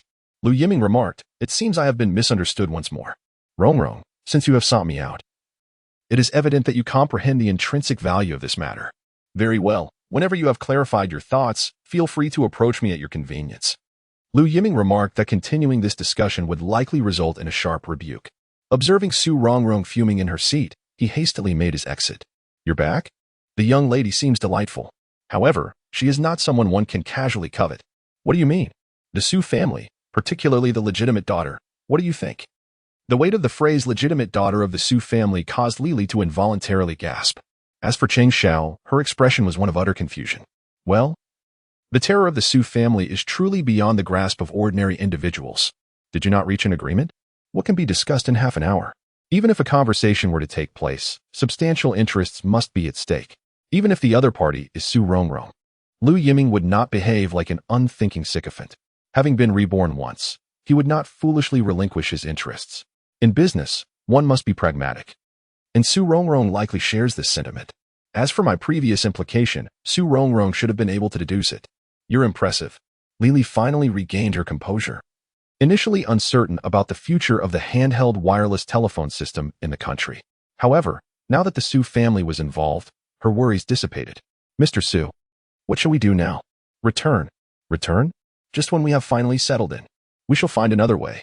Since Lu Yiming had taken the lead, Su Rongrong saw no reason to linger in this small endeavor. Time was of the essence, and she needed a more effective strategy. "Lu Yiming, this is not over between us." Fortunately, the distance was not great, and the wasted airfare was of little consequence to Su Rongrong. The only regret was that the project had been snatched away, though it was to be expected, as it was originally Lu Yiming's idea. Ultimately, it was her own lack of integrity that led to this outcome. Meanwhile, in a high-level meeting at the Lu group, some were already eager to confront Lu Yiming. "Mr. Lu, the group's focus has shifted towards real estate. This is the group's policy, is it not?" The procurement manager's expression was quite grim. The previously established policy was now facing unexpected turmoil, which displeased the attendees. "Indeed, Mr. Lu, we had previously clarified our stance on establishing the investment department. Yet look at the situation now. The investment department has only been established for a short time, and 20 million has already been expended. That equates to nearly half of our profits for the past 6 months, just like that." Having just received the news, it was alarming that young Mr. Lu had already signed a cooperation agreement. Company regulations dictate that contracts exceeding 5 million must undergo a review process, yet young Mr. Lu seemed to disregard the company's rules entirely. The sudden backlash caught even Mr. Lu off guard. He had only just received the news and was left wondering how these executives had become aware of such developments. Lu Yijuan's countenance was dark. It was not merely Lu Yiming who concerned him, but the changes occurring within the company that had exceeded his expectations. Clearly, the vigorous support for the investment department had stirred discontent among the ranks. "I am aware of this collaboration. Lily has already provided a detailed report. The specifics will be disclosed to everyone once Lu Yiming returns. Mr. Lu, given that we have never ventured into this domain, should research and development be necessary? The company lacks the financial resources for such an investment. As you are aware, we have recently acquired the land parcel number 45, which marks the largest investment since the establishment of our group. All departments should cooperate wholeheartedly in this endeavor. Preliminary calculations indicate that should the development of land parcel 45 proceed smoothly, profits could exceed 300 million. Although the initial investment is substantial, for Lu's group, it would be a remarkably lucrative deal. However, it is perplexing that young Master Lu, fully aware of the potential depletion of the company's liquidity upon the development of land parcel 45, has chosen to act so recklessly. This has understandably left the senior executives present feeling discontented. Mr. Lu's ambiguous stance only adds to the sense of dismay. Am I being disregarded? Is this an attempt to usurp authority? Lu Yijuan has encountered many scenarios. A single remark could silence the others present. They hesitated, insisting it was not their intention to convey such a meaning, eager to avoid misunderstanding by Mr. Lu. Nevertheless, the reality is clear to Lu Yiming. Most of the senior executives are veterans who have fought alongside him to build this empire. Their contributions to the group's development cannot be overlooked. Yet, his overt promotion of his son has sparked discontent among certain executives. There is a fear that if this continues, dissatisfaction will only intensify.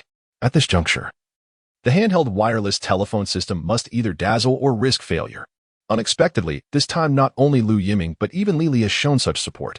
It seems that the Lu Group is now rife with undercurrents due to this contract, a turn of events that Lu Yiming may not have anticipated. Of course, even if the outcome were known, what difference would it make? As Lu Yiming often states, a new ruler brings new subjects. His father is merely benevolent. Were he in charge, he would have already taken decisive action. Between the old and new powers, there exists only a path of conflict.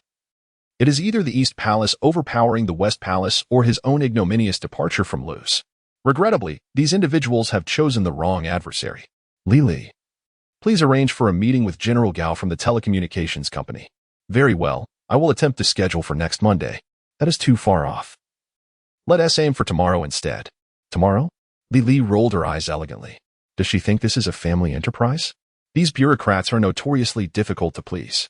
To expect an immediate meeting is rather presumptuous, even for Mr. Lu, who likely doesn't possess such influence. Do not worry, he will certainly meet with me.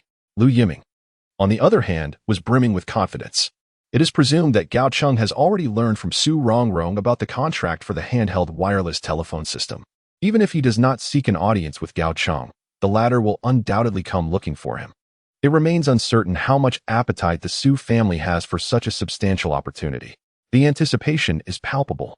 As the winds of change swirl, it is high time for him to reveal his brilliance. Lu Yiming gazed out at the azure sky and fluffy white clouds, a charming smile involuntarily gracing his lips. Chapter 61. Su Rongrong's call. Young Master Lu, we have just welcomed our fifth wave of guests here. As for this particular guest, the term must be cloaked in quotation marks. Ever since returning from his brief respite, Li Li's office has been inundated with visitors, one after another. Can they truly be deemed guests? Even unwelcome patrons count as guests. It is a valid point. The investment department possesses only a limited budget. Yet it has been put under scrutiny. It seems they are treating the investment department as though it were the finance department. There is no choice. The president has decreed that the funds in the investment department must remain intact, while the other departments must make do. They will have to wait until the funds are reconciled before anything can be done. Departments accustomed to a lavish lifestyle are naturally reluctant to endure hardships again. During this period, the financial director has been compelled to seek refuge elsewhere. In the absence of the financial director, the gaze inevitably shifts toward the investment department, the sole entity capable of extracting funds from the financial director. Naturally, no one dares approach young Master Lu. This predicament has made things arduous for Li Li. As the office door remains perpetually ajar, with individuals meandering in and out, consuming precious time and severely disrupting her work schedule. Ignore them, regardless of who it is. Send them away. I do not possess your esteemed status. We are all colleagues who see each other daily. During her tenure as an assistant, Li Li had maintained cordial relations with the heads of these departments. It is evident that a complete rupture is out of the question. If it comes to that, she would adopt the approach of our financial director. If provoked, she would simply evade confrontation. This is certainly pushing someone out the door. Perfect. You shall lead the team to the telecommunications department. Originally, Lu Yiming had intended for Gao Tang to come to him, but upon reflection, he surmised that even Gao Tang would not last long. Time is of the essence, and the tasks are formidable, especially with numerous supervisors keeping a watchful eye. Should he inadvertently disclose information regarding the handheld wireless telephone system, it would place Gao Tang in a precarious position. Very well, I shall await your word. Li Li promptly acquiesced, eager to vacate the office, which she wished to leave immediately. Are you not departing? After discussing the matter at hand, Lu Yiming turned to the still motionless Li Li, his expression one of inquiry. Do you believe that as soon as I leave, they won't swarm in? Li Li sighed. These individuals are as persistent as a stubborn adhesive. At that moment, Lu Yiming's phone rang. Here it comes. Lu Yiming had been anticipating this call. Inform them that, if all goes well, funds will be available shortly. Where is this money coming from? The company's liquidity is so limited, Li Li was acutely aware. Next month's salaries are still reliant on incoming payments for urgent relief. One could only say that the real estate project is a voracious consumer of funds, with unexpected expenses arising continually. Recently, the banks have inexplicably tightened their lending criteria. Had he known this would be the case, he would not have repaid the government bond loan at that time. Although it bore a 7% interest rate, having liquid capital in hand instills a sense of security. Lu Yiming gestured towards Li Li. Li Li, recognizing the importance of the matter at hand, promptly rose and closed the office door of Lu Yiming from the outside. Ahem. Lu Yiming cleared his throat before answering the phone. Hello. It was the voice of Su Rongrong on the other end. This number belonged to her, one that Lu Yiming could recite from memory due to his past life. Regrettably, in his previous existence, he never had the opportunity to dial this number, which ultimately became a lingering regret for him. Unexpectedly, this time it was Su Rongrong who took the initiative. Let us meet. Sure. It was clear that a conversation over the phone could not convey everything. Su Rongrong extended an invitation, and Lu Yiming readily agreed. He had anticipated that Lu Yiming might act aloof, yet he was surprised by the immediate consent. After all, it was Su Rongrong who sought something from Lu Yiming, which naturally diminished her assertiveness. I'll come to visit you. No need. I'm actually more curious about your work environment. Su Rongrong wished to visit the Lu Corporation, but found that Lu Yiming was more interested in her workspace. All right, I will send you the address shortly. After hanging up, Su Rongrong's expression was somewhat, how to put it, she had clearly suffered losses at the hands of Lu Yiming. Yet, this matter was not something she could discuss with anyone. Enduring a silent grievance was not in Su Rongrong's nature, and it weighed heavily on her heart. Now, she had no choice but to collaborate with Lu Yiming. To carve out a successful career, she needed a strong start. Su Rongrong had made a pact with Su Yunzhang that if she did not achieve results, she would have to obediently return to Su province. Relying on her family's influence was a line she refused to cross. Since returning from her time away, Su Rongrong had been conducting investigations with her team. To negotiate with Lu Yiming, she needed at least to understand his boundaries. However, she unexpectedly learned that the Lu Corporation was facing a cash flow shortage. Engaging in multiple industries simultaneously had proven to be overwhelming, even for the Lu Corporation. Su Rongrong astutely seized this opportunity and dialed Lu Yiming's number. After ending the call, she pondered for a long while. Would this outspoken individual make any unreasonable demands again? At the airport, she had nearly lost her composure. The problem was that Lu Yiming's words were often infuriating. He seemed to have a knack for touching on sensitive subjects. As for Cheng Xiao, Su Rongrong preferred not to think about it. Perhaps that scoundrel Lu Yiming had already made his move? Could he not be a bit more restrained? What was so appealing about a playboy like Lu Yiming? President Su? President Su? President Su, I called your name several times just now. Apologies. I was lost in thought. President Su, we have already made contact with the senior executives of the telecommunications company. Why did Su Rongrong want to reach out to the telecommunications sector? The key was that she wished to gauge the situation. There was one thing Lu Yiming had misjudged. Su Rongrong had not contacted her uncle directly.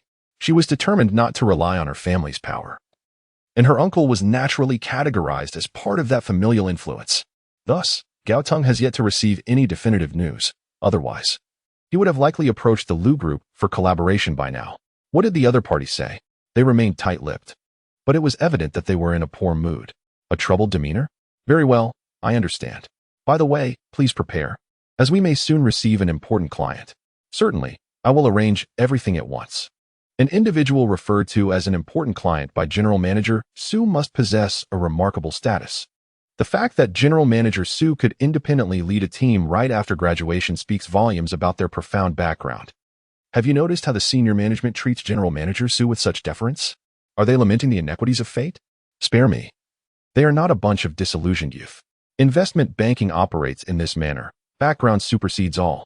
Therefore, the members of Su Rongrong's team will only cling more closely to her side, and once they achieve success, every member of the team will undoubtedly share in the accolades. Chapter 62, Negotiation. Can we adopt a more serious tone? Gao Yuan capital is located in Puxi, in the future Suwei Riverside area, although the current location is somewhat remote. In the year 1995, the city of magic still echoed the saying, better a bed in Puxi than a room in Pudong. How laughable that phrase will seem 20 years hence. Lu Yiming, driving a Ferrari, proceeded directly to the heart of the matter. The receptionist, upon seeing the handsome and affluent Lu Yiming, had her eyes transformed into heart shapes. When she learned that Lu Yiming was there to see Su Rongrong, her eagerness intensified. This scene, observed by Su Rongrong, felt somewhat. Yet another girl deceived by appearances. With a stern expression, Su Rongrong strode into the reception room, her high heels clicking with authority. Such a sophisticated look dazzled Lu Yiming. One cannot deny that Su Rongrong can effortlessly pull off any attire. Have you had your fill, Rongrong? After all, I am your invited guest. Lu Yiming sat on the sofa, yet his smile seemed a mere prelude. Coffee or tea? Coffee, please. The one you brew is the finest. Haha, brewed by me. Are you not afraid of poisoning yourself? Su Rongrong offered him a free eye roll. The handheld wireless telephone system is too substantial a cake for the Lu Group to consume. Once others grasp the immense profits involved, the entire market will spiral into frenzy. It can even be asserted that the handheld wireless telephone system has the potential to create countless wealth myths in a short span. Meanwhile, the Lu Group holds the key to this fortune. There are many with ulterior motives. Merely relying on the Lu Group may prove challenging to safeguard. This much Rongrong need not worry about. The exclusive 5-year patent usage rights in the Huaxia region are inscribed in the contract. Once again, if Lu Yiming is unwilling, the handheld wireless telephone system will remain worthless in his hands, and no one else will have the chance to acquire it. Why bother? It's all for profit. You certainly do not lack in wealth. Su Rongrong, Gao Yuan Capital possesses the capability to alleviate many troubles for the Lu Group. I do not believe it. Lu Yiming. Gao Yuan Capital boasts an extensive network of connections. Unfortunately, it is not situated in the city of magic. You, indeed. Su Rongrong possesses an acute understanding of the current state of the Lu Group, yet conversely, Lu Yiming has also thoroughly grasped the intricacies of Gao Yuan Capital. The myriad connections ultimately lead back to the Su family. Does he truly believe himself to be a fool? Nonetheless, a partnership with the Su family would undeniably be a commendable choice, given their esteemed reputation. The question remains, Su Rongrong, what makes you think you can sway me? The Lu Group is facing a liquidity crisis. Is that all? Lu Yiming, your liquid assets have been depleted. To develop the handheld wireless telephone system in a short span, you must invest additional capital. Solely relying on reputation will result in significant delays, diverging from your original intentions. Your analysis is accurate. Yet I have 5 years at my disposal. Even if I squander half a year, I shall still reap abundant rewards. A slight smile graced Lu Yiming's face. Negotiation. It seems that Su Rongrong is still somewhat inexperienced. Su Rongrong did not anticipate Lu Yiming's obstinacy. The ace she believed she held was effortlessly dismissed by his few words. An unprecedented sense of discouragement took root in her heart. Furthermore, if I were to sign a contract with any of the 3 major telecom operators, do you think the banks would cease lending? They would be eager for me to borrow funds. The 3 major operators are not so easily deceived. Shall we make a wager? What do you propose? I could release information about the handheld wireless telephone system. Which operator do you think would approach me first? Su Rongrong was rendered speechless. Indeed, she could not afford to take such a gamble. Faced with Lu Yiming's unwavering confidence, she found herself at a loss. So, you have come here to ridicule me? Su Rongrong was seething. All her preparations appeared to Lu Yiming as mere jest. She felt inferior to a spoiled scion. The pride she once held had dissipated entirely. Do not cry. Who is crying? Lu Yiming. Not yet, but your eyes are already red. It seems that the current Su Rongrong is rather easy to tease. After all, she has just graduated from university. Achieving this level is already a remarkable feat. It is a pity that her first battle is against someone like him. Failure was thus anticipated. Let us discuss something substantial. What are you genuinely willing to offer? Lu Yiming, you are dreaming. Surely, Gao Yuan Capital does not expect to achieve success without investment, do they? Gao Yuan Capital does not equate to oneself. This is the crux of the matter. Therefore, when Lu Yiming speaks of contribution, he refers to what Gao Yuan Capital can offer, not personal sacrifices. At this moment, Su Rongrong finally regained her composure. As she looked up in astonishment, she caught sight of the smile playing at the corners of Lu Yiming's mouth. How cunning. From the very beginning, he was merely toying with her? This shameless fellow. Though she loathed Lu Yiming to the core, Su Rongrong felt a wave of relief. This infuriating man was, astonishingly, not of the intent she had presumed. She had misinterpreted his meaning. No. It was evident that this scoundrel had guided her to that conclusion deliberately. What? Could it be that Gao Yuan Capital had not devised any contingency plans? If that were the case, I would certainly not consider collaboration. Lu Yiming shifted to a more comfortable position, preparing to take the reins of the negotiation. One can only say that Su Rongrong has completely fallen into Lu Yiming's rhythm. The initiative in the negotiations is entirely grasped in Lu Yiming's hands. Of course, It is not merely a matter of 30 million, representing 51%, with Gaoyuan Capital responsible for resolving issues and providing support from neighboring provinces. 51%? Lu Yiming nearly burst into laughter. He never anticipated that Su Rongrong's appetite would be so insatiable. Clearly, she seeks to pluck the fruit for free. In such circumstances, she still manages to present her demands with such shamelessness. How did I fail to notice that Su Rongrong has such a thick skin? Why are you staring at me? Upon finishing her statement, Su Rongrong realized that Lu Yiming was fixated on her, which made her quite uncomfortable. Just look at how thick your skin is. Lu Yiming, if you were in my position, would you agree to such demands? I would. Indeed, her audacity is extraordinary. Su Rongrong, let us be realistic. Don't even think about 51%. Asking for sky-high prices while expecting to pay on the spot. Su Rongrong, do you consider me a local vendor? Lu Yiming has discerned that Su Rongrong lacks experience in this regard. Lu Yiming, 30 million can resolve your urgent predicament, and you seem to understand my position perfectly. I just want to ask if your mouth could possibly be a bit quieter? Understanding my position so clearly reminds Su Rongrong of that day. You, Lu Yiming, were quite hands-on and even. Chapter 63. Are you speaking in riddles? Where is Su Rongrong? President Wang, Su is currently in a meeting. A meeting? Humph. Quite the proactive one. I see. President Wang Lan, a senior investment officer at Gaoyuan Capital, has independently led teams for 6 years and received the Gold Award for the best domestic investment case last year. He is regarded as a luminary in the investment sector. Wang Lan has been with Gaoyuan Capital long enough to develop a substantial network. Within Gaoyuan Capital, he is arguably the second most influential figure after the owner. To be frank, Wang Lan has achieved everything at Gaoyuan Capital. However, the sudden arrival of Su Rongrong has instilled a sense of crisis in Wang Lan. Yes, a crisis. Logically speaking, Su Rongrong is merely a newcomer in the investment arena, lacking the prowess to rival Wang Lan. Yet, from the very first moment he laid eyes on Su Rongrong, Wang Lan felt a sense of vigilance. In the world of investment, everyone has endured hardships.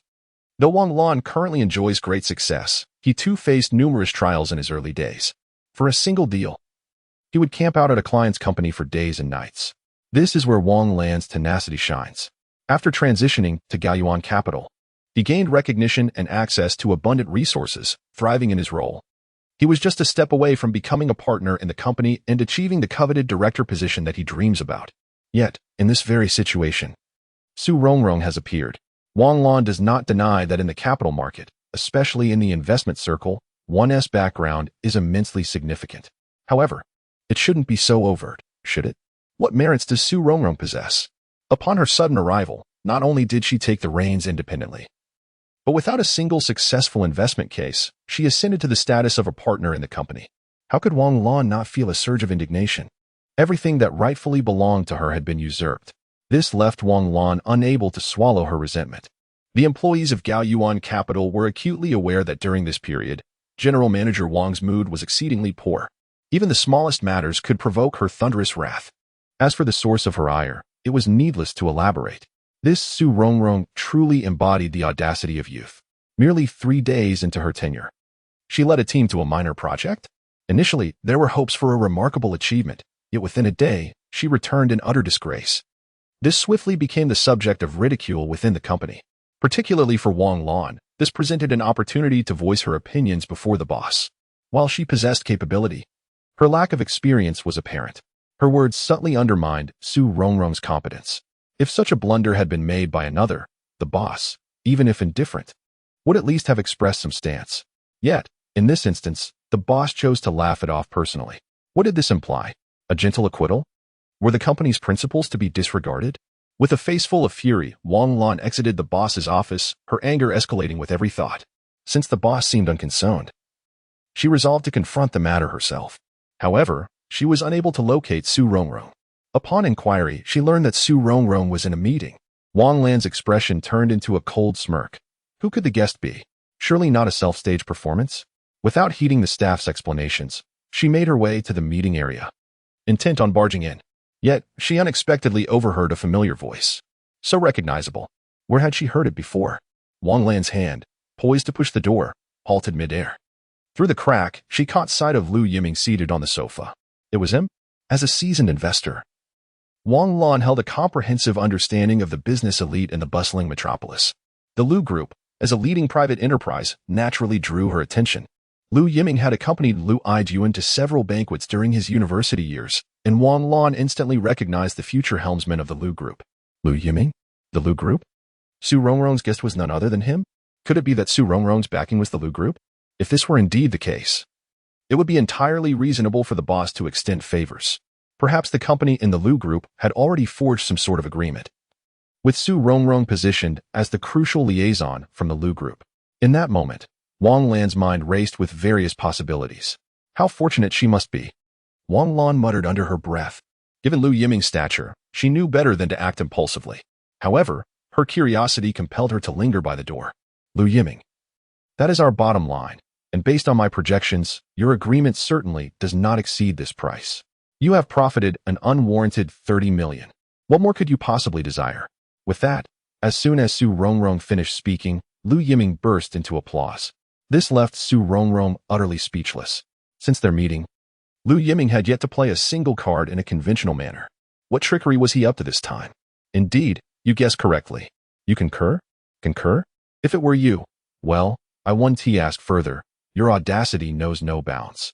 Su Rongrong remarked. Is this considered a personal attack? Indeed, I acknowledge your point. Earning 3,000 in a short span of investment, coupled with the subsequent operations entrusted to Gaoyuan Investment, would indeed allow me to profit passively. So, what is there to hesitate about? Rongrong, have you calculated how much this investment could yield? Certainly. I am all ears. The technology will not be valued at less than 10 million, and based on this figure, the profits would exceed 1 billion. TSK, do not play mind games. A base of 10 million with a fundamental profit of 1 billion does not even include the dividends from operators and product lines. Lu Yiming, certain relationships must be nurtured. What I refer to is net profit. Su Rongrong immediately countered, albeit her words bore a hint of insecurity. Fine. Su Rongrong admitted that she had indeed withheld a fair sum. Initially, she thought Lu Yiming had not considered these aspects, only to realize that he was already well aware. Every venture carries its own risks. Gaoyuan Capital not only alleviated these risks but also compensated for the shortcomings in the Lu family as financial chain, ultimately benefiting you all. Su Rongrong continued to emphasize her perspective. Certainly, from the current market outlook, expectations can be fully realized. Su Rongrong remained confident. Should I then express my gratitude? No need. It is a mutually beneficial arrangement. Rongrong, I initially lacked confidence, but now seeing your unwavering assurance, it appears I have indeed placed my bet wisely. You, Su Rongrong replied. So after all this conversation, you, Lu Yiming, were merely fishing for your own words? Lu Yiming responded. This is a strategy of warfare.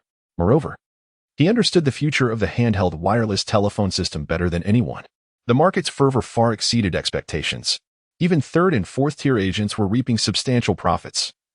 To let such generous benefits slip away would render one a laughingstock. Of course, Lu Yiming did not dismiss Su Rongrong's opinions. In any scenario, monopolizing profits is impossible. It is crucial to choose formidable partners from the outset. Chapter 64. The weapon that will destroy you. Lu Yiming did not refute that the Su family was indeed his optimal choice. Yet, the pivotal question remained. How substantial was the Su family's appetite? 20%. What? Su Rongrong could hardly believe her ears. 30 million, 20%. And I will bring you along. Lu Yiming, have you lost your mind? Su Rongrong's expression turned dark, while exorbitant demands were indeed a reality. To claim that 30 million constituted 20%? Did he think her a fool? Your previous user base was 10 million. What if it were 100 million? Lu Yiming. Do not indulge in fanciful thinking. Su Rongrong was so exasperated that she could only laugh in disbelief. 100 million?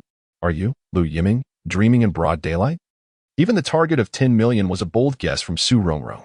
Lu Yiming is quite something, effortlessly mentioning a user base of 1 billion. What is the total population of Huaxia? One must adopt a long-term perspective rather than confining oneself to major cities. Lu Yiming. Even landline telephones have yet to be fully adopted. This is why you feel emboldened. The handheld wireless telephone system will significantly increase the user cap. However, this remains merely a conjecture. How can one ascertain without experimentation? At this moment, Su Rongrong found herself at a loss for words. Indeed, what if? Perhaps there exists such a possibility, who can say for certain? Su Rongrong thought.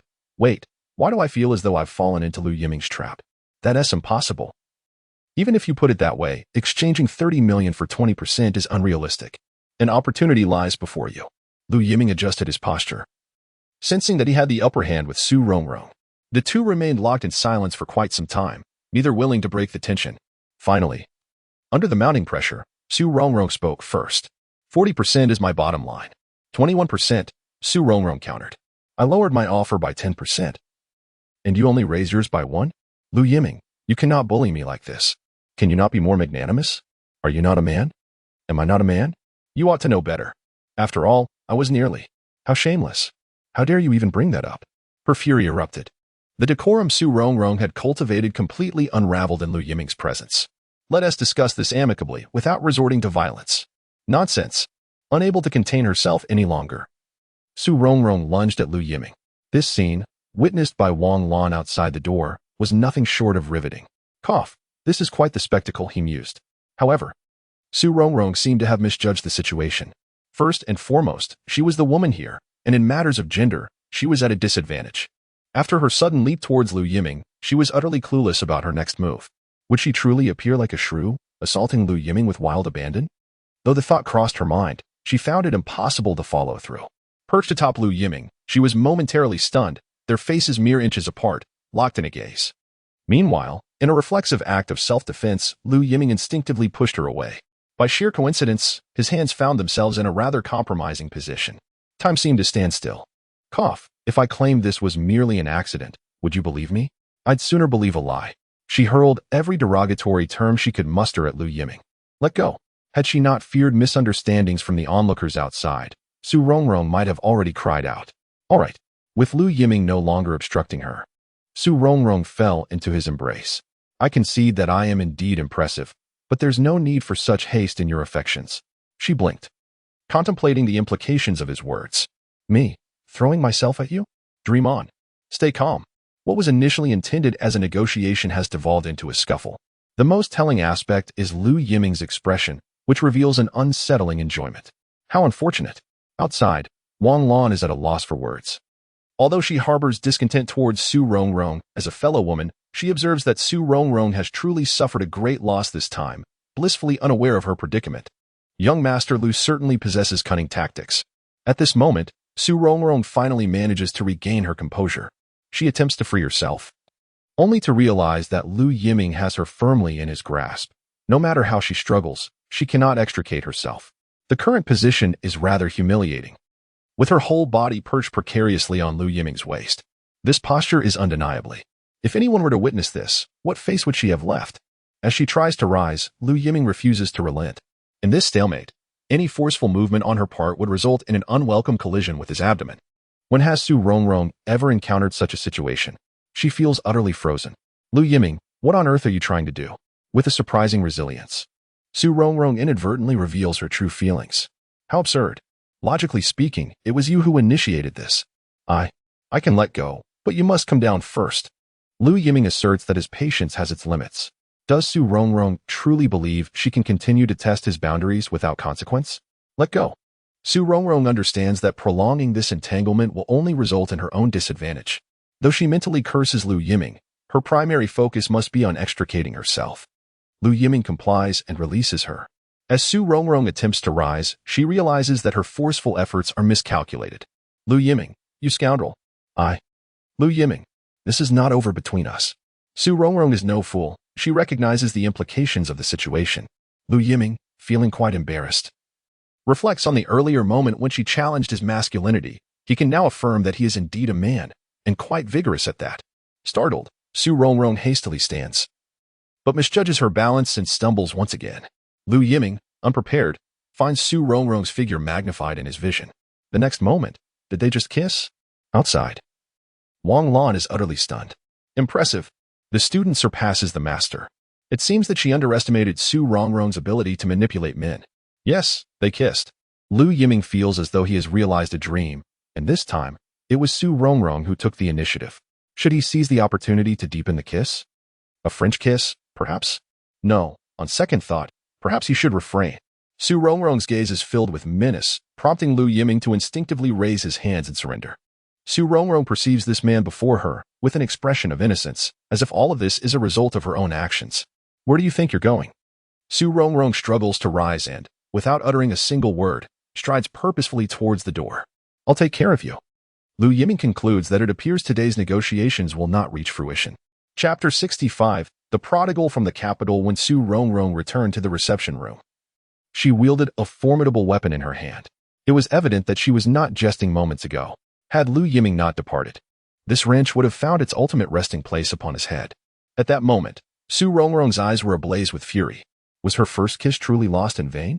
Lu Yiming coughed lightly. To be fair, when I was reborn, your first kiss seemed to have already. Well, perhaps it is best not to provoke the matter further. Where is he? Lu Yiming, this is not over. Su Rongrong seethed, biting her lip in frustration as she turned to calculate whether her fate was incompatible with Lu Yiming's. Their association was always chaotic. Meanwhile, Lu Yiming had already sped away in his Ferrari, yet the lingering scent of her lips left him somewhat nostalgic. Surely it was not entirely his fault, after all. She had initiated it. As he muttered to himself, he pressed down on the accelerator. At that moment, a mechanic from Gaoyuan Capital wore a perplexed expression. He had merely stepped away to the restroom. How could the wrench have vanished? In such a large company, was there truly someone who would steal a wrench? What was he to do without his tools? Li, it's me. Does young Master Lu have any instructions? How's the engagement with the telecommunications sector progressing? Still waiting. Li, who had come with the project, brimmed with confidence, yet she did not anticipate such a setback. She could not locate General Gao at all. The secretary informed her that he had an impromptu meeting in the afternoon, but if there was a scheduling conflict, the secretary would remain behind. There was clearly something amiss. No need to wait. Not waiting? We want team meet today anyway. Young Master Lu, what do you mean? Strategic disappearance. Understood. Li grasped the implication. It appeared that the Su family was not ready to concede. Lu Yiming chuckled as he ended the call. Very clever, indeed. They might not refuse a temporary absence. However, this course of action placed considerable pressure on Gao. If Lu Yiming were pushed too far, relinquishing the collaboration with telecommunications was not out of the question. Although both China Mobile and Unicom had their own mobile services, they would undoubtedly be keenly interested in the resources Lu Yiming possessed. The best partner is indeed telecommunications. But they must also possess self-awareness. I shall give you 3 days. After that, do not blame me for being uncivil, Lu Yiming sneered. He had initially intended to return to the office. After all, having encountered Su Rongrong today, he felt compelled to address her request to unearth the mastermind behind the scenes. He prided himself on being a man of his word. Just then, Lu Yiming's phone rang. Sister Qian? Oh, my dear brother remembers who I am. After such a long absence, I thought you had forgotten about your sister. Her languid, carefree tone was uniquely hers, blending allure with indolence. Indeed, her voice was distinct and easily recognizable. How could I forget? My little brother has been preoccupied with his career lately. Indeed, you are quite busy. And those whom I have set my sights on have all been snatched away. Liang Qian requires no further introduction at this moment. Cheng Xiao is still in the office gathering new materials. Very well, it appears I am at fault. I shall host a meal for Sister Qian another day as a gesture of apology. However, why wait for another day when the day will suffice? Lu Yiming inquired. What do you mean? Are you unavailable? There was a hint of disappointment in his tone. How could that be? When Sister Qian extends an invitation, even if it means facing a knife, I would still attend. However, could you provide a hint about what kind of gathering this is tonight? In a previous life, when I was in dire straits, Liang Qian had offered me a helping hand. For that alone, should she truly require assistance, I would readily brave any peril. Yet, it is prudent to prepare oneself accordingly. A few friends from the capital can be rather bothersome. It would be ideal if my brother could help me dismiss them. Understood. Time and location shall absolutely be arranged to ensure Sister Qian's reputation is upheld. With clarity, Sister Qian smiled and hung up the phone. In critical moments, she proves to be quite dependable. It is worth the affection I hold for this brother. Meanwhile, Lu Yiming, driving his Ferrari, happened to pass by Nanjing East Road. A large billboard displayed a diamond advertisement, unmistakable in its clarity. Diamonds are forever, a single gem endures through time. Upon seeing this advertisement, Lu Yiming suddenly recalled that today was indeed a special day. Instinctively, he steered the Ferrari into the adjacent shopping mall. A half hour later, he returned to his car, carrying 2 shopping bags. Sister Qian had already sent the address to his phone, Xi Family Garden. Ah, it seems Sister Qian truly does not favor friends from the capital. I know her well enough to understand this. It is not that Xi Family Garden lacks prestige, In 1995's vibrant metropolis, its private dining rooms are considered top tier, far surpassing the bustling streets of Huanghe Road. The private lofts offer excellent privacy. However, for Sister Qian, the more unfamiliar the company, the more likely she is to arrange an upscale dinner. Were it just me, she would likely opt for roadside spicy hot pot. This indicates that Sister Qian genuinely regards me as one of her own, casual and unpretentious. As for others, I regret to inform you that Sister Qian is not easily approachable. In the past, many of the city's young elites sought to taste the allure of her fiery red lips at bars, but what was the outcome? It is likely they were left with psychological scars. At this moment, an Audi 100 government vehicle had already entered the private residence of Shi family garden. How impressive this place appears. There were only 2 individuals in the vehicle, both around the age of 25 or 26. At such an age, to be driving a government car, particularly one bearing military plates, certainly implies some connections. As for grandeur, what could possibly compare to Diaoyutai? It is a different matter entirely. That is a venue we cannot frequent. The Diaoyutai State Guesthouse caters to foreign dignitaries, thus it holds a distinct status. The conversation may have seemed rather mundane, yet the air of superiority was unmistakable. The incessant mention of the fishing platform made it sound as though it were their own home. Clearly, they were putting on airs now that they had arrived in the bustling metropolis. No wonder Sister Qian appeared somewhat exasperated. After parking the Audi, the 2 young men finally exited the vehicle. One of them attempted to adopt a more amiable demeanor, especially since it was Liang Qian he wished to pursue. He certainly did not want to disrupt the atmosphere. Honestly, what is it about the ladies from our capital that is not commendable? You think you are exceptional? Speaking of which, young Master Zhang, you were once a prominent figure in the heart of the city.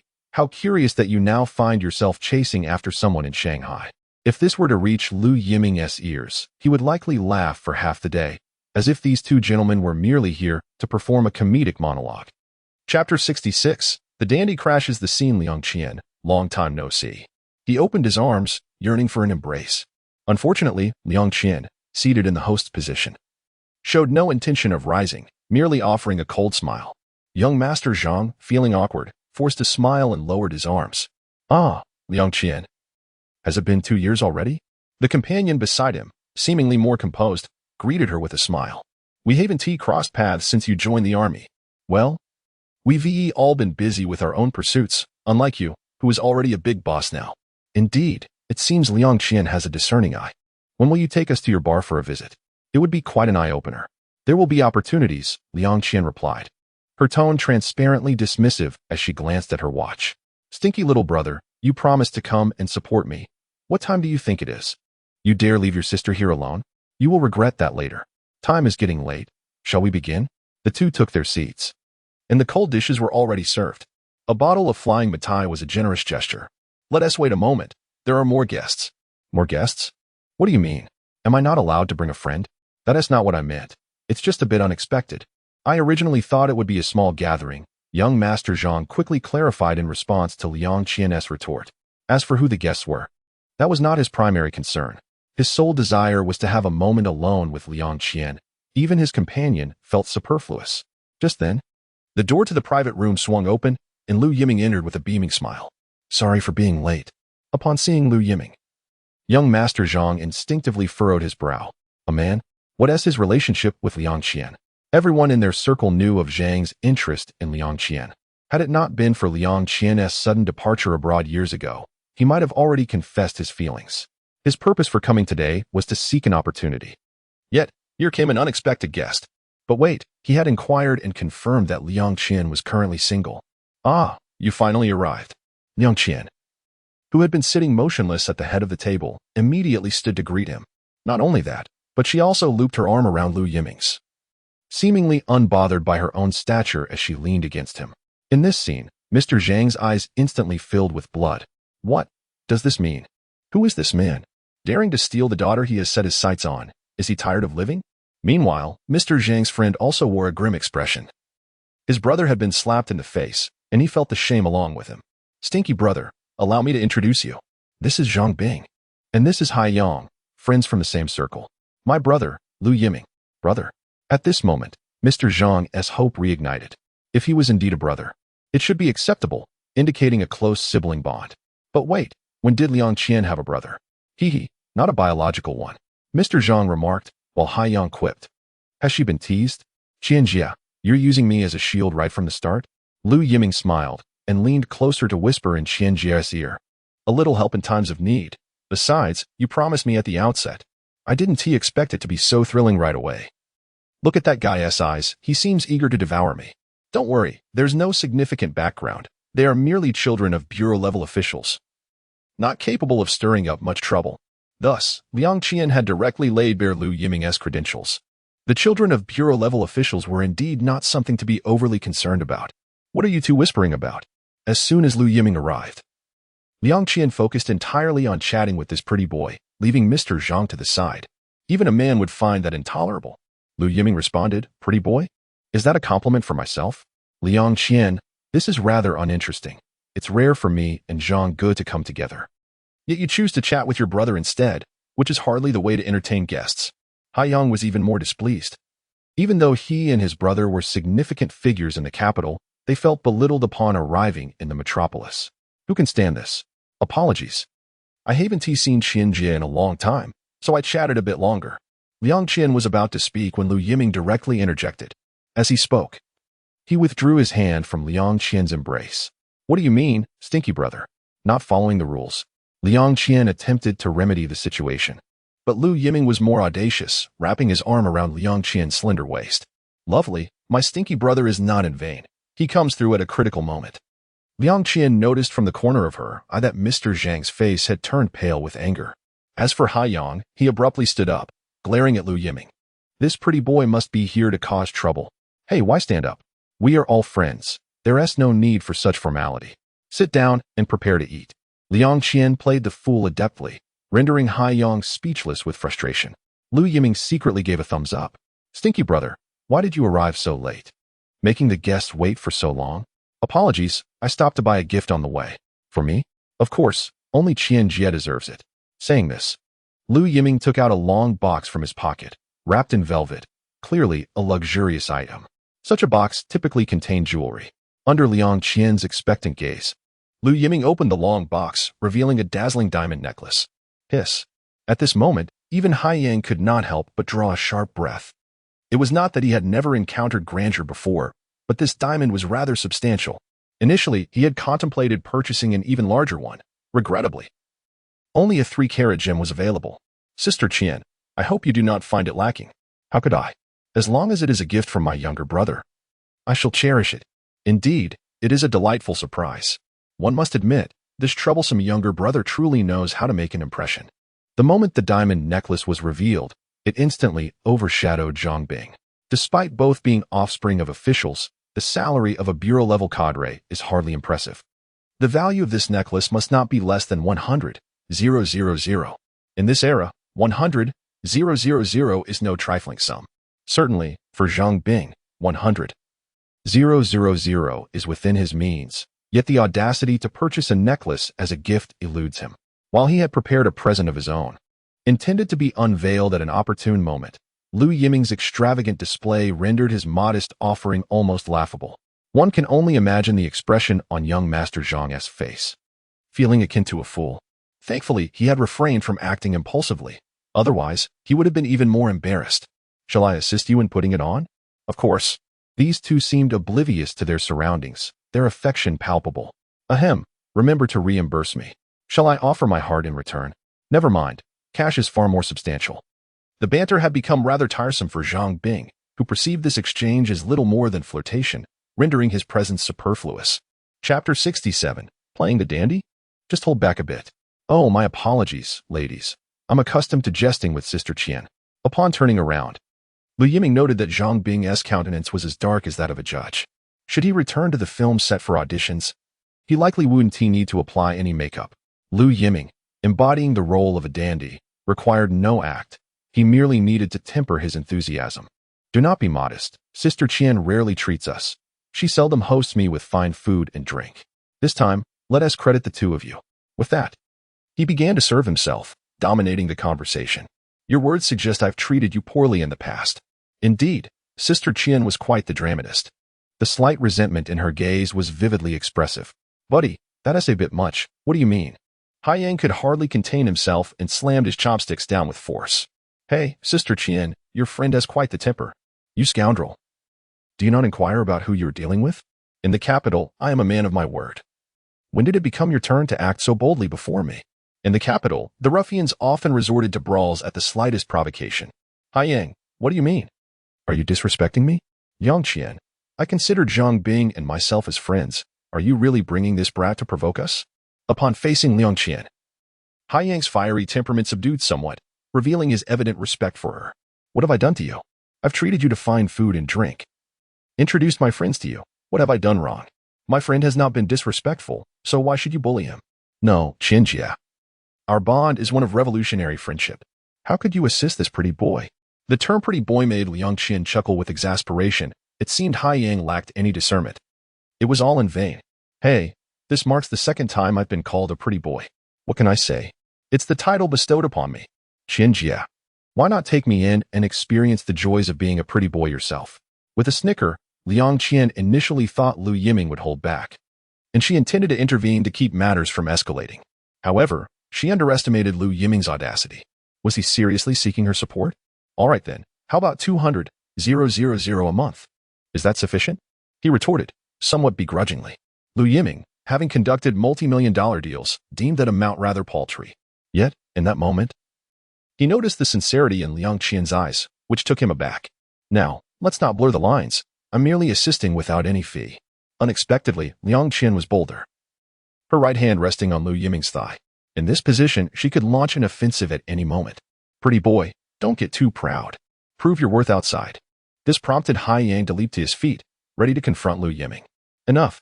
What era are we in? Civilized people, sit down. Do you truly believe yourself to be an old hand? Lu Yiming's demeanor shifted, instantly becoming serious. This contrast left Hai Yang bewildered. Enough, Hai Yang. I was merely jesting. Do not take it too seriously. Liang Qian interjected. You know very well that, Bingzi. Enough. Hai Yang attempted to speak again, but Zhang Bing, who had been silent until now, snapped at him. I was merely defending you. All of this was in jest. Don't take it to heart. We're accustomed to joking with Liang Qian. Lu Yiming thought to himself, this Zhang Bing is quite a character, adaptable and shrewd. Let's put that aside and reintroduce ourselves. I am Lu Yiming, and this is Zhang Bing.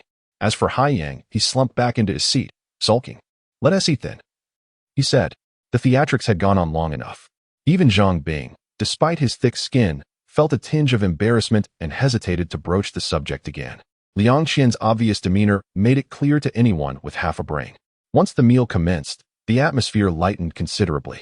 Lu Yiming abstained from alcohol, mindful of future responsibilities, while Hai Yang and Zhang Bing drowned their frustrations in a bottle of Fei Tian Mitai. Now, tell me, what prompted you to seek me out this time?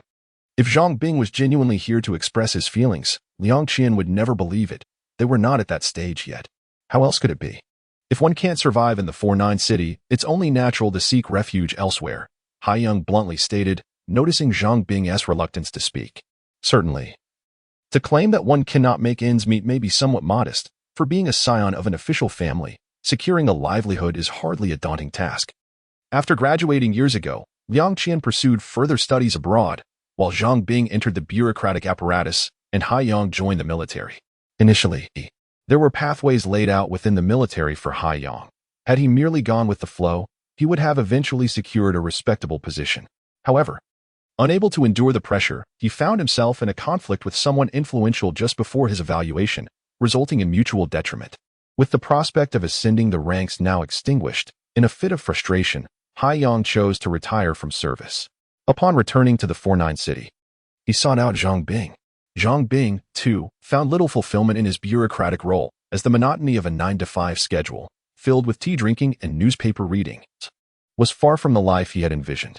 The two, in their shared discontent, decided to venture into business. With the economy surging, leveraging familial connections, they believed they could earn a decent income. Zhang Bing promptly resigned, much to the chagrin of his father. However, once they embarked on their entrepreneurial journey, they quickly realized they had underestimated the complexities of business. Despite their connections, they incurred substantial initial losses, paying a hefty tuition to learn the ropes. Fortunately, after much perseverance, they finally began to see some success. Just when they thought wealth was within reach, they suffered a significant setback in the construction business. The specifics of the situation are best left unsaid, but it is clear that without family connections, both would likely have faced severe consequences. Seeing no prospects in 49 City, they contemplated seeking fortune elsewhere.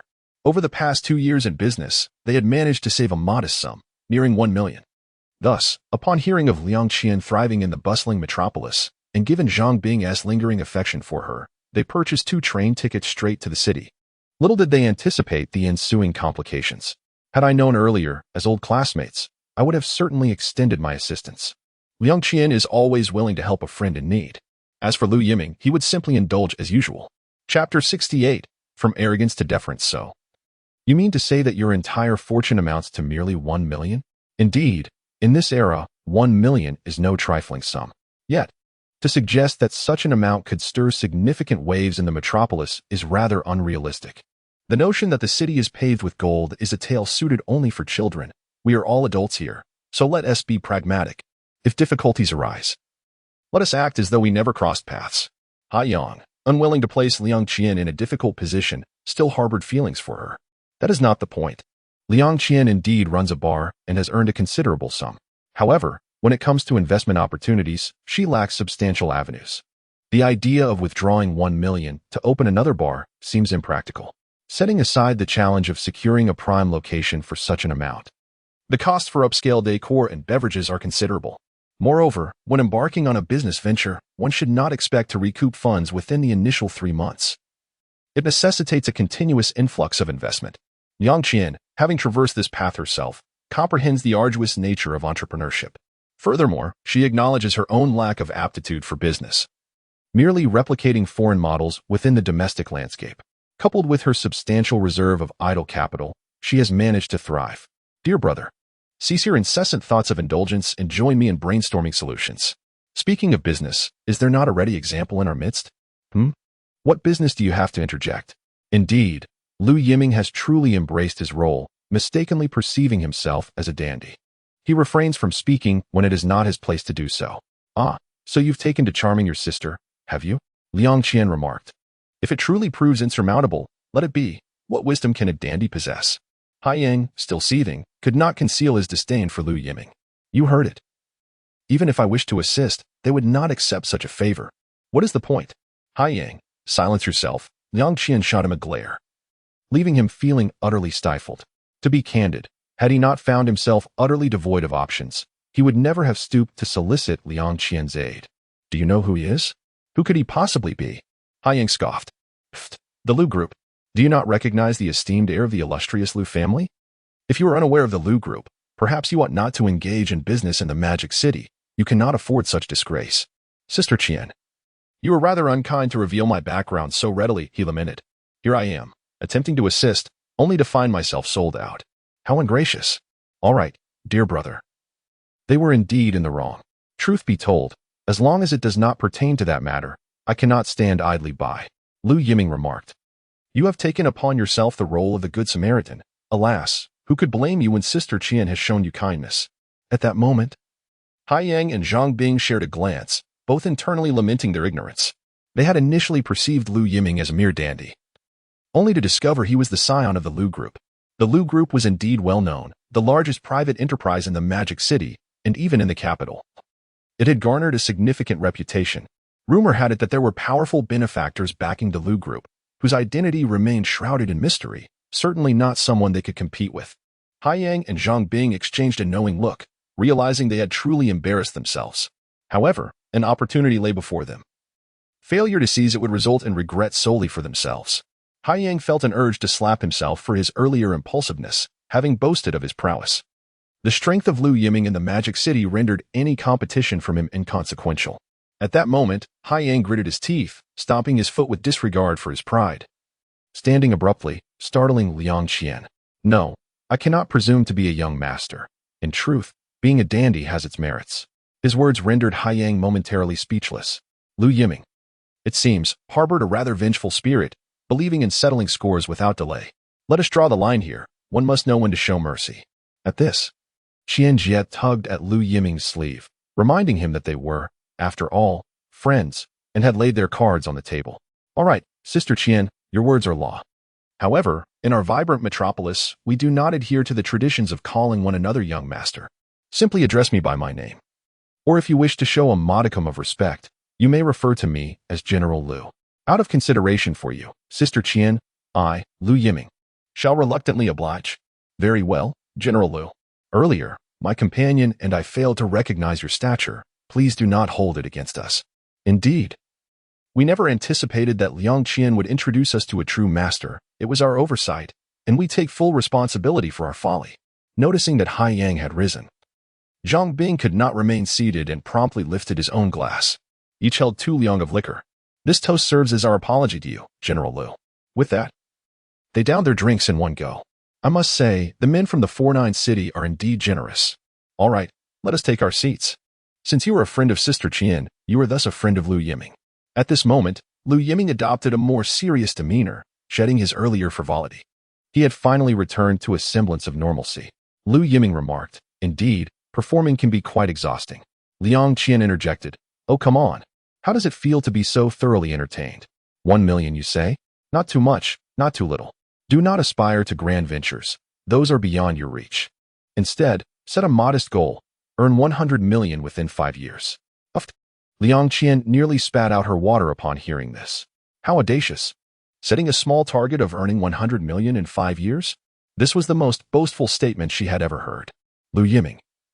Would it kill you to refrain from such exaggeration? Earning 100 million in 5 years, what business do you have in mind? Would you take Sister Qian along? Do you not believe it? Well, Hai Yang and Zhang Bing exchanged glances. 1 million is already a daunting figure, and you leap straight to 100 million? Have we been toiling for naught in the 49 city? In the eyes of General Lu, it seems our efforts barely amount to pocket change. Truly. The perspective from such heights is vastly different. No, we believe you. We do hope that General Lu will lead us to prosperity. Enough of this formality. Let us consider ourselves friends. Henceforth, I shall remain in the metropolis for a while. Let us exchange numbers and await my call.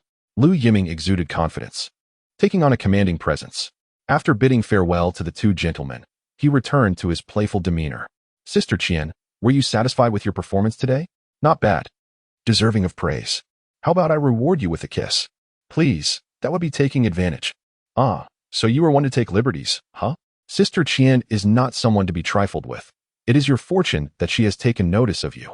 It was difficult to discern if this was merely jest. Yet Lu Yiming perceived Liang Qian's earnestness. Forget it, I am not worthy of such an honor. Perhaps I could have the cost of the necklace reimbursed? Get lost. How could you even suggest that for a gift? Lu Yiming quipped, I lost both the lady and my fortune. Very well, I accept my loss with pleasure. But I must take my leave now. With a wave of his hand, he departed without taking a single cloud with him. Little did he know, after his exit, Liang Qian caressed the necklace around her neck, her gaze becoming somewhat distant. Chapter 69. Home? Huashan Hospital, Renal Department, Metropolis. Your daughter is truly filial. Visiting you every day, unlike our son, who has not shown his face since being hospitalized. Watching Cheng Xiao bustling about, even the fellow patients cannot help but feel envious. These tasks could easily be entrusted to the nurses, for which they have already paid, yet she insists on personally attending to every detail. Ah, she is simply too considerate. Wang Fong lay in her hospital bed, her gaze never straying far from her industrious daughter. Her thoughtfulness tugged at Wang Fong's heart. Since falling ill, all the burdens of the household have fallen upon her daughter's slender shoulders. One wonders how she has managed to bear such weight over the years. Wang Fong spends half of each year hospitalized to sustain her life. Each hospitalization incurs significant expenses, a substantial sum for the 2 of them. Many times, Wang Fong has contemplated giving up, yet it is her daughter who continually encourages her. However, each time she catches a glimpse of the fatigue that seeps through her daughter's demeanor, Wang Fong's heart remains unsettled. Come, sit for a while. There is not much left to do. Just wait a moment before washing the dishes. Cheng Xiao smiled at her mother. The nurses had provided excellent care.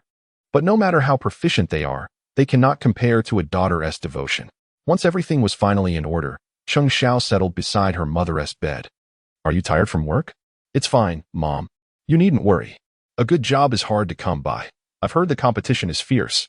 But you must also take care of your health. Don't worry, Mom. I have it all under control. When the topic of work arose, Cheng Xiao naturally thought of Lu Yiming. If it were not for him, her life would be shrouded in darkness. He had brought light during her most desperate moments. To be honest, this job is a hard-won opportunity. By the way, Mom, I received my salary yesterday. although it was only for half a month. I brought home over 2,000 yuan. This money feels quite substantial in hand. After deducting rent and living expenses, I managed to save 1,500. I intend to repay the medical expenses Lu Yiming covered for me. Regardless of what others may say about my foolishness or stubbornness, the debt I owe him is immense. In his presence, I can never hold my head high. Perhaps, I don't even have the right to harbor feelings of affection. The mother and daughter engaged in light conversation for a long time, as if there was an endless flow of words between them. During their chat, Wang Feng subtly inquired about Lu Yiming.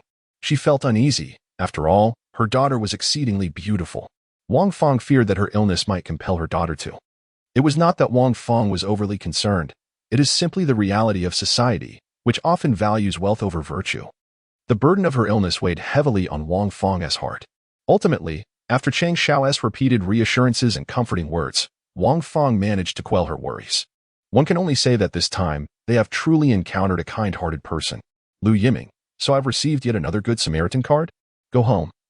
You have work tomorrow. Mom, I want to spend more time with you. No need. Mom is doing well. Don't worry about me, for your sake. I will cooperate fully with my treatment. If one can glimpse hope, who would not yearn for this world? Observing her mother's resolute demeanor, Cheng Xiao could only rise to bid farewell. Yet, just as she stepped out of the hospital room, a shadow startled her. Shu, what are you doing here? Young Master Lu? Why was he at the hospital? Waiting for you. Waiting for me. Then why didn't you come inside? She had no idea how long he had been waiting outside the room. I was concerned your mother might overthink things. Cheng Xiao realized that she had just calmed her mother's emotions, assuring her of the innocence between herself and Lu Yiming. If Lu Yiming were to suddenly appear, she would find herself at a loss for words. Young Master Lu, it's not working hours.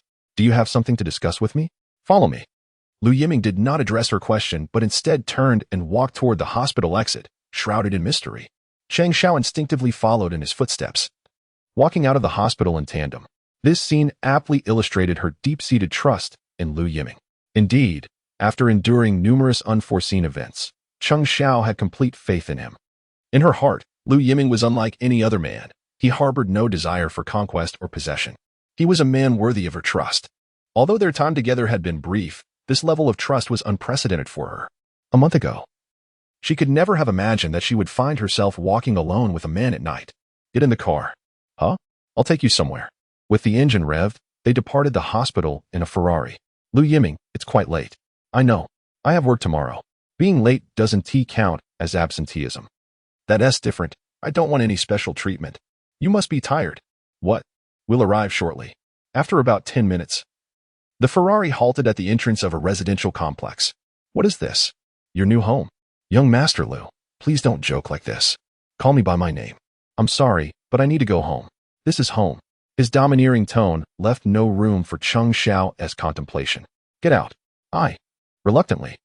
She exited the vehicle. It was a brand new residential complex, likely completed not long ago. To be honest, such a place was far from what Cheng Xiao should be considering. Even now, the attic in her old neighborhood was the result of frugal living. Cheng Xiao had dreamt of one day, through her own efforts, regaining what she had lost, perhaps even providing a new home for her mother. However, that was certainly not the right time. Come on, taking a look won't cost you anything. She hesitated. Lu Yiming pulled her along decisively. They approached a small high-rise. The building featured an elevator, a tidy lobby, and corridors, standing in stark contrast to the chaotic old lanes. With a total of 12 floors and 2 elevators serving 4 households, it offered relative independence. Lu Yiming pressed the button for the 6th floor. This is it. At the door of 603, he retrieved a key. Come in. Watching Cheng Xiao hesitate at the threshold, Lu Yiming felt a twinge of exasperation. What is the matter? Afraid of something? Of course not. What are you still hesitating for? It's quite late. Let's not disturb the neighbors. Ultimately, Cheng Xiao took that step forward. The 2-bedroom, 1 living room layout, while not particularly spacious at a mere 70 square meters, was a vast improvement compared to her current cramped attic. Exquisitely decorated, it was equipped with all necessary appliances. Cheng Xiao stood there, mesmerized. It was identical to her dream home. The warm-toned decor radiated a sense of coziness. Chapter 70. Birthday with 2 bedrooms and a living room. There was ample space for privacy, and everything was ready for immediate move-in. She was forcibly shown around by Lu Yiming. Indeed, the environment was incomparable to the cramped attic she currently rented. The spacious, well-lit bathroom contrasted sharply with the hassle of bathing in her current room. However, Cheng Xiao felt she did not belong here. I want to go back. Are you not satisfied? I am satisfied, but I cannot accept it. Cheng Xiao held her dignity dear. She could not repeatedly accept Lu Yiming's kindness. To her, it felt akin to charity. If she became accustomed to it, she would never be able to hold her head high again. Wait, have you misunderstood something? Young Master Lu, I know you are not that kind of person, but this is my own issue. Lu Yiming was not a bad person. On the contrary, he was one of the few individuals Cheng Xiao could trust. Yet precisely because of this, she found it impossible to accept his goodwill. Perhaps this apartment meant little to Lu Yiming, but for Cheng Xiao, it felt overwhelmingly burdensome, suffocating her spirit. Hey, I've never seen someone like you who would forego company benefits. Huh? Company benefits? Cheng Xiao looked up in surprise. Of course. The company provides housing benefits for single employees. Although I did exercise a bit of authority, this small two-bedroom was originally meant for a single apartment. I applied for this one, thinking you would need to care for your aunt in the future. It must be said that Lu Yiming could tell a lie without batting an eyelash. The Lu Group was indeed a leading private enterprise, and while their benefits were commendable, it was implausible that they could address the housing needs of all employees. Yet, to reassure Cheng Xiao, Lu Yiming racked his brains, requiring a touch of cunning and a sound rationale. Cheng Xiao, I genuinely wish to help you, but it must be within reasonable bounds. You should be aware that Lu Group employees receive housing allowances, and most local employees do not require housing. Your situation is unique, hence the cancellation of your allowance. Really? You wouldn't deceive me, would you? Just don't spread this around. After all, I upgraded the arrangement, and if it gets out, it wouldn't be fair to other employees. Young Master Lu, a studio apartment would suffice for me and my mother. We are accustomed to it. Don't say that. This was not easy to secure. Besides, studio apartments are in higher demand and easier to manage. Caught between truth and deception, Cheng Xiao found herself momentarily bewildered. All right. Tomorrow I must sign a leasing agreement with the company. Once I resign, I will have to vacate the apartment. Why are you still hesitating? A better living environment would greatly assist in your aunt's recovery. Fine, I will sign it. After all this discussion, ultimately, moving out is the most beneficial for my aunt. As for the agreement, is it truly a challenge for Lu Yiming to affix the Lu Group's official seal? A document that could not be more fabricated. Lu Yiming could effortlessly arrange it in no time. Thank you, Lu Yiming, had I not encountered you. No need for gratitude. I am merely acting out of kindness. Seeing Cheng Xiao accept his goodwill, Lu Yiming finally breathed a sigh of relief. By the way, should we not celebrate? Huh? Moving into a new home. With that, Lu Yiming retrieved a cake he had prepared long in advance from the kitchen. What is this? Today is your birthday. You didn't forget, did you? Birthday? Cheng Xiao responded, yes, today marks my birthday. I had forgotten myself. How many years has it been since I last celebrated? Ever since my father's accident, I have not marked my birthday. I recall many years ago, on my birthday, my father would personally cook a feast, holding a cake and waiting for me to return from school. Just like Lu Yiming now, presenting a cake before me. The figure before me seemed to overlap with memories of the past. Oh, why am I crying? I'm sorry, please don't cry. I have no ulterior motives. The truth is, it was written on my onboarding documents, and I just remembered it. Fortunately, I was able to procure a cake. In fact, I had ordered it earlier in the afternoon, even causing me to be late for dinner, much to Sister Qian's chagrin. Lu Yiming, why are you being so kind to me? What's wrong? No, it's not that. Please don't do this. I fear I may lose control. Tears blurred her vision. Cheng Xiao said, don't be so good to yourself. Please don't. I might lose control. In fact, I quite like you.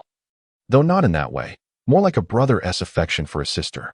Cheng Xiao replied, a sister perhaps? That could indeed be the most fitting explanation. Yet, for some reason, Cheng Xiao felt an inexplicable emptiness within her. Shall we light the candles first? I feel quite exhausted holding this. Yes, I too yearn for respite. But seeing Cheng Xiao in her current state, how can I not extend a hand? In my past life, I had inflicted so much pain upon her. For all those years of marriage, I had treated Cheng Xiao as a mere substitute. I had never celebrated her birthday. The only time was when I confessed everything to her. That night, she had broken down in tears. Let us not dwell on that, all right? Today is your birthday. Let us be joyful. Agreed. Let us blow out the candles. Yes. Amidst tears and laughter, Cheng Xiao felt a profound happiness in that moment. After so many years, finally, someone was here to celebrate her birthday. though this man before her seemed so utterly beyond reach. Brother, it seems rather pleasant. A birthday gift, do not misconstrue. I am aware you do not accept extravagant presents. This bracelet was purchased from an ordinary accessory store and holds little value. It is, in fact, from the same brand as the necklace given to Sister Qian previously. To enhance the illusion of authenticity, Lu Yiming deliberately acquired a plastic box from a small jewelry shop. I must admit, Lu Yiming has gone to great lengths for this evening. Thank you. Indeed, Cheng Xiao accepted it. The sparkling bracelet surpasses the worth of a 3-carat diamond necklace. Yet, the individual in question remains entirely oblivious. The candles have been extinguished, the cake devoured, and the hour has grown late. The atmosphere has, unbeknownst to them, turned somewhat ambiguous. Cheng Xiao cast a glance at Lu Yiming and lowered her head. That woman is not infatuated, though everything has arrived a tad too abruptly. Initially, Cheng Xiao is willing to sacrifice herself solely for her mother's survival. At this moment, however, she is wholly willing. Lu Yiming's charm is truly difficult to resist. Cheng Xiao confesses that she has succumbed. Ahem, well, it is rather late. So I shall take my leave. It has been established that we are akin to siblings. I am certainly not a German orthopedic specialist. It appears that Cheng Xiao requires a bit more time. Are you leaving? No, that is not my intention, merely. By the way, I will assist you with your move tomorrow. No need. I genuinely do not have much. Very well, then I shall grant you a day off to finalize things. For the upcoming period will be quite busy. All right. Watching Lu Yiming's departing figure, Cheng Xiao felt a tumult of emotions and instinctively covered her right hand, where the bracelet she had just donned rested. Chapter 71. How did I fall under your spell? You seem rather unburdened. Lily feels as though she has been endlessly occupied during this time. Late into the night, she must attend conference calls to discuss subsequent processes. The most pressing issue is the lack of funds. Indeed, it is a dire shortage of money. A clever woman cannot cook without rice. All resources have been entirely squandered by Lu Yiming. Being relentlessly pursued for debts is truly unpleasant. Yet, young Lu appears unfazed, as if nothing troubles him. Upon arriving at the office early, seeing young Lu engrossed in work at his computer provided Lily with some solace. However, upon closer inspection, she discovered that young Lu was playing Minesweeper. She wanted to ask, how can you be so carefree? There is a meeting soon, and I must inform you that I do not intend to attend. Lily was evidently exasperated. While she was fuming, he seemed to be indulging in a computer game. Remain calm. How can one remain calm? It's merely a meeting. Let whoever wishes to attend go, for I shall firmly assert, there is no money. And my life is at stake. What a rogue. Truly a rogue's behavior. Yes, you, young Lu, are untroubled, for should the sky fall, Lu will support you. However, we are not in the same position. We are neither kin nor friends, and Lu may very well turn against us. Do not fret. Be confident. Remove the word perhaps. From my understanding of my father, he will undoubtedly take action against his subordinates, but it will not extend to you. Lu Yiming. Lily is on the verge of losing her sanity. You already know the outcome. Are you not concerned that the morale may dissipate, rendering the team difficult to manage? Do not shout. My hearing is perfectly fine. How did I fall under your spell and board your ship? I was doing well as an assistant. Yet I naively believed Lu Yiming's deceptive words. It is futile to rush. It's only a matter of days now. Haha. Lily genuinely cannot trust Lu Yiming at this moment. Just a few days? One must understand that during this time, General Gao has seemingly vanished.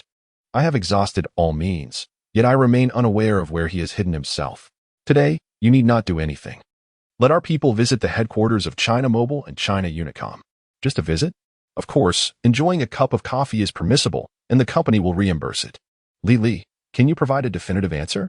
Rest assured, the Su family cannot endure for long, unless they plan to withdraw from telecommunications. They will undoubtedly seek ways to secure Gao Tang's position. Lu Yiming is not foolish, and neither is the Su family. Ultimately, it is a contest of mindset. Lu Yiming can maintain his composure, while Gao Tang may not be able to.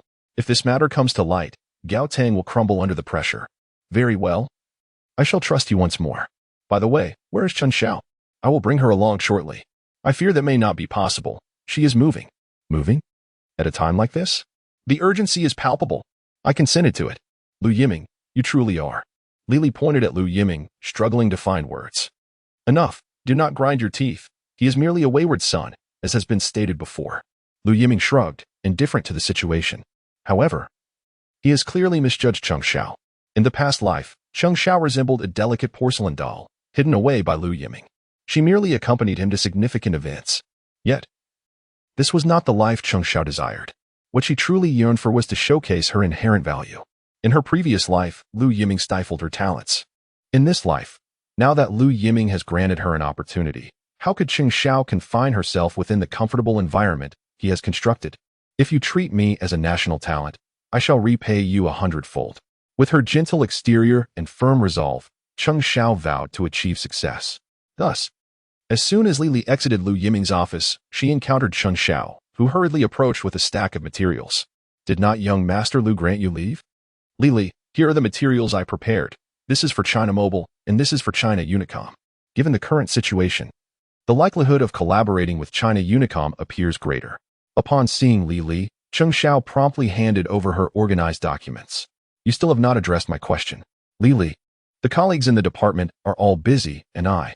Excellent, come to my office. Li was quite pleased with Cheng Xiao's response. To speak candidly, in the previous internal meetings, although the potential for cooperation with China Unicom and China Mobile was mentioned, everyone understood that the optimal partner remained the telecommunications sector. As for the other two operators, they were merely touched upon. However, Li had not anticipated that Cheng Xiao would take her words to heart. Not only did she do so, but she also meticulously analyzed the data from both companies and formulated a plan. Had she pulled another all-nighter? Observing Cheng Xiao's evident dark circles, Li noted that even her beautiful under-eye bags were overshadowed by fatigue. Li's own eye. She began but faltered. In Cheng Xiao, Li saw a reflection of herself. In the Lu group, why did Li command respect? Even the company's vice president treated her with utmost courtesy. This was not merely the halo of an assistant, but a testament to Li's capabilities and methods. All of this was the fruit of countless sleepless nights and relentless effort. At this moment, in Cheng Xiao, she recognized her own shadow. No. This young woman was even more remarkable than herself. Flipping through the materials prepared by Cheng Xiao, Li recognized the critical importance of the data. Sisterly. One of the primary reasons for choosing Unicom is that its data pales in comparison to that of Mobile. Among the three major operators, Mobile currently boasts the most impressive figures with a steadily growing client base. Thus, even if we manage to collaborate with Mobile, we may not receive the treatment we deserve. Data does not lie. It reveals the most authentic reality. To gather these insights, Li had even consulted a professor at the academy, who had once taught Cheng Xiao in an elective course. Naturally, he was eager to impart his knowledge to his beloved pupil. Understood. Prepare yourself. We will be heading to Unicom shortly, she instructed. Having organized the materials, Li felt it was also necessary to prepare a fallback for Lu Yiming. Even though he exuded confidence at this moment. Sisterly, I have another question, if you don't mind. Ask away, she encouraged. Is our company's compensation always this generous? What?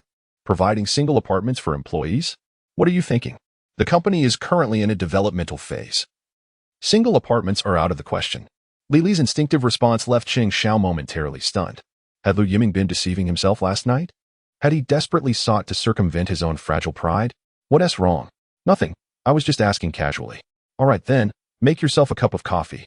We'll be leaving in half an hour. There was no time for sentimentality. The only task at hand was to seize every moment. Chapter 72, The Social Butterfly? Shortly after Li departed with Cheng Xiao, Lu Yiming received a call from Gaoyuan capital. However, the caller was not Su Rongrong, but Gaolan. Lu Yiming had little recollection of this individual, having had no prior contact in his past life. Gaoyuan capital was, after all, a top 5 investment bank in the bustling metropolis, established long ago, yet among its executives, Lu Yiming found no memory of this person. Nevertheless, the conversation revolved around a handheld wireless telephone system, leaving Lu Yiming somewhat perplexed about the caller's intentions. Ultimately, the two arranged to meet at the CAF and the Peace Hotel. A hotel meeting? After hanging up, Lu Yiming wore a contemplative expression. Meeting a client at a hotel? And a woman at that. This indeed evokes a myriad of speculations. One wonders if this aligns with Su Rongrong's intentions. It seems unlikely. Given Lu Yiming's understanding of Su Rongrong, he would never resort to such tactics. She has always despised the introduction of unspoken rules into her professional life. Intriguing, indeed. It appears to be a unilateral decision, yet Lu Yiming is curious to discern the true nature of this play. At 2 p.m., Lu Yiming set forth with his car keys in hand. The Peace Hotel has long been regarded as the pinnacle of luxury accommodations in the city, standing resilient despite the passage of time. President Lu, He had just stepped through the door when a lady in an elegant suit appeared before him. It was evident that she had come prepared. "President Lu, allow me to introduce myself. I am Wang Lan, the client manager from Gaoyuan Capital." She presented a black, gold-embossed business card, which bore a hint of perfume, Chanel No. 5. Her taste was commendable. It was clear that Wang Lan had taken great care in her appearance. The open collar of her blouse revealed her graceful collarbones.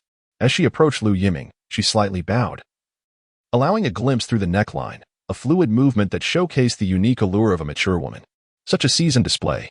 It was apparent that she had often leveraged her advantages. Nonetheless, Lu Yiming held no aversion to this. After all, the corporate realm is inherently inequitable for women.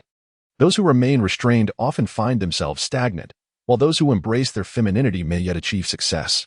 Although uncertain of Wang Lan's precise boundaries, it was evident that her earlier captivating performance had been meticulously crafted to ensnare men. With an air of mystery and allure, she wove a web of seduction that would ensnare the average man without effort. "Hello, Manager Wang. President Lu, you jest. I am merely a worker at best." Wang Lan replied with a smile, though internally she felt a flicker of surprise. He had not taken the bait. Her usual strategies, effective against men, seemed to falter before this young executive.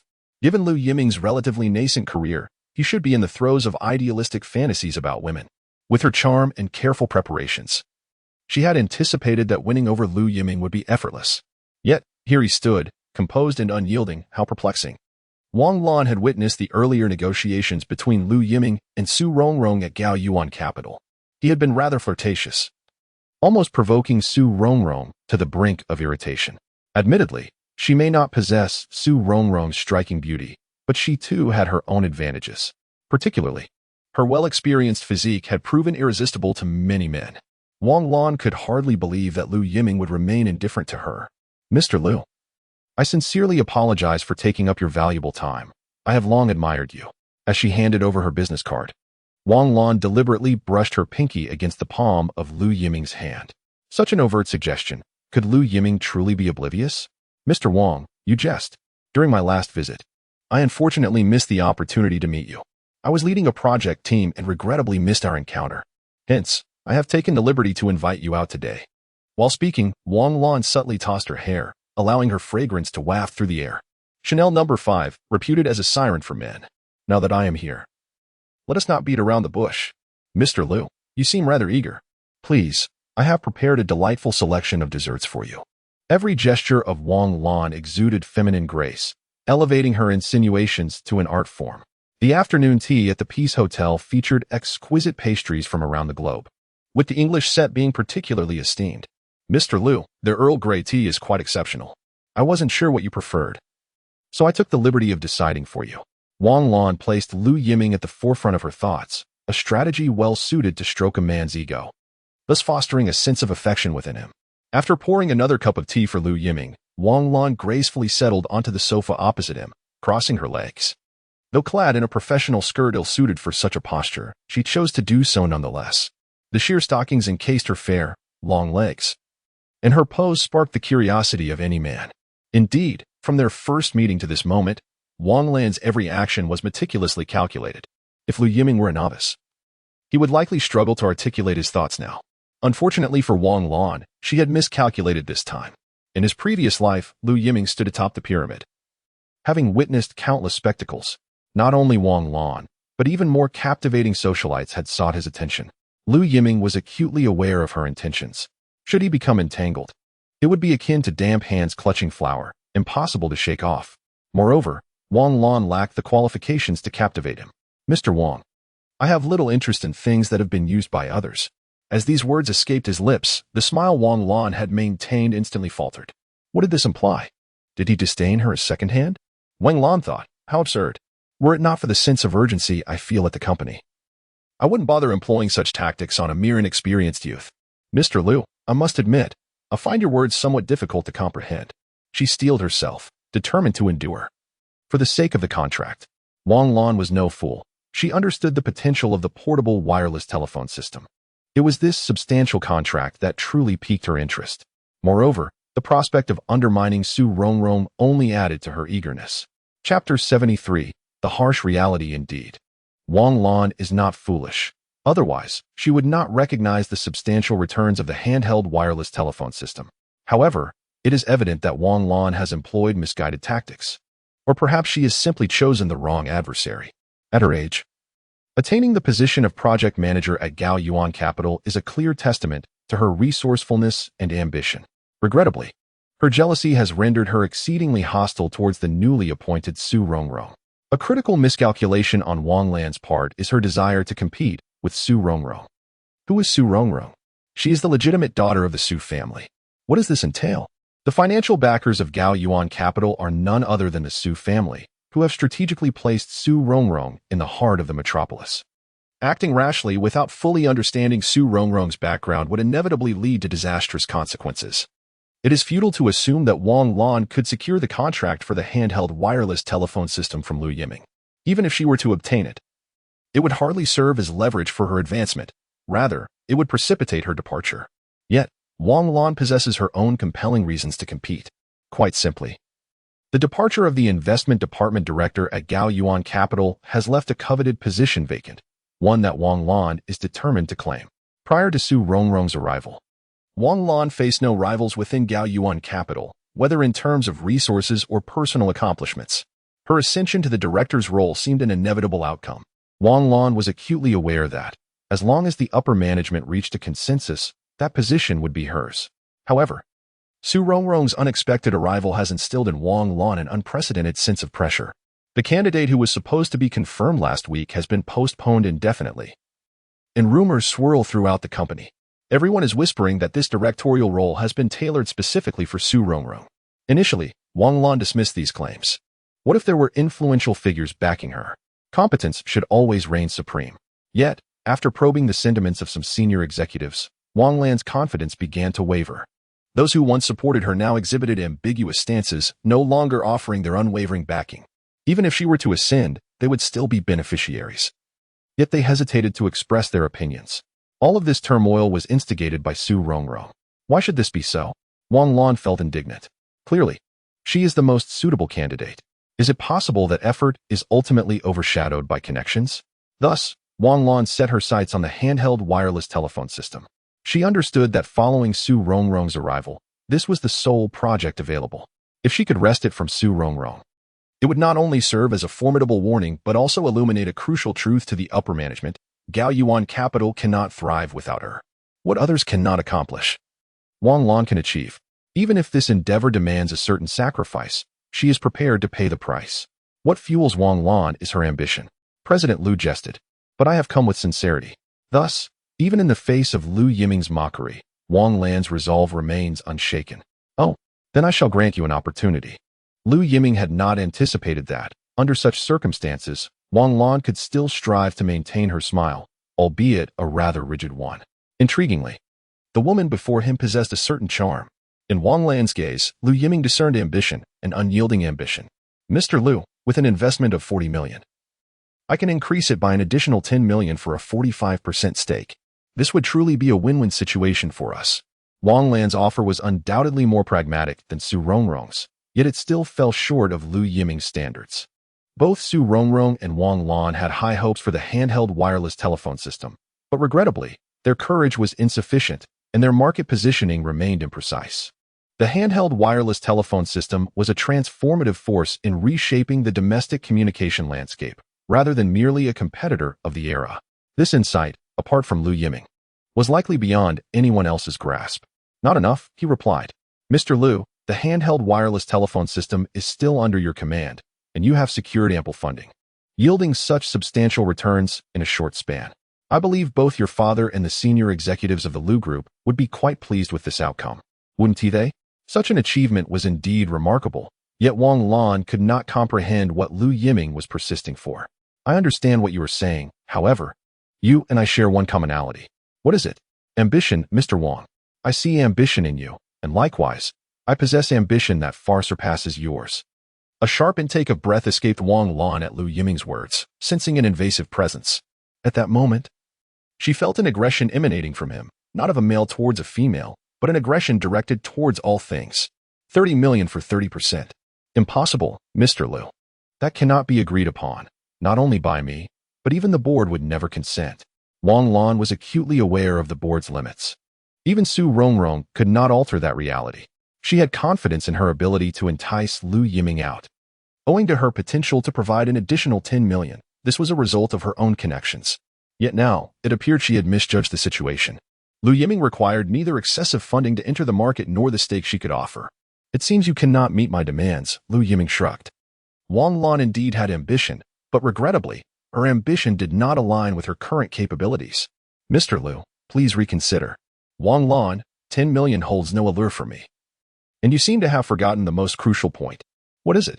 Wang Lan had believed she had meticulously calculated everything, confidently inviting Lu Yiming out.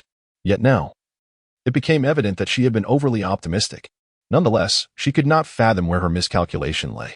In truth, even if you were to acquiesce to my terms, I would still be unable to collaborate with you. What do you mean? Mr. Lu, are you toying with me? Have you perhaps decided on Su Rongrong? You guessed correctly. I fail to comprehend, General Lu, what merit Su Rongrong possesses. Is it merely because she is beautiful? Or perhaps she is your ideal partner? At this moment, Wang Lan was evidently unguarded. All her composure had been cast aside. In a state of agitation, Wang Lan could not fathom where she had erred. Business is business. I can discern that much. But why? The resources in Su Rongrong's possession are beyond your reach. You lack the prowess to negotiate with the 3 major telecommunications operators. Yet Su Rongrong can. Although collaboration may be unattainable, allow me to offer you a piece of advice. Sometimes, one's background dictates everything an insurmountable barrier, no matter the effort expended. While this may be harsh, it remains an undeniable truth. Chapter 74. This wretched scoundrel begins to tease again after Lu Yiming's departure. Wang Lan sat alone on the sofa, profoundly impacted by his words. Indeed, she had exerted herself, yet found herself overshadowed by her background. Though this truth was harsh, Wang Lan refused to accept it. Reflecting on her past, was she not merely striving to ascend? Was that a fault? She was not in the wrong. The fault lay not with her. Since reasoning with Lu Yiming proved futile, she resolved to present her contract to the Lu Group, convinced that it could not be a monolithic entity. Wang Lan believed that her offer was the most enticing in the current landscape. Her transformation from confusion to determination was remarkable. Yes, Wang Lan acknowledged her ambition. Yet it was founded upon her capabilities. Meanwhile, Lu Yiming had already set his Ferrari in motion. He bypassed the company and headed directly to Gaoyuan capital. President Su. General Lu from the Lu Group wishes to see you. Su Rongrong, who had been perusing documents, paused upon hearing Lu Yiming's name. Where's the wrench? Where did I put the wrench from last time? President Su? What? What has come over her? Typically composed, upon hearing General Lu's name, she appeared transformed. Her expression one of clenched teeth. Could it be that there exists an untold story between these two? Understood. Let him in. Despite her desire to see Lu Yiming come to ruin, her remaining rationality compelled Su Rongrong to make the prudent choice. That morning, Su Rongrong received a call from her father. Though he did not state it outright, she discerned his underlying message. Her uncle was on the verge of collapse. Although she had been disregarding the Lu Group, it was ultimately not a sustainable strategy. Should the other high-ranking executives at the telecommunications company become aware of the situation, even with the Su family's backing, her uncle's position would be precarious. Moreover, Lu Yiming's threats were not without justification. The other 2 operators were equally watchful. Should this opportunity be lost, rapid development for the telecommunications company would be rendered impossible. Taking a deep breath to regain her composure, Su Rongrong continually reassured herself. Everything would be fine. Everything would be fine. She would treat this as merely a bite from that wretched scoundrel. Calm, President Su. It is a pleasure to see you again. At that moment, the office door swung open, revealing the beaming Lu Yiming before Su Rongrong. That infuriating smile. How could he remain so composed? Su Rongrong clenched her silver teeth, thinking that if it weren't for the presence of others, she might have resorted to violence. Please, take a seat, she said, her expression as impassive as ever. Mr. Su, I shall fetch some coffee right away. During the last visit from a client, Su Rongrong had specifically instructed that her guests be served only the finest hand-brewed coffee. No need for that. Huh? I mean, Mr. Lu doesn't require coffee. Just a glass of water will suffice. Had it not been for her assistant's meddling, Su Rongrong wouldn't have even considered offering Lu Yiming a drop of water. Of course, if it were tap water, she would have no objections. Better to poison this detestable man and thus rid herself of his presence. Mr. Su's hospitality leaves much to be desired, Lu Yiming remarked with a smirk. You jest, Mr. Lu. I can discern between friends and foes. Su Rongrong forced a smile, despite her ethereal beauty. This particular smile was somewhat lacking in sincerity. Aren't you curious as to why I've come? Lu Yiming queried. Have you perhaps come to a decision? That would be ideal. We could sign immediately and avoid any unnecessary complications. You just again, Mr. Su. I'm in no rush. The Lu group is hardly a monolith. Indeed. A hint of caution is understandable, but given that the Lu group is not publicly listed, I trust you know who ultimately holds sway, Mr. Su. And what precisely do you mean? Are you here merely to toy with me? Su Rongrong realized that no matter how composed she tried to be, her poise crumbled in Lu Yiming's presence. Certainly not. I am not so trivial. Lu Yiming shrugged, accepting the glass of plain water presented by Su Rongrong's assistant. After a moment's thought, he set it on the table. He was indeed parched, yet one could never know if Su Rongrong would suggest that the assistant add something unsavory. Once the assistant delivered the external tea, she promptly made her exit. The atmosphere in the office was decidedly strange, making it uncomfortable to linger even a second longer. Speak. What is it? I am quite busy. Of course, Mr. Su must be busy, as you need to persuade the board to support your decision. Su Rongrong thought. That insufferable man has once again read her mind. Indeed, after receiving a call that morning, she had engaged in a fierce internal struggle, ultimately deciding to capitulate. She truly believed in the potential of the handheld wireless telephone system. Moreover, Lu Yiming was correct. The handheld wireless telephone system could indeed work wonders. However, her personal belief was insufficient. She needed to ensure that the entire board shared her perspective. Convincing the board had become a formidable challenge. Within the entire Gaoyuan capital, only the president was aware of Su Rongrong's true identity. The other executives merely knew that she had been parachuted in from a formidable background. Consequently, they maintained a safe distance when dealing with her. Everyone was observing and assessing the situation until they grasped the full context. No one dared to make unilateral decisions. This predicament left Su Rongrong in a passive position. As for how such a scenario had come to pass, one might say it was orchestrated by Su Yunchang himself. This is intended to make my precious daughter retreat in the face of difficulty. Unfortunately, Su Yunlong has underestimated Su Rongrong's determination and, equally, her capabilities. Am I correct in my assumptions? Lu Yiming, do not take pride in this. Indeed, you have stepped ahead this time, but the journey ahead remains long. Enough with the grandiose proclamations. After all, your time is limited. What do you mean by that? Su Rongrong discerned the underlying implications in Lu Yiming's words. Did you not just say that the Lu Corporation is not a monolith?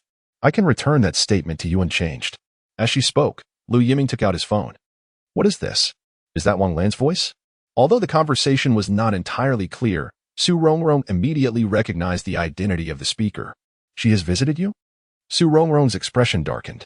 Truly, there are those who will resort to any means. Why don't you inquire whether I agreed? Is this amusing? If you had consented, you would not be here. Moreover, you are no fool.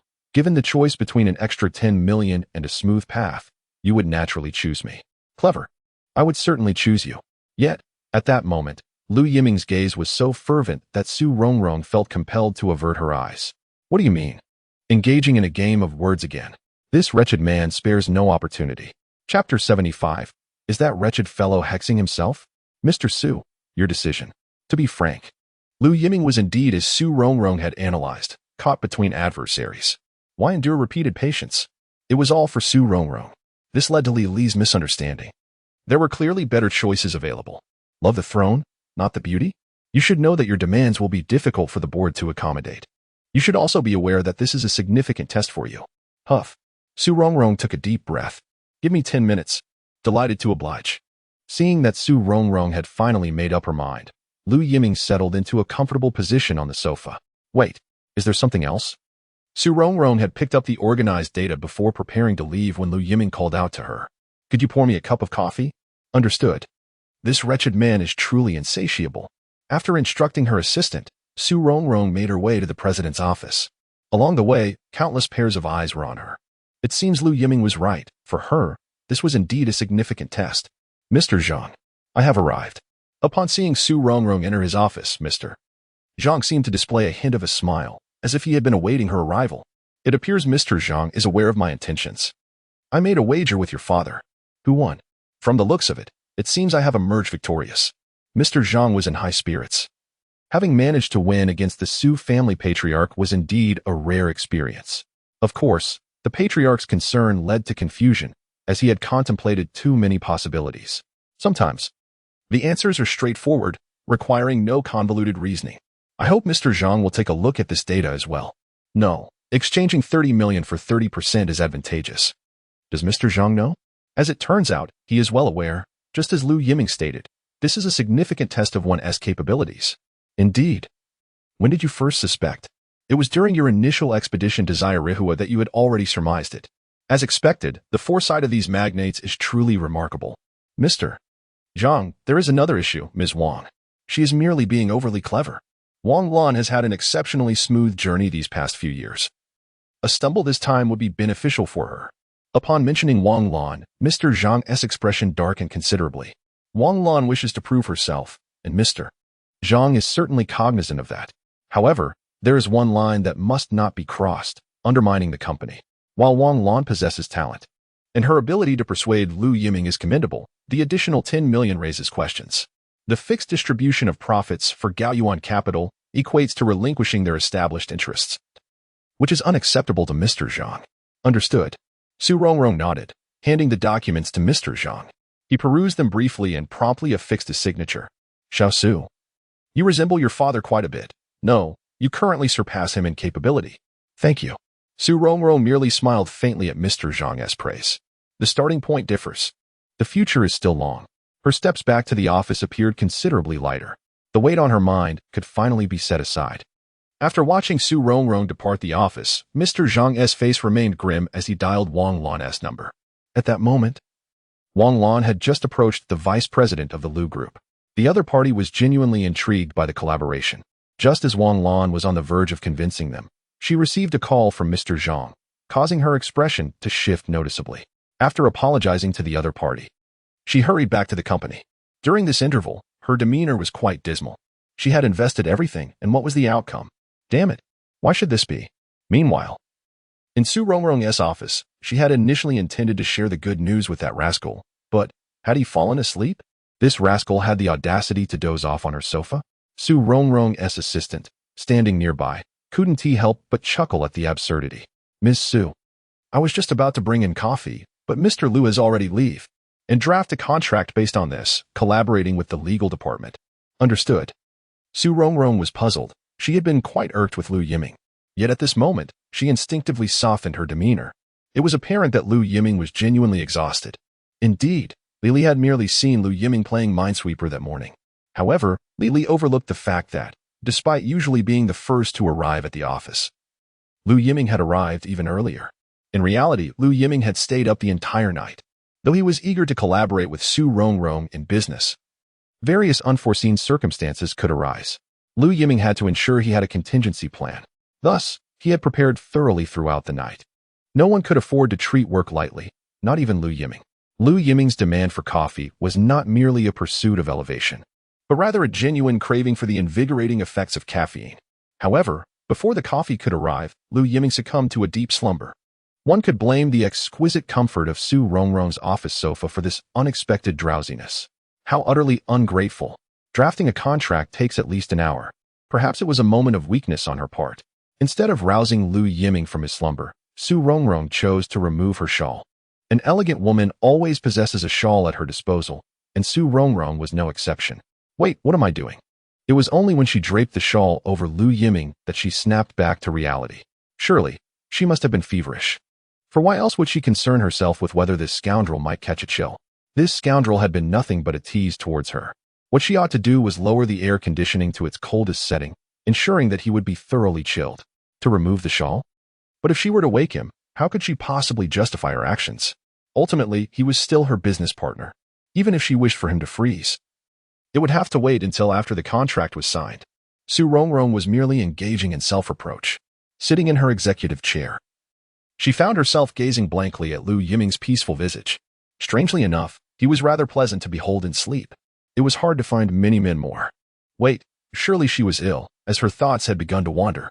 Shaking her head to dispel these absurd notions, she forcibly redirected her focus to the documents before her. Yet, she found herself glancing back at him time and again. Was it possible she had been enchanted? Unbeknownst to the slumbering Lu Yiming, his serene appearance held a certain allure. Had she known, perhaps she would have considered setting up a bed in Su Rongrong's office. An hour later, Miss Su. The contract has been drafted. Perhaps in her excitement, the assistant overlooked the presence of a guest in Miss Su's office. Be gentle. Apologies, Miss Su. I'm awake. Lu Yiming opened his eyes, somewhat bewildered. He had fallen asleep in Su Rongrong's office, and yet he had slept soundly. After his rebirth, this was the first time he had experienced such restful slumber. Attempting to rise, he realized something was draped over him. What is this? A lady's shawl? All right, Mr. Lu, since you are awake, you may take your shawl back. Also, please be mindful not to allow strangers to sleep in my office next time. Su Rongrong appeared slightly flustered. She must not allow Lu Yiming to misunderstand anything. Shawl? What shawl? Oh, yes, I will be careful. The assistant, catching the look in Su Rongrong's eyes, quickly comprehended the situation and hastily tucked the shawl into her arms. Miss Su, here is the contract. If there is nothing else, I will take my leave. Su Rongrong replied, suppressing her composure. This scoundrel surely could not see through her ruse, could he? Lu Yiming, the fragrance on this shawl is unmistakably identical to that of Su Rongrong. Hasn't my years of being a debauched young master been for naught? With the ability to discern beauty through scent, Lu Yiming has long honed this skill. However, he chose to spare Su Rongrong some dignity to prevent her from losing face. He did not expose the truth and even smiled at her assistant to express his gratitude. Yet, this scene did not escape Su Rongrong's notice. Su Rongrong, this insufferable man. Once again fickle in his affections, I should not feel pity for him. Mr. Lu is rather unreserved and seems unafraid of my potential retaliations. You wouldn't dare. After all, we are soon to be partners in collaboration. Mr. Lu exudes such confidence. I detest his all-knowing demeanor. The contract is already prepared. What is there to feign? Then please, peruse it, Mr. Lu. Su Rongrong gritted her teeth. How could this insufferable man become so intolerable once he regained his composure? Lu Yiming took the contract and scrutinized it. This type of standardized contract is typically designed by the legal department to mitigate legal risks. As long as the figures are correct, there shouldn't be significant issues. You have shown thoughtfulness, Su. The critical elements remained unchanged, indicating Su Rongrong's sincerity. Lu Yiming directly seated himself across from Su Rongrong's desk. What are you planning? Su Rongrong immediately braced herself. Since the last incident, her guard against Lu Yiming had reached its zenith. Of course, to sign. Lu Yiming took the pen from Su Rongrong's hand and inscribed his name on the contract. Are you not going to review it? High Source Capital is a significant enterprise. Such a petty maneuver would be beneath them. The company seal? Always on hand. Humph. The illustrious Lu Group now feels akin to a mere shell company under your influence. Su Rongrong thought. This man clearly feels assured of his position. Even bringing the company seal? Nevertheless, Su Rongrong could not afford to be at a disadvantage. She needed to deliver her jabs. Ensuring this insufferable man did not feel overly comfortable. After all, they were soon to be partners. A measure of restraint was necessary. With signatures and seals swiftly completed, Su Rongrong promptly submitted the contract for review. 10 minutes later, the 3 copies of the contract were signed. Mr. Su, may our collaboration be fruitful. Let us forego the handshake. I fear contagion. Lu Yiming, a blatant display of disdain. However, after Lu Yiming departed, his assistant hurriedly returned with Su Rongrong's shawl. Mr. Su, would you like me to wash it for you? Just set it down. The office air conditioning is a bit chilly. Is the office air conditioning cold? I didn't notice. Such prideful demeanor, indeed. Meanwhile, Wang Lan had returned to the company in a fit of frustration, heading straight for the CEO's office. She had returned with a heart full of grievances. She had successfully persuaded the vice president of the Lu Group and, with both internal and external support, felt confident about securing the project. Yet, at the critical moment, it was halted simply because the opposing party was Su Rongrong. Must they be so protective? This was utterly absurd.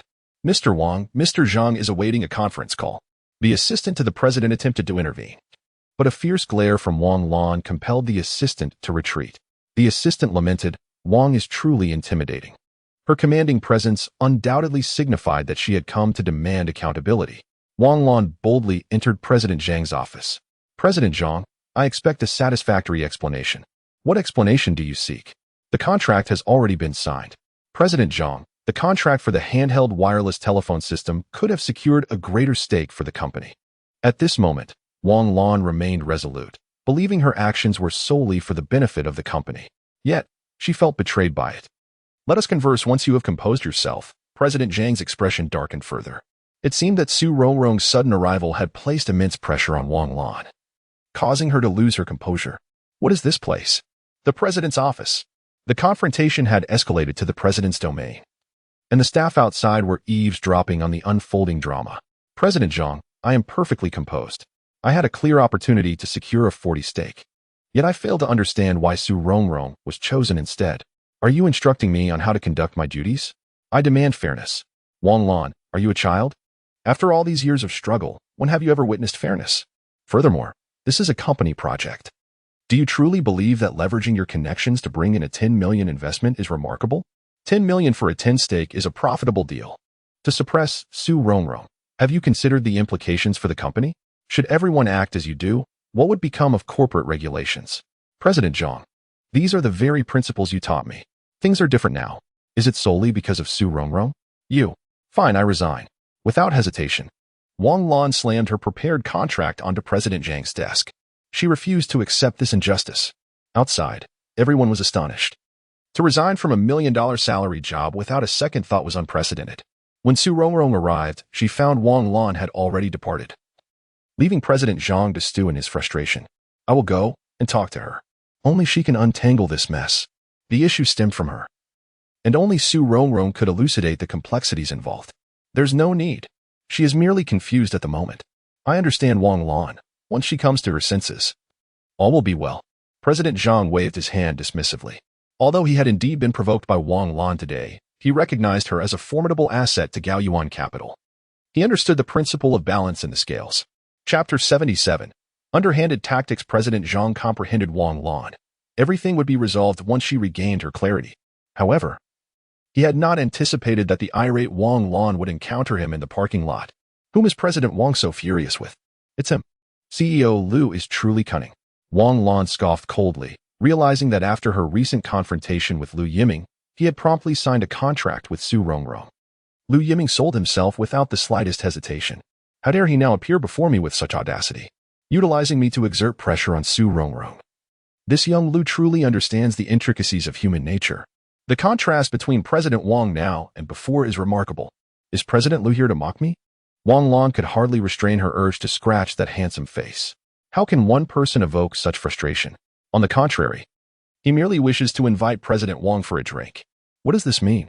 This little rascal, what scheme is he concocting?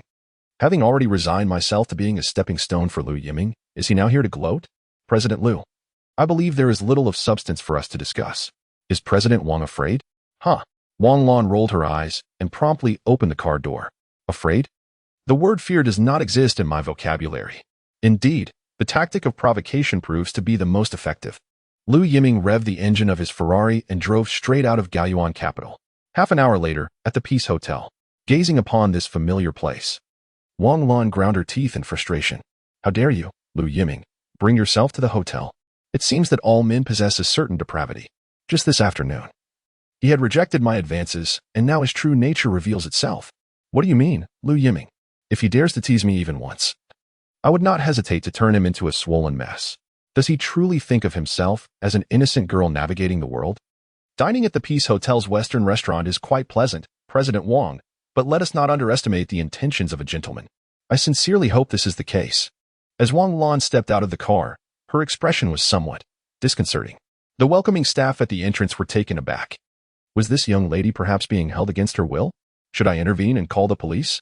The Western restaurant at the Peace Hotel is a favored social venue for the elite of the metropolis. Lu Yiming requested a quiet private room, which was indeed quite ceremonious. A charlotte steak, cooked medium. I never would have guessed that President Wang had a taste for the finer things. The charlotte steak alone costs a four-figure sum. Is young President Lu feeling the pinch? Having just signed such a significant contract, it is only fitting that President Lu should indulge a little, but of course, if he is truly reluctant, I shall cover the bill. At this moment, Wang Lan resembled a rose with thorns, entirely different from her demeanor earlier in the afternoon. Women are indeed born actresses. Perhaps now the true essence of Wang Lan is revealed. President Wang, are you jesting? What shall we drink? I would like a glass of 82 Lafite, if President Lu is willing. Naturally, he would be. But acquiring 82 Lafite domestically is nearly impossible. It is a jest to claim such an esteemed vintage, as if it were an impressive feat in truth. There is a limited supply of 82 Lafite, and it is consumed daily. What circulates domestically is primarily counterfeit. Lu Yiming is not the type to indulge in fake wine for the sake of status and taste. The Charlotte steak ought to be paired with a bottle of Ch. Latour for a truly harmonious experience. Latu Master 1, a low-key monarch, stands alongside Lafite in reputation. Only those who truly understand Latu Master 1 can be regarded as individuals of true taste. This is quite commendable. It seems that Lu Yiming has successfully impressed. Fine wine and exquisite cuisine have momentarily soothed Wang Lan's inner fury. What does Mr. Lu truly seek by pretending to be a gentleman before her?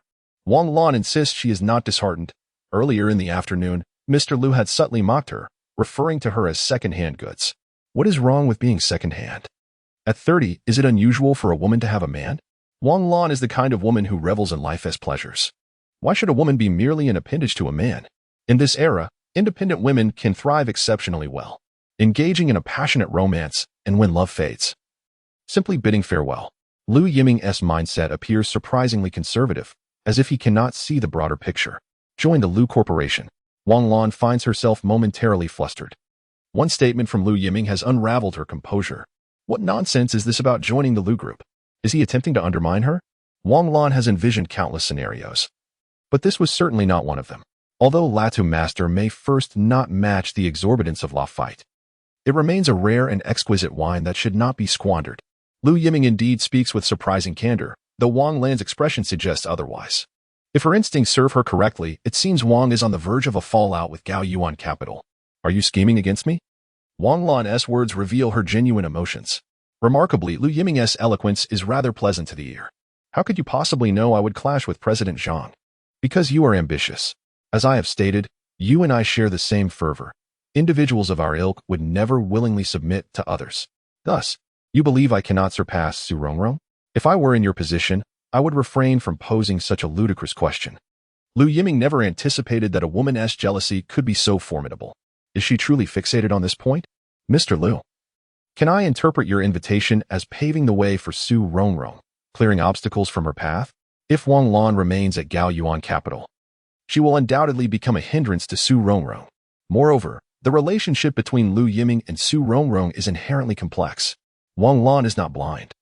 Their previous interactions in the company revealed an undeniable narrative.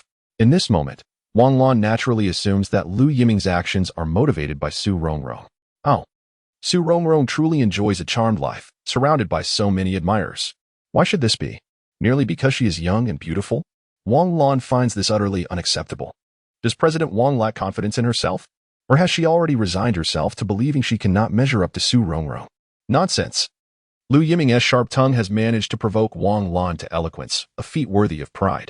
I am offering you a platform to showcase your abilities. I can achieve the same at Gao Yuan Capital. If you stay, defeat is inevitable. Why should I be unable to surpass Su Rongrong? Simply because she is Su Rongrong, and the entirety of Gao Yuan investment belongs to her family? Impossible. As an elite in the investment realm, Wang Lan could hardly be oblivious to the Su family. However, she was taken aback to learn that Gao Yuan Capital had become associated with the Su family, a piece of news that had eluded her grasp. Wang Lan's reaction was genuine, revealing the extent to which the Su family had concealed their maneuvers, even from prominent figures like herself. Chapter 78. Surrounded by wolves. Though the wine was exquisite, it was not meant to be consumed in such a manner. Observing Wang Lan drain her glass of red wine in one gulp, Lu Yiming furrowed his brow. Had he perhaps pushed her too far? It dawned on him that Wang Lan wore a resigned smile. Indeed, she had speculated about Su Rongrong's background, even drawing connections to the Lu Group. Yet, she never anticipated that Su Rongrong was the heiress of the Su family from Su province. In this instance, her defeat was not without justification. Lu Yiming's assertion was correct. Remaining at Gao Yuan Capital was a path leading only to destruction. Regardless of her ability to contend with Su Rongrong, her future had been irrevocably sealed. Moreover, it was uncertain whether her capabilities could truly rival those of Su Rongrong. Wang Lan remarked, "Not just you. Even I might not stand a chance." Indeed, Su Rongrong appeared somewhat inexperienced at present. However, in a past life, Lu Yiming had witnessed her shrewdness and cunning. Should Su Rongrong mature, Wang Lan, devoid of any foundation, would be at a distinct disadvantage. And even Lu Yiming might find her formidable.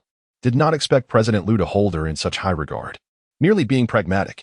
How about it, President Wang? Are you interested in my proposal?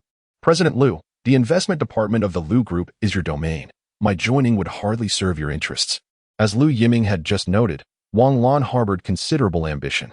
Thus, her potential entry into the Lu Group's investment department might not bode well for him, should disagreements arise. Wang Lan was resolute in not repeating past mistakes. Perhaps this was the lament of the working class. What good was it to ascend to the position of a working emperor? Wang Lan was acutely aware that Lu Yiming would not relinquish power easily. This much was evident from her earlier interactions with the vice president of the Lu Group. Within the Lu Group, Lu Yiming showed no deference to anyone, bolstered by his father's support, creating an environment of absolute authority. Is that what you mean by the investment department? What is the significance? The logistics department's supervisor? President Lu, are you jesting? A distinguished investment elite in the bustling metropolis is to oversee logistics? Utterly absurd. This position, even when compared to Gaoyuan capital, pales in comparison. Even a transition to any investment bank would afford her a more respectable role that better showcases her talents. She would have to be out of her mind to consider retiring at the Lu Group. In Wang Lan's eyes, the logistics department was merely a haven for retirement. What's the matter? Do you look down upon it?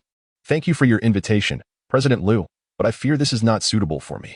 Wang Lan, possessing a decisive character, understood that if it was not suitable, it simply was not. Despite the revelation of Su Rongrong's identity, Wang Lan would resolutely not remain at Gaoyuan capital. Yet this did not signify a loss of her fighting spirit. At just over 30, her future possibilities were vast. It seems you are quite confident in yourself. Naturally, the position of logistics department supervisor presents a considerable challenge. Yet, there was no alteration in Lu Yiming's expression, as if he had anticipated Wang Lan's reaction from the outset. Lu, why bother? Business is not merely about righteousness. Perhaps there will be opportunities for collaboration in the future. I am merely offering you the finest opportunity. Wang Lan pondered how she had failed to see this tenacious side of Lu Yiming. The position you mentioned does not suit me. It would stifle my capabilities. This was not Wang Lan overestimating herself. Achieving her current success at such a young age is a feat few in the investment banking realm of Magic City can claim. Moreover, she had secured a prestigious award in the investment community last year, a recognition not only of her abilities but also a stepping stone for her career. In the circles of investment banking, such an honor holds significant weight. Wang Lan firmly believed that if she decisively chose to leave Gaoyuan capital, news of her departure would attract numerous investment banks eager to engage with her. With her qualifications and expertise, she could naturally negotiate terms with top-tier firms. Any of them would surely be preferable to the role of logistics department supervisor. The wine must not be wasted. Despite Wang Lan's clear intentions, Lu Yiming leisurely poured her another glass. Lu, I fear that even if you were to speak flowery words today, it would be in vain. How can one know without trying? Lu Yiming was indeed tenacious. The tides of fortune have turned. Who would have thought that she now held the initiative? She recalled how, earlier that afternoon, Lu Yiming had derisively referred to her as second-hand goods. Little did he know, she harbored quite a grudge. Wang Lan, now unhurried, cheerfully raised her glass toward Lu Yiming. Indeed, you're a challenge, but the more challenging, the better, Lu Yiming mused. What he lacked was capable individuals by his side. Within the company, there were few whom he could genuinely trust, and only Li and Cheng Xiao truly possessed the requisite skills. However, Li remained somewhat wary of him, and while Lu Yiming could assure that Cheng Xiao would be wholly devoted to him, she still required growth. Retaining her as his assistant would indeed be the wisest choice. Hence, Lu Yiming sought a steadfast aid. For some time, he had contemplated this matter, not expecting that Wang Lan would approach him at this juncture. After their afternoon confrontation, it became evident to Lu Yiming that Wang Lan was precisely the person he needed, not only exceptionally talented but, most crucially, ambitious. With ambition, Lu Yiming could propel her forward. As for the possibility of her losing control, he did not concern himself with that. He was capable of fulfilling all of Wang Lan's needs. Having learned how to manage effectively throughout his life, he was confident in his abilities. Furthermore, Wang Lan had privately engaged with the upper echelons of the Lu Group, likely gaining some insight into his current situation. To overlook such talent would surely lead to regret. It seemed that Wang had also gained a substantial understanding of his present circumstances. Lu Yiming raised his glass resolutely, embodying the resilience of a true gentleman. What is the essence of President Lu's words? He is surrounded by wolves. President Lu jested, remarking that you are indeed the future master of the Lu Group. However, one must wait until the day of ascension. President Lu shows no concern that your father might hear such words and feel disheartened. On the contrary, I must demonstrate sufficient strength, otherwise it may lead to a truly restless demise. Lu Yiming pondered. It seems something is amiss. His father is still in the prime of his life. Is it somewhat unfilial to express such sentiments? Nevertheless, having experienced a previous life, Lu Yiming possesses a heightened sense of crisis. Despite the current robustness of the Lu Group, the future remains uncertain, with unknown adversaries lurking ahead. Hence, the Lu Group must and can only have one voice, that of Lu Yiming. Chapter 79. A man must protect himself in the outside world. Does President Wang truly believe he can remain in investment banking for a lifetime? This industry demands both physical and mental vigor. In truth, Wang Lan can currently navigate the investment banking world with grace and skill, leveraging her beauty and acumen. Yet, time is an inexorable force, and the day will come when youth fades and allure diminishes. When that moment arrives, where will Wang Lan turn? Can she bear to witness the younger generation flaunting their prowess before her? This is a reality she finds difficult to accept. President Lu, you are truly. Wang Lan harbored a strong desire to hurl the red wine in her glass at Lu Yiming. This little rascal could not utter a kind word. Indeed, Lu Yiming's observations are accurate, reflecting the reality of the investment banking industry. Yet, Wang Lan does not rely solely on her beauty. Today, she had succumbed to a momentary impulse, eagerly seeking to achieve her goals, which led her to frequently hint at her intentions to Lu Yiming that afternoon. In retrospect, she realizes it is she who regrets the most. Let us not dwell on this. Before you lies an opportunity. Compared to Gaoyuan Capital, the Lu Group offers a broader horizon. Once the transformation succeeds, President Wang's stage shall expand immensely, will it not? Why should I trust you? Because I need your assistance. President Lu, could you refrain from sounding so breathless? Wang Lan shot a charming glare at Lu Yiming. However, his words had planted a seed in her heart, a vision of a more expansive stage. Indeed, the Lu Group possesses such potential. If it unfolds as Lu Yiming described, the future is undeniably enticing for Wang Lan. Yet, achieving this goal will not be an easy task. Lu Yiming's intentions were clear to Wang Lan. He is encircled by wolves. The challenges he faces come from the old guard who once fought alongside his father to establish their empire, the stalwarts of the Lu Group. This scenario mirrors the transition of dynasties. To retain their existing power, none of these old-timers would relinquish their positions readily. What if he fails? I have not contemplated such an outcome. President Lu is indeed confident. Should failure ensue, you shall accompany me to start anew. Mr. Lu, should I describe you as confident or arrogant? Perhaps it is your charisma. I believe that once we work together, you will discover more of my virtues. Lu Yiming is indeed brimming with confidence. Although my current standing within the Lu Group appears rather bleak, if I cannot endure such minor tests, I am unworthy of taking the reins of the Lu family business. Very well, I shall accompany you in this madness for 1 year. And should I fail to meet my expectations by then, I shall depart at any moment. A promise is a promise. Lu Yiming raised his glass once more. I have not misjudged Wang Lan. This woman's soul is inherently wild, and I merely ignited that fervor ahead of time. Ultimately, a bottle of Ch. Latour was mostly consumed by Wang Lan. Does Mr. Lu lack the capacity for alcohol? I merely require a constantly clear mind. Is that not an excuse? For someone like Wang Lan, a seasoned veteran of the drinking arena, a bottle of red wine is but a mere sprinkle of water. Of course, Wang Lan has her own dark past. I recall when I first joined Gaoyuan Capital, at a time when it was merely an inconspicuous entity in the investment world. To secure a contract, Wang Lan endured drinking with a client until the early hours of the morning. At that time, she had already begun to reveal her audacious side. In her quest to clinch the contract, she drank herself into oblivion. When she awoke, she found herself in a hotel bed beside the client's president. In that moment, Wang Lan's mind was a blank slate. Yet she did not weep or create a scene. Instead, she quietly donned her crumpled attire. Wang Lan incessantly reminded herself that she had committed a fundamental error, naively believing in the simplicity of society. It was a bloody lesson. After a night away, her then-boyfriend seemed to sense something amiss, leading to their eventual breakup. Upon returning to the company, Wang Lan maintained a facade of normalcy. Because of that contract, she began to shine within the company and garnered the attention of Mr. Zhang. Increasingly, more projects landed in her hands. For Wang Lan, heavy drinking served as a means to hone her capacity. As for overpowering others, it was merely a strategy for self-protection. Yet, despite all her efforts, she ultimately succumbed to the so-called advantages of background.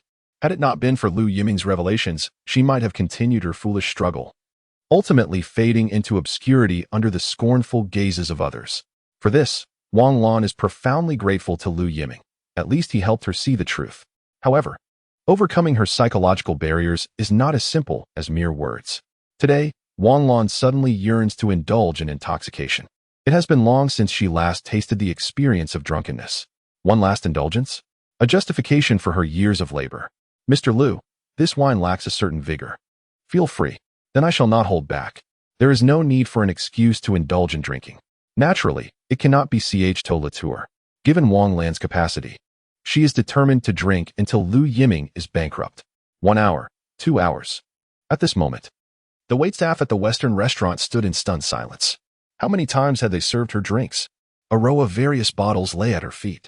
Could this woman truly be the legendary wine goddess? It was indeed peculiar how she seemed to grow more lucid with each sip. Wang Lan appeared to mock herself.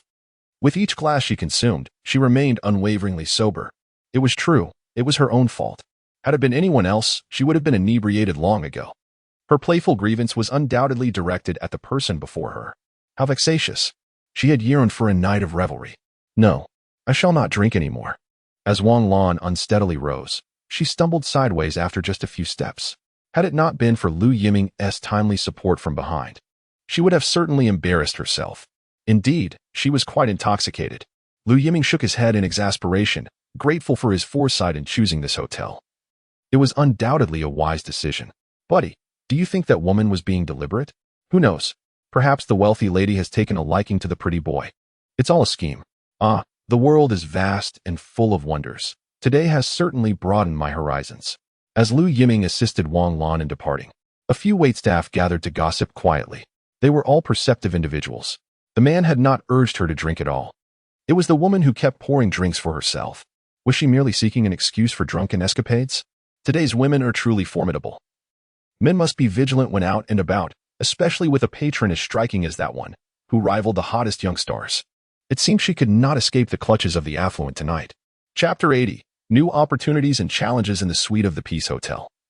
Wang Lan clutched her throbbing head, awakened entirely by pain, who claimed that enjoying fine wine would spare one from headaches. If she could, Wang Lan would like to deliver a resounding slap to the face of anyone perpetuating such fallacies. Where was she? In a hotel suite. The scene matched her most regrettable memories with alarming precision. Damn it, why had she so readily trusted a man again? As she turned her stiff neck, if Lu Yiming truly lay beside her, she would not hesitate to strangle the little rascal. No one. The other side of the bed was completely vacant. Wang Lan thought, wait, could it be that this little scoundrel has taken advantage of me and fled? The nature of such an act would be even more despicable.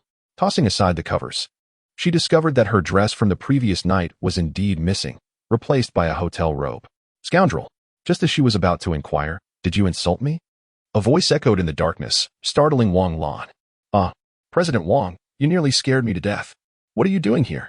Well, you see. I paid for this room, Lu Yiming replied with a look of resignation. What happened to my clothes? You vomited, he stated flatly, recounting a fact devoid of emotion. Last night, Wang Lan had been in such a state of disarray that it was as if the world had spun out of control. Wasn't she the one who claimed to be impervious to intoxication? How had it come to this? Did you help me change? How refreshing. The hotel has attendants. And rest assured, they are female. You, Lu Yiming, do you look down upon me? It seems you possess some self-awareness. Get lost. With that, Wang Lan seized a pillow and hurled it towards the source of the voice. A gentleman uses words, not fists.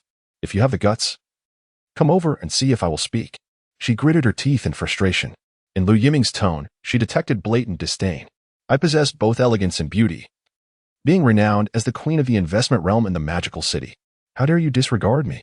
Lu Yiming, indeed, women are utterly incomprehensible beings. Just moments ago, she was anxious and distressed, but upon discovering there was no issue, she began to act up again. He merely wished to inquire whether to proceed or not. In the next moment, Lu Yiming drew back the curtains, allowing sunlight to flood the room. Wang Lan instinctively shut her eyes. The glaring sunlight, what time could it possibly be? I'll give you 10 minutes. I'll be waiting for you in the living room. By the way, The contract has already been drafted and is ready for your signature. What contract? Wang Lan felt somewhat bewildered. Of course, the employment contract. We discussed it last night. Did we? I don't recall. It seems last night I wished to drown my sorrows in drink. Haha, Wang Lan, you better remember. Or I won't hesitate to help you jog your memory. Lu Yiming's sinister smile sent shivers down Wang Lan's spine. Every hair on her body stood on end. It felt as though she had boarded a pirate ship. 10 minutes later, after freshening up, Wang Lan appeared in the hotel's nightgown. One must admit, her developed figure was incomparable to that of Cheng Xiao and Su Rongrong. Even Lu Yiming could not help but swallow hard upon glancing at her. Why are you not dressed? Are your eyes blind? Not dressed? Is the nightgown on my body an invisible cloak? What I mean is, could you not be so revealing? Wang Lan, do you truly not regard me as a man? Nonsense. I also wish to change. Where are my clothes? Lu Yiming. Oh, right. I forgot. Your clothes were sent for dry cleaning last night and should not have returned yet. That's due to your own negligence. Clearly, after last night, their relationship seemed to have improved significantly. Let us take a look at the contract. Lu Yiming wasted no time. He had arranged this contract early that morning through human resources.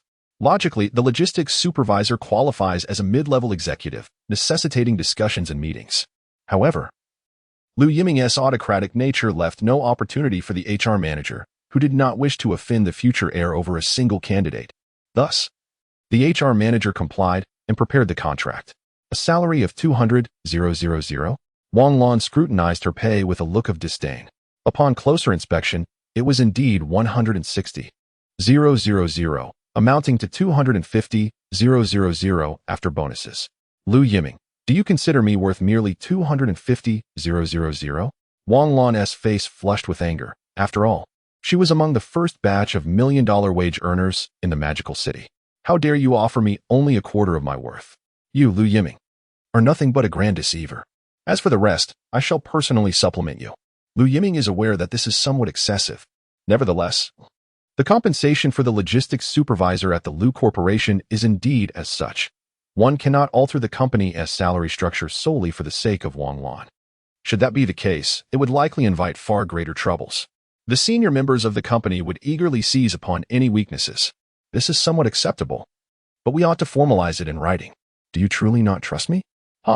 Even brothers must settle accounts clearly. With reluctance, Lu Yiming drafted the document. And only then did Wang Lan readily inscribe her name upon the contract. Mr. Lu, I look forward to your guidance henceforth.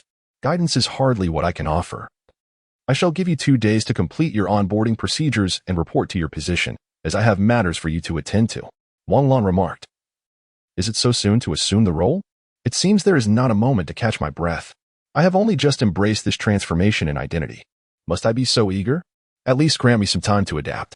Such idealism. This money does not come without its cost, the face of a capitalist.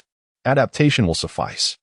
Since her name is inscribed upon the contract, Lu Yiming harbored no fears of Wang Lan reneging. I still have to meet with Gao Tang today. You shall come to my office the day after tomorrow. With that statement, Lu Yiming prepared to depart. Gao Tang from the telecommunications group? Do you still not understand? I comprehend now. It is no wonder you wish to collaborate with Su Rongrong. After all, they are of the same ilk, incomparable. Excellent. Wang Lan has accepted the reality. In terms of connections, she is no match for Su Rongrong. This truth became painfully evident once Lu Yiming uncovered the details surrounding Su Rongrong. You need not concern yourself with this matter. Your role is changed. Lu Yiming's objective is to facilitate Wang Lan's swift acclimatization to her new position. Especially given the mounting pressures within the company, Lu Yiming must also prepare for unforeseen circumstances. Moreover, regarding the previous incitement of Zhang Zun, has he been entangled in this from the outset? Lu Yiming still owes Su Rongrong an explanation. This matter must also be resolved, lest misunderstandings linger. Lu the Skinner. As Lu Yiming departed, Wang Lan could not resist a moment of sarcasm. Yet inwardly, she felt a swell of emotion. It had been quite some time since she had felt such exhilaration, challenge, and opportunity, the very essence of what she cherished most. Chapter 81. A grand vision for the future with Su Rongrong facilitating contact. Lu Yiming effortlessly met Gao Tang at the headquarters of the telecommunications group in the bustling metropolis.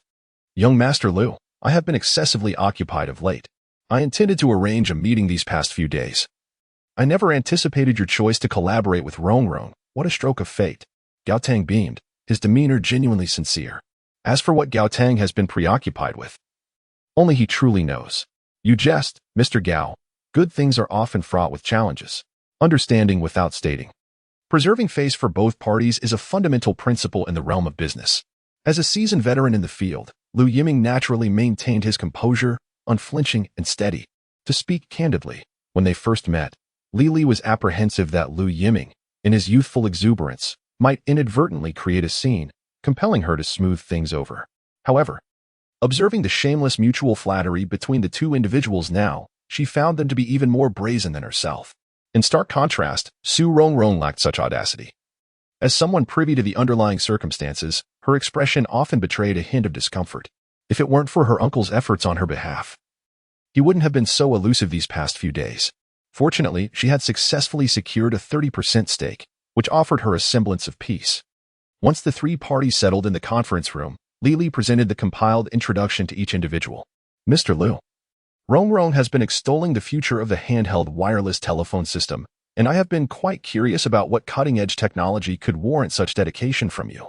Gao Cheng was naturally familiar with the handheld wireless telephone system.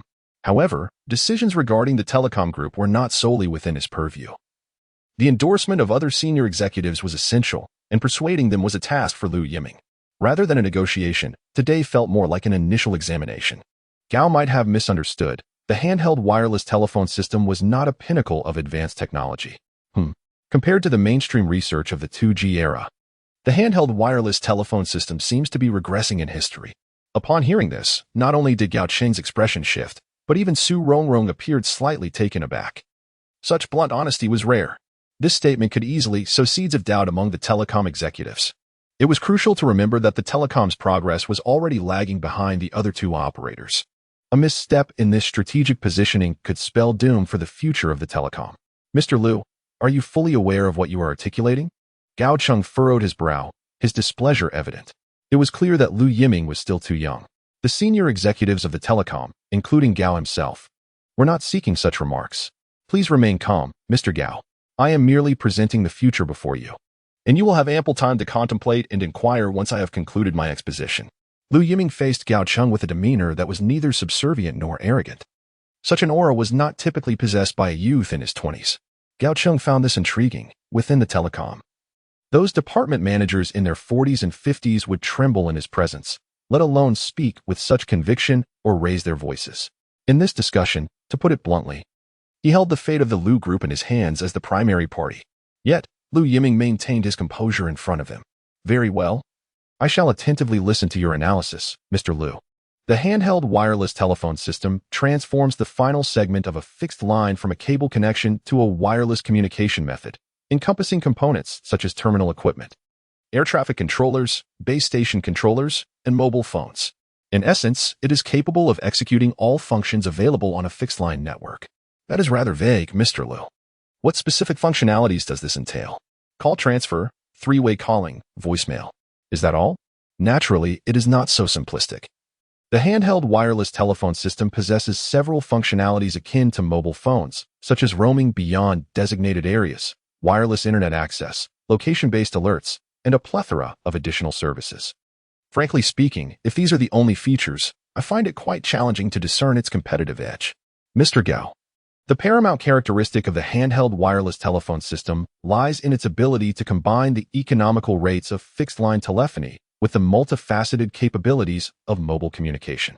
This, of course, serves as the foundation for our collaboration, wherein the telecommunications group must secure network access qualifications, an endeavor I believe should pose no significant challenge for the telecom entity. Lu Yiming stated with unwavering confidence that the dual advantages of low fixed-line costs and versatile mobile functions are the fundamental reasons for the rapid development and widespread popularity of the handheld wireless telephone system. This assertion is irrefutable. Although the trajectory of the handheld wireless telephone system may diverge from conventional paths, it is, for the nascent landscape of mobile communication in the country, the most suitable market offering at present. Lu Yiming nodded towards Li, who promptly distributed a summary of the core technology of the handheld wireless telephone system to each attendee. Everyone may refer to the materials. The handheld wireless telephone system employs microcell and dynamic channel allocation technologies, innovations that have yet to be seen domestically, significantly enhancing frequency utilization and system capacity. In essence, the base stations of the handheld wireless telephone system and mobile devices utilize time division duplex mode, with wireless channels structured on time division multiple access principles. Voice encoding executed via 32 methods, and wireless interfaces incorporating data 5 interface technology. This configuration bolsters the system's resistance to interference, enhances voice communication quality, and fortifies the system's confidentiality. Most critically, it is cost-effective. Indeed, it is remarkably affordable. Once the telecommunications entity launches the handheld wireless telephone system, it will irrevocably transform the existing mobile communication infrastructure, ushering in a new era of change. This pricing is simply beyond the reach of both mobile and Unicom. One must ponder what sacrifices the telecommunications company must make, merely an adjustment to the existing base stations, which is a trivial investment relative to the potential returns. It is no wonder that Lu Yiming exudes such confidence. To be candid, even Mr. Gao is swayed at this moment. He even breathes a sigh of relief. Grateful that Lu Yiming ultimately chose to wait. It is apparent to even the most naive observer what the handheld wireless telephone system signifies for the telecommunications entity. Should it falter due to personal misjudgments, it could spell the end of his endeavors. Excellent, Mr. Lu. The sole remaining question is how to achieve network access. Mr. Gao. That is precisely the dilemma you ought to contemplate. If we resolve everything, would your company not merely be reaping the benefits without contributing? Haha, Mr. Lu. Your analogy is rather amusing. Mr. Gao found himself both amused and exasperated, as his frustrations had only now come to light.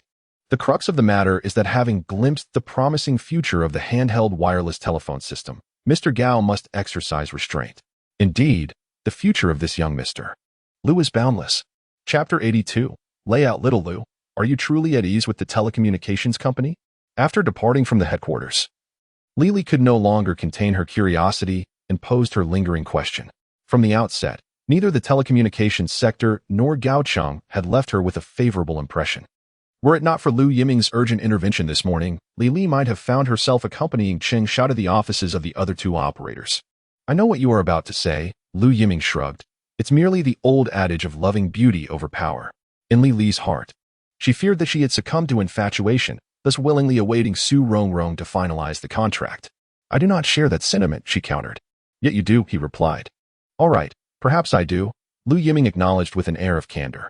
While the three major telecommunications operators may appear similar on the surface, it is, in fact, the government support for telecommunications that is currently the most substantial. Little Lu, I must caution you that such assertions require substantiation, Li remarked. It is straightforward. The handheld wireless telephone system necessitates the 1900 to 1920 frequency band wireless access system, which the other two operators are likely to struggle to obtain. But why does telecommunications have the advantage? Lu Yiming inquired. Having influential connections makes matters easier, Li explained, though he refrained from stating it outright. Lu Yiming had to concede that the power of the Su family was indeed formidable. Just remember this, we are merely in pursuit of quick profits. He stretched languidly. Having minimized the costs of the handheld wireless telephone system, the ample profit margin would suffice for the Lu Group to navigate through its rapid development phase, which was Lu Yiming's true aspiration. As for the trends he initiated, he regretted to inform them that for the next 5 years, no one would dare to follow suit. After 5 years, Lu Yiming intended to directly open the technology and usage rights of the handheld wireless telephone system to the domestic market, at which point he would gradually withdraw from this field. Everything was meticulously planned by Lu Yiming from the very beginning. Each element intricately linked to lay the groundwork for what was to come. By the way, make arrangements. A newcomer will report for duty in the next few days. Naturally, Lu Yiming referred to Wang Lan. What position? Li inquired. Supervisor of the group's logistics department. Little Lu. Li was no fool as the president's assistant. She had witnessed her fair share of such situations. This is madness. Little Lu has yet to establish his footing within the group, and he is already contemplating this. Does the president know? How would he react if he were to find out? Are you afraid? Lu Yiming retorted. You are playing with fire. Yet, it would be more accurate to say that some individuals have fallen behind the times. They cannot even master the most basic computer languages or office software, merely occupying their positions without merit. The president would not allow you to take action, Li asserted, knowing Lu Yiming better than he realized. Those individuals were the veterans who had fought alongside the president to build the empire. The president was also known for his nostalgic nature. During Li Li's tenure, the president had numerous opportunities to address these elders, yet what had ultimately been the outcome? At the most critical juncture, President Lu still clung to nostalgia, unable to act decisively. Otherwise, the old guard within the company would not have secured such numerous high-ranking positions. It is evident that President Lu's indulgence plays a significant role in this. Even Lu Yiming, when faced with these seasoned veterans, would likely find himself at a disadvantage.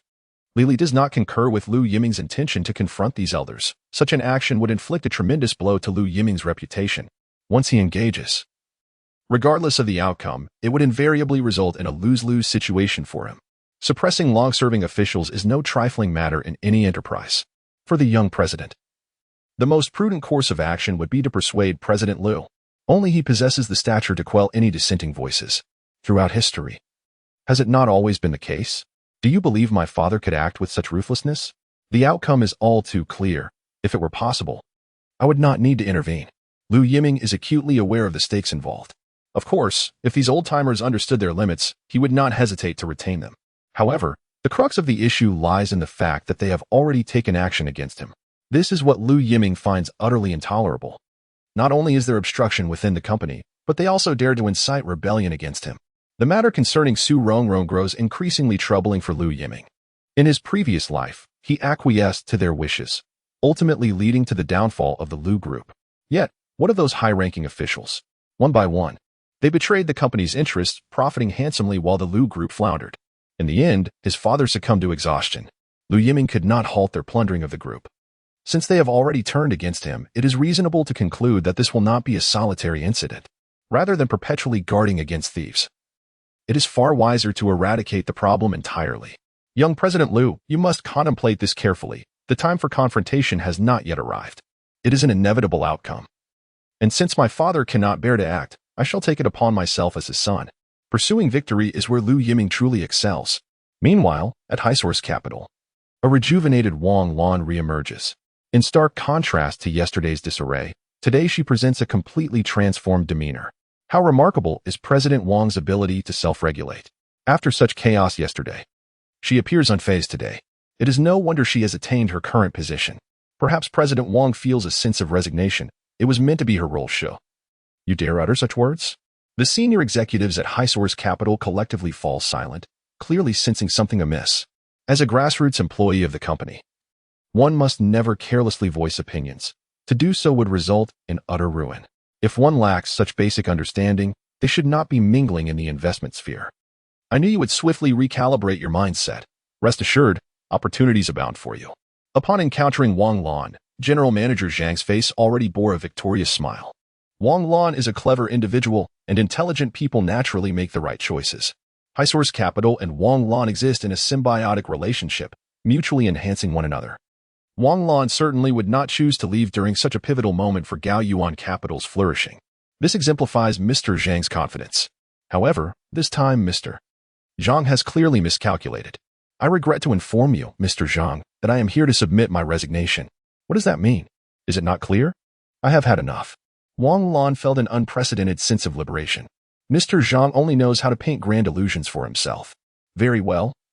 I hereby formally notify you that I am quitting. Chapter 83, The Fallen Rascals of the Capital City, the Guest House, a product born of this era. Even in the bustling metropolis, there exists a multitude of goose houses.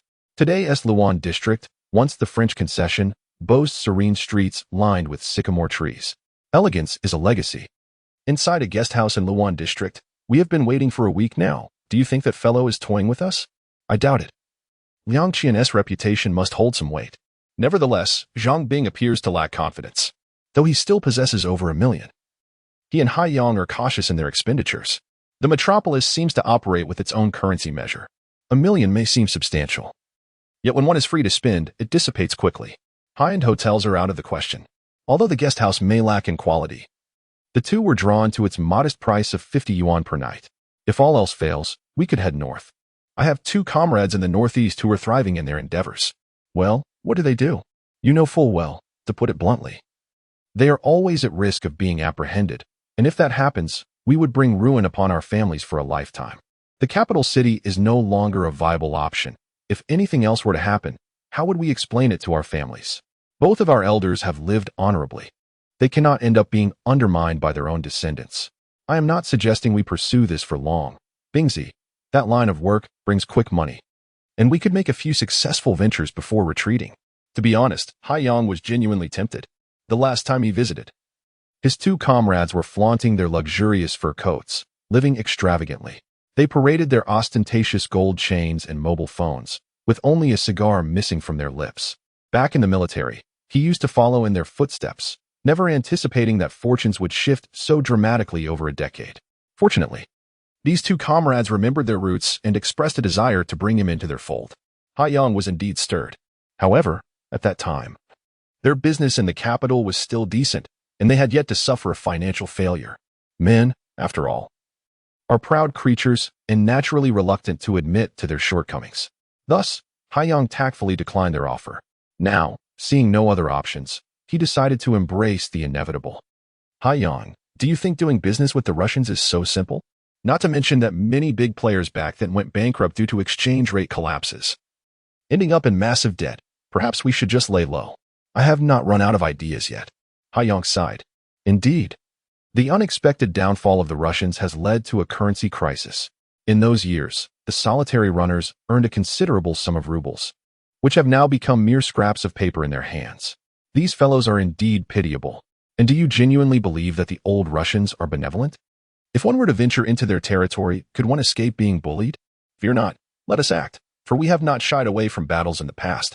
The Russians may be a warrior nation, but the ocean is not easily intimidated either. Enough. Do you still consider yourself a young man? We must yield to the wisdom of age and observe a little longer. Zhang Bing opened a pack of cigarettes and offered one to Haiyang. For the past couple of days, the two have been seeking solace in smoke, with the ground littered with cigarette butts. Just then, a knock resounded on the door. The two exchanged glances. Lacking friends in the bustling metropolis, who could it possibly be at this hour? It was probably those troublesome women again. Haiyang wore a look of displeasure. Even in the depths of his misfortune, he would not seek to alleviate his woes by associating with such women. What are you knocking for? I've already warned you. We do not require your services. His anger flared, and as Zhang Bing yanked the door open, he was about to unleash a tirade. However, the remainder of his words lodged in his throat, leaving his face flushed. Ahem. This. Bingzi, who is it? Haiyang instinctively glanced towards the entrance and immediately rose to his feet, though his expression had become somewhat awkward. What brings you here? He asked, his discomfort evident. What? Have you two truly fallen on hard times? It was none other than Liang Qian. Yet, for Zhang Bing and Haiyang, their most disheveled selves were laid bare before their former goddess, evoking considerable unease. How did you find us? Although they had maintained contact via phone, Zhang Bing and Haiyang had never disclosed their whereabouts in the metropolis to Liang Qian, too ashamed to admit it. In this city, is there anyone I cannot locate? Liang Qian furrowed her brow slightly. She had been trying to reach the two all morning, but their phones remained switched off, unable to wait any longer. She had asked a friend at the police station to look into their whereabouts, and it was all too easy to discover their location. However, Liang Qian was genuinely taken aback to find her two childhood friends living in such straitened circumstances. Didn't you have over 1 million? When did you become so miserly? Well, when one is away from home, one must be frugal where possible and spend where necessary, came the evasive responses from Zhang Bing and Haiyang, each offering an excuse. Liang Qian surveyed the room, questioning whether this truly constituted a pleasant environment. The room was situated in a basement, rife with dampness and poorly ventilated, permeated by an indescribable odor. The cobwebs in the corners were particularly conspicuous. Liang Qian understood her childhood friends well. They had always been concerned with appearances, essentially putting on a facade. Now, willingly residing in this basement, they must have truly reached a dead end. It was also her fault for initially disregarding Haiyang's situation, failing to recognize the gravity of their circumstances. Well then, she said, the sons of privilege from the capital have fallen to such depths. It truly is. Liang Qian, how about we step out for a stroll? The coffee shop at the street corner is quite delightful. Yesterday, Bingzi and I indulged in a cup, and the flavor was truly authentic. All right, gather your belongings and follow me. Where are we going? It's quite pleasant here. Oh, so you wish to maintain your pride in my presence? Then do not seek me out again. No, you are being unreasonable. Why have you suddenly become angry? Haiyang quickly stopped Liang Qian, who was feigning an intention to leave. Are we not still childhood friends? Liang Qian crossed her arms and regarded the two with a cold smile. Of course. You are indeed my sister Qian. Satisfied with the response, Liang Qian nodded. Then heed my words. Hasten to pack your things. I cannot linger in this place. Sometimes, such disdain is not hurtful. Rather, it brings relief to Hai Yang and Zhang Bing. Liang Qian remains the same as before, unchanged by her current plight. The way they interacted previously continues to resonate, and this feeling is quite comforting. As for her disdain for the environment, well, Zhang Bing and Hai Yang share the same sentiment. During their prosperous days, they had never endured such hardships. Not to mention Liang Qian, who had been pampered like a princess since childhood. Hai Yang and Zhang Bing swiftly gathered their belongings. Upon checking out, however, they found themselves shortchanged today. Before Liang Qian, the two had no choice but to act magnanimous. What 50 yuan, my friend? Chapter 84. Look at the sweat on my brow, you have some nerve. Leaving a perfectly fine Audi 100 parked here, not feeling embarrassed at all. At the entrance of the guest house, the brothers' Audi 100 appeared glaringly out of place. Well, in business, reputation is everything. They were now fully exposed before Liang Qian. Indeed, the debauched scions of the 4th and 9th cities had fallen from grace. This Audi 100 had been procured through connections from the military. It was well maintained, yet it had already clocked over 300,000 kilometers. Initially, it was meant for thorough servicing at the logistics department. The brothers spent a bit of money, a mutually beneficial arrangement. Though the most valued aspect remained the military license plate. The vehicle had not passed inspection and was still registered under the General Staff's logistics department. All right. Keep up with me. Liang Qian drove a 1992 Toyota Crown Century. The two vehicles followed one another directly to the vicinity of Jing'an Temple. The Sheraton in the Magic City presented a stark contrast to the previous guest house. This seems rather extravagant. Staying here for a night would cost several hundred at the very least. Hai Yang and Zhang Bing understood the principle that one gets what one pays for. In their prosperous days, they often frequented such high-end establishments. But now, having fallen on hard times, a true gentleman knows when to bend. All right, your money is not required. Liang Qian, we. Zhang Bing opened his mouth to speak, yet the words faltered on his lips. At this moment, he must be experiencing a tumult of emotions. Liang Qian had always been the goddess in his heart. Yet, here he stood, before his goddess. What? Were those words spoken in vain? Sister Qian. That is not what Bingzi meant, but indeed, we must be frugal at this moment. There is a shareholding in the family. I can offer you an internal rate of 100 per night. Is that agreeable? Excellent. That is truly favorable. A decent lodging would not be available for such a price. Liang Qian reserved a room for the two of them and handed the room card to their hands. What is it? Do you still need me to escort you upstairs? No, we can manage on our own. Hurry up. Let us keep it formal. I shall wait for you in the lobby. Is there something else? How intriguing. Of course. I need to find you. My brother has news, and we are scheduled to meet this afternoon. Otherwise, I wouldn't be searching high and low for you. Alas. It was my fault. I drank too much last night and forgot to charge my phone. The two of us were quite dispirited last night and inadvertently drank too much with peanuts and erguotu. Let us not dawdle. All right. There is news from Lu Yiming, which is undoubtedly excellent for both of them. Although it is merely a standard room, it represents a significant improvement for Hai Yang and Zhang Bing. My friend. This favor is quite a burden. Hai Yang gazed at the opulent decor and sighed. Though he did not voice it, he clearly understood. Even though Liang Qian's family holds shares in the hotel, the notion of an internal rate of 100 yuan per room is sheer nonsense. The more upscale the hotel, the stricter the regulations. The management system of a hotel cannot be casually altered. It is likely that to ensure the two feel at ease, Liang Qian discreetly subsidized quite a bit. As for Zhang Bing, he remained silent upon entering. Hai Yang patted his brother's shoulder, aware of his discomfort, yet at this moment, there was little he could counsel. All right, let us tidy ourselves up quickly and not keep Sister Qian waiting anxiously. Having just come from the military, Hai Yang took a brisk shower and neatly shaved his beard. Half an hour later, the refreshed duo reappeared before Liang Qian. Not bad. This resembles something respectable. Liang Qian nodded in satisfaction. At least they no longer appeared so disheveled. Initially, the brothers had planned to drive their Audi 100. But Liang Qian insisted they take her car instead. Saving on fuel is beneficial, especially since that Audi 100 has a rather inefficient engine. After all, it is a military plate. Yet, business in the bustling metropolis does not concern itself with such matters. That military plate, apart from offering free parking, does not provide many advantages. It is rather peculiar. The business sector in this city does not tend to favor extensive connections with the military, which merely indicates that market dynamics vary by location. Liang Qian drove directly to Nanjing Road, which is in close proximity to the pedestrian shopping street. Separated by merely a wall, this area is bustling with tourists. It is uncertain why Liang Qian brought them here. Where are the people? I have arrived. Liang Qian unhesitatingly dialed Lu Yiming's number on her phone. Right away. Such is the nature of mobile phones in this era. When one speaks loudly, those around can hear every word clearly. Hurry up. The sun is quite scorching, Liang Qian urged. 10 minutes later, a perspiring Lu Yiming appeared before Liang Qian. You little rascal, were you doing this on purpose? Liang Qian, hiding in a shaded corner, immediately expressed her dissatisfaction upon seeing him. Look at this.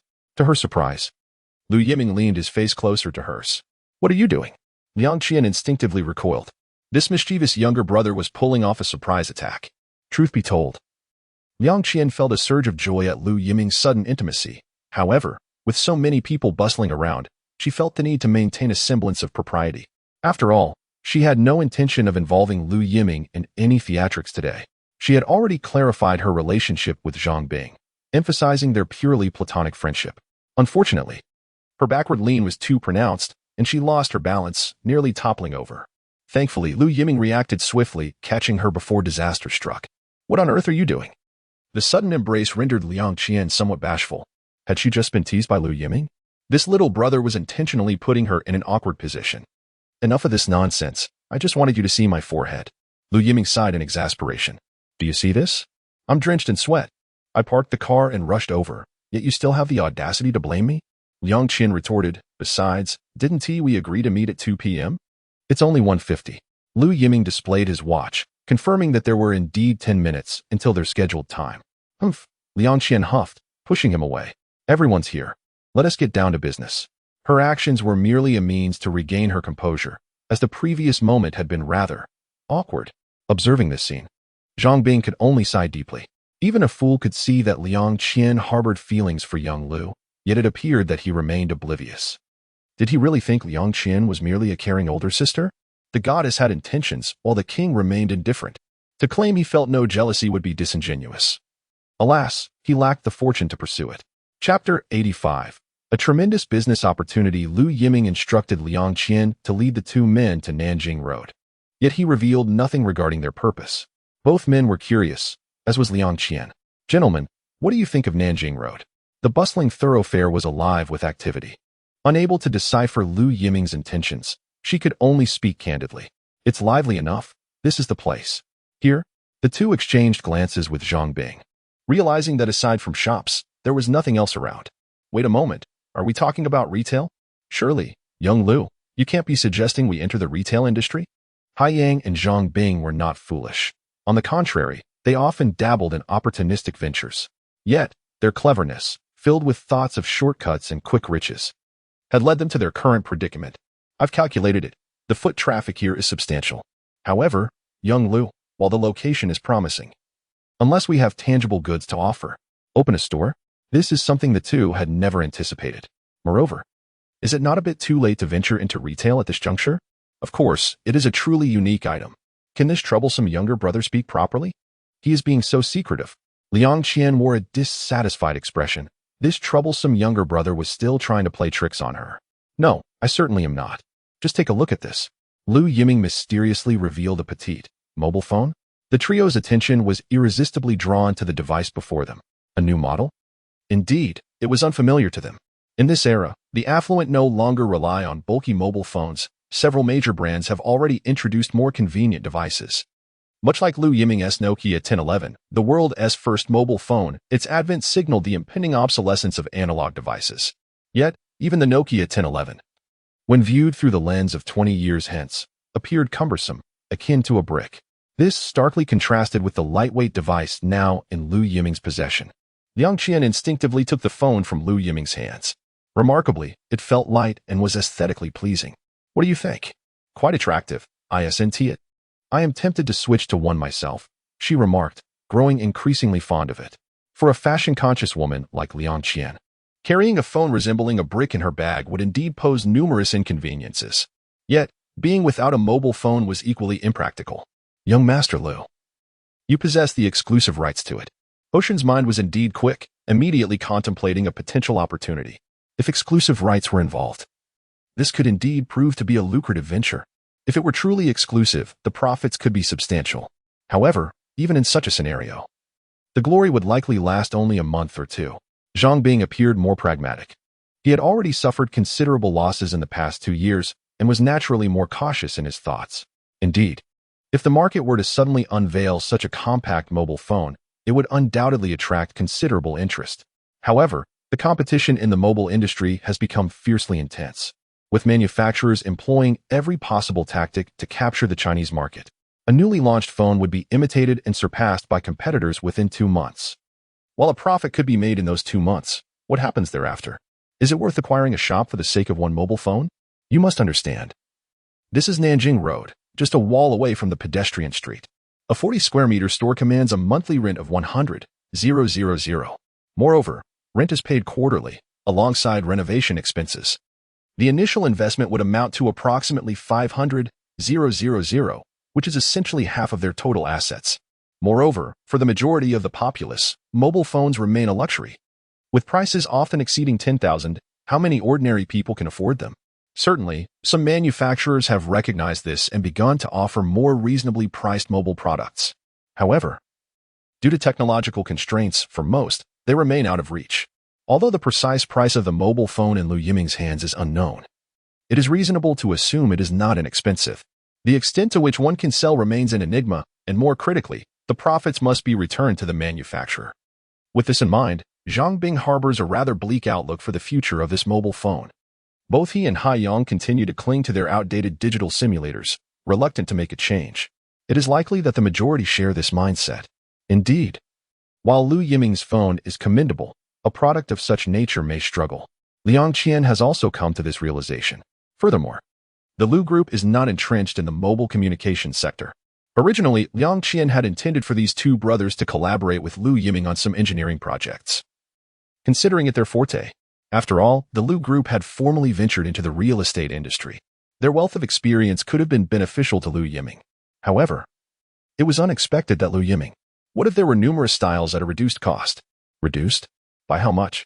The factory price is 380. Impossible. My heavens. Upon hearing this price, both Hai Yang and Zhang Bing were rendered speechless, while Liang Qian wore a look of disbelief. 380? Are we certain we are speaking of renminbi? Lu Yiming. All right, it is indeed quite astonishing. Nevertheless, Lu Yiming has calculated that this price reflects the current cost of importing the entire unit. Once the production line commences its operations, there remains substantial potential for price reduction. No, young Master Lu, are you certain this isn't a toy? At that moment, Zhang Bing gazed at the mobile phone in Lu Yiming's hand as if it were an inexhaustible treasure. As it stands, it cannot make calls. Zhang Bing. Hai Yang, Liang Qian, are you jesting? I have already signed a contract with the telecommunications company, and it will soon be connected to the network. Of course, this device does not precisely qualify as a mobile phone. Referring to it as a handheld wireless telephone system would be more fitting. Young Master Lu. Regardless of what it is called, as long as it can make calls, its value is immeasurable. Not to mention, the design of the handheld wireless telephone system aligns more closely with feminine aesthetics. Most importantly, this gadget serves as a status symbol. In this day and age, how many fashionable individuals yearn for a mobile phone of their own? Yet, the exorbitant prices deter many. However, if the price could be maintained within the range of 1,000, the potential of the handheld wireless telephone system would be unmistakable. Each possesses its own advantages. Yet one certainty remains, this venture is indeed profitable. So what are we waiting for? Young Master Lu, rest assured, I shall speak with the landlord immediately. Zhang Bing and Hai Yang wore expressions of excitement. Thank you. Liang Qian looked on with satisfaction, pleasantly surprised that her younger brother was so invested in her affairs. This also serves to enhance her reputation. Chapter 86, A New Challenge. Click-clack. The sound of high heels striking the ground created a remarkably rhythmic pattern. The gaze of the investment department of the Lu Group was fixated on the newcomer. Enchanting, exceedingly enchanting. These foolish men were utterly mesmerized. Wang Lan, swaying her hips, fully showcased the sensual side of femininity. In contrast to the first beauty of the investment department, Cheng Xiao, Wang Lan, though not as strikingly beautiful, embodies femininity to its fullest extent. Indeed, the allure of a mature woman is undoubtedly the object of countless men's fantasies. This is a quality that even Lily cannot rival. The investment department has almost transformed into a fashion showcase. Who could have anticipated that being a member of the investment team would come with such perks? Humph, these lecherous men are practically drooling. In the staff lounge, several female employees gathered together, clearly dissatisfied with the performance of their male colleagues today. It was as if they had never encountered a woman before. They usually fawn over Cheng Xiao, but now it seems they have turned their attention to the newcomer. Sure, lower your voices. Cheng Xiao is under the protection of the young CEO. Gossip is omnipresent. Those within the investment department are well aware that the young CEO treats Cheng Xiao differently. This has deterred many male colleagues from approaching her. As for the newcomer, she has already caused quite a stir. Just look at how she twists her waist. She must be careful not to injure herself. One might as well call her flirtatious. Wasn't he that the intent behind her every smile and frown? Has she turned the investment department into a hunting ground? It should be noted that the investment department is filled with elite individuals, all high-quality men. The principle of first come, first served is well understood. Furthermore, the company does not have a policy against office romance. Who wouldn't desire a quality man to lean on for the latter half of their life? Cough, cough. Just as the conversation was gaining momentum, Li's arrival abruptly halted the discussion. Li, are you here for coffee as well? Don't you have anything to do? Li despises gossip, having been a victim of it herself. When she first joined the company, rumors circulated about her, whispers of being the young CEO's mistress, a mere assistant entangled in a scandal. Such talk was rampant during the initial months. Ultimately, it was Li's capability that transformed her reputation. Her decisive style solidified her position within the company. Li remarked. Gossip? It seems there is too little work being done around here, leaving time for idle chatter. As for the newcomer, Wang Lan, Lu Yiming has already spoken to Li about her. Her abilities have garnered Li's approval. After all, Wang Lan is a notable figure in the investment sector of Shanghai, albeit with a somewhat tarnished reputation, often associated with unscrupulous methods to achieve her goals. However, for Li, the means are inconsequential, provided that the tasks are accomplished. Moreover, Lu Yiming has prepared a position for Wang Lan as the logistics supervisor, placing her directly in a challenging situation, whether it be as the head of logistics or the vice president overseeing the department. There will be heightened scrutiny of this new hire. Li is uncertain whether Wang Lan can deliver results. But one thing is clear, the logistics department is currently a tightly knit unit. How Wang Lan intends to navigate this situation remains an enigma. Should further gossip and rumors emerge from the investment department, it would undoubtedly undermine Lu Yiming's arrangements, a scenario he clearly wishes to avoid. Li's task is to quash these rumors at their inception. Meanwhile, within Lu Yiming's office, the timing is rather fortuitous. Naturally, I am deeply invested in my work. Wang Lan sits nonchalantly across from my desk, her spirits notably high in recent days, particularly after her fiery confrontation with General Zhang yesterday, which undoubtedly stands as a pinnacle moment in her career over the past few years. General Zhang had calculated every possible outcome. Yet he was utterly blindsided by Wang Lan's decision to resign. His composure faltered yesterday, revealing his true feelings. The loss of Wang Lan signifies a severe handicap for Gao Yuan Capital, as her capabilities are widely recognized. Such a prized asset would be treasured by any investment firm. Yet Gao Yuan Capital has chosen to sever its own limb, a decision likely to provoke laughter within the industry. Seeing Wang Lan's resolve, General Zhang even resorted to threats, warning her that should she leave Gao Yuan Capital, her contract stipulates she would be barred from engaging in investment-related work for 2 years. Breaching this would invite significant repercussions from the investment department. 2 years is ample time for many events to unfold, enough for the industry to forget this once prominent figure. This scenario presents a lose-lose situation for both parties. In a desperate bid to retain her, General Zhang even promised a salary increase. Yet he was met with unwavering determination from Wang Lan. Upon discovering Su Rongrong's true identity, Wang Lan realized that Gao Yuan Capital could not provide what she truly desired. This instance serves as a quintessential example. Even if she were to compromise this time, any future conflicts with Su Rongrong would see the company siding against her. Moreover, she could no longer expect to access quality resources. Rather than endure such an untenable situation, she would prefer to withdraw gracefully, preserving dignity for both sides. Wang Lan possesses considerable ambition. A salary increase? Regrettably, for someone like her, already earning a 7-figure salary, financial gain is no longer the ultimate goal. It is the pursuit of challenges, the future, and accomplishments that truly drives her. In this instance, Lu Yiming has granted her an opportunity, an occasion to validate her worth. Leaving her comfort zone to embrace new challenges, Lu's group represents the ideal test for her. A change in leadership? The mere thought is exhilarating. Have you reported for duty? It is evident they do not seem particularly welcoming. Upon reporting, Wang Lan sensed an overwhelming air of suspicion.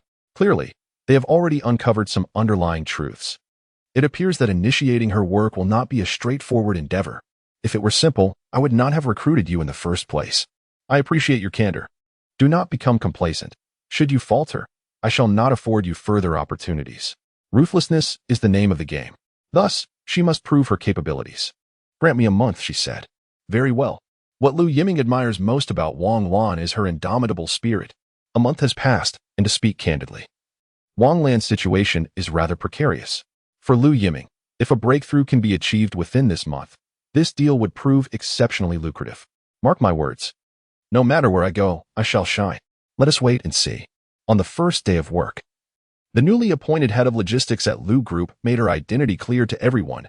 She is undeniably aligned with the young Master Lu. Chapter 87. Home for Soup. Young rascal, do you even know you have a home? The resentment emanating from the phone was almost palpable. It was evident that at this moment, Lu Yijun was quite displeased. Ahem, indeed, I have been rather busy lately. Your Aunt Zhang has asked you to come home for soup. Lu Yijun adopted the stern demeanor befitting a father. Beside him, Zhang Qian wore an amused expression, as it was clear that she missed her son. Yet she let her husband take the lead in this matter. Such was Lu Yijun's character. However, it must be noted that Lu Yiming had been returning home infrequently of late. Zhang Qian generally did not concern herself with the affairs of the business world. Her role as a supportive spouse sufficed. This is precisely why, over the years, Lu Yijun has favored Zhang Qian above all others. She knows when to advance and when to retreat, understanding both gains and losses. Her discernment has proven correct. Zhang Qian is indeed the most suitable matriarch for the Lu family. Had another person been in her position, the household might have descended into chaos. Given the Lu family's visible assets, who would he wish to secure more for their children? Yet, Zhang Qian is not that type. After hanging up, Lu Yijun snorted. Clearly irked. Yiming has matured significantly lately. He hasn't caused any trouble at home, and I've heard he is performing well at the company. He lamented. If it weren't for me shielding him, he wouldn't be enjoying such ease. Lu Yijun remained disgruntled, as complaints had nearly worn a path to his office. In his eyes, his son was simply too impatient. Lu Yiming's clandestine maneuvers could not escape Lu Yijun's scrutiny. Why on earth would he choose to place someone in the logistics department? Even a fool could see what Lu Yiming is attempting. He hasn't even solidified his own position yet, and he is already meddling in matters concerning other departments. Such impulsiveness, perhaps, in a father's eyes. A child is eternally perceived in this manner. Maintain your stance. I find Yiming quite commendable. You used to lament about him causing trouble. Yet now he is able to focus on his career. If you, as his father, do not offer your support, who will? While Zhang Qian may not grasp the grand principles, she is not naive. She understands that family should support family. This is a fundamental principle. You have no idea. That young rascal has grown wings. During this recent meeting, he actually stood me up. Speaking of this, Lu Yijun was filled with ire. This meeting had been specially arranged, with all the upper echelons of the group in attendance, precisely because Master Lu was personally overseeing it. Lu Yijun had summoned all the senior executives to afford his son an opportunity. To put it plainly, he intended to defend his offspring during the meeting, ensuring that all the high-ranking officials understood that Lu Yiming's recent endeavors had his full endorsement. Lu Yiming, however, had the audacity to send a mere entry-level employee from the investment department to attend the meeting. The individual arrived without any prior briefings, creating an exceedingly awkward atmosphere. The poor employee was nearly brought to tears by the overwhelming pressure. Even if one wished to rectify the situation, it would be futile. A high-level meeting had devolved into a farce. Despite intentions to support, there were no opportunities to do so. The crux of the matter is that every action taken by Lu Yiming was shrouded in secrecy. Aside from the investment department, no one else was privy to the information. Even I was left in the dark. The originally designated elites were all purged from the investment department. Lu Yijun understood this clearly. These individuals were merely loyalists to various senior executives. As long as Lu Yiming was aware of this, it sufficed. At worst, he could simply exclude them from important matters. Yet, Lu Yiming stubbornly refused to conform, insisting on expelling those individuals from the investment department, sending them back to where they came from. This move effectively alienated all departments and senior management alike. Just this action alone had caused Lu Yiming considerable trouble for several days. Now, even attempting to meet with this insufferable brat required a prior appointment. Enough with the arrogance. Arrogance? I'm on the verge of losing my mind. Fine. As an old married couple, I know you all too well. I can imagine you are quite pleased with yourself. With such abilities, regardless of the chaos he creates, you can always help him navigate through it. I must say, no one understands Lu Yiming better than Zhang Qian. Though she frequently complains about her son in front of me, the pride in her eyes is unmistakable. Indeed, Lu Yiming has a knack for getting into trouble. Yet these incidents are precisely what Lu Yiming wishes to witness. Ultimately, the Lu Corporation will inevitably fall into Lu Yiming's hands. If he cannot handle these old-timers, how could Lu Yiming possibly feel secure in relinquishing control? While Lu Yiming values relationships deeply, this is predicated on the fact that the Lu Corporation belongs to the Lu family. This is a non-negotiable principle. In daily covert struggles, Lu Yiming can turn a blind eye. However, once that line is crossed, he will not hesitate to be ruthless. Calling his son back this time likely indicates there are important matters to discuss. Well, I shall go prepare some soup to ensure Yiming has something to drink upon his return. Ahem, it is quite humid lately. I understand. Rest assured. Zhang Qian could see that, at his core, Lu Yiming genuinely cares for his son. Otherwise, in a previous life, after Lu Yiming caused such a significant disaster, Lu Yiming would have willingly forsaken the Lu Corporation, which he had struggled for a lifetime, to protect Lu Yiming. This reveals much about their relationship. Meanwhile, at the Lu Corporation, let us proceed as planned.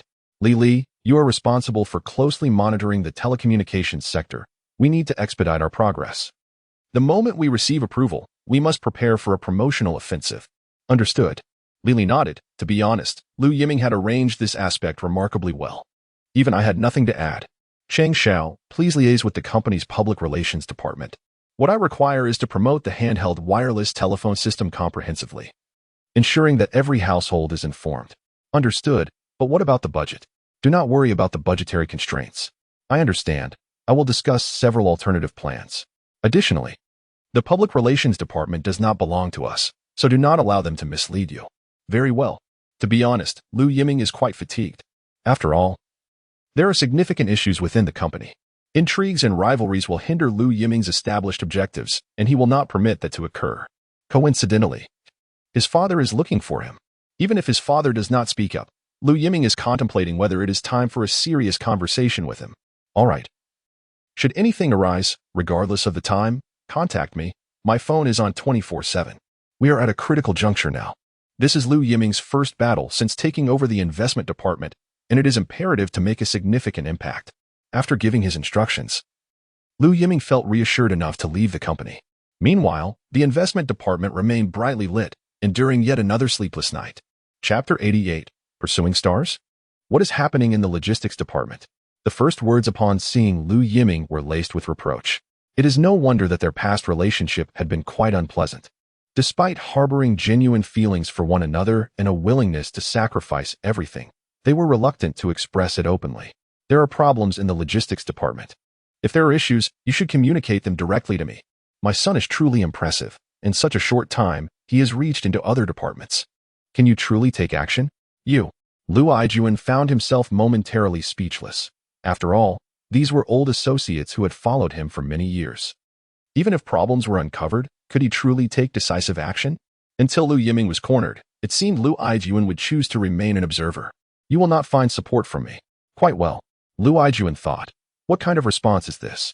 Father, honestly, just do not create chaos. This response is rather piercing. Just as Lu Yiming was about to slam the table, Zhang Qian entered with a steaming bowl. What is going on? Why the quarrel? At crucial moments, someone must extinguish the flames. And Zhang, it is not a quarrel, merely a discussion. Yiming, your father has not had a moment's peace. His phone has not stopped ringing for days. Enough, there is no need to speak of this. Lu Yiming waved his hand, interrupting Zhang Qian's discourse. Come, have some soup. And then let us play a game. No, father, with your skill level. Lu Yiming initially intended to voice a jest, but upon seeing his father's expression, he swallowed his words. An hour later, having lost 6 consecutive matches, Lu Yijuan's expression had turned ashen. 10 minutes per game. This is go. Could he not preserve a shred of dignity? Father, I am heading to bed. There is much to attend to in the coming days. How are matters on your end? Do not fret. I will provide you with a surprise. Lu Yiming was filled with confidence. Only after Lu Yiming exited the study did Lu Yijuan finally toss the pieces into the go box. That rascal. On Lu Yijuan's face, a look of contentment was evident. Indeed, he had matured, exuding the demeanor of a great leader. He now dared to speak up in front of Lu Yijuan. To put it bluntly, Lu Yijuan had long awaited this day. Regardless of Lu Yiming's external accomplishments, if he were to remain submissive in front of him, he would never achieve greatness. As for Lu Yiming's intentions towards his old friends, if he possessed absolute confidence, Lu Yijuan would not stand in his way. Be content with what you have. Go on. What do you understand? This impudent brat, showing no inclination to yield to me even a little. Losing 6 consecutive rounds within an hour indeed left Lu Yijuan feeling somewhat embarrassed. Thus, he resumed studying the game records he had set aside.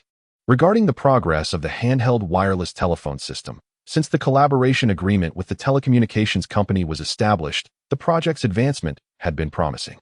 The telecommunications company secured the 19001920 frequency band wireless access system within a week. With this network access permit, the final hurdle for the handheld wireless telephone system had been overcome. In the bustling metropolis, Lu Yiming represented the Lu Group, Gao Chang represented the telecommunications company, and Su Rongrong represented Gao Yuan Capital. The 3 parties convened once again. Hello, came a voice, accompanied by some static. Although they were seated face to face, Lu Yiming and Su Rongrong continued to communicate using the handheld wireless telephone system. While the static was currently unavoidable, the quality would significantly improve with different base stations. This was a limitation of contemporary technology, yet in terms of stability, the handheld wireless telephone system excelled. However, both of you, our engineers have conducted several rounds of tests on the handheld wireless telephone system, yielding remarkable results. However, the signal quality indeed requires enhancement. The sole drawback of the handheld wireless telephone system lies in its signal issues. Although the telecommunications company had begun to retrofit the existing base stations, the decline in call quality due to signal interference could not be entirely avoided. What if we increase the signal output? Such a move could have adverse effects. And if executed, it was likely that the other 2 operators would retaliate. The approval for the 19001920 frequency band had required considerable effort. To be candid, the Su family had leveraged all their connections for this network access permit. This was not a decision one individual could make. During the standing committee meeting, the leaders supported by the Su family had indeed done their homework, which enabled them to navigate the challenges successfully. The communication issues within the metropolis could be managed. However, certain areas in other provinces were still under construction, potentially hindering the pace of promotion. Despite the consensus within the telecommunications company to vigorously develop the handheld wireless telephone system and hoping to leverage it for a significant turnaround, the weakness in foundational infrastructure was not easily remedied. Enough, let's promote it in major cities first. Lu Yiming contemplated that if they were to wait until everything was perfectly in place, it would likely be too late. At this juncture, it was imperative to seize the customers. Thus, it is settled. We have devised a preliminary promotional plan, along with a roadshow, and we will intensify our marketing efforts for the handheld wireless telephone system. However, the name is rather cumbersome. Xiao Lu, do you have a more appealing suggestion? How about Xiaoling Tong? Very well, authenticity is the essence of classicism. The name Xiaoling Tong resonates deeply with the public. Xiaoling Tong? It is indeed a charming name, reminiscent of an early science fiction novel. The inspiration for the name stems from this, as simplicity and clarity are more suitable for the domestic market. In this regard, both Lu Yiming and Su Rongrong hold remarkably similar views. As for promotion, a collaborative effort from all 3 parties is essential, especially from the telecom-affiliated stores, which will mobilize resources promptly. Nevertheless, for Lu Yiming, this still seems somewhat inadequate. Relying solely on offline advertisements and word of mouth, Xiaoling Tong will struggle to achieve explosive growth. Lu Yiming must contemplate how to embed Xiaoling Tong in the hearts of consumers in the shortest possible time. Fortunately, there is no need to worry about the supply chain. The Lu Group has already signed a supply agreement, with payments settled every 3 months, an arrangement satisfactory to both parties. The newly produced Xiaoling Tong is being continuously imported into the country, and domestic production lines are being established with great urgency. After reaching a consensus, Each party will manage its respective segment. Meanwhile, Lu Yiming's gaze turns toward, "Are you interested? What interest? Star chasing." Su Rongrong initially thought Lu Yiming had something secretive to discuss. A celebrity? Apologies, Su Rongrong expressed that she was not at that level. It seems Lu Yiming wishes to channel his affections toward a female star. Chapter 89, On the Thieving Ship. Are you ill? What nonsense. In just 30 minutes, Su Rongrong found herself utterly bewildered by Lu Yiming. By the time she regained her composure, she was already at the airport. Lu Yiming had directly taken her to the airport.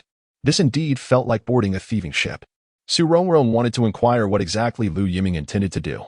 A direct flight to Hong Kong? What a joke. In this day and age, traveling to Hong Kong is not a trivial matter. Fortunately, these two are not ordinary individuals. Yet, at this moment, Su Rongrong still could not comprehend Lu Yiming's erratic behavior. The plane tickets are already purchased. I refuse to go. Flying to Hong Kong alone with you, Lu Yiming, would be akin to a lamb entering the wolf's den. By then, there would be nothing left but bones. For work. Lu Yiming, do not try to deceive me with that. Su Rongrong would not be swayed by Lu Yiming's words. For work? What a farce. Ah. Her perception of her own status in Lu Yiming's eyes was indeed questionable.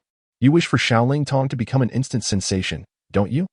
What exactly do you mean? Of course, it is for advertising. Lu Yiming, do you consider me a naive fool? You run an advertisement. Yet instead of going to a newspaper or television station, you bring me to Hong Kong? Su Rongrong seriously doubted whether Lu Yiming thought of her as a simpleton. Who is the hottest right now? What do you mean? Ah, the most illustrious stars undoubtedly hail from Hong Kong and Taiwan. Su Rongrong admitted, indeed. This era is a time when celebrities from these regions reign supreme. However, one must ponder, is it truly necessary to traverse such vast distances merely to shoot an advertisement in Hong Kong? Unexpected rewards may await. But why me? I fear I might lose control. Consider my youth, wealth, and charm. What if I catch the eye of a certain female star? Should I succumb or resist? Lu Yiming. What a shameless man. I have encountered many, yet none quite like him have opened my eyes to such audacity. We are somewhat acquainted. So perhaps you could shield me from unwanted romantic advances. I scoff. What woman would be so blind? Just as Su Rongrong prepared to voice her thoughts, Lu Yiming received a note. What? The flight attendant who had just passed by handed Lu Yiming a piece of paper? Such a scene unfolding right before my eyes is beyond belief. Lu Yiming, have you orchestrated this all along? Su Rongrong regarded him with suspicion. How fortuitous. Only moments ago, she had expressed doubt, and now a flight attendant had delivered a note directly to him. Ahem, I've been with you the entire time. I suggest that girl get her vision checked. Su Rongrong quipped, her sarcasm unrelenting. Never mind. Why should I be angry? To be honest, this cat is indeed rather handsome. But he possesses a dark heart. One can only blame those girls for their inability to see through his facade. They have all been deceived by Lu Yiming's exterior. I had mentioned that the last time I was indeed clouded by my judgment, yet there was something amiss. Lu Yiming, do you believe I won't retaliate? Do you understand the meaning of let bygones be bygones? Are you compelling me to take action? Had it not been for Lu Yiming's monopolization of the situation, Su Rongrong would have wished to sever all ties with him for eternity. Furthermore, that incident at the company was a tremendous humiliation for her. The mere thought of her close encounter with Lu Yiming sent shivers down her spine. What an inappropriate topic to bring up. Only Lu Yiming could provoke such a reaction from the eldest daughter of the Su family. Why are you so amiable to everyone else? Yet when it comes to me, you seem to transform entirely? Be quiet. Su Rongrong's fierce demeanor appeared rather endearing to Lu Yiming. Unfortunately, the initial circumstances were rather challenging. Otherwise, perhaps. At least now, sitting together and conversing represented a significant improvement. Currently, Su Rongrong had not even turned to leave. While out and about, one must indeed indulge in life's pleasures. Naturally, Lu Yiming had booked a business-class seat. It was only upon boarding the plane that Su Rongrong began to feel regret. She had been too preoccupied with her anger. How had she not realized she was on the plane? Moreover, she had not even prepared a suitcase. Champagne? Clearly. This was a ploy typical of a spoiled rich kid, attempting to create a romantic atmosphere to lower her defenses. I warn you, do not provoke me. What nonsense. I am, after all, a client, and your service philosophy at Gaoyuan Capital is unsatisfactory. I wish to lodge a complaint. At this moment, Su Rongrong resembled a cat whose tail had been stepped on, instantly leaping up, ready to confront Lu Yiming in a battle to the death. The mention of the company triggered memories of Wang Lan. Although it was true that Wang Lan sought to poach her contract, this was an internal conflict within Gaoyuan capital. What did you mean by meddling, Lu Yiming? Not only did you interfere, but you also managed to lure Wang Lan away, causing President Zhang to be weighed down with worries these past few days. After all, Wang Lan held significant sway over many clients. This turmoil had even left President Zhang with graying hair. Naturally, this predicament could not be blamed on Su Rongrong, yet it was intricately linked to her. Originally, she had wished to remain silent, but how could you, Lu Yiming, still have the audacity to claim to be the client? Miss, the plane is about to take off. Please take your seat promptly. Su Rongrong's unusual behavior immediately attracted the attention of the flight attendant. Ahem, I apologize, my girlfriend can be like this. Who is your girlfriend? That's not the point. The plane is about to fly. Clarify your words. Su Rongrong seethed with indignation. Why did it seem that every time she was with Lu Yiming, thoughts of violence would arise?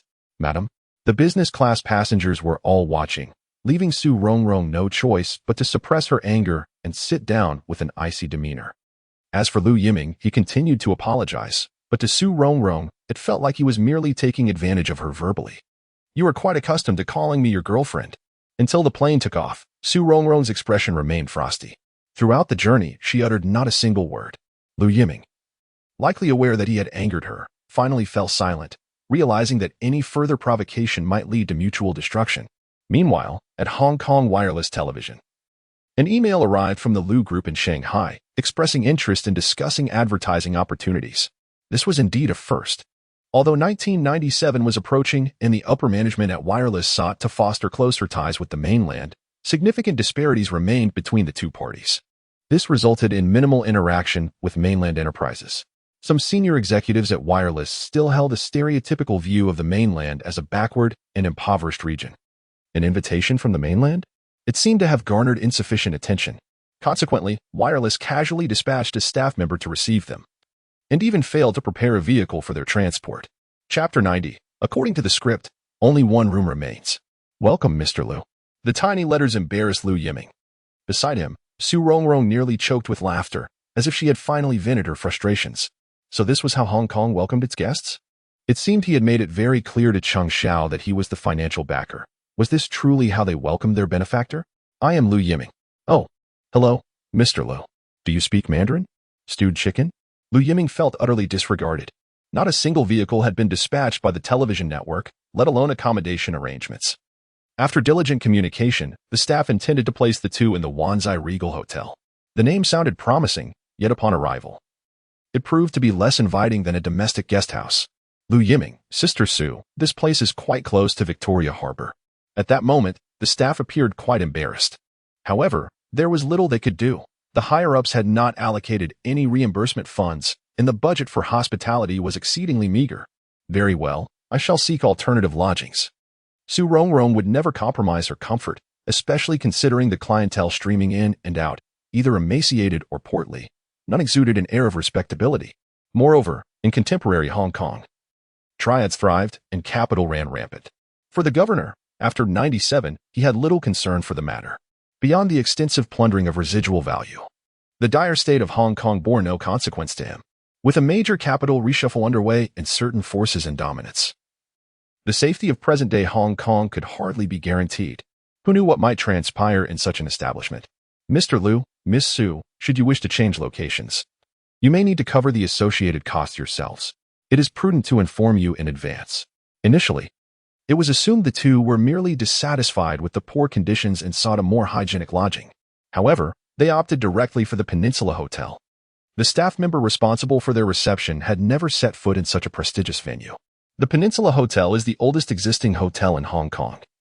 Renowned for its opulence and prestige, famously dubbed the Jewel of Victoria Harbor. Naturally, guests here are either affluent or of high standing, the majority being foreigners. What is so amusing? Su Rongrong found Lu Yiming's smile rather perplexing. Under typical circumstances, one would expect only a single room remaining. Haha. She shot Lu Yiming a disdainful glance. Following the script? Do you truly see yourself as the leading man?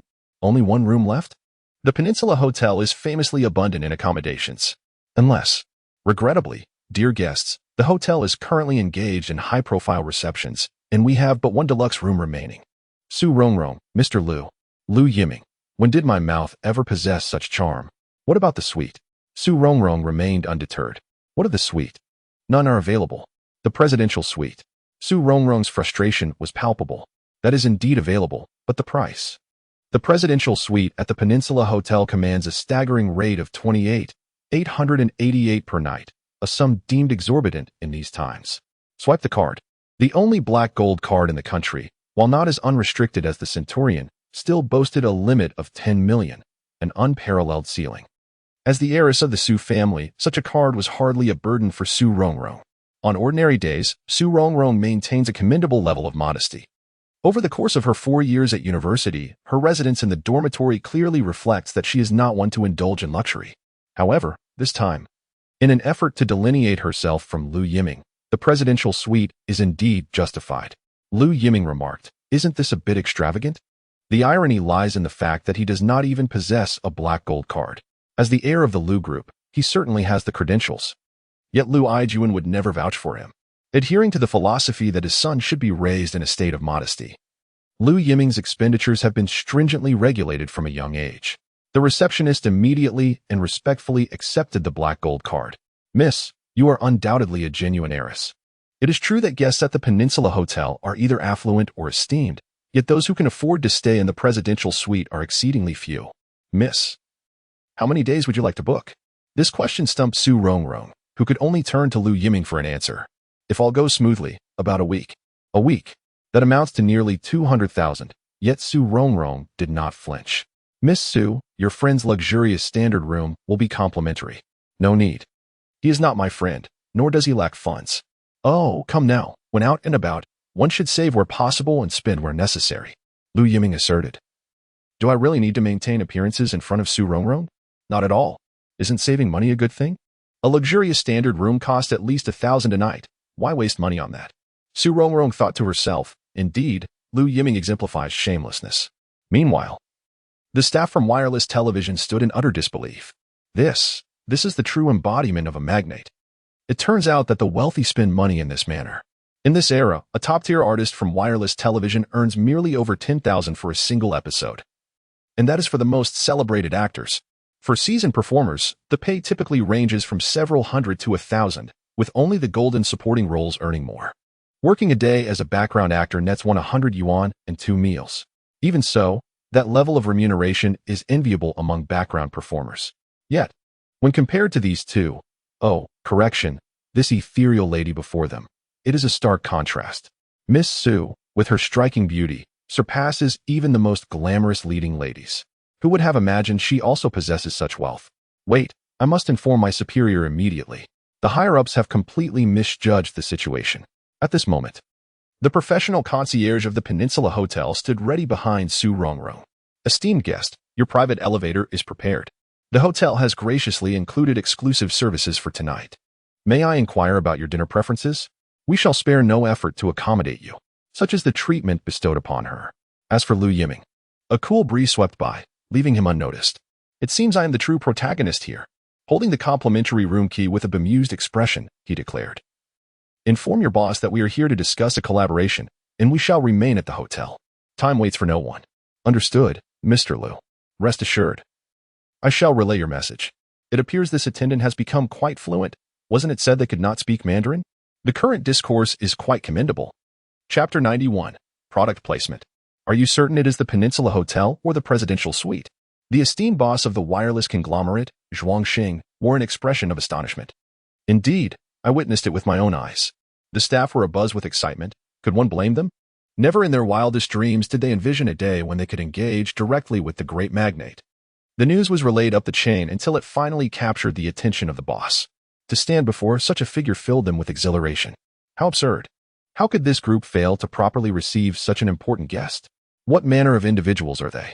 The guests were remarkably youthful and strikingly attractive. They did not conform to the stereotypical image of mainland entrepreneurs. In this era, the traditional perception among Hong Kongers is that mainland business people ought to don white shirts, tailored suits, flamboyant belts, and carry large mobile phones. Admittedly, their attire did seem somewhat pedestrian. Yet, such an image had long since been ingrained in the public consciousness. The boss was informed that the guests would be waiting at the hotel for a day, and they would not wait beyond that. When the staff conveyed this message, They did so with great caution, fearing the boss's wrath. After all, in Hong Kong, the boss was one of the few titans of industry. No one dared to speak so boldly. Understood. Yet, what was the outcome? The boss did not express anger but instead lapsed into a prolonged silence, concluding the conversation with a mere acknowledgement. You may leave. Having addressed all pertinent matters, the guests were dismissed to rest. Several executives from the wireless company gathered together. The youth displayed a distinct lack of decorum. Indeed, this is not the mainland. How dare they demand a day of our time?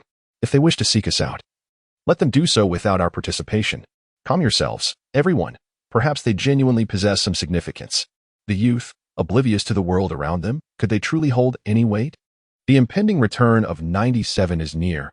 Let us employ some foresight. These two opposing viewpoints emerged. One remained lofty and disdainful, while the other was prudently cautious. Ultimately, however, the final decision lay in the hands of the boss. Go, meet with the young ones. Guang is correct, with 97 approaching. We must navigate this transition safely and demonstrate our sincerity. During this period, all the artists under the boss's purview had issued their statements. There is but one China. The embrace of China is the deepest yearning within the hearts of every Hong Kong resident, regardless of sincerity. The tide of public sentiment is undeniable. Any discordant voices are but a feeble attempt to halt an unstoppable force. As for the two young individuals before them, what audacity do they possess to act thus? Upon reaching such a position, one must consider matters comprehensively. The following morning, a Rolls-Royce pulled up to the Peninsula Hotel. Mr. Lu, Miss Su, our boss wishes to invite you both for morning tea. We are most honored. Thank you. Lu Yiming and Su Rongrong exchanged glances. Indeed, to earn the respect of others, one must exhibit a corresponding level of confidence. What they value is not merely one's status, but the audacity to spend lavishly. A week in the presidential suite grants one the opportunity to meet the influential mogul, a transaction that offers undeniable worth. Do remember to seek reimbursement. Is it excessive? The enjoyment belongs solely to you. I merely wish to inquire when these two became so harmonious. Nevertheless, Lu Yiming holds a deep appreciation for Su Rongrong's tactics, as her grasp of human sentiment is indeed impeccable. Today is a stark contrast to yesterday. She even brought forth her own vehicle. This Rolls-Royce with the license plate 666 is well known among the residents of Xiangyang, symbolizing an ease of access throughout the city. Even the governor's residence would pose no barriers. The headquarters of wireless television is situated in Simsha Sui, and along the way, surrounding vehicles graciously yield. This is a sign of respect for the magnate, for in Xiangyang, few luxury cars are afforded such privileges. Mr. Lu, Miss Su, welcome to Xiangyang. I apologize for our inadequate hospitality yesterday. I hope the esteemed guests can forgive us, Zhuangsheng remarked with a smile. Not at all. It is we who have been impolite, they chuckled in response. As the saying goes, a guest is a guest. Come, let us experience the essence of Xiangyang's morning tea culture. The Hong Kong-style dim sum, a continuation of Cantonese traditions, has been refined in Xiangyang into 7 classifications: small, medium, large, special, supreme, extraordinary, and exquisite. The 4 pillars of Xiangyang dim sum are shrimp dumplings, steamed siu mai, egg tarts, and char siu buns. This century-old establishment is Zhuangsheng's favorite tea house, and unless exceptional circumstances arise, he adheres strictly to his morning tea routine from 9 to 11 a.m. By inviting Lu Yiming and Su Rongrong today, he demonstrates considerable sincerity. What shall you two indulge in? Please feel free to decide, they replied. Then I shall take the lead. Lu Yiming and Su Rongrong, not in haste, engaged in light conversation with Zhuangsheng. Of course, Zhuangsheng was also subtly gauging the backgrounds of the two young individuals before him. In Xiangyang, Zhuangsheng wields substantial influence, and discerning someone's character is not an arduous task. However, when it comes to the mainland, his reach is limited, leaving him in the dark. In this era, connections between the two regions are not abundant. Yet, from the demeanor of the two, Zhuangsheng could ascertain that they hail from prominent families. For such refinement is indicative of a cultivated upbringing. Did your visit to Xiangyang revolve around advertising? Wireless is the foremost radio station in Xiangyang. Our interest lies in several of Wireless's stars. Lu Yiming had already set his sights on a target, with the timing being impeccably aligned. I wonder which of my artists has caught your attention? Rest assured, the terms will be fair. Zhuangsheng queried, a look of confusion crossing his face. I initially presumed it to be a universally recognized superstar worthy of such a long journey. At the very least, one of notable stature. The film industry in Xinjiang is flourishing, yet true heavyweights are either the four heavenly kings or Chao and Qing. As for the aforementioned Zhang, he is merely a rising star. To make such a grand effort for him seems rather exaggerated, does it not? The endorsement fee of 5 million, spanning 6 years, with the expectation of one advertisement per year, alongside product placements in films and television dramas, was presented directly by Lu Yiming. Frankly, this endorsement price is not exorbitant. For 6 years and 5 million, one cannot even secure a top-tier superstar, let alone an esteemed celebrity. However, for a budding actor like Zhang, this offer is remarkably generous. This matter is quite negotiable. However, Lu's mention of product placement raises questions. In this era, television dramas allow for commercial breaks, serving as a revenue-generating strategy for major networks. Thus, the concept of product placement, which would later flourish, was of little significance during this time. Even Zhuangxing appeared puzzled upon hearing this novel term. Once Lu Yiming elucidated the concept of product placement, Zhuangxing was struck with admiration. It was an exceptionally clever idea. How had he not thought of it before? As for Su Rongrong, she cast a surprised glance at Lu Yiming. One cannot deny that this clever fellow possesses an extraordinary intellect, capable of devising such strategies. Incorporating advertisements for Xilingtong within films or dramas would enhance brand recognition, simultaneously saving on advertising costs. Naturally, one must be discerning, as only hit dramas and blockbuster films would yield optimal results. Regarding Zheng, Su Rongrong admitted her unfamiliarity with him, likely due to her lack of interest in the entertainment industry. Yet, seeing Lu Yiming's unwavering confidence, it seemed he had a solid plan in mind. In this era, a promotional budget of 5 million is not a trifling sum. The price appears reasonable, leaving me with little justification to decline. Zhuangsheng wiped his mouth, sporting a smile. Business is a minor concern. Zhuang's primary goal is to establish closer ties with the mainland. This could potentially be a once-in-a-lifetime opportunity for him. Previously, Zhuangsheng had attempted to engage with the mainland, but his ventures had ended in failure. Despite significant financial investments, the returns were unsatisfactory. Meeting these two today may provide a promising breakthrough. Thank you, Mr. Zhuang. I trust you are not in haste to return. During this time, I shall be your host. Though Hong Kong is not vast, its scenery is quite splendid. Presently, Hong Kong holds significant importance, far surpassing Shanghai in finance and beyond. As for the contract, it can be left to my associates for arrangement. Zhuangxing had not paid much attention to the artist Zheng. He merely knew that Zheng had recently filmed a movie, which had yet to be released. It seems to be titled Gambling Heroes. However, films of this genre have been plentiful in Hong Kong, with only a handful achieving true success, let alone becoming blockbusters.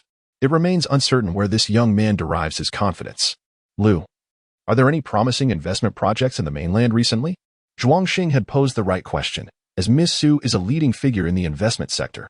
Ah, I must seek your wisdom, Miss Su. Truth be told, Zhuangxing was utterly captivated upon first laying eyes on Su Rongrong. Though there are numerous female artists under his wing, none are quite like Su Rongrong. Should she choose to act, Zhuangxing possesses unwavering confidence in her potential for stardom. While Hong Kong boasts many beauties, Su Rongrong's ethereal presence is a rarity. Unfortunately, her status precludes her from stepping into the limelight. As for the unspoken rules of the industry, they are not applicable to her. Zhuangxing is no fool. Su Rongrong never anticipated that Lu Yiming would recommend her to Zhuangsheng. Among the powerful figures in Hong Kong, Zhuangxing may not be the most formidable, yet his social standing is substantial. He wields considerable influence over the media, and a collaboration between them would indeed be advantageous. However, when did Lu Yiming become so benevolent? Without fully understanding Zhuangsheng's background, Su Rongrong hesitated to give her unequivocal agreement. Lu Sheng, you need not worry about the contract. It will be settled before afternoon. As for advertisements, I can introduce you to a rather astute fellow. Lu Yiming seemed to have already deduced who the mentioned individual was, a commendable choice indeed. The king of cinematic flops in later years, he had also directed numerous classic films, including the infamous Gambling King. Integrating advertisements should pose no challenge for him. Lu Yiming harbored an interest in film, yet the industry's rules were stringent, and it was not an opportune moment. Without solid connections, it was best to tread lightly. Once Zhuangsheng departed, Su Rongrong's gaze shifted to Lu Yiming. Do not look at me like that. I might misconstrue your intentions. With a cold smile, she continued. Pray tell, what scheme are you concocting? The more she pondered, the more she felt something was amiss. Lu Yiming was undoubtedly ensnaring her in a trap. Please do not think of me that way. I genuinely have your best interests at heart. Do you not trust me? Have I lost all credibility in your eyes? Lu Yiming, do you possess no shame? Credibility, you say? Do you even have any? Furthermore, I harbor no regard for you in my heart. Su Rongrong's expression was one of disdain. That scoundrel, seizing upon any opportunity to exploit others, how could that be considered benevolence? During contract negotiations, this fellow was utterly unyielding. I merely utilize resources to their fullest potential. Collaborating with Zhuangxing is not a pitfall, yet one must exercise caution, after all. Zhuangxing's rise was not without its blemishes. In Hong Kong, maintaining a foothold in the film industry is no small feat, and many factions are keenly observant. Zhuangxing's emergence from the fray undoubtedly involved intricate dealings. I knew you harbored ulterior motives, Su Rongrong remarked, her expression confirming her suspicions. However, this was not absolute. Zhuangxing was no fool, and the old methods would not suffice in the mainland, where zero tolerance prevailed. In subsequent years, following Hong Kong's return, Zhuangxing displayed commendable adaptability. He became one of the few successful businessmen to transition effectively, leveraging his reputation to advocate for the nation. He stands as a representative of the emerging red capitalists. Collaborating with Zhuangxing would not be detrimental. Otherwise, Lu Yiming would not have dragged Su Rongrong into such depths. After all, for Lu Yiming, Su Rongrong was his true love. Do not regard me with such fervent eyes. Lu Yiming's gaze is overwhelmingly intense, leaving Su Rongrong feeling quite overwhelmed. This scoundrel, when he becomes sincere, truly embodies the essence of sincerity. His acting skills are exceptional. It seems he often deceives young women with such charm. I must not allow myself to be fooled by Lu Yiming. Is he genuinely sincere? Enough of this. You mentioned that Zheng is quite famous? Hardly. He is merely an improvement over obscurity. Lu Yiming, you have invested 5 million. That sum did not come from the wind. Ultimately, the Lu Group and Gaoyuan Capital are now intricately intertwined. They rise and fall together.